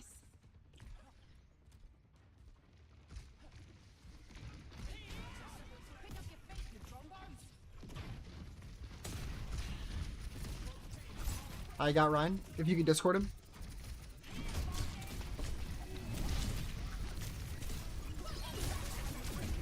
Yeah, that's such a good combo.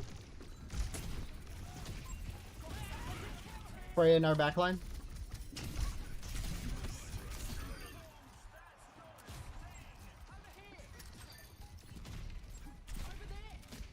That was just fucking yeah, no, dude, that was like, unironically, you went up in damage by like 2,000 in that one respawn of mine. Holy fuck. Because what if we just time it to where, oh my god, dog. How long does your right click take to charge? Oh, I'm about to find out. About half the duration it takes for my knife to come back. Did you just... Hey, you can't do that. Did you just fucking no-clip through his ass? Speak for yourself, Joe. I'm joking if you're talking to somebody. Y'all, that was some fucking voodoo magic. I've never seen not one damn thing like that in my whole life. Holy shit.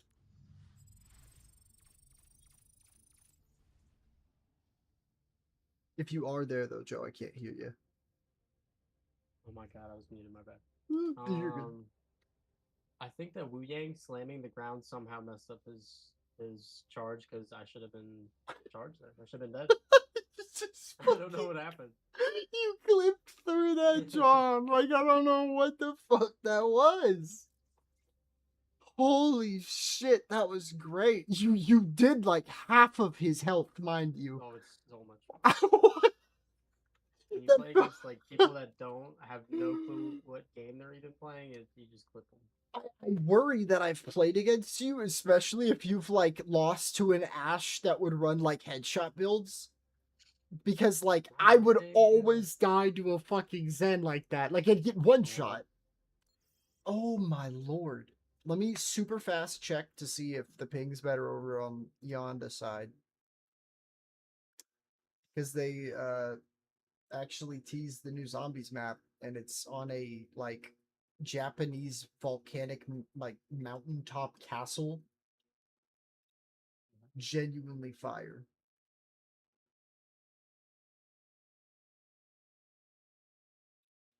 Never feel like you're interrupting me, by the way, if I ever yap too much, because I can go on tangents, and I never want someone to feel like they can't just say whatever open.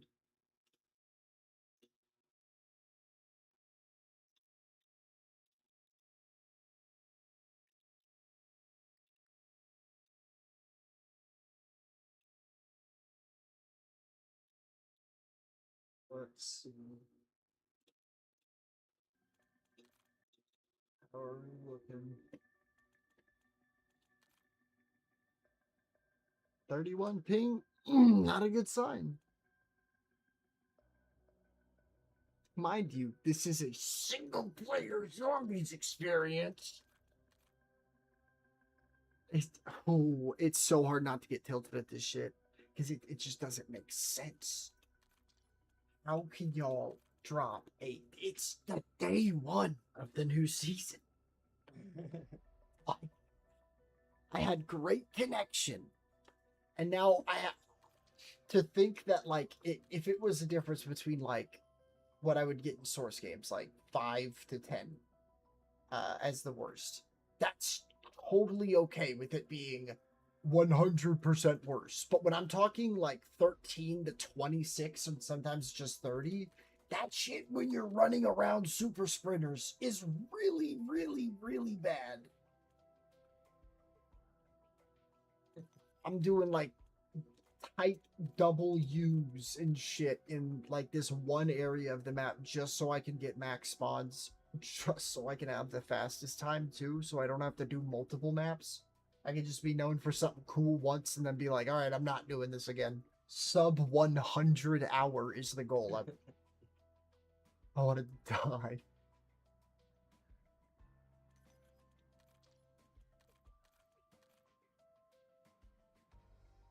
We could strike gold, but gold's fading. Oh,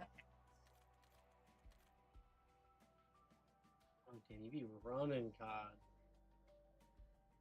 Yeah, I'm a look. Actually, you know what? Since I have been like mindlessly, for reference, this battle pass, I'm embarrassed to even show this. Granted, I did get the like fucking black cell bullshit, so it gives you like 20 free passes and all that, and I just auto used them. Wait, let's see the KD. Let me see the KD. Oh god, yeah, wait, let's bully my I actually low-key want to bully my stats because I'm a BR guy, but I'm only a BR casuals guy because I'm a bot. Like if I go here, it literally says unranked because I don't even play that joint enough. But if I do,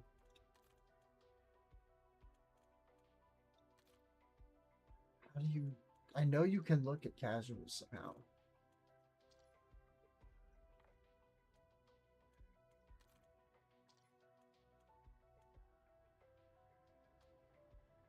What's the KD over on multiplayer? Let me see. Not score a minute. 1.49. That's pretty good, actually. Kind of impressed. Pretty solid. I will say though, I think I've only ever played Oh wait, let's. Oh, dude, this is about to be fun. Hold on. Okay, so. Okay, wait, I might actually be in a leaderboard. Please be yes. Uh-uh. No. That's not the same thing as. Is gunfight not gun game? No. Gunfight's like, I think 1v1 or 2v2. No! Dude, my fucking gun game win rate was illegal. No, that'd have been so funny to look at. Because that's the only way I would, like, level up any of the leaderboard events back in the day. This is where problems arise. Because I'm 99% sure with how much I've locked in on this map, I'm going to be top 1,000 still. Unless cheaters have kind of ramped up. Cheaters have ramped up. Because I have played my ass off. And the last time I looked at this, I was top 1,000. I was like 700 something. But now it looks like I'm going to be like touching that threshold. Yeah, that's ridiculous. I got to get another. Is that 17,222,964? Yeah, so I need 1 more million points at least to get ahead. Don't ask me how these guys have 50k less kills than me with that much points, but yeah, I guess I am. Whatever. Is it still Ricochet, the anti-cheat? Yeah. Mm-hmm. You could basically get rid of all of that sentence except the last word you said. It would have been the same. But yeah, you're right. I remember like actively watching somebody back in, I forgot if it was like Cold War, whichever one it was, where like you and somebody else could play with like the randomized weapons. Is that gunfight? That might be. I swore gunfight was like just like a 2v2 or like a 1v1. Yeah, that's what I'm referring to. Yeah. I loved that shit. And somebody like unironically did that shit to win the knife off. Damn. Like it was the saddest shit I'd ever seen because I was like, dude, I don't care. It ain't that deep. And it was that deep for him. So all right, I guess I'm going back to Overwatch. Before I do though, I have to bully this game on something. It had an issue with this in the last game, but it was never this bad.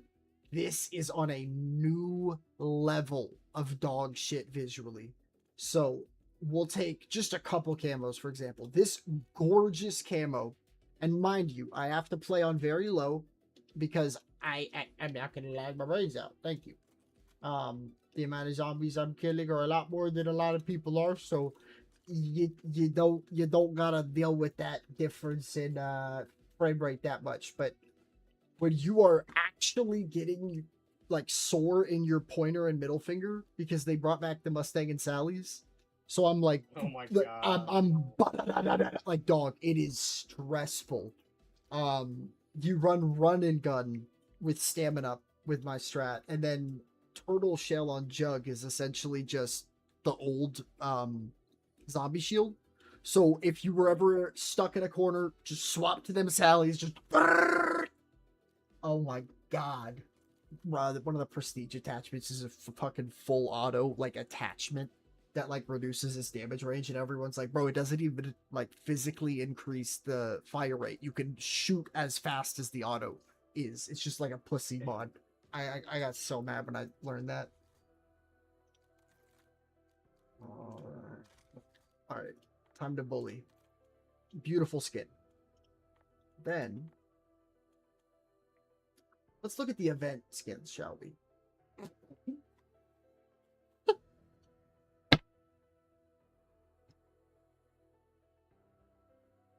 This is like on the minor end of the spectrum. All right, Joe. This is a mastery camo in very low. Hold on, you gotta add right now. Oh shit, okay.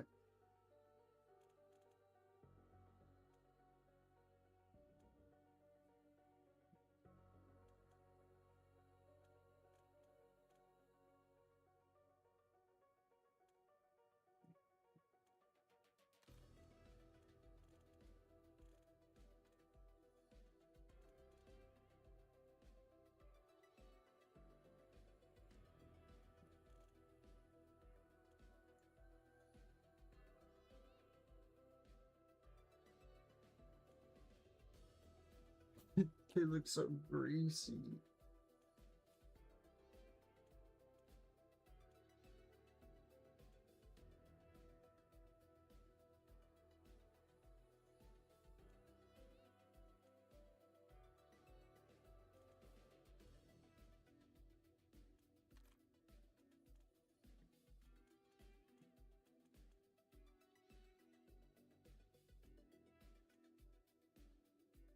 Oh god, that might be the worst one. Oh Jesus. I got the Zombie Mastery in BO6. And it looked amazing in very That was a low. fun time. I will say right now, the camos in this are amazing, but the amount of them that are amazing on the graphics I have to run,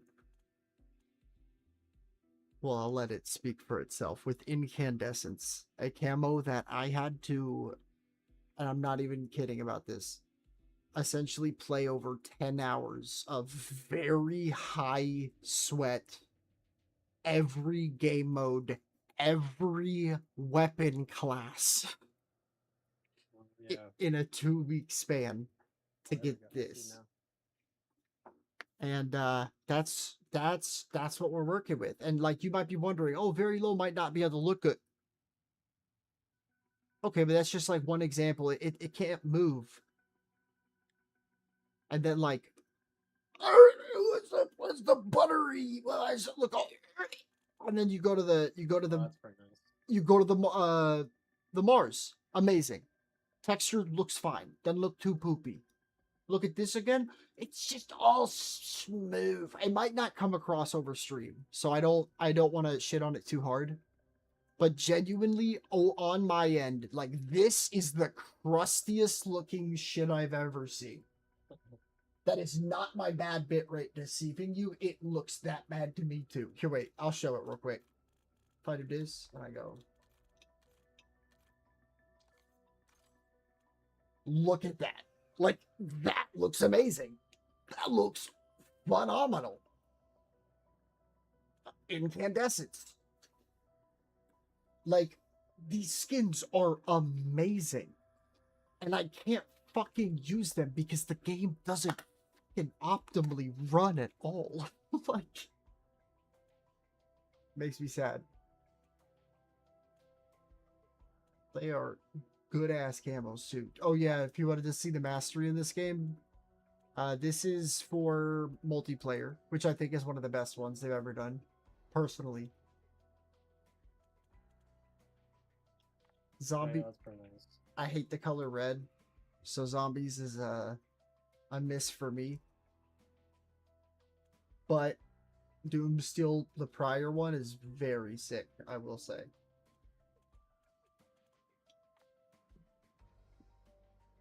And then the other one that is wildly good is the co-op and endgame one. This might be my favorite one, honestly.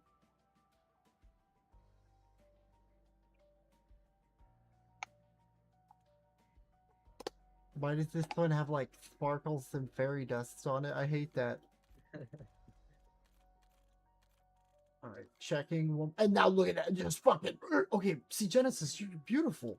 Let's check zombies. That's fine. Oh, not Doomsteel. Oh, it's Dumbstall now, bro. They dumbstalled it. It's so bad. Okay. Final attempt. 1 to 31 ping. When I see that, I immediately get depressed. Oh. It is what it is. It is what it is. But put him back up. Low key too, with how long these queues have been, I am gonna set up my iPad to play some fucking Pokemon Go PvP to farm some Stardust, because I meant to do that. Low key hyped as fuck.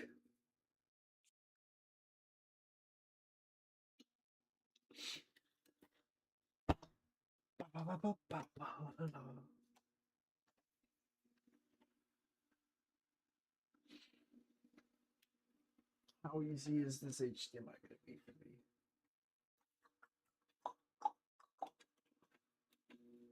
Por favor. Just like a quick little. I don't know. Here, let me invite you, then I'm gonna run to the restroom hella quick, and I will be. I'm in the game right now. This is probably my last one too. Bet. Oh, you're gonna hop on that? Sure. Yeah. Yeah, you're totally good. I'm just cooling it right now. No, I get you.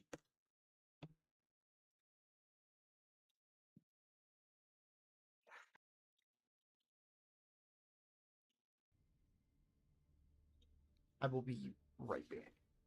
All right. Don't go anywhere, y'all. Ooh.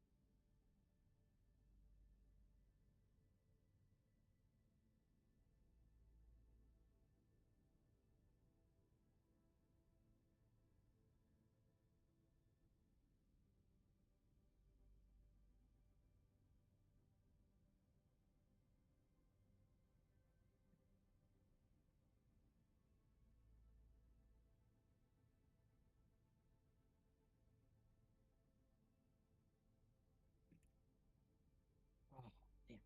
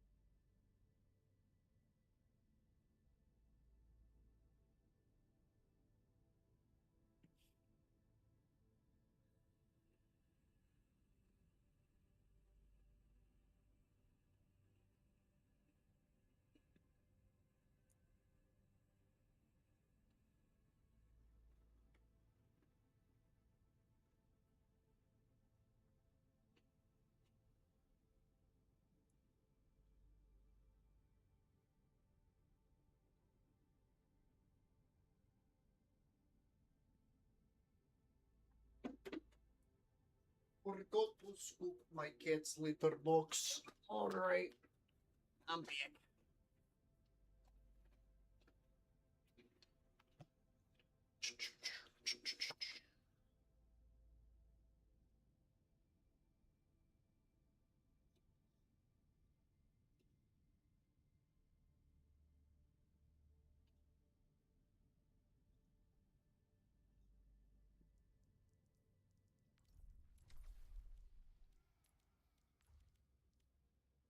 Yeah, I got the itch for more comp like a head ass. Let's get it. What is good? Round one. This might be it. This might be the legend game right here. It's 3-0 right now. Oh my god, dude. That sounds like the fucking legend game. I feel like I'm playing a dangerous game starting up a PvP on this game while I'm queuing as solo tank. I feel like I'm gonna find a game here in like 2 seconds.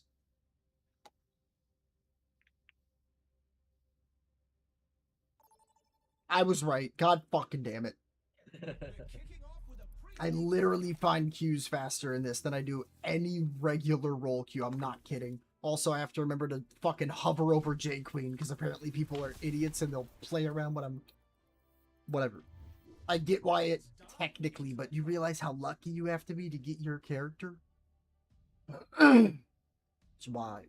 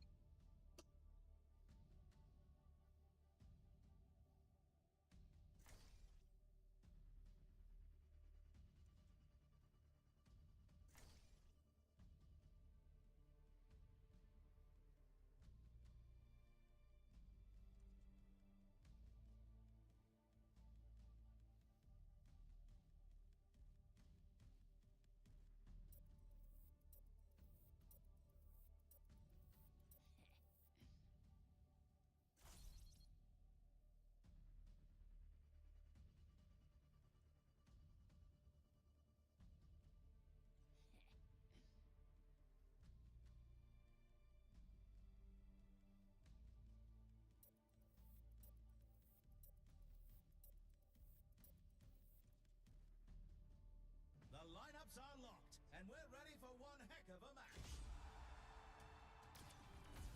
Bro, the mic game isn't over yet.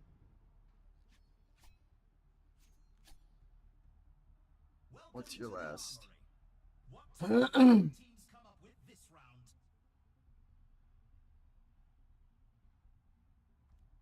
Okay.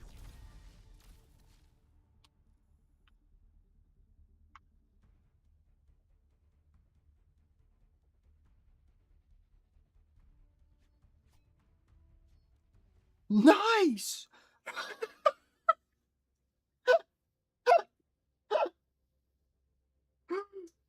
Joe, they know. Joe, they got it. They got it inside, man. What the fuck? Oh my god. I still lost. It wasn't even worth it.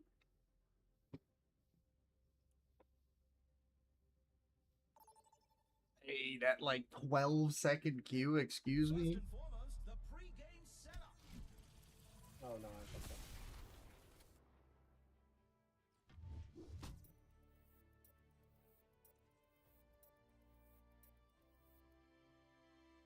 Let's get a look at our lineups. My fat ass needs to start walking again.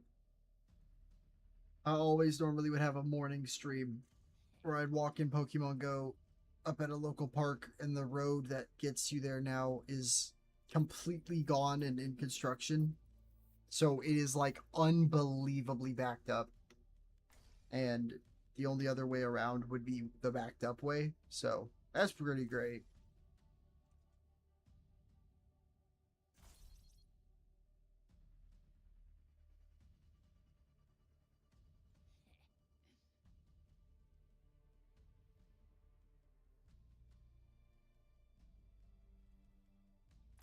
Both teams have locked in their lineups, and the games can finally begin. The stadium awaits. Oh no.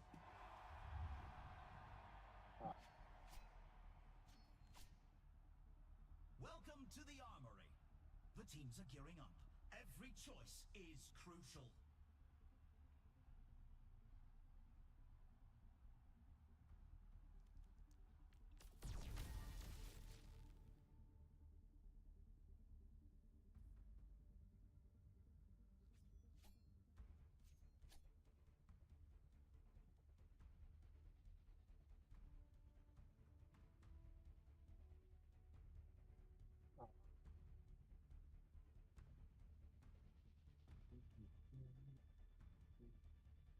Only 20 seconds left until we kick this round off. Oh. Did you win your game?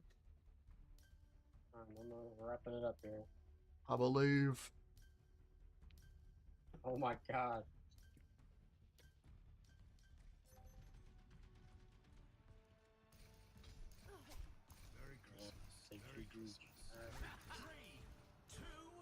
Also, what was the like? But just be careful because it will genuinely jump scare the shit out of me. When you joined before you were able to talk, the like auto music that played. That's Halo. No, you're muddy. I know for a fact if I don't react to it quick enough, I will literally like shit myself and I'll like get tilted as hell. Yeah, when I don't like warn people and I just pull up. Yeah, that's fair. I don't blame you on that. GG's, my man.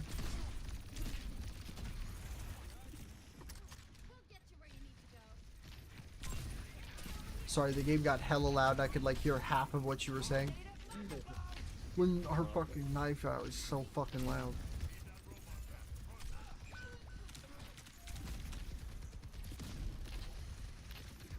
Dead. Legend by.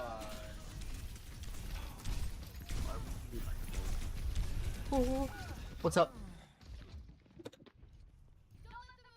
Oh yeah, what'd you get, Legend 5? I'm at Legend. Let's go. Fuck yes, dude. I got plenty of teeth left. We went flawless, no? Yeah, no, we dropped one. I think. Our first game we got. That's right. This is true. But that was just one. Truth. Truth. Truth.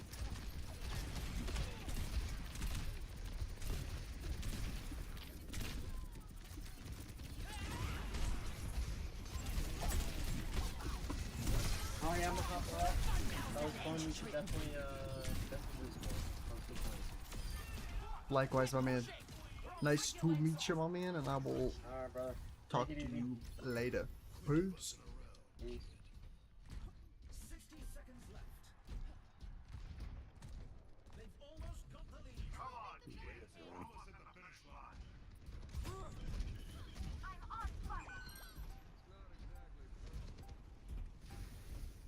Group up on me.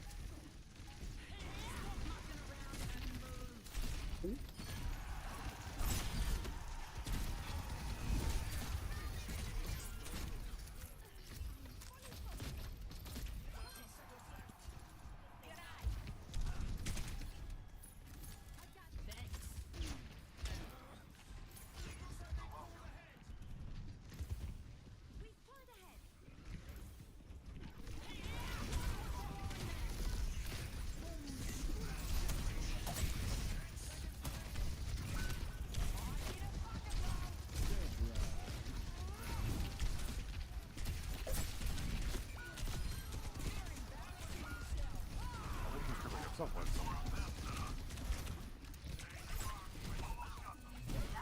Don't get staggered, don't get staggered. You're taking it right. I'm much on the touch.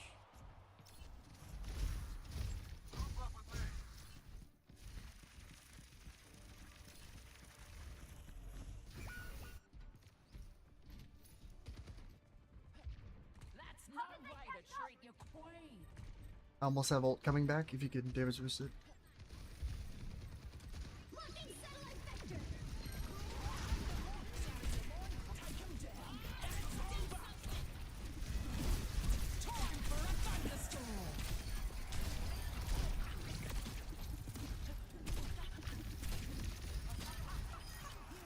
Good shit, yo. Nice. I'm not even gonna lie. I gotta turn up my mic, like audio, because your voice was so deep. I thought that shit was like one of the characters taking damage in the game. That was so trippy. It cut out when it my voice is so deep that what happened? It sounded like it was just like a Ryan taking damage, and so I was like, okay, yeah, okay, Ryan, big guy, I get it, you're wounded. Just chill the fuck out. Like I didn't know it was anybody talking. It just sounded like a low voice over the the knife shit with J Queen is so loud. It's crazy. Does this sound okay now? Like this? Oh yeah, no, you're money. It's the fact that J Queen's fucking effects need to be just like turned down a decibel. It's crazy. Yeah.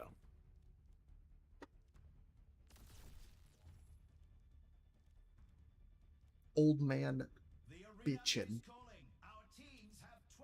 Me, not him. That man's lovely.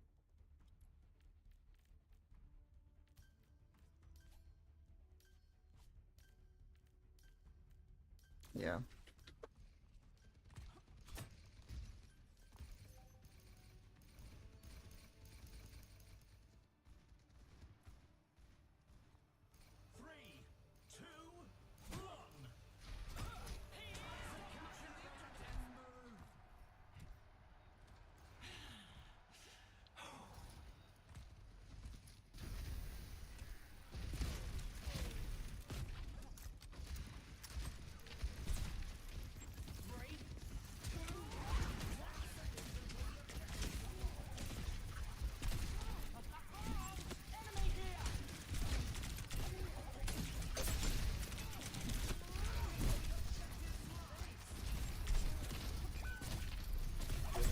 Against the right. This is not good.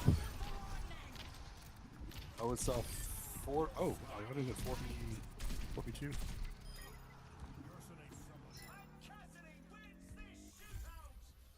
and me, yeah?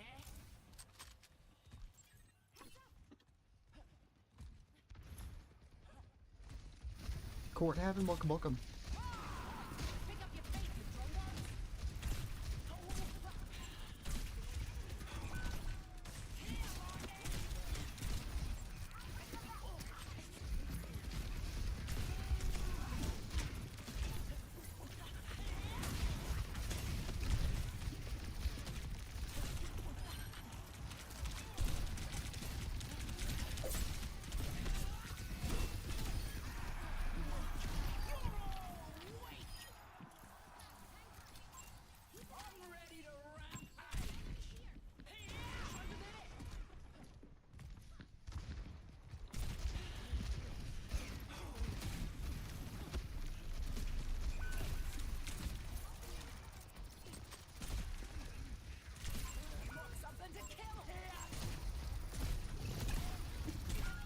Oh, he jumped for it, got me good.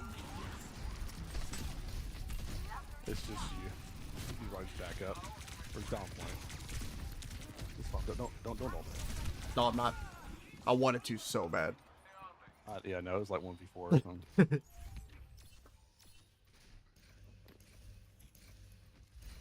Oh, Ram's getting a little aggro. Watch out. He might have ult. There'll be consequences for that. Help our cast, because... Yeah, I knew it. I'm gonna pop in with ult.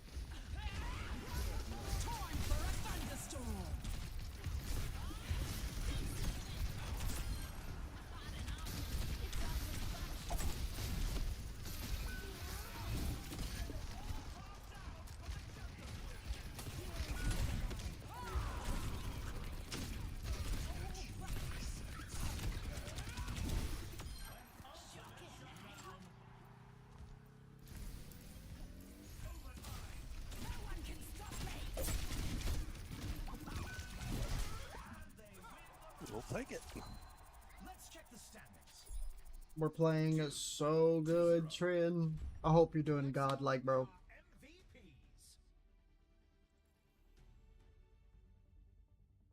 Next up, rev those engines. It's time for a payload race.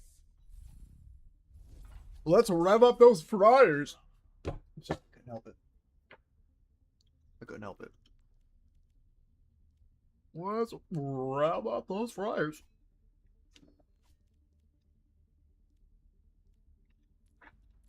When your fryers are proper. I don't know what I'm saying.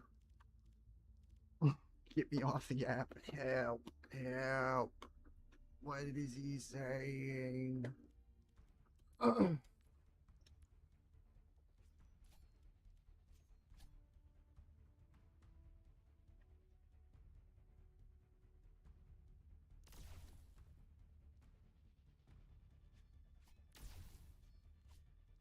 Only 20 seconds remain before the action begins.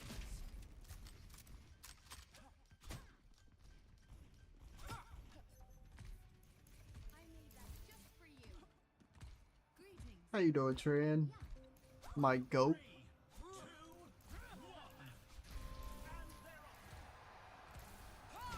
You can go for start. Well, Yeah, I can do it. step up.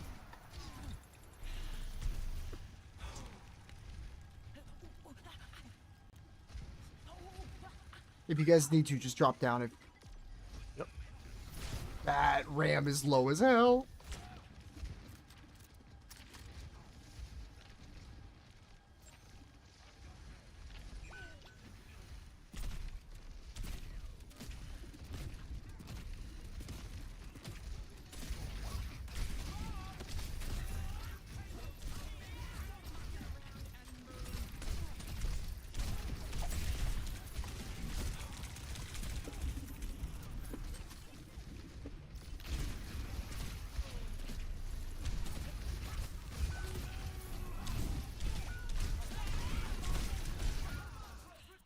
Yeah, I think we just stack on me instead there. Because our healing combined is just way too strong.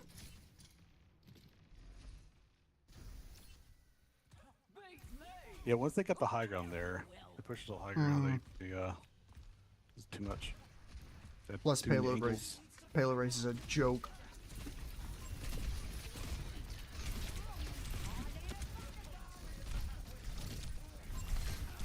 He's overextended.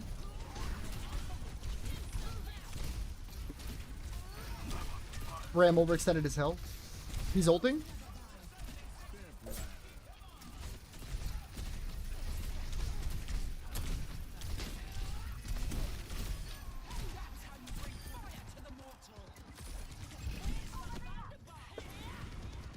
I'm pushing cart for a second. Oh, yeah, you're good. I'm gonna come with you. You can say forward zone. You're fine. Okay, bad. Oh, I can't keep McCree. Can you go towards 0 point? Yep. They're pushing part 2 as well. Or no, I can't push stars anymore.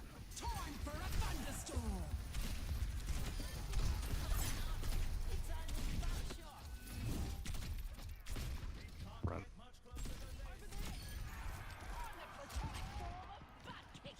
I'm pushing a cart.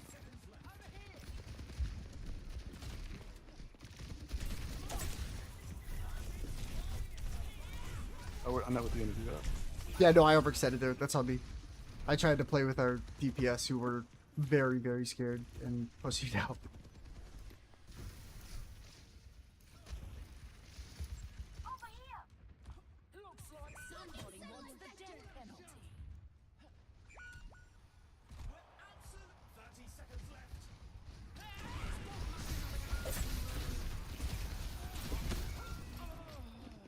We still got time. I think. Yeah, maybe. I don't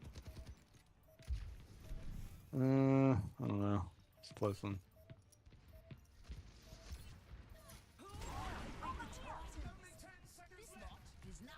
If our Mercia ult, she doesn't.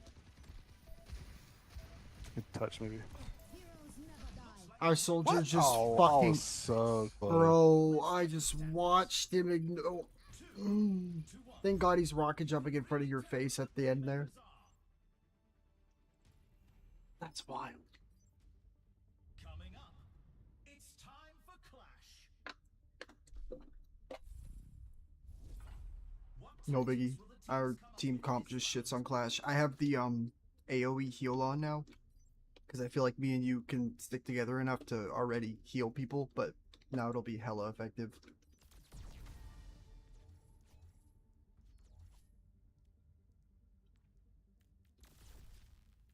Well, I'm playing farther back. I'm trying to. That's true, that's true. Whatever's going to help you stay alive, I'm going to be healing you, pack you, and then run off and do a That's fair. because I'm doing like a whip sniper type thing. Got you, got you.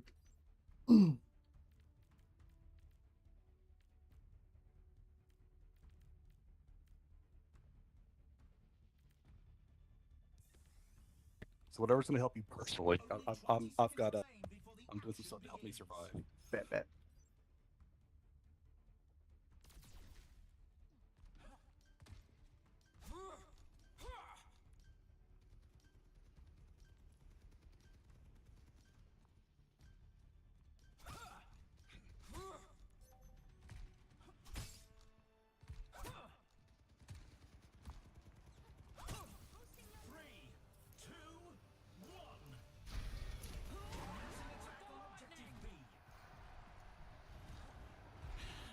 I'm going to have more healing this round time than the powers.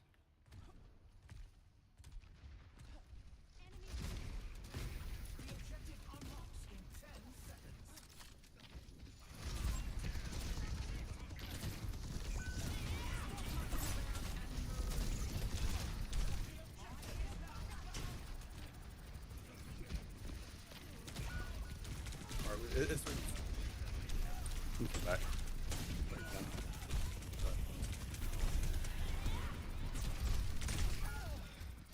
Off that armored backs.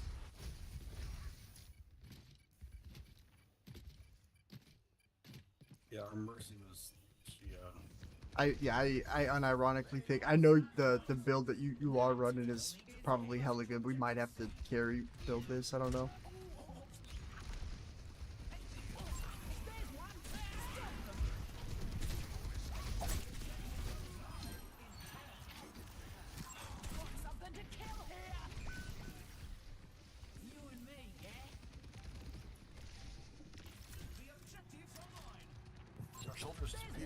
just Yeah.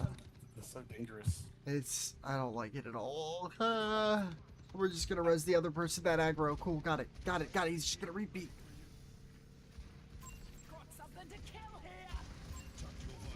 Whoa, what a revive the ring! I don't know.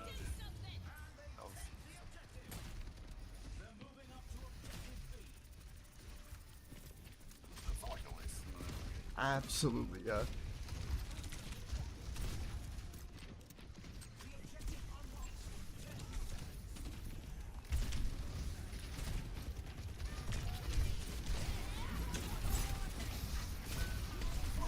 Soldier left just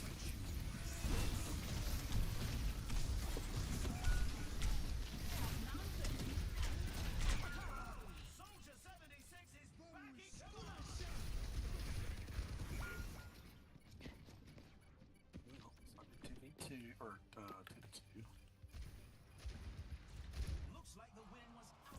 We're gonna get reversed. I fear. But that's alright. Excuse me, wait, what? Look at their name. Unfortunate pick off Mercy right at the What? Did you see their names? No. Look at the soldiers' names right now. That's no. That's not cool. Azra? A-Z-R-A? And then look at their soldier's name. Yeah, it says A-Z-R-A. We win train out here on Stadium? Oh, Azra. Like, it's literally just the next letter. Like, I have an account. This is my main account, but then I just have a bunch of nicks. I have Stick Neve. I got a bunch of stupid shit. But, like, dude, that seems so obvious. I don't know. That's very suspicious. You know what I mean? Like, they were literally, they were MVPs. And so I saw the card, and I'm like, is my game bugging? And I check, and nope. Nope. Girlfriend, boyfriend account swap night? I don't know. That's funny.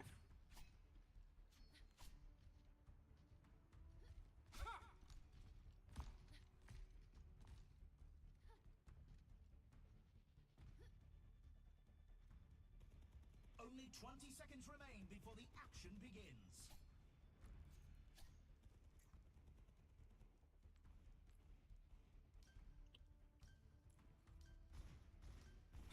I don't know. I can't say.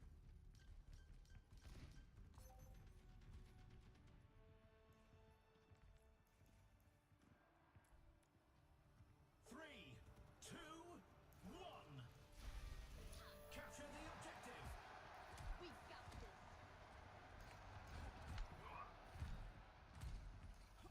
The objective goes live in 10.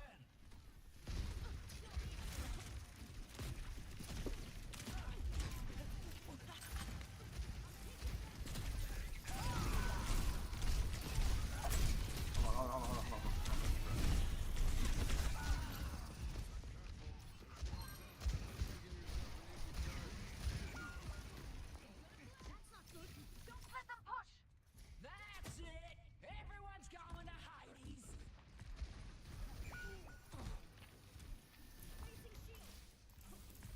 I'll try to play slower. That's on me. No, that was on me. No, so, she gotta get dynamite on me and... Oh, yeah, that is annoying. We need to catch up! Whatever angle you need.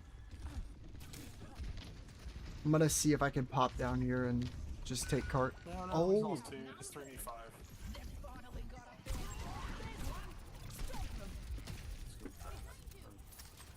I want that robot back! Let's go! Stop Well. them pushing! And yeah, do this it is just now! something else. Enemy here! What? The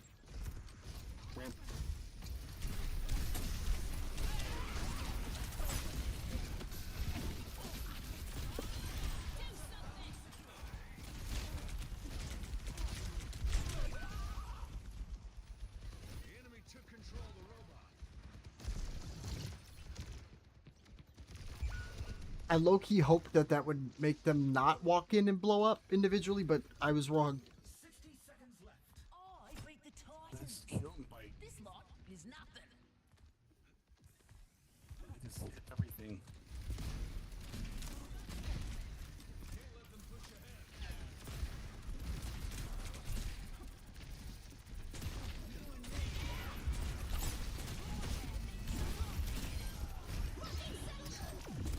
Big both supports. Yeah, I'm just gonna start like hard rushing their Lucio because he does not know what's going on, and I can hit knife on him every time. Okay.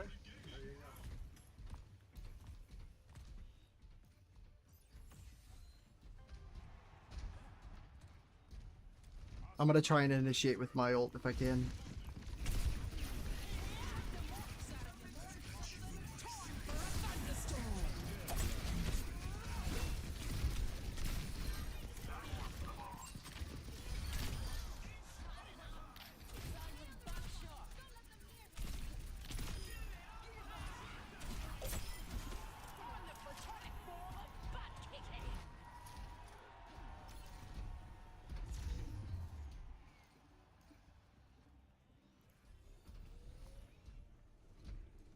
Not the same point with you.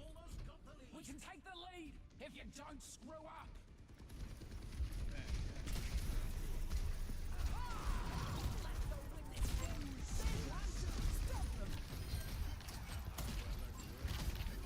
Lucio on point.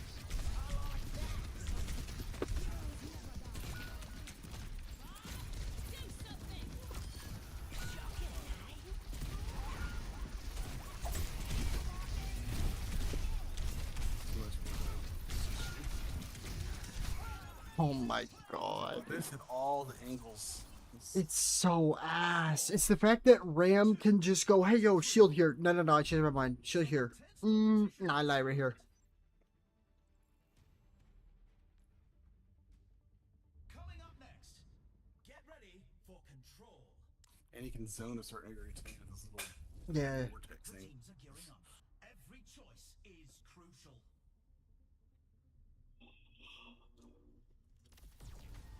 Yeah, I'm gonna try the ally healing thing, and then I'm just gonna try and play as stacked with y'all as I can and run the like critical health kill. Okay. Actually, no, I'm gonna run the healing reduction thing. Okay.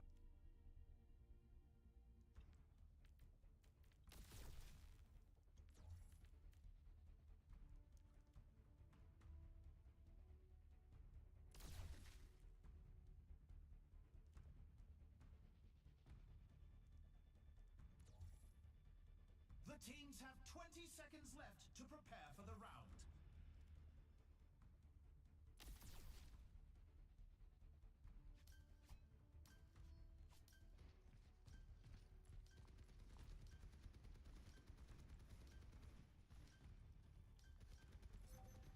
This is the match point. The team needs I'm just to doing pull healing together reduction to and stay slow. in the fight. Money. 3, 2, 1.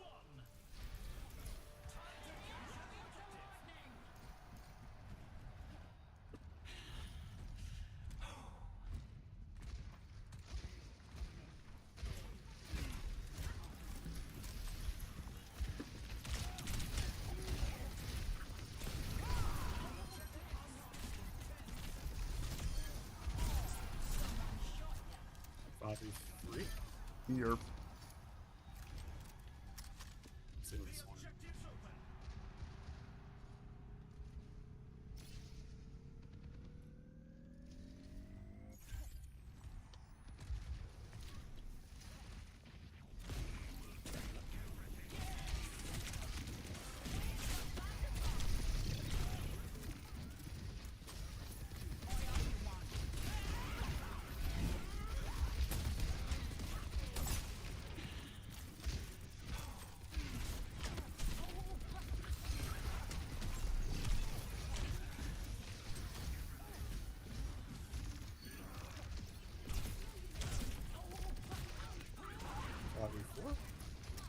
I'll say the soldiers realizing now I'm basically like an extra pocket I've already healed for 1100. Like, what the fuck? Hey, hey. Yo!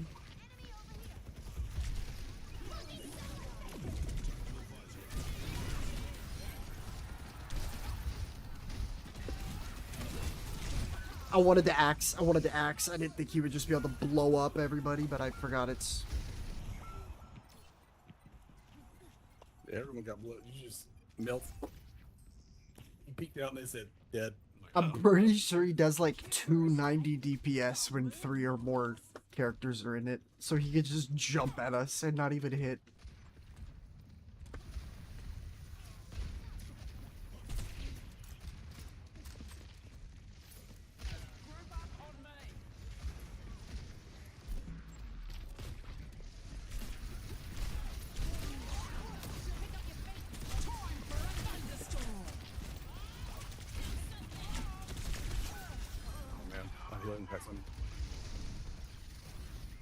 No, I know the soldier's just getting a pocket that I don't even think is gonna save him because he's got 3 on him. Yeah, it was just pointless. That is it. We're outnumbered. What a play by Soldier 76. Yeah, I think that might be game, but I don't know. Because if the Ram doesn't have ult, there's a chance.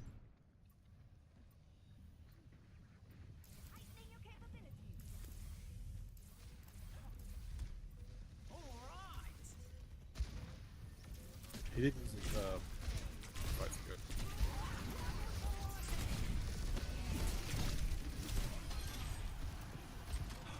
Biggest kill.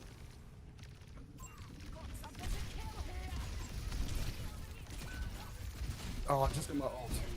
Hope I get a res.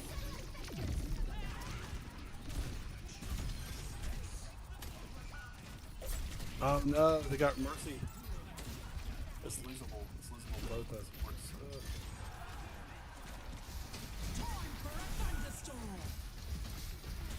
Can you come off point towards me? Come off point towards me. Come. Oh, phew. Okay. Take more money. Let's fucking get it, dude. Oh. The fact that me and the soldier almost did the same amount of damage, except like you also did damage and he costed an entire support as well that didn't do damage. Like the fact that Brig is like a dual use character, and I love that in this game mode, especially with J Queen, because like you're able to apply damage and that's also healing, and because I'm aggressive that mixes. But the fact that it's like a pocket, especially on a character that has builds that lets himself heal, is like just negating the use of like Mercy res or stuff like that, because they're 9 times out of 10 not somewhere safe enough to res. Fucking stupid. But it is what it is. 80% weapon power, Junker Queen. I think we're gonna do just fine. That's funny.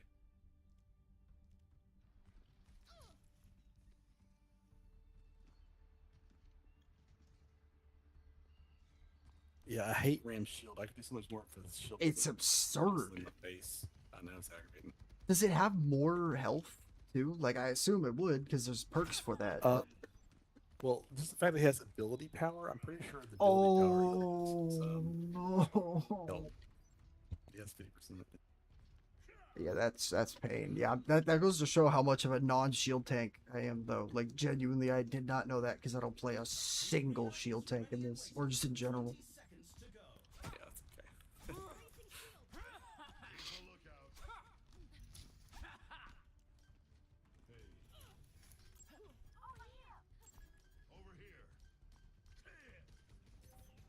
Both teams have played a remarkable game, but only one can take home the win. Merry Christmas. 3, 2, 1. Well, it's 3-3. This is good. Let's go smash some heads. In 10 seconds.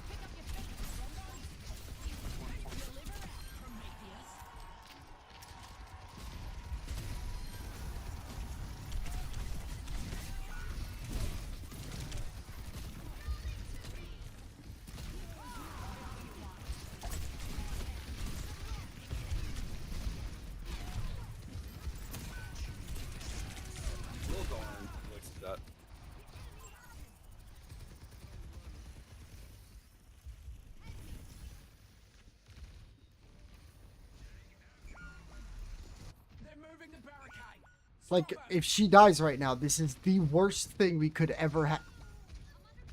Nice. 60 seconds remaining. Heal me. Let's see if she'll pocket me.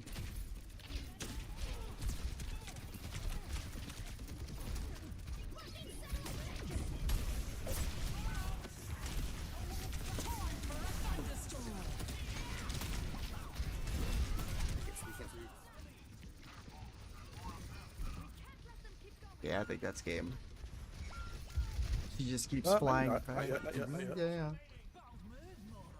That's just. Okay, see. Still got a fight. He's half HP. He's just sticking it.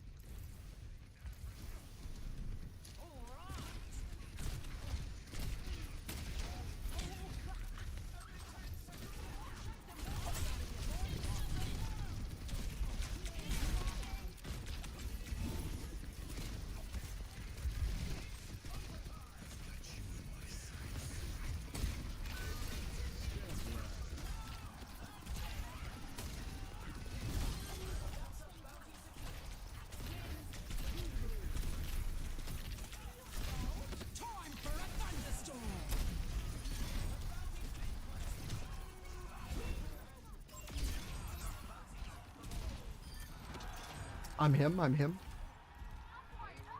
Alright, we've got a long ways to push though. Like, they've got to fight. Okay, I'll get another ult. They've used them also. I'm gonna step off once right now.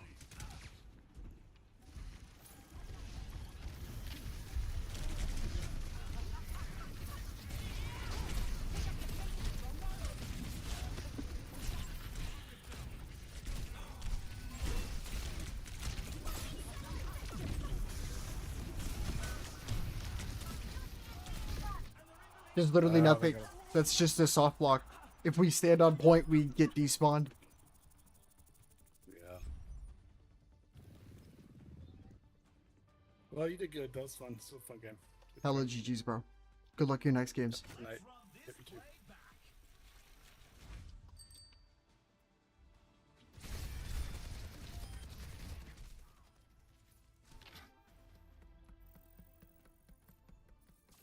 Pretty clean match, folks, all things considered.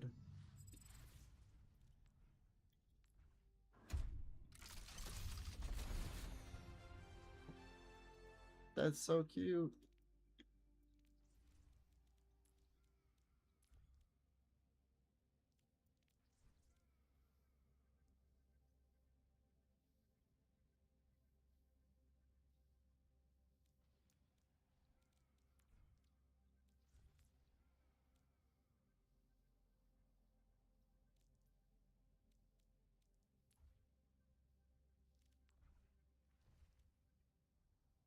Hmm.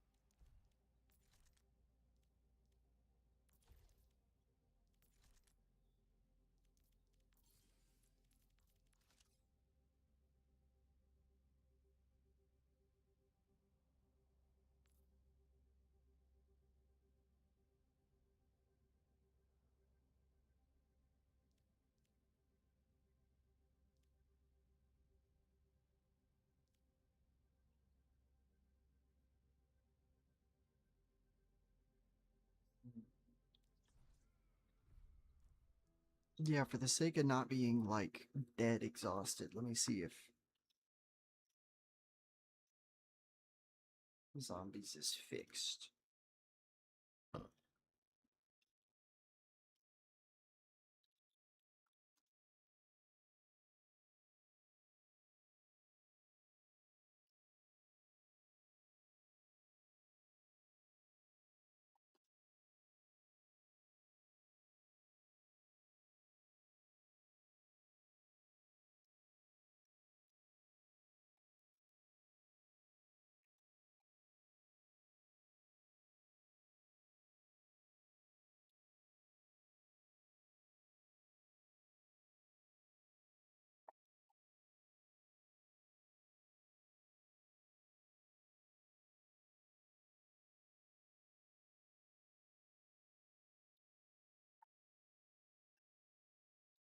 Ooh.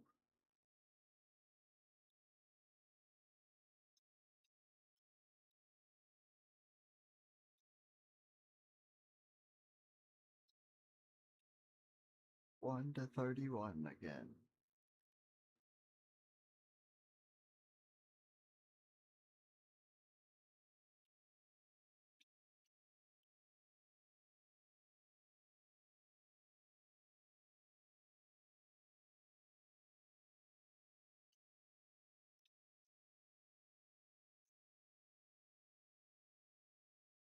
It looked like it was maybe fixing it.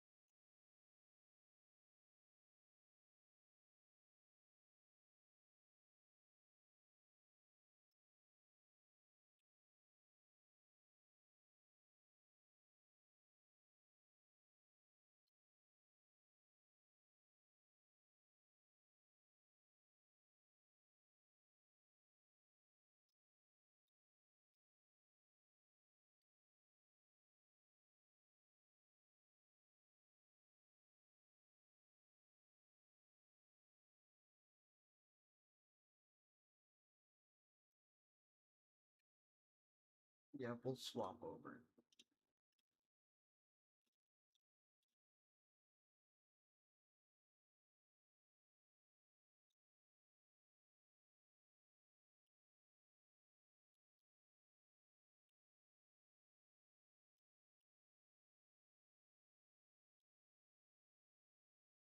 Yo, what's good, FSM? How you doing, Goat? Just had an insanely productive high rank climbing in Overwatch. Gonna take a little break. Might go back if I get bodied on ping, but I'm gonna run the new like roguelike zombies mode there is, where you get like random stuff each round. I think you're gonna really like this. It's really cool. It starts pretty slow, but it is good. And the best part about it is even if it like is buggy and crashes, which I don't think it ever will for me, but it still can. There's always a chance. It's not a savable game mode, meaning it can never override my high round on accident.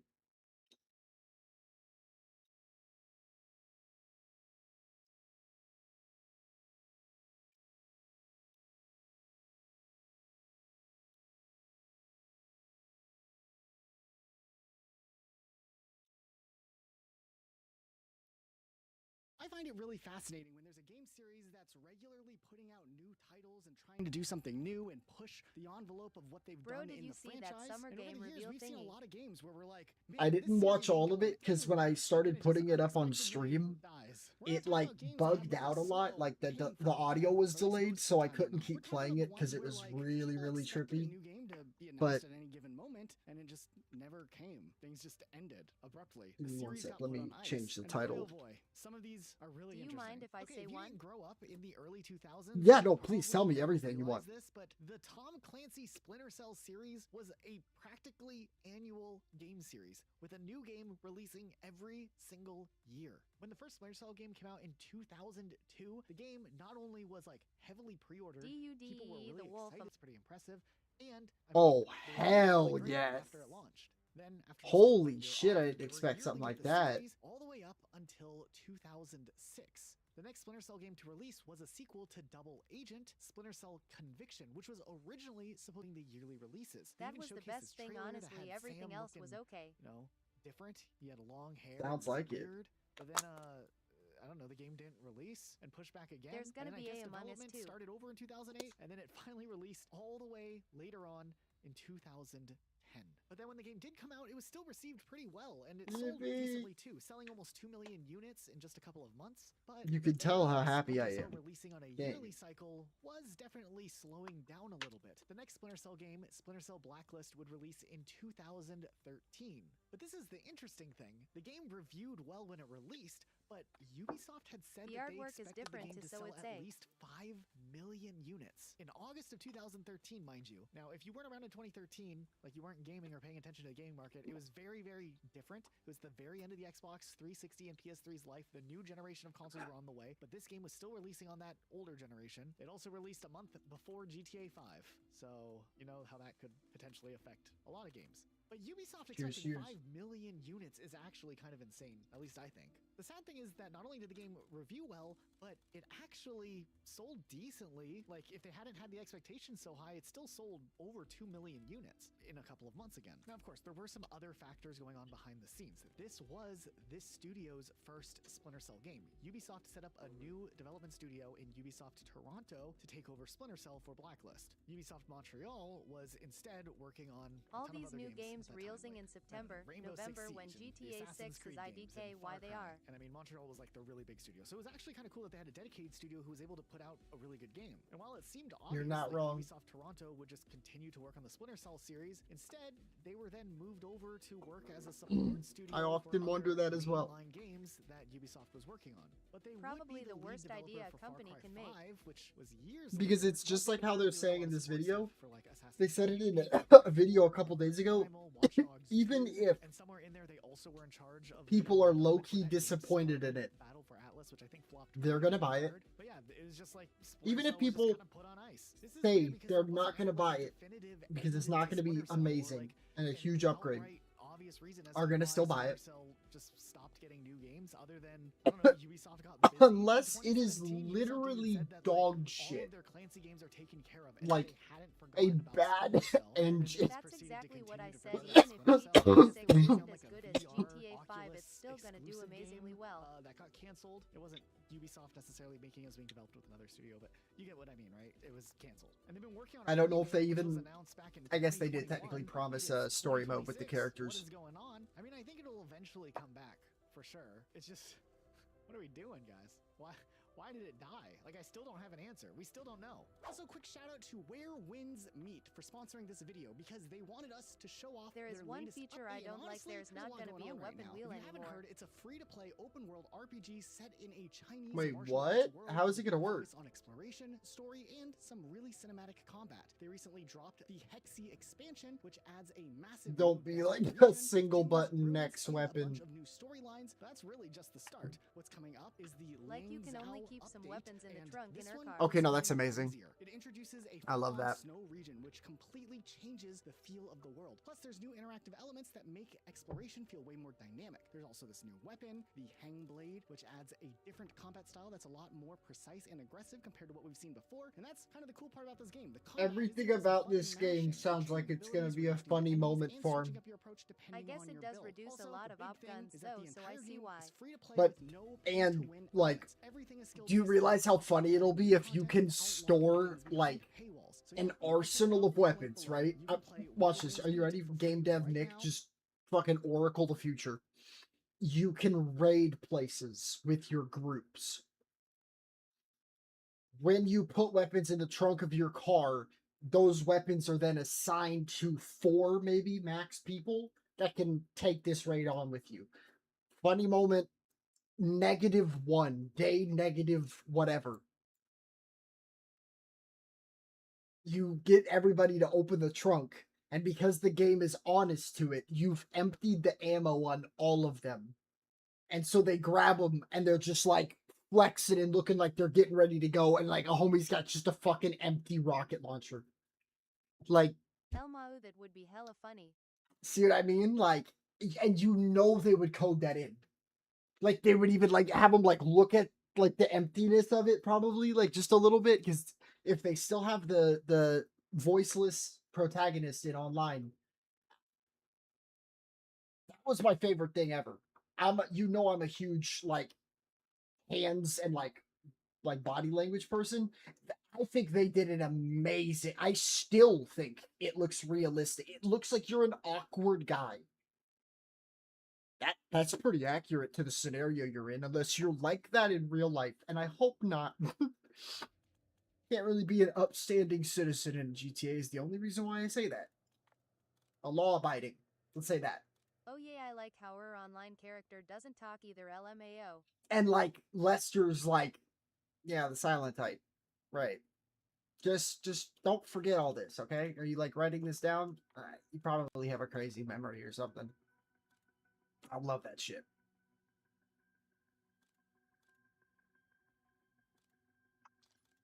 I'm not gonna cheat and use gums that much.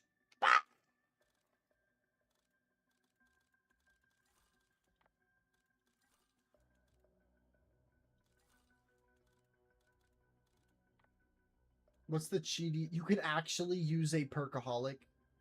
That is fucked. Nintendo Direct soon, so let's see if Smash 6 gets any news. I think I would cry tears of joy. Well, I already told you I'd scream. That is honest as fuck, too.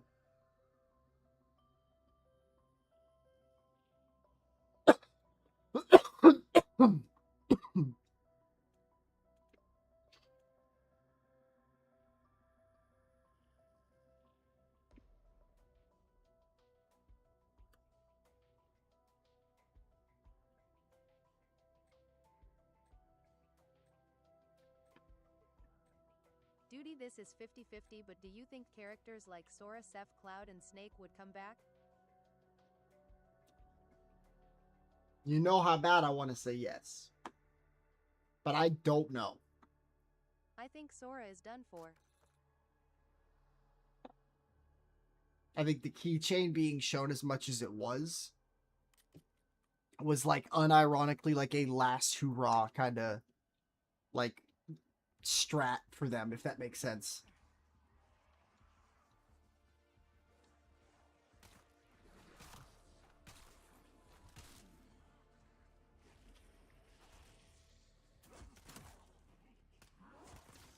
So every round when it's over, you'll see I think it. but Banjo is chilling. Microsoft and Nintendo have a good relationship. That is true.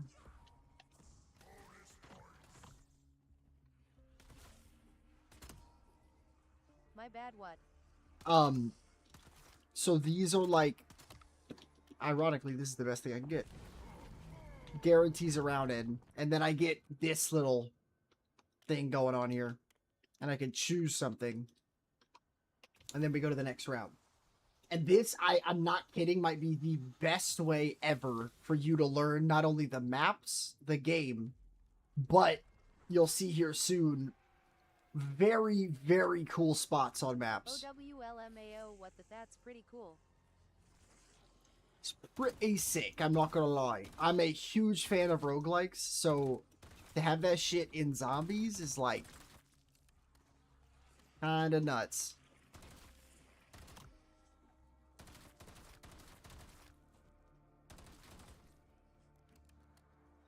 Sometimes the spawns are a little slow though, I'll be honest. Oh, the gobblegum machine's always here. That's kind of...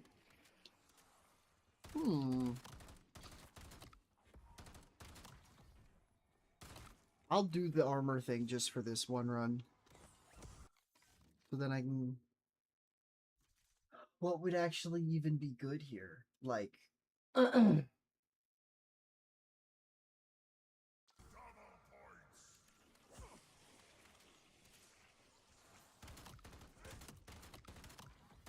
don't think a max ammo would be good. Did I put on the one that had Idolize? Yeah, I did.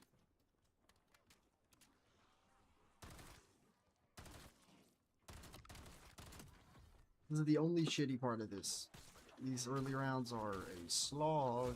Oh, I forgot I need to go into the fastest spots, because I do know them. This one's back here. Not that fast if I've spawned them everywhere, though.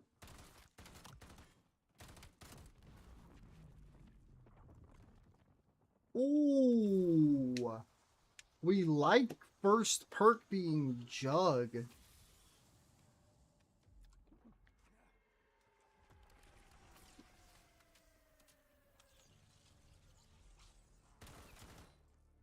The game really fucking wants me to have the max ammo.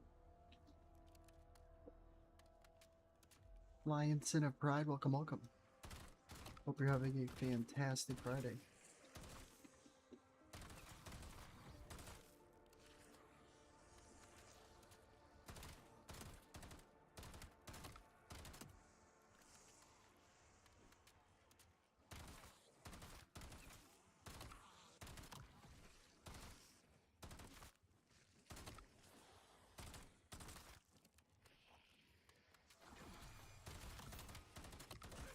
I might want to put on double everything.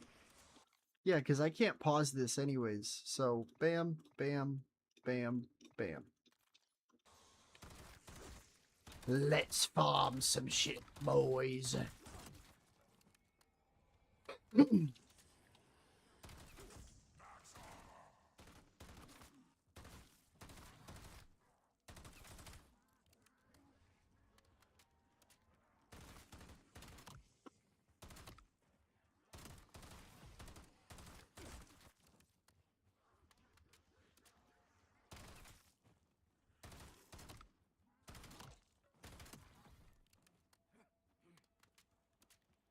Like, to add insult to injury, they're not even like regular length rounds.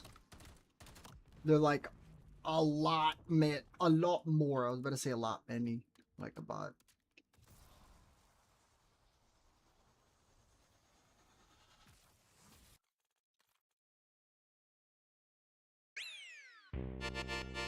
With the heart, man. FSM, you freaking go. Thank you so fucking much, dude.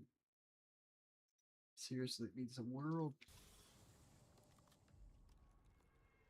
Also, as I know, you know this map, at least from my pain and struggling, all too well. What if I told you on accident I found a spot that might, if it works over and over, I'm gonna lose it. But it felt so fast, especially considering I can't really affect the spawn rate here. But there's a spawn here, and yes, I am over a perilous cliff. However, if I stand here, they have to do that funny jumpy, which puts them right in front of my face. And that is weird and sick as shit.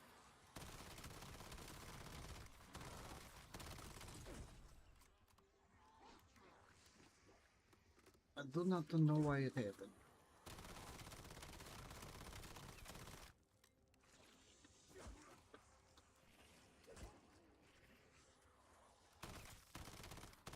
Bro is always finding new tech in Smash and COD.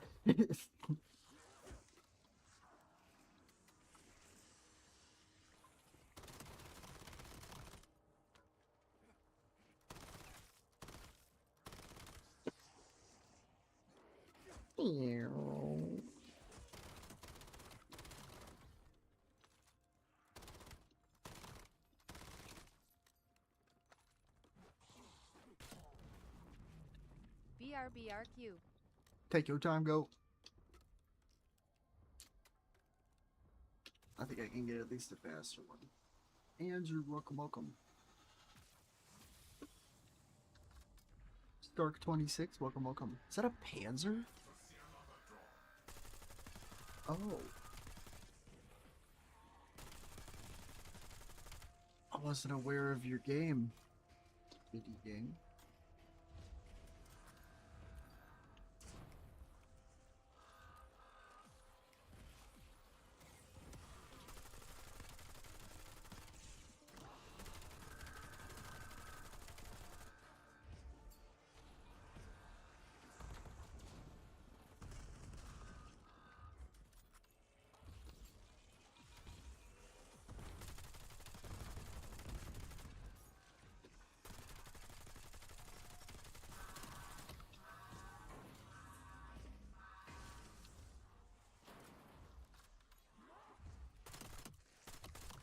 Nice.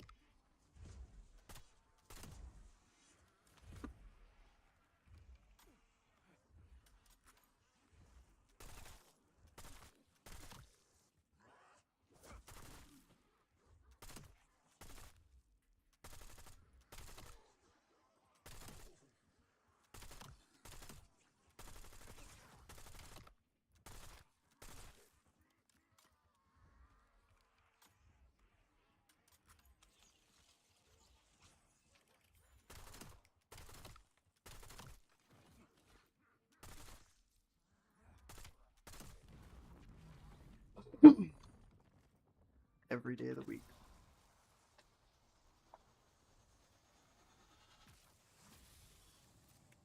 Oh, hell yeah.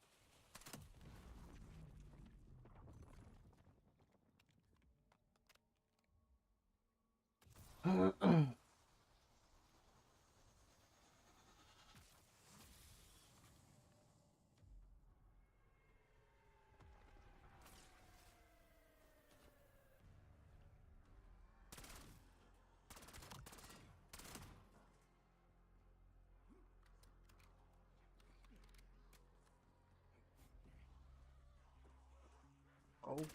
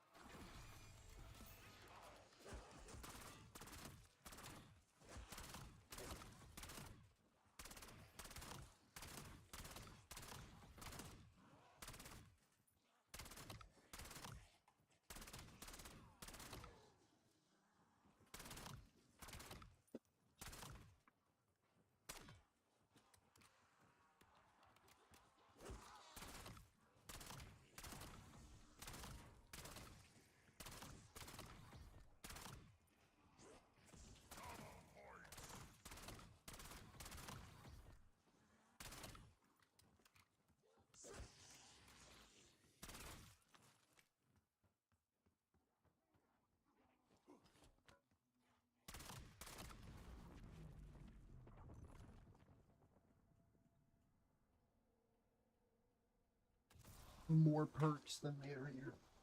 I'm not complaining about my gun.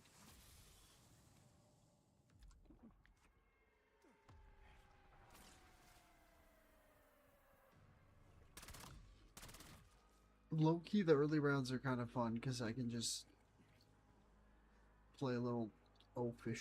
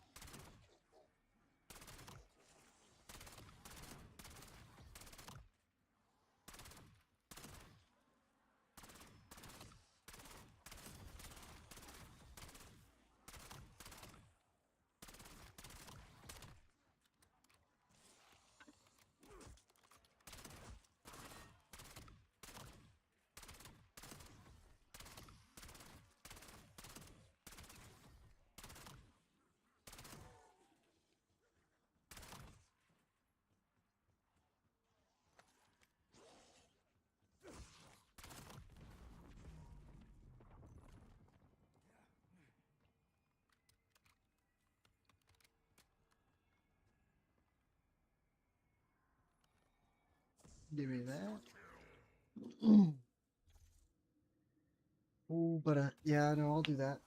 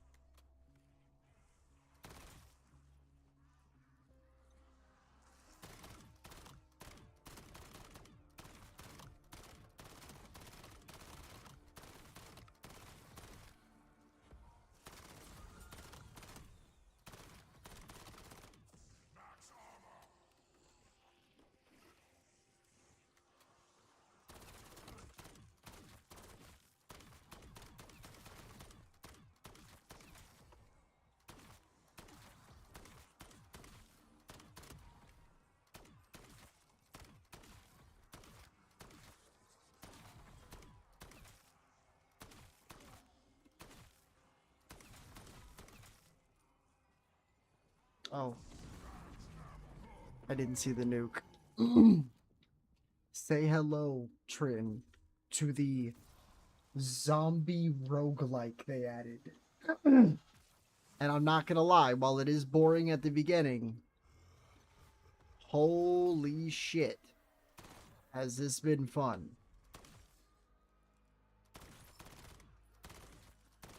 Like, when I tell you this is the definition of an introductory game mode for zombies on this game, I can't put it into better words.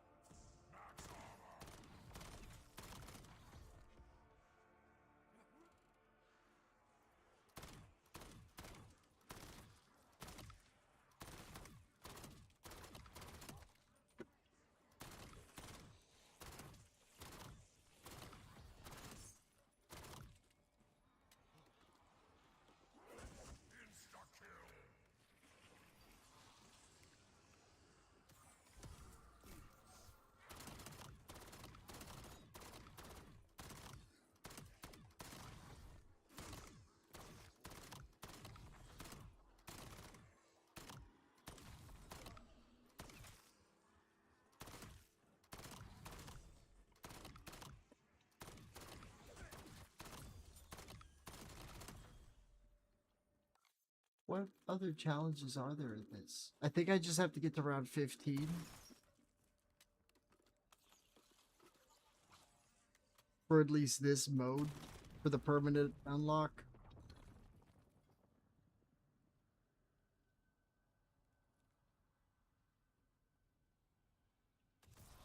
Now, does that mean, like, when I down?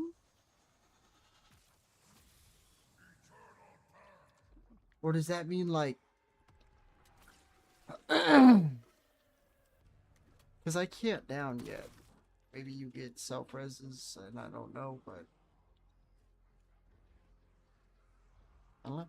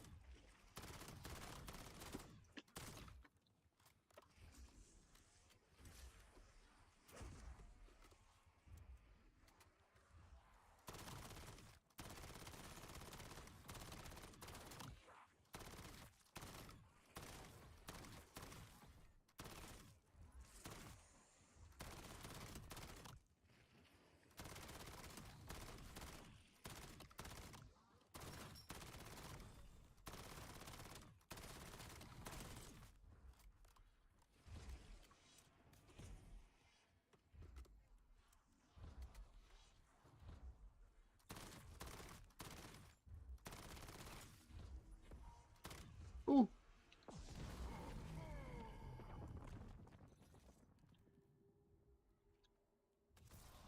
Well, duh.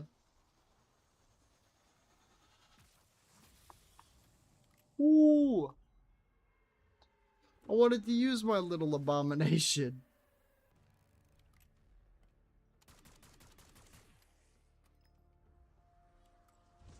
Oh, yeah.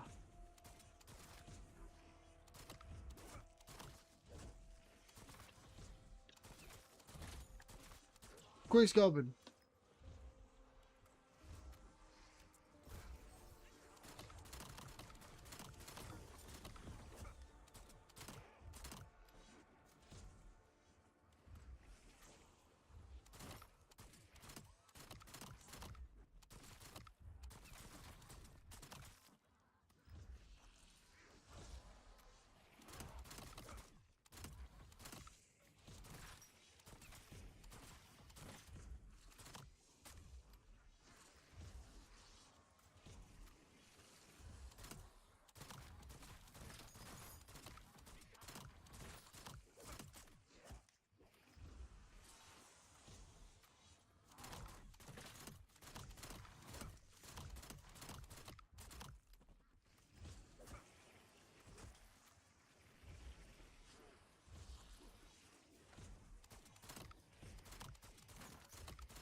Like, this is not a regular round 13 spawn amount. What is this?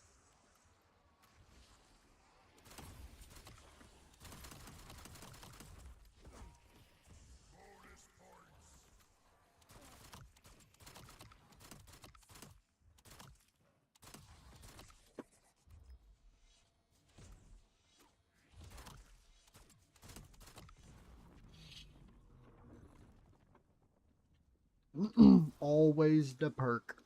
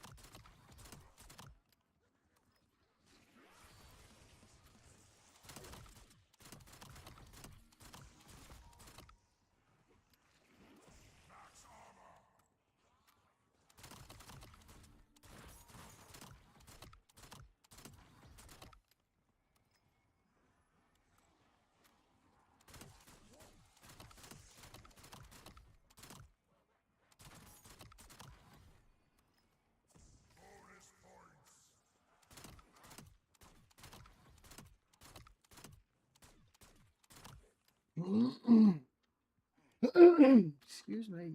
Goodness.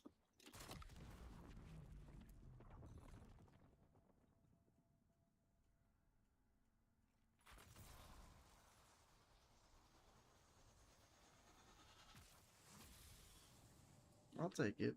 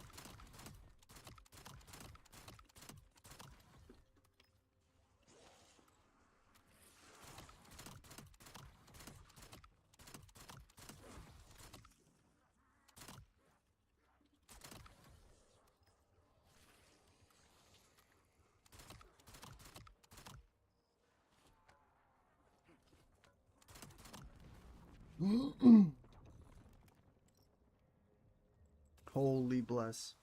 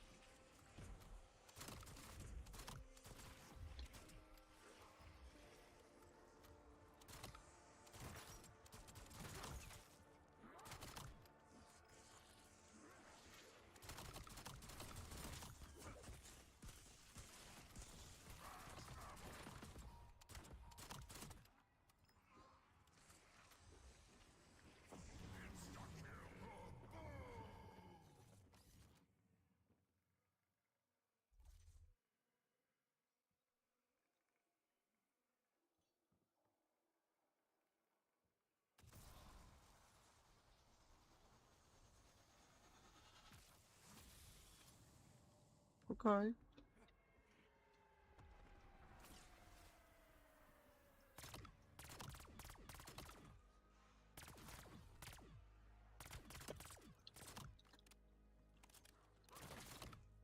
Oh shit, they're packed too.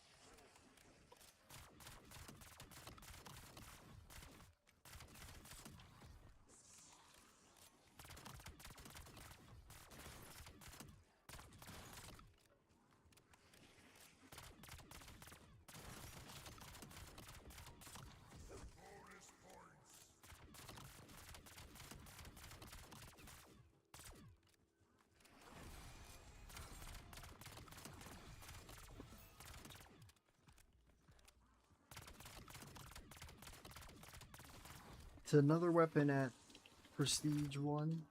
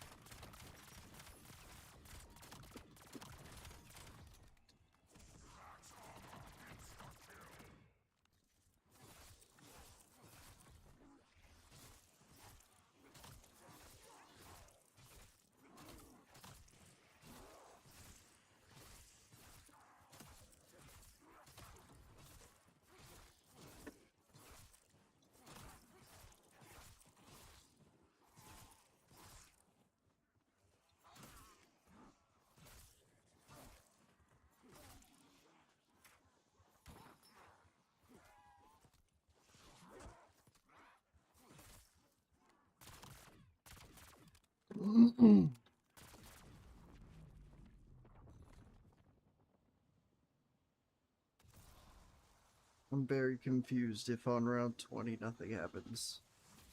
I'm not gonna lie.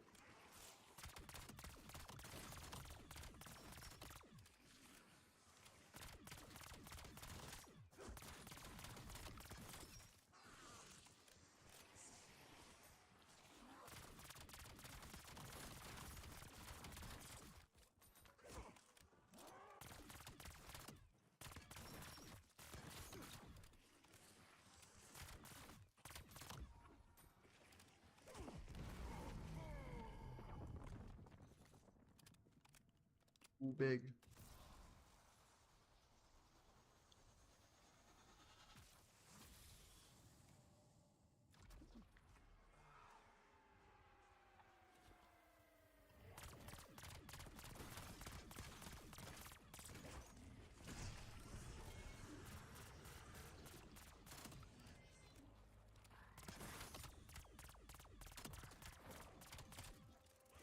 Wait, what?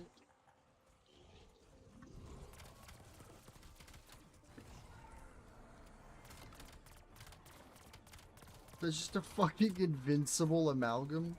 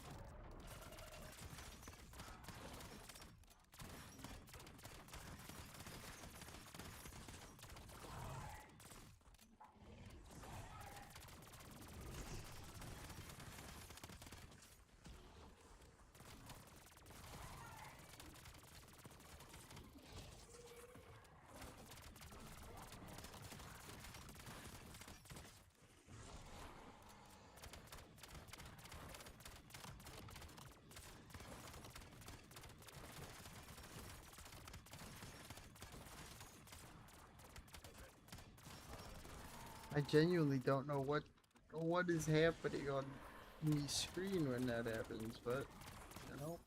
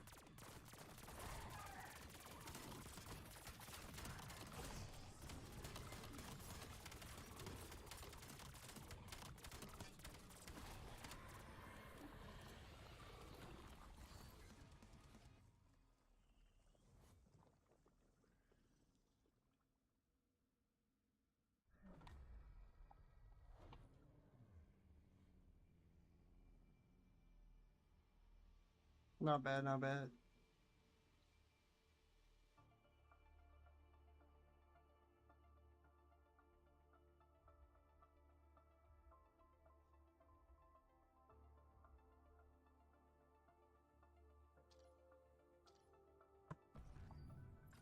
How many? Also, how long the? So I have 22 minutes. I'm gonna use the restroom super fast, and then we can go right in to the next one. Let me make sure I've prestiged weapons. Hold up.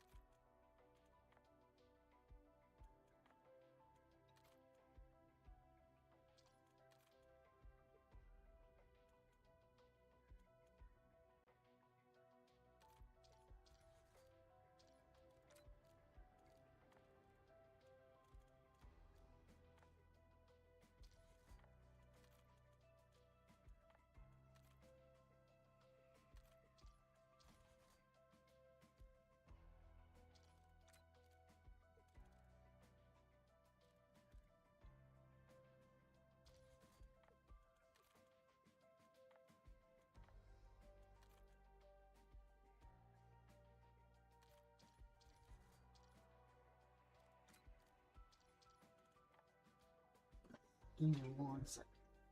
I'll be ready.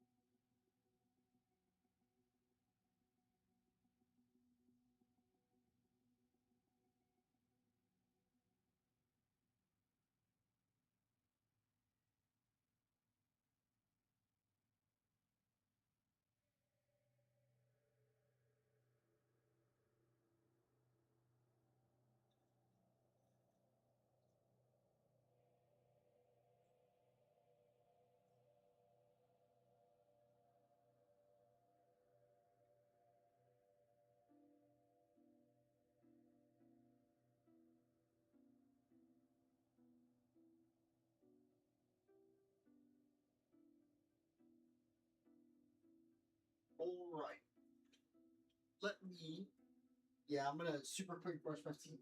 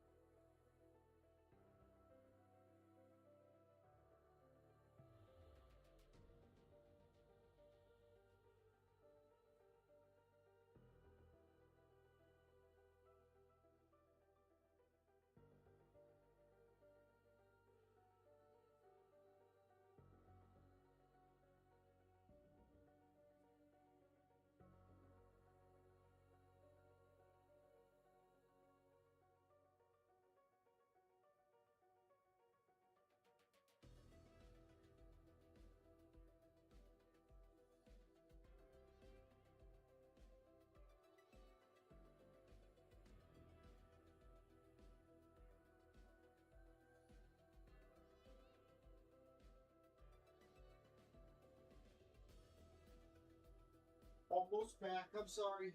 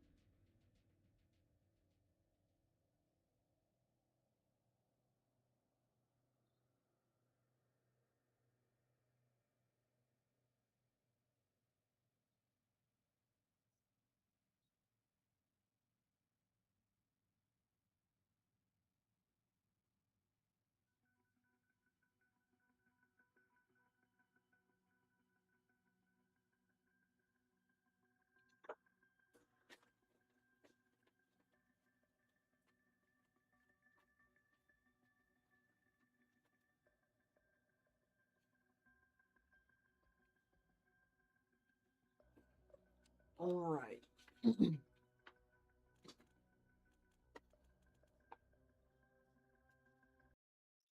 There's a lot more content coming very soon. Okay, honestly, I'm still really surprised that Forza Motorsports is an entry that ends up falling onto this list. Mostly because I don't think anybody actually expected Forza of all game series to get iced. And mind you, we are talking specifically about Forza Motorsport, not the spin-off Forza Horizon, which is still getting entries. But they are two completely different series pretty much at this point. I mean, there were two different development studios working on them, but I do think it's really fascinating that a spin-off game, Forza Horizon, developed by a different studio, ended up becoming the surviving and mainline game in the series, as the main studio that essentially invented the series and did all the mainline games is now the support studio for the other spin-off game. I mean, I guess Forza Horizon definitely appeals to a wider, more casual audience than the more competitive Forza Motorsport series, but I guess it was really falling behind in Steam, maybe as its own thing, and Forza Motorsport would come to an end. Now in 2023, they did do a reboot instead of Forza Motorsport 8, which I did think was kind of weird,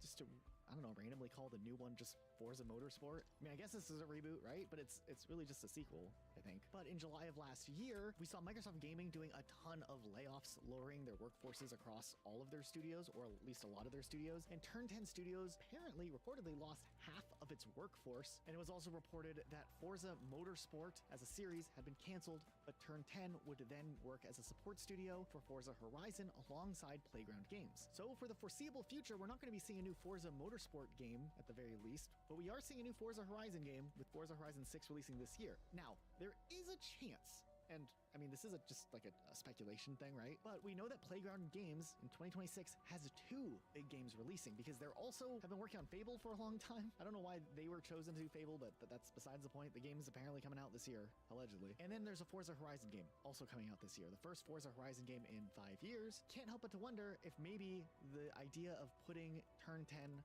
as a support studio for Forza Horizon makes like some sort of sense internally, so that they can still get these 2 big games without trying to like spread themselves too thin across 2 massive games coming out. Now, after the release, could they go back to making another motorsport game? Maybe. But honestly, I don't think too many people were like really upset about Motorsport being iced. I don't think anyone was shocked. I don't know. I am curious though if anyone who's like watching this part of the video was like a huge Motorsport fan over Horizon. Like seriously was like, Motorsport is my series. Like what did you think about this, how this all went down then? Because I'm genuinely curious. Actually a little bit like, I don't know. I don't have the perspective of someone who's like a hardcore Motorsport specifically fan over like Horizon. And while we're on the topic of racing games, Need for Speed was a massive franchise as well in the early 2000s, and for a solid decade, it was a titan of car racing and car culture in video games. And it all started essentially with the release of Need for Speed Underground in 2003, which sold 15 million copies, which is an insane amount, and made EA turn Need for Speed into an absolute machine of a franchise. There was a new high-budget mainline entry practically every single year for almost 10 years straight. There was Underground in 2003, like I said, Underground 2 in 2004, Most Wanted in 2005, Carbon in 2006, Pro Street in 2007, Undercover in 2008, Shift in 2009, Hot Pursuit in 2010.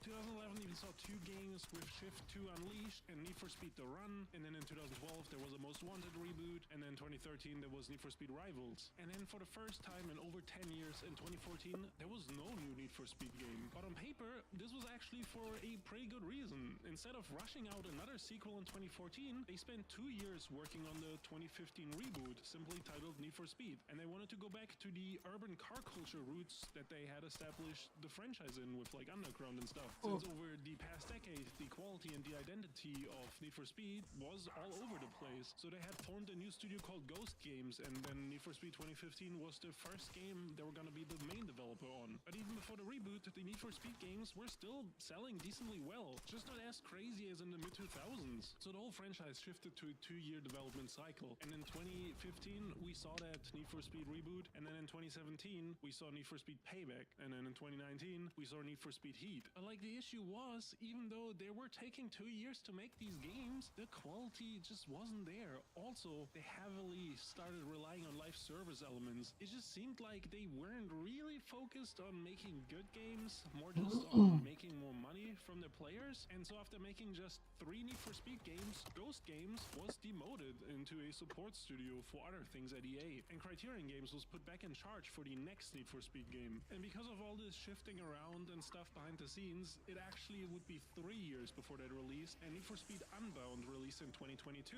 And I mean, on paper, this should have been a great Need for Speed game. Criterion Games had made good Need for Speed games in the past, and also Unbound went back to the street racing vibe. But gamers just didn't really care anymore for Need for Speed. They definitely had burned some goodwill with Need for Speed fans over the years, whether it's things like taking out Quick Race, where you can't just hop in a race anymore and now you had to sit through their awful stories, or going as far as introducing this slot machine loot box system to upgrade your cars. But I also just think the gameplay kind of fell off hard with Need for Speed 2015 and never really recovered. It just didn't feel as good. And obviously the gaming landscape was very different than it was almost 20 Turncoat years is ago. insane. Sales for Need for Speed Unbound were actually down from the previous game. And still, EA didn't immediately give up on this game either.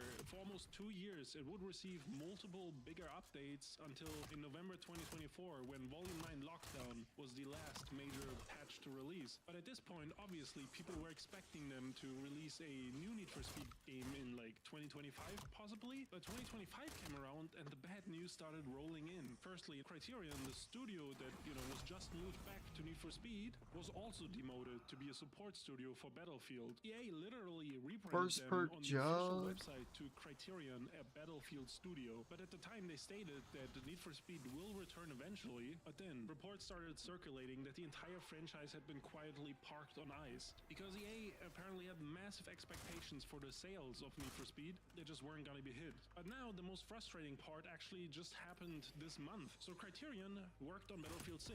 That was the Battlefield that came out that needed the support from Criterion. And despite Battlefield 6 being a record-breaking success, selling over 7 million copies in just 3 days and being like the top seller in the US in 2025, it was announced that the Battlefield studios were going to be hit with layoffs. And that means that there was also layoffs at Criterion. So now, where are we at with the Need for Speed franchise? I mean, the studio that used to make the games is working on Battlefield and also had their numbers reduced recently. So who would even be in charge of developing the next Need for Speed game? So nobody really knows what's going to happen with Need for Speed. It just seems like it's on hold indefinitely. And it's up to EA to find some faith in Need for Speed again and then take it off ice and, have a studio work on a new game. But it seems like the expectations for Need for Speed are so high that might never happen. So I don't know, I guess it's rest in peace Need for Speed, at least for now. Oh, what the hell happened to Spyro the Dragon? Like, this game series was on top of the world in the beginning of the 2000s. It was essentially PlayStation's mascot, like platforming mascot. One of them, I guess it was Crash Bandicoot 2. And to be fair, PlayStation did have a lot of potential mascots, but damn, Spyro came in and was like, hey, if there's a good design team and a good game combined, you can get a mascot even in an era where Sonic and Mario were already pretty well established. Literally just a little while after Spyro the Dragon came out, Xbox was trying to make their own mascot with Blinks, and we all know how that worked out. But man, Spyro had 3 solid games back to back to back, and then 2 not so good games, then a spin-off series that was different. And it's really crazy how Spyro the Dragon was so iconic and so memorable and literally pretty much a face of a brand in itself as Spyro, but also part of one of the biggest mascots for Sony and PlayStation, even though Sony didn't have the rights to the character, which then meant that eventually Spyro would go multi-platform. But none of that mattered because Spyro didn't get good games. And honestly, I think all Activision really had to do was just get a competent team to really work on reigniting Spyro, no pun intended, because of the trilogy thing that they did, right? And I think Spyro could have still been a household name through the end of the 2000s, into the 2010s, and so on. But instead, there was a bunch of mid-games, a trilogy that continuously got worse as time went on, a few spin-offs, a DS game here and there, and then it ended up just being a means to launch a side series unrelated to Spyro altogether in Skylanders. And I know some people like Skylanders, but for Spyro, I don't know. This wasn't really that nice of a thing to do. Damn. I mean, not only did they just use the character to try to launch something completely irrelevant, but this redesign is toxic. I don't know how to explain it. I feel personally shaded by this. Now for this video, I definitely was going to talk about Spyro no matter what, because out of all of the classic, most iconic characters of all time, Spyro's really just been fully ignored after Skylanders launched. I mean, you got the little trilogy thing, but then nothing new ever again. I mean, Crash Bandicoot was very similar in vein to Spyro, kind of going on a little hiatus for a while, but at least when it came back, it got a remake trilogy, a new game, a racing remake, relaunch, and then another like side game that I don't think anybody really wanted, and that kind of killed Crash Bandicoot again. But at least there was something new. Spyro, they were just like, okay, the thing worked for Crash Bandicoot, let's just do it with Spyro. And then there was nothing ever again. So Spyro definitely got it worse, but I think if you look at a lot of the video game series that were really popping off in the early 2000s, especially like those mascot platforming games, a lot of those new ones that were like synonymous with things like PlayStation 2 and stuff also just randomly died off, even though I don't think anybody expected them to. Like Jak and Daxter was kind of a little bit later than Spyro and whatnot, but we see a really similar fate, right? Jak and Daxter, a first one, there was a second one, a year later a third one, a combat racing spin-off, another spin-off for the PSP just with Daxter. And honestly, it didn't look like anything would ever slow down for Jak and Daxter. I felt like this was an obvious one. It would kind of maybe have a similar path of like Ratchet and Clank or something, where at least occasionally new games would still come out, even if they were like pretty long cases apart, so the studio could work on other things, because platforming did become less popular over time, okay. But at least like a Ratchet and Clank fan knows there'll be a new game like every 8 or 9 years. Better than nothing. I feel like the whole Jak thing kind of felt like a blindside, because Naughty Dog was cranking these games out, and like we said, there was like, 3 games and a spin-off. Like, what's better than that? But then Naughty Dog worked on Uncharted and The Last of Us. And I don't think it was really in the cards for another, Jak and Daxter game to be justified. Instead, we would just get new Uncharted games, a new Last of Us game, and a bunch of re-releases of the same game over and over again. I guess since Naughty Dog was busy, Sony put Jak and Daxter onto another studio, High Impact Games. And they worked on the next main Jak and Daxter game, the final one to release as like a new game, Jak and Daxter in the Lost Frontier. This came out in 2009 on the PlayStation 2 and PSP. What are we doing here, guys? The PS3 has been out for 3 years. Why is this game coming out on the PS2? I guess there was a lot of development woes. The game started out as just a PSP game that Naughty Dog was working on, but they got too busy with Uncharted Drake's Fortune, so then High Impact Games was brought on, and they were to finish it. I still don't know why it came out on the PS2. This is crazy. Or, I mean, I guess it could have come out on the PS2. I don't care, but why not the PS3? Like, what are we doing? From there, though, Jak and Daxter hasn't had anything Give me the since, katana. like, a little, like, re-release in 2012. Apparently, Naughty Dog had toyed around with the idea of maybe doing a reboot to the series, and there's some concept art and stuff that is like Damn slowly you, rolled out over video time, game. but nothing ever fully went into production. And I mean, they said never say never, so I guess we can keep waiting, but this one's weird, right? Alright, so in 2004, Halo 2 was going to be released, and this was a massive release for the Xbox. Like, Halo C put them on the map, and now they're going to push the franchise even harder. Master Chief had quickly become Xbox's mascot, and with that, they had kind of redefined what a console mascot looks like. Gone were the times of cartoon animals or, Italian plumbers. Now a super soldier is leading to their system selling like crazy. So PlayStation wanted a mascot for themselves, just like Master Chief. Up until this point, their mascots were more like cutesy platformer characters like Jak and Daxter or Crash Bandicoot. But it seemed like if they wanted to compete with Xbox, they had to move away from that and invent their own Master Chief, which then led to the creation of the Killzone franchise, with the first game releasing in 2004, the same year Halo 2 was released. And if you are like me, you might have thought that their Master Chief is actually this guy, or this guy, but it's actually one of these guys in the back, specifically this guy. If you went back in time and asked a Sony executive in 2004 who their Master Chief was, they would probably drop the name Jan Templar. And now if you're wondering who the f that guy is, well, him and his squad are the main protagonists of the first Killzone game. So this dude was their answer to Master Chief. But besides that, obviously another major part of the first Killzone was also the multiplayer mode, which obviously is something that Halo had as well. Alright, so now PlayStation kicked off their Halo killer with the first game, which, by the way, the devs hated that term, like the game being called Halo Killer. They thought it was like bad. But I remember everyone calling this a Halo killer back in the day. And the series would move forward and multiple games were released. A PSP spin-off called Liberation was released in 2006, and they had shown off Killzone 2 in 2005 at E3, but the trailer looked so good and so promising we could finally that speed they through weren't rounds able again. to meet the expectations they had set with the trailer, which then kind of threw development off. And then also the next gen was approaching, so they had to pivot to be on PlayStation 3.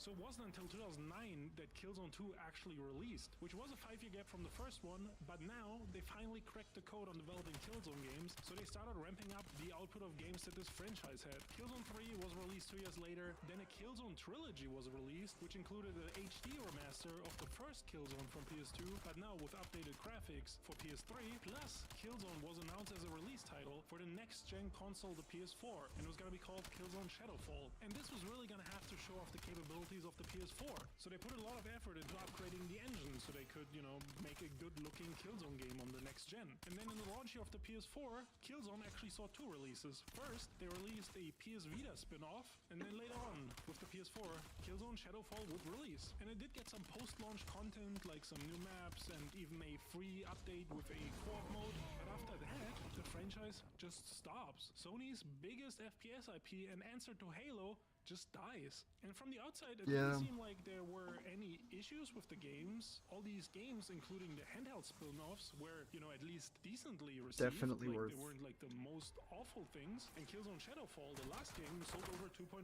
million units, which is pretty good for a launch title. I mean, you know, it seemed like people that bought a PS4 and were looking for an FPS would pick up Killzone and actually play it. So what happened? Why was Killzone Shadowfall the last game in the series? Well, it probably just wasn't one thing. There was probably a bunch of things. Like, for example, Killzone never became as big as Halo. They would mirror a lot of the features, like every entry in the Killzone franchise featured some form of multiplayer, or they would introduce a co-op campaign mode. But it didn't really work out in the same way that Halo did. Like, Killzone wasn't a massive console mover, and the Jan Templar guy just didn't really have the same coolness factor as Master Chief, so he never really became the mascot. Also, spoiler, he actually sacrifices himself and dies at the end of Killzone 2. So I guess they weren't that set on, you know, this guy becoming their mascot. And over the different releases, the identity of the franchise also seemed a little bit all over the place. Whatever they tried with future games didn't generate the same crazy hype that they, you know, probably wanted. Secondly, Guerrilla Games, the studio behind Killzone, was kind of tired of the franchise. They just didn't want to make this dark, gritty FPS anymore, so they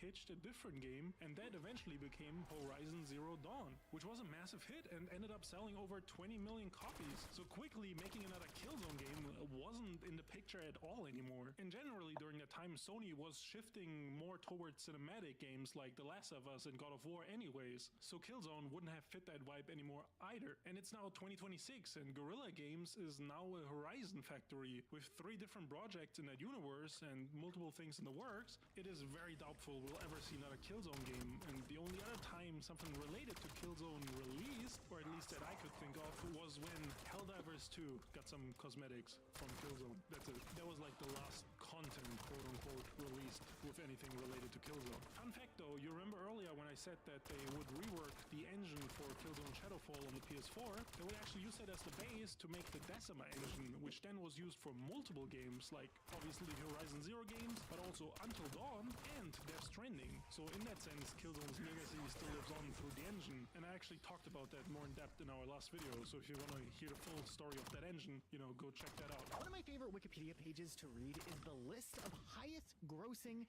media franchises. Because honestly, Pokemon takes that #1 spot over like Mickey Mouse and Winnie the Pooh and stuff, which is crazy. It's not even close, right? Like, I mean, they are killing it. But when you go further down on the list and you see some other video game franchises and movie franchises that are really big, you do get a lot of perspective as to how popular things are. And you don't normally expect a game franchise that has made it into the Wikipedia page of the list of highest grossing media franchises to be just straight up abandoned, but that's what we're facing. And while we are looking at something at the lower end of the list, it's still something that made it onto the list. And that's Yokai Watch, a game that I don't think we've talked about much on this channel, if at all ever, which is crazy considering how big the franchise this actually is, which is weird because the video game series has been dead for 6+ years now. Luke, do you know anything about Yokai Watch?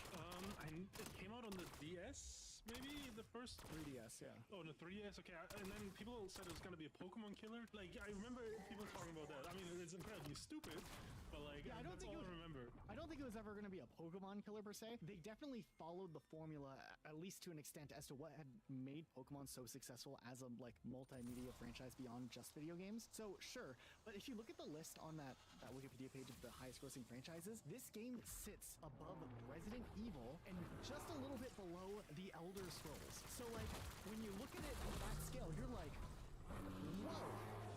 I didn't realize Yokai Watch became that massive of a franchise in the little over a decade it's been around. Yeah, that's crazy. So what's really interesting is that this game project was developed by a company known as Level 5, and the CEO had claimed in interviews and stuff that they had researched extensively what makes a franchise last long, and they went all out. There are 4 main games, a ton of spin-off games. If you look at the little timeline of media that has come out in the Yokai Watch lifespan, we're talking about multiple things in a year, because there was a TV show anime that came out. There were 7 movies based on the anime that also hit theaters. There might have been 8. There was also a card game series. But what really surprises me is that while this stuff continued to run for a long time, everything kind of just abruptly stopped in 2020. They did one more spin-off that came out on Nintendo Switch and PlayStation 4, and that was it. They just wrapped it up. The developer, publisher, Level 5 didn't do anything else. And yeah, they were doing multiple different Yokai Watch animes, but the last one ended a while back. Wait, am I seeing this right? They released 21 games, including all spin-offs? I think so, yeah.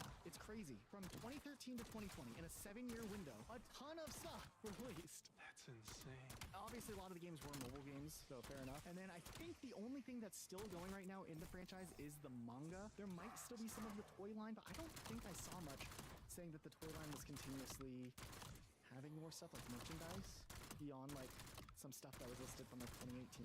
They just packed up shop, and I was like, okay, well, why? Now, the 4th game in the series did end up releasing on the Switch and PlayStation 4, but it didn't really sell all that well in Japan, and they just decided not to release it overseas. I don't know if they just figured that the age group that grew up with it had started to grow out of it, and they didn't want to invest in capturing a new age demographic or the new generation coming on up. I don't know. And then if you look at Level 5, what they've been up to, it seemed like they put a lot of time into working on the Megaton Musashi series, and then they've just been kind of jumping around with different projects. So I don't know if they're just looking for the next best thing, or they burnt out of Yokai Watch, but it is interesting nonetheless to realize that Yokai Watch had hit such high peaks and then just disappeared. There wasn't this slow burning out phase.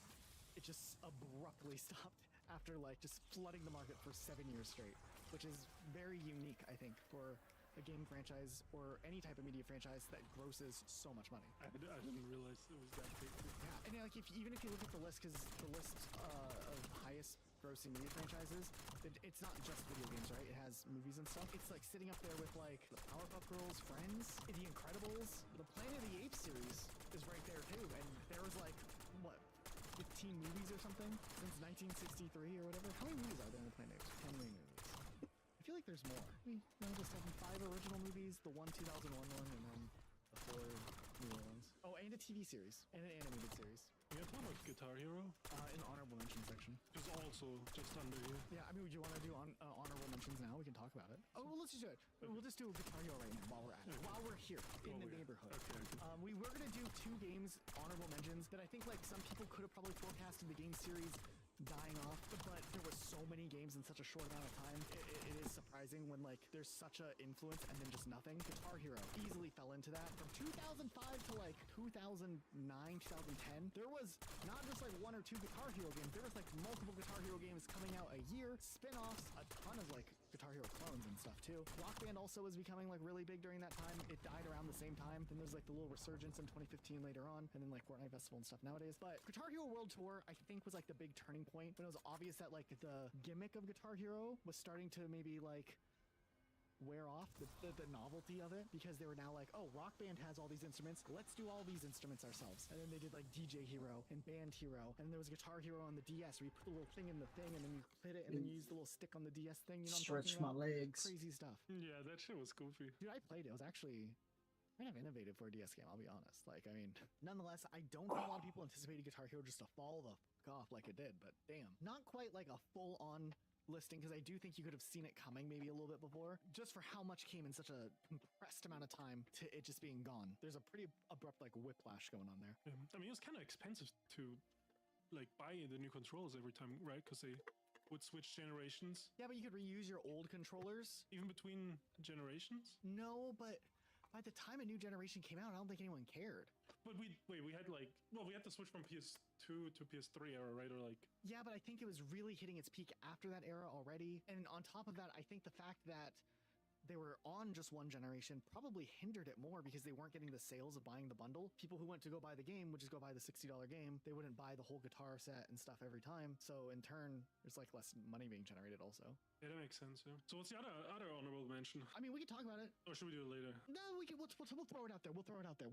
We can talk about other games after this. I wanted to talk about Wolfenstein 3, this third Wolfenstein game that hasn't come out. I know it's going to come out. I'm still pretty confident it's going to release. There's a lot of rumors that we might even get an announcement this year, maybe early next year. I don't think anybody anticipated the new Wolfenstein trilogy to take this long, though, right? Like, I think people anticipated there'd be Wolfenstein: The New Order, maybe 2 years later, a sequel. That ended up being pushed out a little bit longer to like, what, a 3-year development cycle? But I don't think anybody thought from the time that Wolfenstein 2 came out until the likely time that Wolfenstein 3 came out, a decade would pass. And that's crazy to me because they were like, okay, we got Wolfenstein. Then on like these off periods, we're going to do like a standalone DLC expansion. They did, what was it? The Old Blood. And then they did Young Blood. Oh, and the VR game. And then Cyberpilot, yeah. I mean, game development has gotten so inflated in development time nowadays. It still feels like a newer series, but it started in 2014. It came out, and it is 2026, and we're still waiting for that final entry because of this essentially 9-year break between game entries. And I don't think anyone expected that. I think when Wolfenstein 2 came out, I was pretty sure we would see Wolfenstein 3 by like 2020 at the latest. I did not think 2027.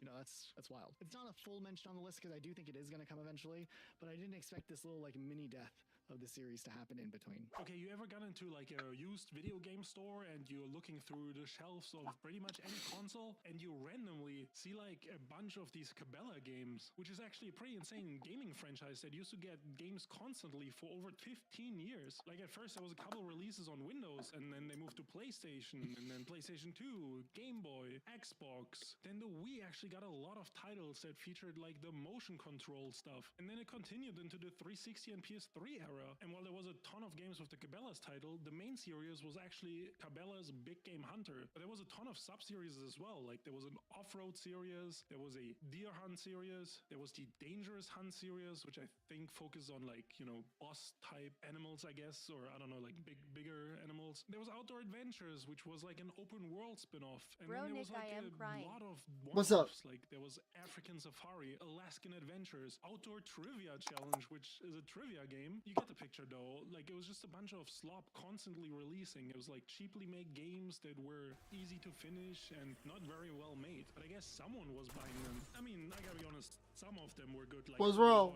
in the early 2000s, but eventually they just kept pumping them out and they were in very good quality. But after the This guy Xbox One and posted like he PS4 needed came out, advice they for began characters that slowing stopped down, Sonic, and right? then they completely fell off the map. Like up until 2014, they had constantly released a Yeah. game every single year, often like multiple games a year. But then nothing besides like one more Nintendo Switch release in 2018. But that was like somehow You said Banjo, what'd he say? I go into a video game store just because of the fact that they made so many in like the 15 plus years that they were actively pumping out these games. So what happened in 2014 that they would just completely stop? The main reason was that all these titles were published by Activision, and in 2014 their licensing deal expired. And I couldn't really find another reason. I mean, there isn't much information on the actual process behind these games out there, but I guess Activision didn't feel like continuing pumping out these games and, you know, publishing them, and it didn't seem like anyone else was interested enough to pick up the publishing rights. But then after Cabela's was Hold on, bought I by think Bass I got Pro Shop, filtered. it seemed like You they did. tried one more time to get someone, and Planet Entertainment picked up the publishing rights and they released Cabela's The Hunt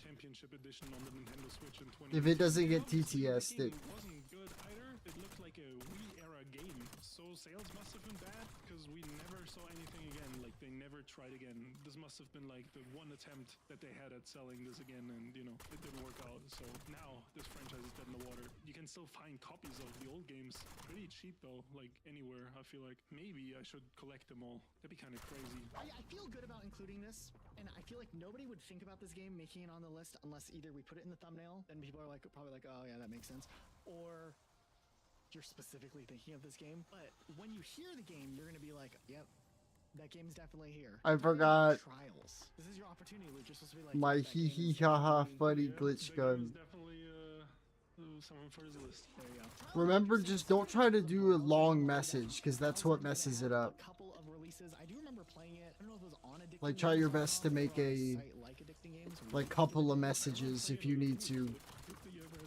Mini clip. Now heard of it, but I was an Addicting Games kid. I was a Newgrounds kid, unfortunately. Trials overall, though, really started to get attention, obviously, with Trials HD, which was the Xbox 360 arcade game. I remember buying that for however much it was. I want to say it was like 800 Microsoft points, which was like $10 back in the day. I could be wrong on that, but I think it was about that. It was fun. Like, I was good at it, but those last couple of levels, they were so difficult. I don't know if I ever actually beat them or got all the achievements. It was something I was trying to do in that game, and I remember spending hours and hours trying to do it. Now, there was a massive jump, though, from Trials HD to 3 years later when Trials Evolution came out. And this, like, redefined the game. And I think that Trials Evolution was just, like, the really polished next step for Trials. And, like, the differences between HD and Evolution is insane. Like, it's really impressive. Both HD and Evolution got, like, 9 out of 10s across the board. Like, people really liked it. I remember them advertising, like, the amount of customization and, like, custom tracks that you could do with Trials Evolution because they built this whole system. Goddamn Making, like, TikTok. first-person game modes, like, first-person, like, You ain't listening. You're. Evolution. Like, they had really built something where you could, like, just do I just have a feeling it's because you're trying to put something really long. other adventures. Bro, but I that guess we could doesn't say. filter? There was Trials Fusion, which was a sequel 2 years later, which, to be honest, I didn't really vibe with Trials Fusion. It clearly doesn't understand something that you're saying. It didn't feel like there was this massive jump between Trials Evolution and Trials Fusion. I wanna Like say it it's doesn't also get the severity of something you might be saying if it's like a term in Smash or like a new age term. But they were still pumping out Trials things because 2 more years later, they did Trials of the Because it doesn't want you to be able to go. Then this recommended King K. This Rool run and from DK. 2009 to 2019 of these console-released Trials games just abruptly ended in 2019 with Trials Rising. And Trials Rising still didn't score all that To badly. counter I mean, Sonic. it was definitely lower, but I think the game just ran its course. I still think that I was even dead with the off release of Trials crying. Rising, though, people probably assumed there would be more Trials games coming in the future. I mean, obviously it hadn't happened. It doesn't look like it's going to happen I hope anytime he's soon. okay. To Red Links, the development studio that made the Trials games. which Holy, bless his heart. He wrote 2 paragraphs, After Nick. Trials Rising, they got put on support studio duty for a bit. They were a support studio for the Stadia version of Tom Clancy's The Division 2. Oh, dude. If you happen to have access to those paragraphs, send me a picture. No way you think this is right. You need to send me a picture. Ubisoft announced that they were laying off 60 employees and were going to refocus the studio on developing mobile games in the future. So I don't think it's very likely we'll see Trials anytime soon, but I could be wrong. I mean, it could just drop any day now, but it has been 7 years. I'm getting since really Trials lucky with the came out. I just weapons I'm didn't getting. expect This it shit to has kind of literally drop like infinite this. ammo. How much people were really liking He also Trials recommended coming out on a Dr. regular Mario basis and how I think well it was doing, DDD. but I don't know what they could have done to make things better. I mean, That has to be a meme then. Like, unironically, I feel like that genuinely does, because, like, that is every bottom tier character in the game. Except, like, the obvious Little Mac and Ganon. Like, you realize that? That is every single F tier. played it for like maybe an hour and then we just stopped. I did beat Trials of the Blood Dragon. There's, Dude, I am sorry, I forgot he mentioned Ganon. yep, that's a rage bait. That's I am definitely. dead DD. Definitely just a rage bait thing. Played it like through the whole story in like 3 hours, so 4 hours. It was pretty short. I swear to God, you'll look back at it and you'll see that it's People wanted, right? They wanted new Far the Diddy from my state rage baiting and farming interaction again. I hope the next one they make is The Division. It's just so funny he was defending it so hard. Oh, no, even better. Skull and Bones. Oh, I believe it. Dragon. They're cooking, dude. Beyond Good and Evil 2, Blood Dragon. Oh, dude, actually, no. Now you're cooking. My dude. eyeball. Cooking, dude. Sony actually had another FPS franchise they started in the mid-2000s called Resistance. Wait, I don't you know want if me to many send it people to you on remember this, TikTok? but I mean, it was definitely... If you want to send like the picture of the dude arguing, that sounds really fucking funny. PS3 though, I was an Xbox 360 and Wii player, dude, for life. You know, it was a thing during the PlayStation 3 area, and it was made by Insomniac Games, who are known for Ratchet and Clank, or at the time at least there was like this alternate history shooter that was set in the 1950s, where World War II never happened, and instead aliens invaded Earth and turned people across Europe into like monsters and stuff. The first one was actually a PS3 launch, like it came out with the PS3, and between 2006 and 2011 we got 3 mainline games. Resistance Fall of Men was the first one, then Resistance 2 in 2008, and then Resistance 3 in 2011, and there was even 2 spin-offs for PSP and PS Vita called Resistance Retribution in 2009 and Resistance Burning Skies in 2012,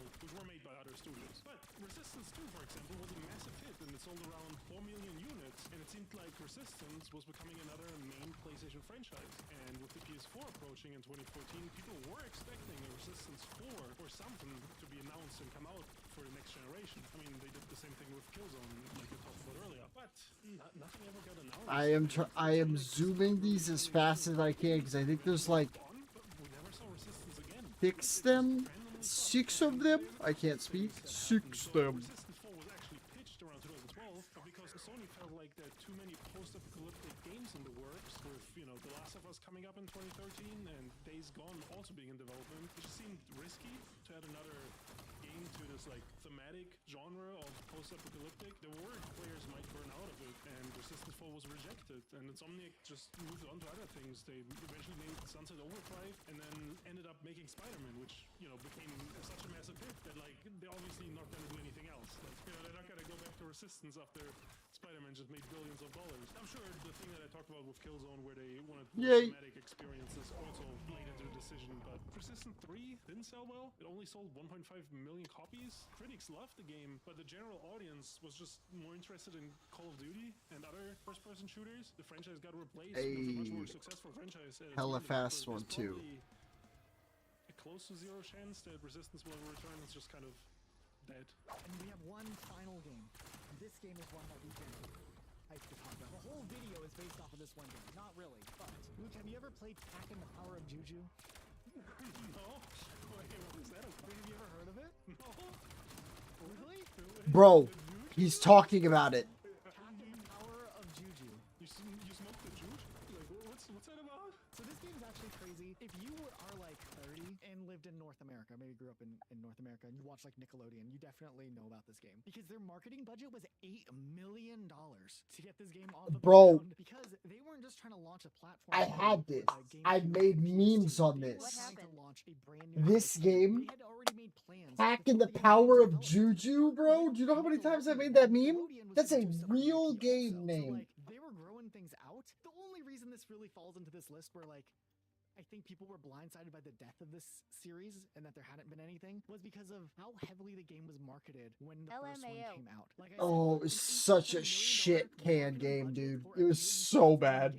That's a brand new IP is insane, but they were trying to get people familiar with the character. I think they were even marketing the game knowing that not every person who would see that commercial would maybe Thank you. But there would be more brand awareness. So if down the road they want to do more, I'll look at it a little later tonight. They could. Now they did also have a TV show produced by Nickelodeon, an animated series, which would end up releasing on Nickelodeon. This is where I remember things being weird because you would think, okay, they're making a game series and they're going to make a TV show, and they're kind of collaborating and like figuring this stuff out around the same time, right? But the idea was to build the intellectual property out. I ain't wasting my time.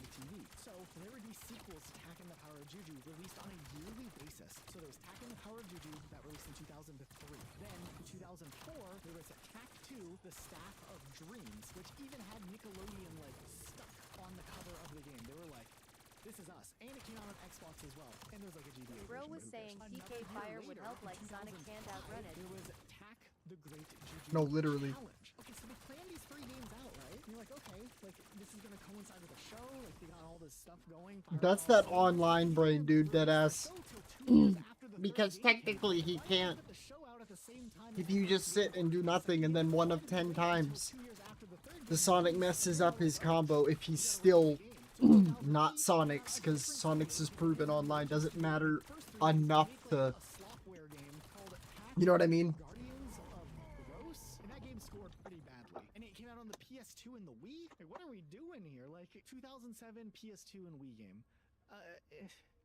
I just don't understand. They spent all this money doing all of this. The show got 1 season, and then they canceled it. I don't know, dude. But I do remember vividly how much of a marketing budget went into the first Hack game, because I remember seeing the game on TV commercials, going to stores. I feel like and it's they'd have, rage bait, but at the same time, not because you defended it so hard. It's such a bizarre That's the most fun part about Rage Bait, though. 6 months. And I wanted to find a video that I'll let you know whenever I read it, but I don't know when I'm gonna, because my phone is not alive. I don't even know what the fuck it is. Because I have never heard about this. Wait, really? I guess it came out like a year later in Europe, the first one. But then it made me think though, series, and this one doesn't So this game mode clearly hasn't thought about a lot of stuff, which is fine because it is like a get to a certain round, fight a boss, and it's over game mode, which means I want to get them done ASAP. Thomas Tack, I think, a little bit later. They also got an animated TV series. I remember watching it on my Comcast like DVR thing that I had in my bedroom. It wasn't DVR, I forgot what it's called. They had Comcast Direct, something that they had where you could like look at stuff. Oh and yeah, I the game remember mode is never new, playing right? Viva Pinata game, Mhm. watching like a couple episodes to see what it was. I thought it was cool there was like a video game that got turned into a series. I always thought that in itself was cool, but I remember thinking it was pretty mid. There were a bunch of pinatas talking and stuff. It did get 2 seasons though, 52 episodes. I want to say it wasn't like the worst thing I'd ever seen in my life though, but I mean... I'm going up in the difficulty, like slowly. We're on the second one of, I think, 6. But just to dick around, I tried it. Little Big Planet was the absolute heart and soul of the PlayStation 3 era. Like, it was the mascot of Earlier, PlayStation era. and Puzzle platformer, but it was more very than easy that, too. It was a feeling, at least. platform where you could build levels with tools that were similar to developer tools and then share them online. It was more like a platform, you know, something like, you know, we would say Mario Maker later. It was essentially like that, right? And it was a massively popular game, and there was over 10 million user-created levels at its peak. And there were tons of games and spin-offs, like it even got a carding game. There was handheld versions for the PSP and PS Vita. And then even The cool part is if the drop that I get ends up being a nowadays, it seems like all of that is, you know, just like nuke, it just skips the entire round. Thank you so much. Play the original games anymore. There was a DDoS attack on the Sony servers in 2021, so they had to shut down the PS3 servers for those games, and they just never came back. And then they also shut down the servers I think I for fed there. the PlayStation 4 version of Little Big Planet 3 in 2024 and delisted that game. They used in 2020 called Sackboy: A Big Adventure, which was randomly announced and randomly came out in that year, and it Why is it not showing? create stuff. There was no creation in the game. Instead, it was just like a 3D platformer, like Super Mario 3D World or something like that, right? You know, a lot of issues from what I've read came with the fact that when they made the third one, Oh, it was the 5 engine thumbs up. that they used was so hard to like There we wanting go. to keep all the levels from the previous one, so they just had to No, keep like adding my on, little, but that little, just had a technical mess, and the that game was thingy. buggy. They had to drop the engine. I don't know where that Because went. They decided to drop the engine. They decided that, you know, the sequels and stuff would stop, and they tried again with this 3D platformer. Oh, the display and it's just MD. kind of No, you like totally good. Another mobile game that came out. but Dude, nobody this really weapon is broken, like literally broken. in 2020, whatever. So I'm gonna keep that shit the whole way. It's supposed to have a fabricator mod on it, like it literally just makes ammo out of nothing, but because you have infinite stock ammo in this mode, you're supposed to have to reload. grown-up system. My brothers had Xbox 360. It just keeps filling up my ammo. PlayStation 3 for Christmas because I was like, I'm gonna need to play Little Big Planet. Thank you. For And like asked me what I was doing and why I was thinking that way. I'm like, you literally intervened, and I ended up getting Xbox 360 instead. They talked me out of it. They're like, you just play like LMAO. Halo, and you don't need to play Little Big Planet. It's not gonna be that good. I never ended up actually playing Little Big Planet. That's like a whole split. I wonder what my gaming preferences would be like nowadays had I gotten the PlayStation 3. Or you made Halo videos. And then would we be YouTubers, or would I have just been like a Killzone YouTuber? Dude, I don't think. I mean, if in that timeline, Killzone also became bigger than Halo, then maybe. But I you know, I believe in the multiverse theory somewhat, but I don't think there's a single one where Killzone became bigger than Halo. Fair enough. Yeah, no, wild times though, if you think about it. Little Big Planet 4 just kind of seems like something you would have expected them to do at some point, though. I just don't know why it never happened. I mean, nowadays I just they noticed that have Shiny a Mark and Maester successful both 3D stream on platformer, TikTok. Astrobot, right? That's like TikTok. massively beloved. So, like, there's really no reason to Cool. play. I'm sure it has references to Little Big I mean, that's smart of them. Oh yeah, you can play as the Sackboy. I'm pretty sure. If my goof ass can get the views I can get, Line of honorable mention, or just like full send talking about it. But like Nintendo, like a couple number one ones or the first game ended up being long time like greats. DS and you didn't have Nintendogs. Like, what are you doing? Which is crazy looking back now, because I felt like Nintendogs. That's fucking awesome though. especially because they're both bilingual, which means like they could get a lot of people like into the game like a lot easier. That is honestly really awesome. Did you ever play Nintendogs? Yeah, I think on the original DS. I don't know if I ever picked up the 3DS one. Yeah, nobody did. Because who cares about Nintendogs That's after true. you've experienced it one time? I don't want to assume at all because I'm honestly not sure. But I know Meister, I'm pretty sure he's from Mexico. Because Leo is with him, I'm pretty sure.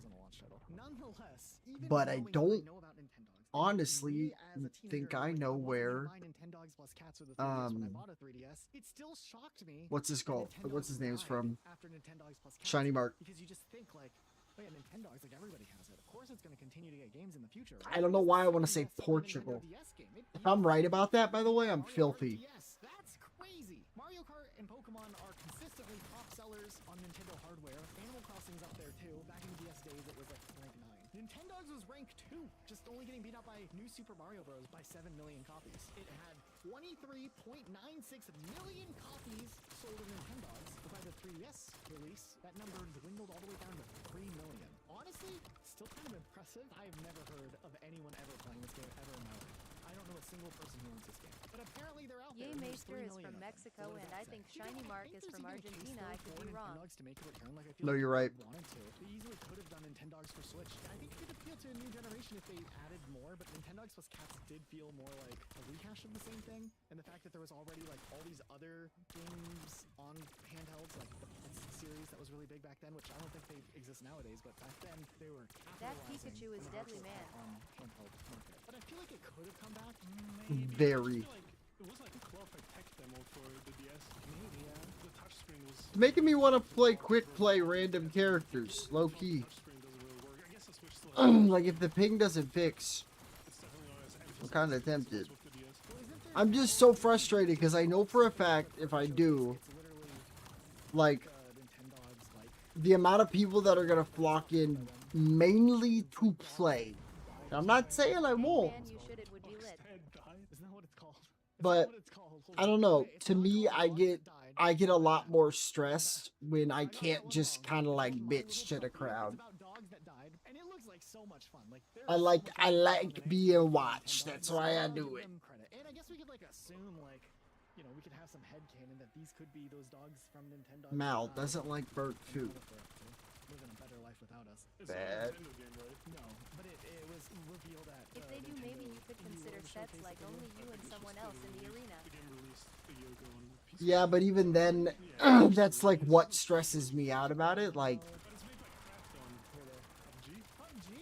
Developed by Avalanche Studios, Just Cause was an open-world action-adventure series that kind of stood out amongst other open-world. because it's in my eyes, it's like I don't want to know the person is like coming into lobbies and or mine exclusively, like just to try and like run my shit at like past midnight. You know what I mean? If some random dude fucks my shit up, that's a dub. But I feel like I'm a lot more liable to get tilted at somebody who means literally no harm. You know what I mean? Like, because I remember, I think that happened with Jay the first time me and him played. Like, unironically, I'll out myself on it. I got a little butthurt, like, and he was still in the chat here, and I felt kind of bad. And I apologized after. He's like, dude, you're good. But I know a lot of people have issue with that, and I don't blame them. And I don't know what it exactly is. You know, maybe they didn't innovate enough with the fourth one in the right ways. Like they focused on adding weather encounters like tornadoes and blizzards, and maybe just that wasn't enough. And graphically, it wasn't that different from Just Cause 3. It's all incredibly bad. And Square Enix actually blamed Just Cause 4 for their losses that year, stating that the sales didn't even make up for the development cost of the game. The series went dark. Yeah, I and could see it's that just- online. they It's didn't see just a hit or Cause miss with ever the again. other person's connection. Exactly. Saw another announcement. What about Just Cause 5? Well, dude, if I'm gonna be honest with you, every single person that has ever just appeared, I fought a Joker I love that match up and the connection was Chris. I unironically I find a lot of jokers like that because I think they even understand like their character is leagues better when they can play it without egregious amounts of lag. But like at the end of the day, besides literally, and I'm not trying to say this to blow smoke up y'all's ass or like lie essentially, because I would be honest, and you know I don't like lag. You and Jay are the only two bearable online connections that I've dealt with. And that's honest. Like, I genuinely, the others, no. That specific location also got close, I think. So, with the original developer gone and, you know, them not having much faith in the franchise, I don't think we'll ever see. Yeah, it wasn't ass. Like, there were some chunks with me and you, and me and Jay, because it's online. But they actually stopped chunking. There was actually fucking breaths of air. So, in 2000, Maxis launched the first Sims, and it was revolutionary, and it turned into one of the best-selling PC franchises at the time. Between 2000 and 2004, we got 3 massive mainline entries. The Sims 3 in 2009 was like the best version, or you know, that's when the franchise peaked for a lot of people, because they added like open-world elements, like open-world neighborhoods, and real-time aging and stuff. And then when the Sims 4 launched in 2014, JS connection are great. It's the best I've felt in Arena.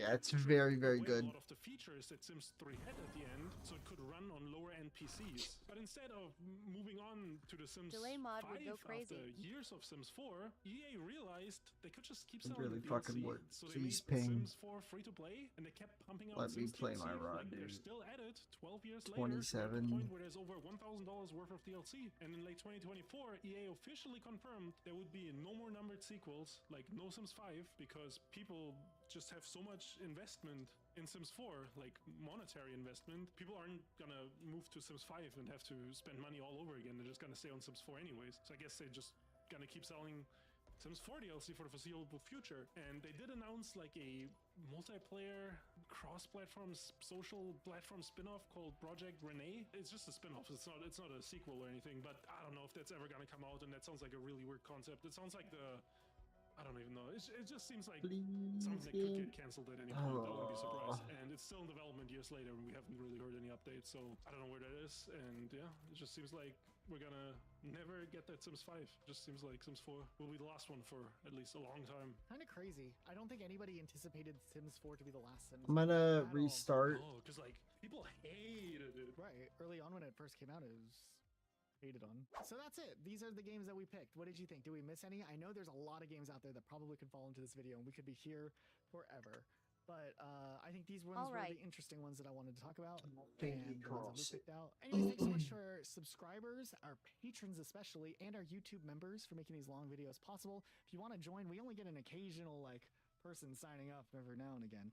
I'm gonna put a red line video on. So in the event the ping is still duty, I am tempted to just vibe for the night and watch like a video of him,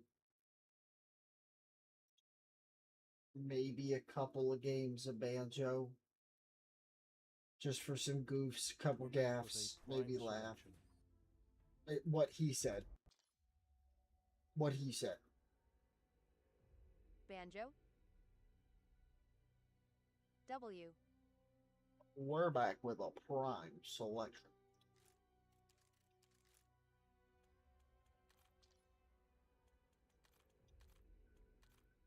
Still says 32. Grr.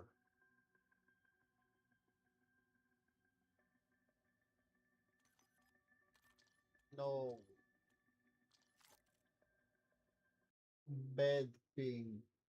I'm gonna go make myself a bowl of cereal. I'm gonna play this though while I'm gone.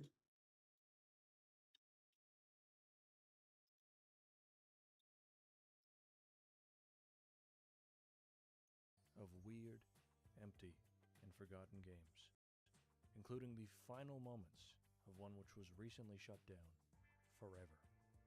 Let's get started. I'll be right. Oh, dude. We're back. This video, I know for a fact, but it's fire as fuck. I was on Active Worlds, receiving a guided tour of Venice from a wise sage. And he All right, it'll supplied be me back in with like some 3 to 5 forbidden minutes. knowledge. Apparently, a lot of the old guard of Active Worlds have moved on to 2 different games. Virtual Paradise, which I've previously looked at, as well as a game called Delta Worlds. I told the wise man I'd be sure to check it out at some point in the future, and we parted ways after a lengthy conversation. Delta Worlds' website made me very excited to get into this one. According to them, this game offers visually compelling 3D content. I signed up for this one as Big Cool Tony, 1991, of course, and was given citizen number 309. If I'm not mistaken, that means I am the 309th person to ever sign up for this game. This one is real underground. Of course, though, now that I was in, I had to get myself an avatar. There was no Tony preset this time. If I wanted one that looked like it was made after 1997, I was going to have to make it myself. I spent a good 20 minutes remaking Tony from scratch, but with a modern twist. This is a new Tony. He's ditched the trench coat, got a bit more yoked, and went for a fashionable and cool turtleneck tank top and gold chain combo. Also a brand new moustache. In typical Active Worlds fashion, the game immediately broke after this, and I could no longer move. So I had to reboot. Classic. This one was like a fever dream. It's very hard to properly describe. And that's saying something, considering the game we're playing. The whole time I was on this one, there was a real crunchy MIDI of the Mario airship theme playing. It's fine for the first minute or two, but when you've been hearing it for 20 minutes straight, you start to go a little kooky. I spawned into this one next to a fella named Star, which I thought was a real person, but was actually just an NPC. Also on the ship was a bunch of greasy, ponytailed bikers, as well as Captain Claus. Santa! He's real! For the next while, I was just kind of aimlessly wandering, clicking on things that sent me halfway across the map. I had no idea what I was actually doing. I might have been warping back and forth between the same areas, for all I knew. Everything looked exactly the same. In one region, the fleet was coming. Be sure to watch out for them. They are extremely dangerous. Eventually, I made it to a city-type area, which finally changed the music from the Mario airship theme to another version of the Mario airship theme. This one was kind of a jock jam. They had a spaceship sitting around, so I went to take it for a little joyride, and it sent me to a futuristic area full of creeps, beeps, and bloops. I'm pretty sure it was a big Star Trek building with a little bit of Stargate mixed in there as well. There were a bunch of different rooms and paths to go down, all labeled with things like Corporal Dimwit's quarters, Messy Mess Hall, and other stuff like that. I wanted to take a minute to have a rest before exploring it, so I clicked on a chair, which ended up sending me across the entire universe. I don't know where the fuck I ended up, but it was another whole new area. I stumbled into Tina's Lounge, featuring good food and great times. They had all kinds of yummy in my tummy treats in here, as well as a link to addictinggames.com. After getting my money's worth at Tina's, I continued on. This area seemed to be more of a general free build area. It was a bunch of normal buildings, as well as a ton of big pyramids, which held all kinds of secrets inside. And by secrets, I mean random old pop culture stuff linked within them. There were pages linked for The Simpsons, Animorphs, cheat codes for Road Rash 2, 1992, and a bunch of other random shit like that. After I looked at a bunch of the pyramids, I ended up cracking the code on how this map is built. It wasn't a super expansive and wide map. No. Each of these different zones, the ship area, the Star Trek area, and this area, were all stacked on top of one another. In the end, I went as low as I could go and managed to reach the very bottom. I had rediscovered the lost city of Atlantis. This one was a real interesting map, and I think was also a really popular one back in the day. It was sort of like a big free build area, with the main rule being that it was for teenagers to build and play on. No stinking adults allowed. It looks like this version of it stopped being updated sometime around 2010, with builds on it going all the way back to the 90s. There were even a few websites linked on it from back then, which somehow were still up and somewhat active, like the Builders Academy, which has a bunch of tips and tricks for building in Active Worlds. There's also a bunch of others which not even the Wayback Machine has archived. This isn't really a huge revelation, And obviously this is older, but AW Teen is very reminiscent of Minecraft creative servers. It's just a big, flat, wide open plain where a bunch of kids had free reign to make whatever they wanted. Usually this meant things that were completely unplanned, 10% finished, and abandoned soon after, but you'll occasionally stumble across an actually decent building. I found an area made by a big Dragon Ball Z fan, which tracks since it was all made in 2000. That was like peak DBZ popularity in the West. It had a whole bunch of stuff in it, such as Kami's Lookout, the Senzu Bean Garden, and Goku's iconic office. He's real! In a different spot, there was an ever-expanding city, which ended up colliding right up against a little house someone else had built. The owner of the house, named Data, complimented the city and said that if the city needed more space, they were free to delete his builds. I guess that whoever was building the city... Sorry for taking too long. You still there? The space, as Data's house is You still there? Go. One of the more interesting builds on this was a big adventure map a few kids had set up.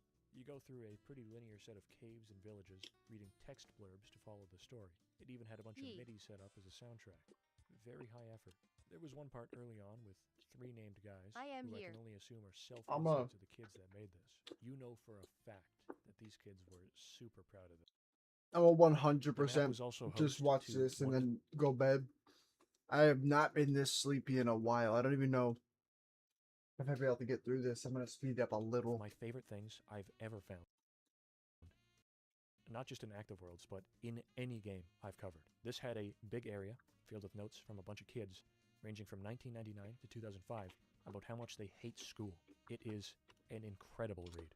I don't like my school because the teacher didn't help me at all, but she helped the other kids. I was at school just sitting there, and then the girl started flirting, and then the teacher gives me a fucking referral, and the girl is free. School stinks. It is like the teacher controls your brain. You can't talk or do anything you want, or you will be yelled at. LMAO. And I have to sit in my desk and do worksheets all day. At the school I just left, there was a teacher I hated worse than the devil. She was probably meaner than the devil. I hate that woman. I hate that woman. There were a good 15 or more notes. I here, need including these some from fourth fucking graders talking gifts, about how they dude, missed that he Pokemon has. because they got detention. It all culminated in an experienced and firm yet reasonable adult, putting them all in their place. Now let me tell you, Bobby, work is what maintains and sustains life. Without it, you can't live. Grow up, Bro go to got school, beef with the and don't teacher. expect anyone to pick up your tab, especially not me. Patreon. Be sure to check it out. We've got lots of dope vids on there, and more coming out every month. It's good stuff. This one said it had 2 people, so I figured I'd try and hunt them down. This was actually pretty easy, as one was just right beside the spawn, standing there, unmoved by my presence. Once I saw a club, though, my priorities immediately shifted to hitting the dance floor, and it was here, on this map, that Tony got his groove back.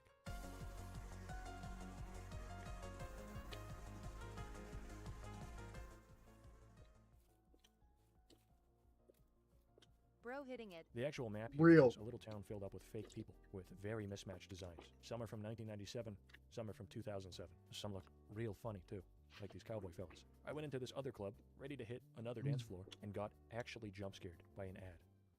Hunk of Why shit. visit Nova Scotia? Jesus Well, Christ. let's hear from actual visitors. This club also had bowling, and I was just getting strike after strike after strike non-stop. The king of the alley has returned. Didn't even get called a slur this time.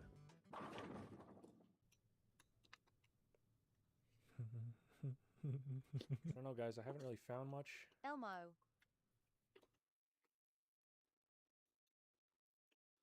September. That makes it 20 times better. It's already good. But then you misspell a month. Then you misspell a month. I haven't really found much this time. Why his face look like Bayonetta bit? Might just Oh, be me. I see that. Dude. That's unreasonable. No, man. Not the crying bald eagle. Oh my god. Oh no. No, man, no. With this one, I was finally able to see a working RPG system in one of these games. Active Worlds shut these down way before I played it, and I don't think it worked in Virtual Paradise either. This one had a bunch of classes and stats to choose from, with it all being pretty basic D&D stuff. I wasn't really feeling like sticking That's around for 6 crazy hours on this YY. one to grind my stats though, so I was just gonna have a quick look around. I guess this one has some big fans, because there was a Hall of Champions with awards for stuff like most kills, best players, and stuff like that. There were some pretty high stat gamers in here with thousands of kills and levels in the hundreds. Seeing as I have 0 experience in this, that could be quite a feat or like 2 hours worth of effort. Seeing as I also have an award, let's just say that everyone in here is a very accomplished and excellent gamer. The blacksmith had a rockin' MIDI playing, and when I went to crank that shit up, the game crashed. This one had the greatest skybox in any game ever created. It is actually perfect. There wasn't much else here, aside from some strange kitties and some sick-ass Red Dead Online clips on a TV inside the saloon. I was greeted by a variety of greasy, evil Christmas carolers on this one, and when I went to hide from them in fear, I noticed that this was a full world dedicated to Christmas. Somebody is a big fan of Christmas. I don't really know what else to say about this one. It was a holly jolly winter wonderland. There were sleigh bells jingling, and ring-ting-tingling too. It was lovely weather for Tony to show off his moves. Those character models are actually another full-scale cursed RPG. OMG. This one was huge too, and also still fully working. The spawn area had a list of commands. His videos don't deserve to be sped up. I was definitely feeling like I was going to be a regular on this one for sure. The map is sort of gothic and vampiric, but also just has random tourists walking around, as well as a cinema. I'll do I that. needed cash fast and made 20 bucks by giving this Santa lookalike a giant cartoon needle of my blood. I had a quick peek into the theater after this and instantly spent the $20 by accident when I walked through the door. My finances were in pretty dire straits at this point, so I had to take on a swamp quest to earn some quick cash. It was during the swamp quest that I learned you can actually just die in this one. Forever. I stepped on a bear trap inside the swamp house, and my leg was taken clean off. Luckily, back at the spawn, there was a scroll you could click, which puts $1,000 in your bank account, so my money issues were solved. The more I looked at Nosferatu, the more confused I became at what the setting was actually supposed to be here. There was a little medieval suburb Big where bucks. you could rent a house, as well as an event That's what I'm center, saying. We get a which was dollar. a corporate event room with That's folding some, tables and chairs. They even had boxes of Frosted Coca-Cola, mini wheat Pepsi, and Dr. scritch. Pepper in this mystical fantasy land. Don't forget about the infamous Nosferatu military base, complete with tanks, Humvees, and an army of soldiers. I had been here for around 10 minutes and was about to leave when the owner of it knocked up. Now, they weren't here to talk, but rather confirm Haven't my had those in citizenship years, application, SS. setting me up with stats So and fire. an inventory. I guess this one is active. An active world, you could say.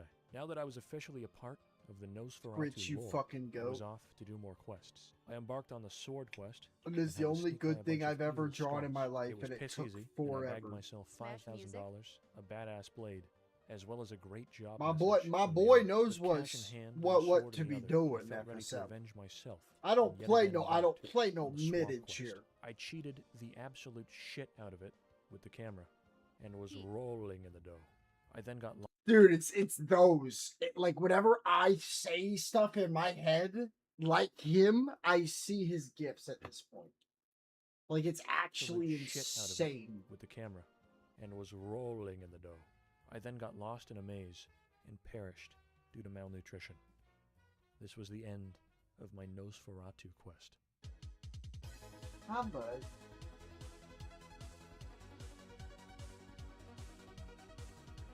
Hey. I know those types have a specific name I forgot, but I seen a bunch of I, them. ca- I don't want to look up because I Bro know what hitting it it is. again.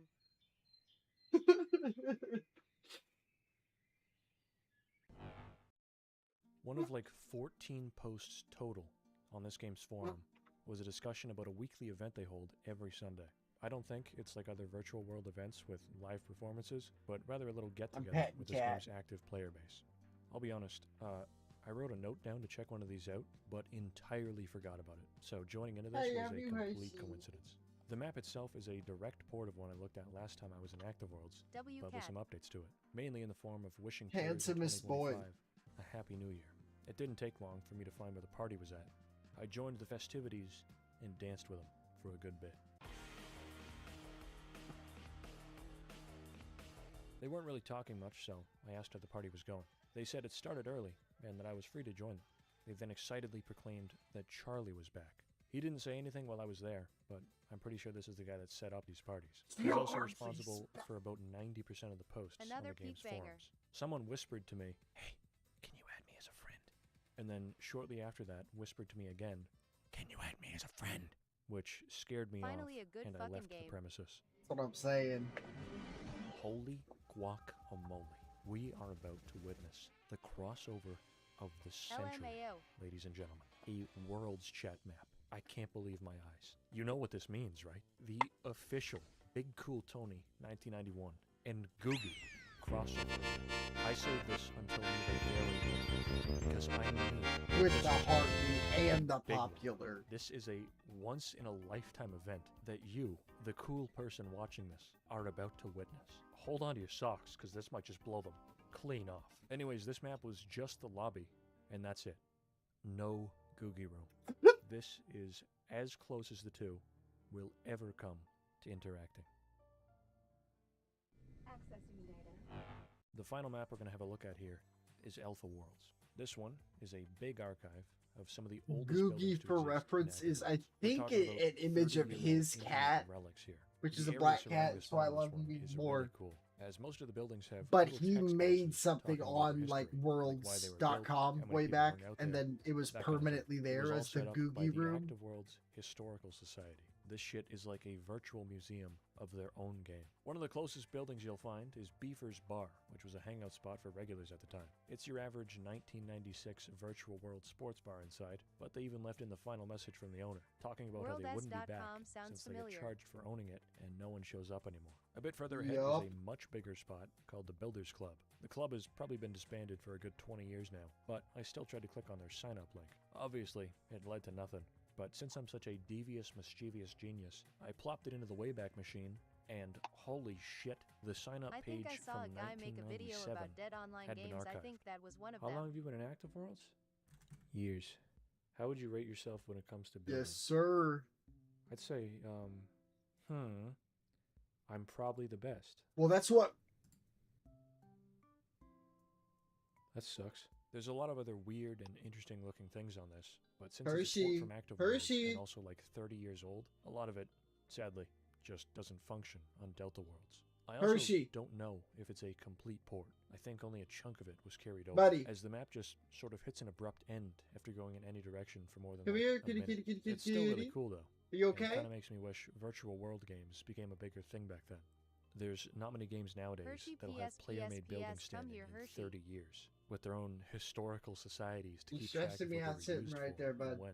I doubt most games now will even have servers running in 30 years. I'm very glad Hershey. games like Active Worlds are being preserved with things like Delta Worlds, as it's not just saving old virtual hangouts and funny signs made by teenagers I love about how you. they hate school. There's also a very real, I always very feel bad human doing side of these games, having to which would be a watch him terrible leave, loss but if the servers were shut off. In somehow multiple spots just during my time in the here, middle I of that found room dedicated twice, memorials it to happened a great couple number times. of former players. There was a whole area in Alpha Hershey, World it's me, Trin. dedicated Remember to these, back when we and worked it was on the quite a railroad. reminder that this wasn't just some weird old game from the 90s. I mean, to me, it was, but to others, this was a game full of creation, memories, and friendships. The downside of this being online is that eventually these memorials will simply be gone one day, with no traces left behind. This is already happening, as one of these former players left a last letter to Active World citizens, which simply didn't work anymore. Luckily, the The Wayback amount Machine of did aura have an that archive Hershey of it, brings to the which can streams still be needs read. to be studied. Hello This there. is honestly How do true. you do? I hope you're better than me. I've been treated at a hospital for a while now, but this time they can't stop it. I'm sorry, but I can't stand it anymore. I would like to thank you for this time and all the letters you have sent to me. Please, don't be angry. I've been struggling for a long time now, and it has been too tough now. Please send my regards to the net, and let my name Andy Man never be forgotten. And give my regards to A World and Worldsnet, please. Take care, and have a nice life. LMAO, I'm an idiot, Disconnecting bro. I looked at for the the video last time. title just now. Handyman. I As don't I know. always say when I find these kinds of things, this I don't know why that stuff gets me so hard. I think Taylor definitely got me thinking about it like that. Because, like, the way I see it is that's how I met her.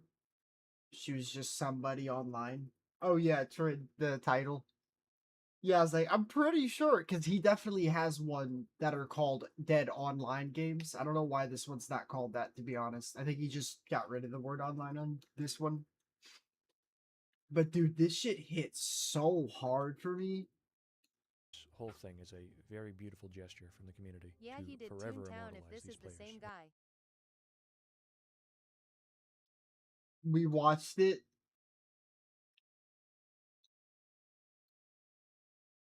Or wait, have you watched it? Is what you're saying? Because we've watched it on stream before.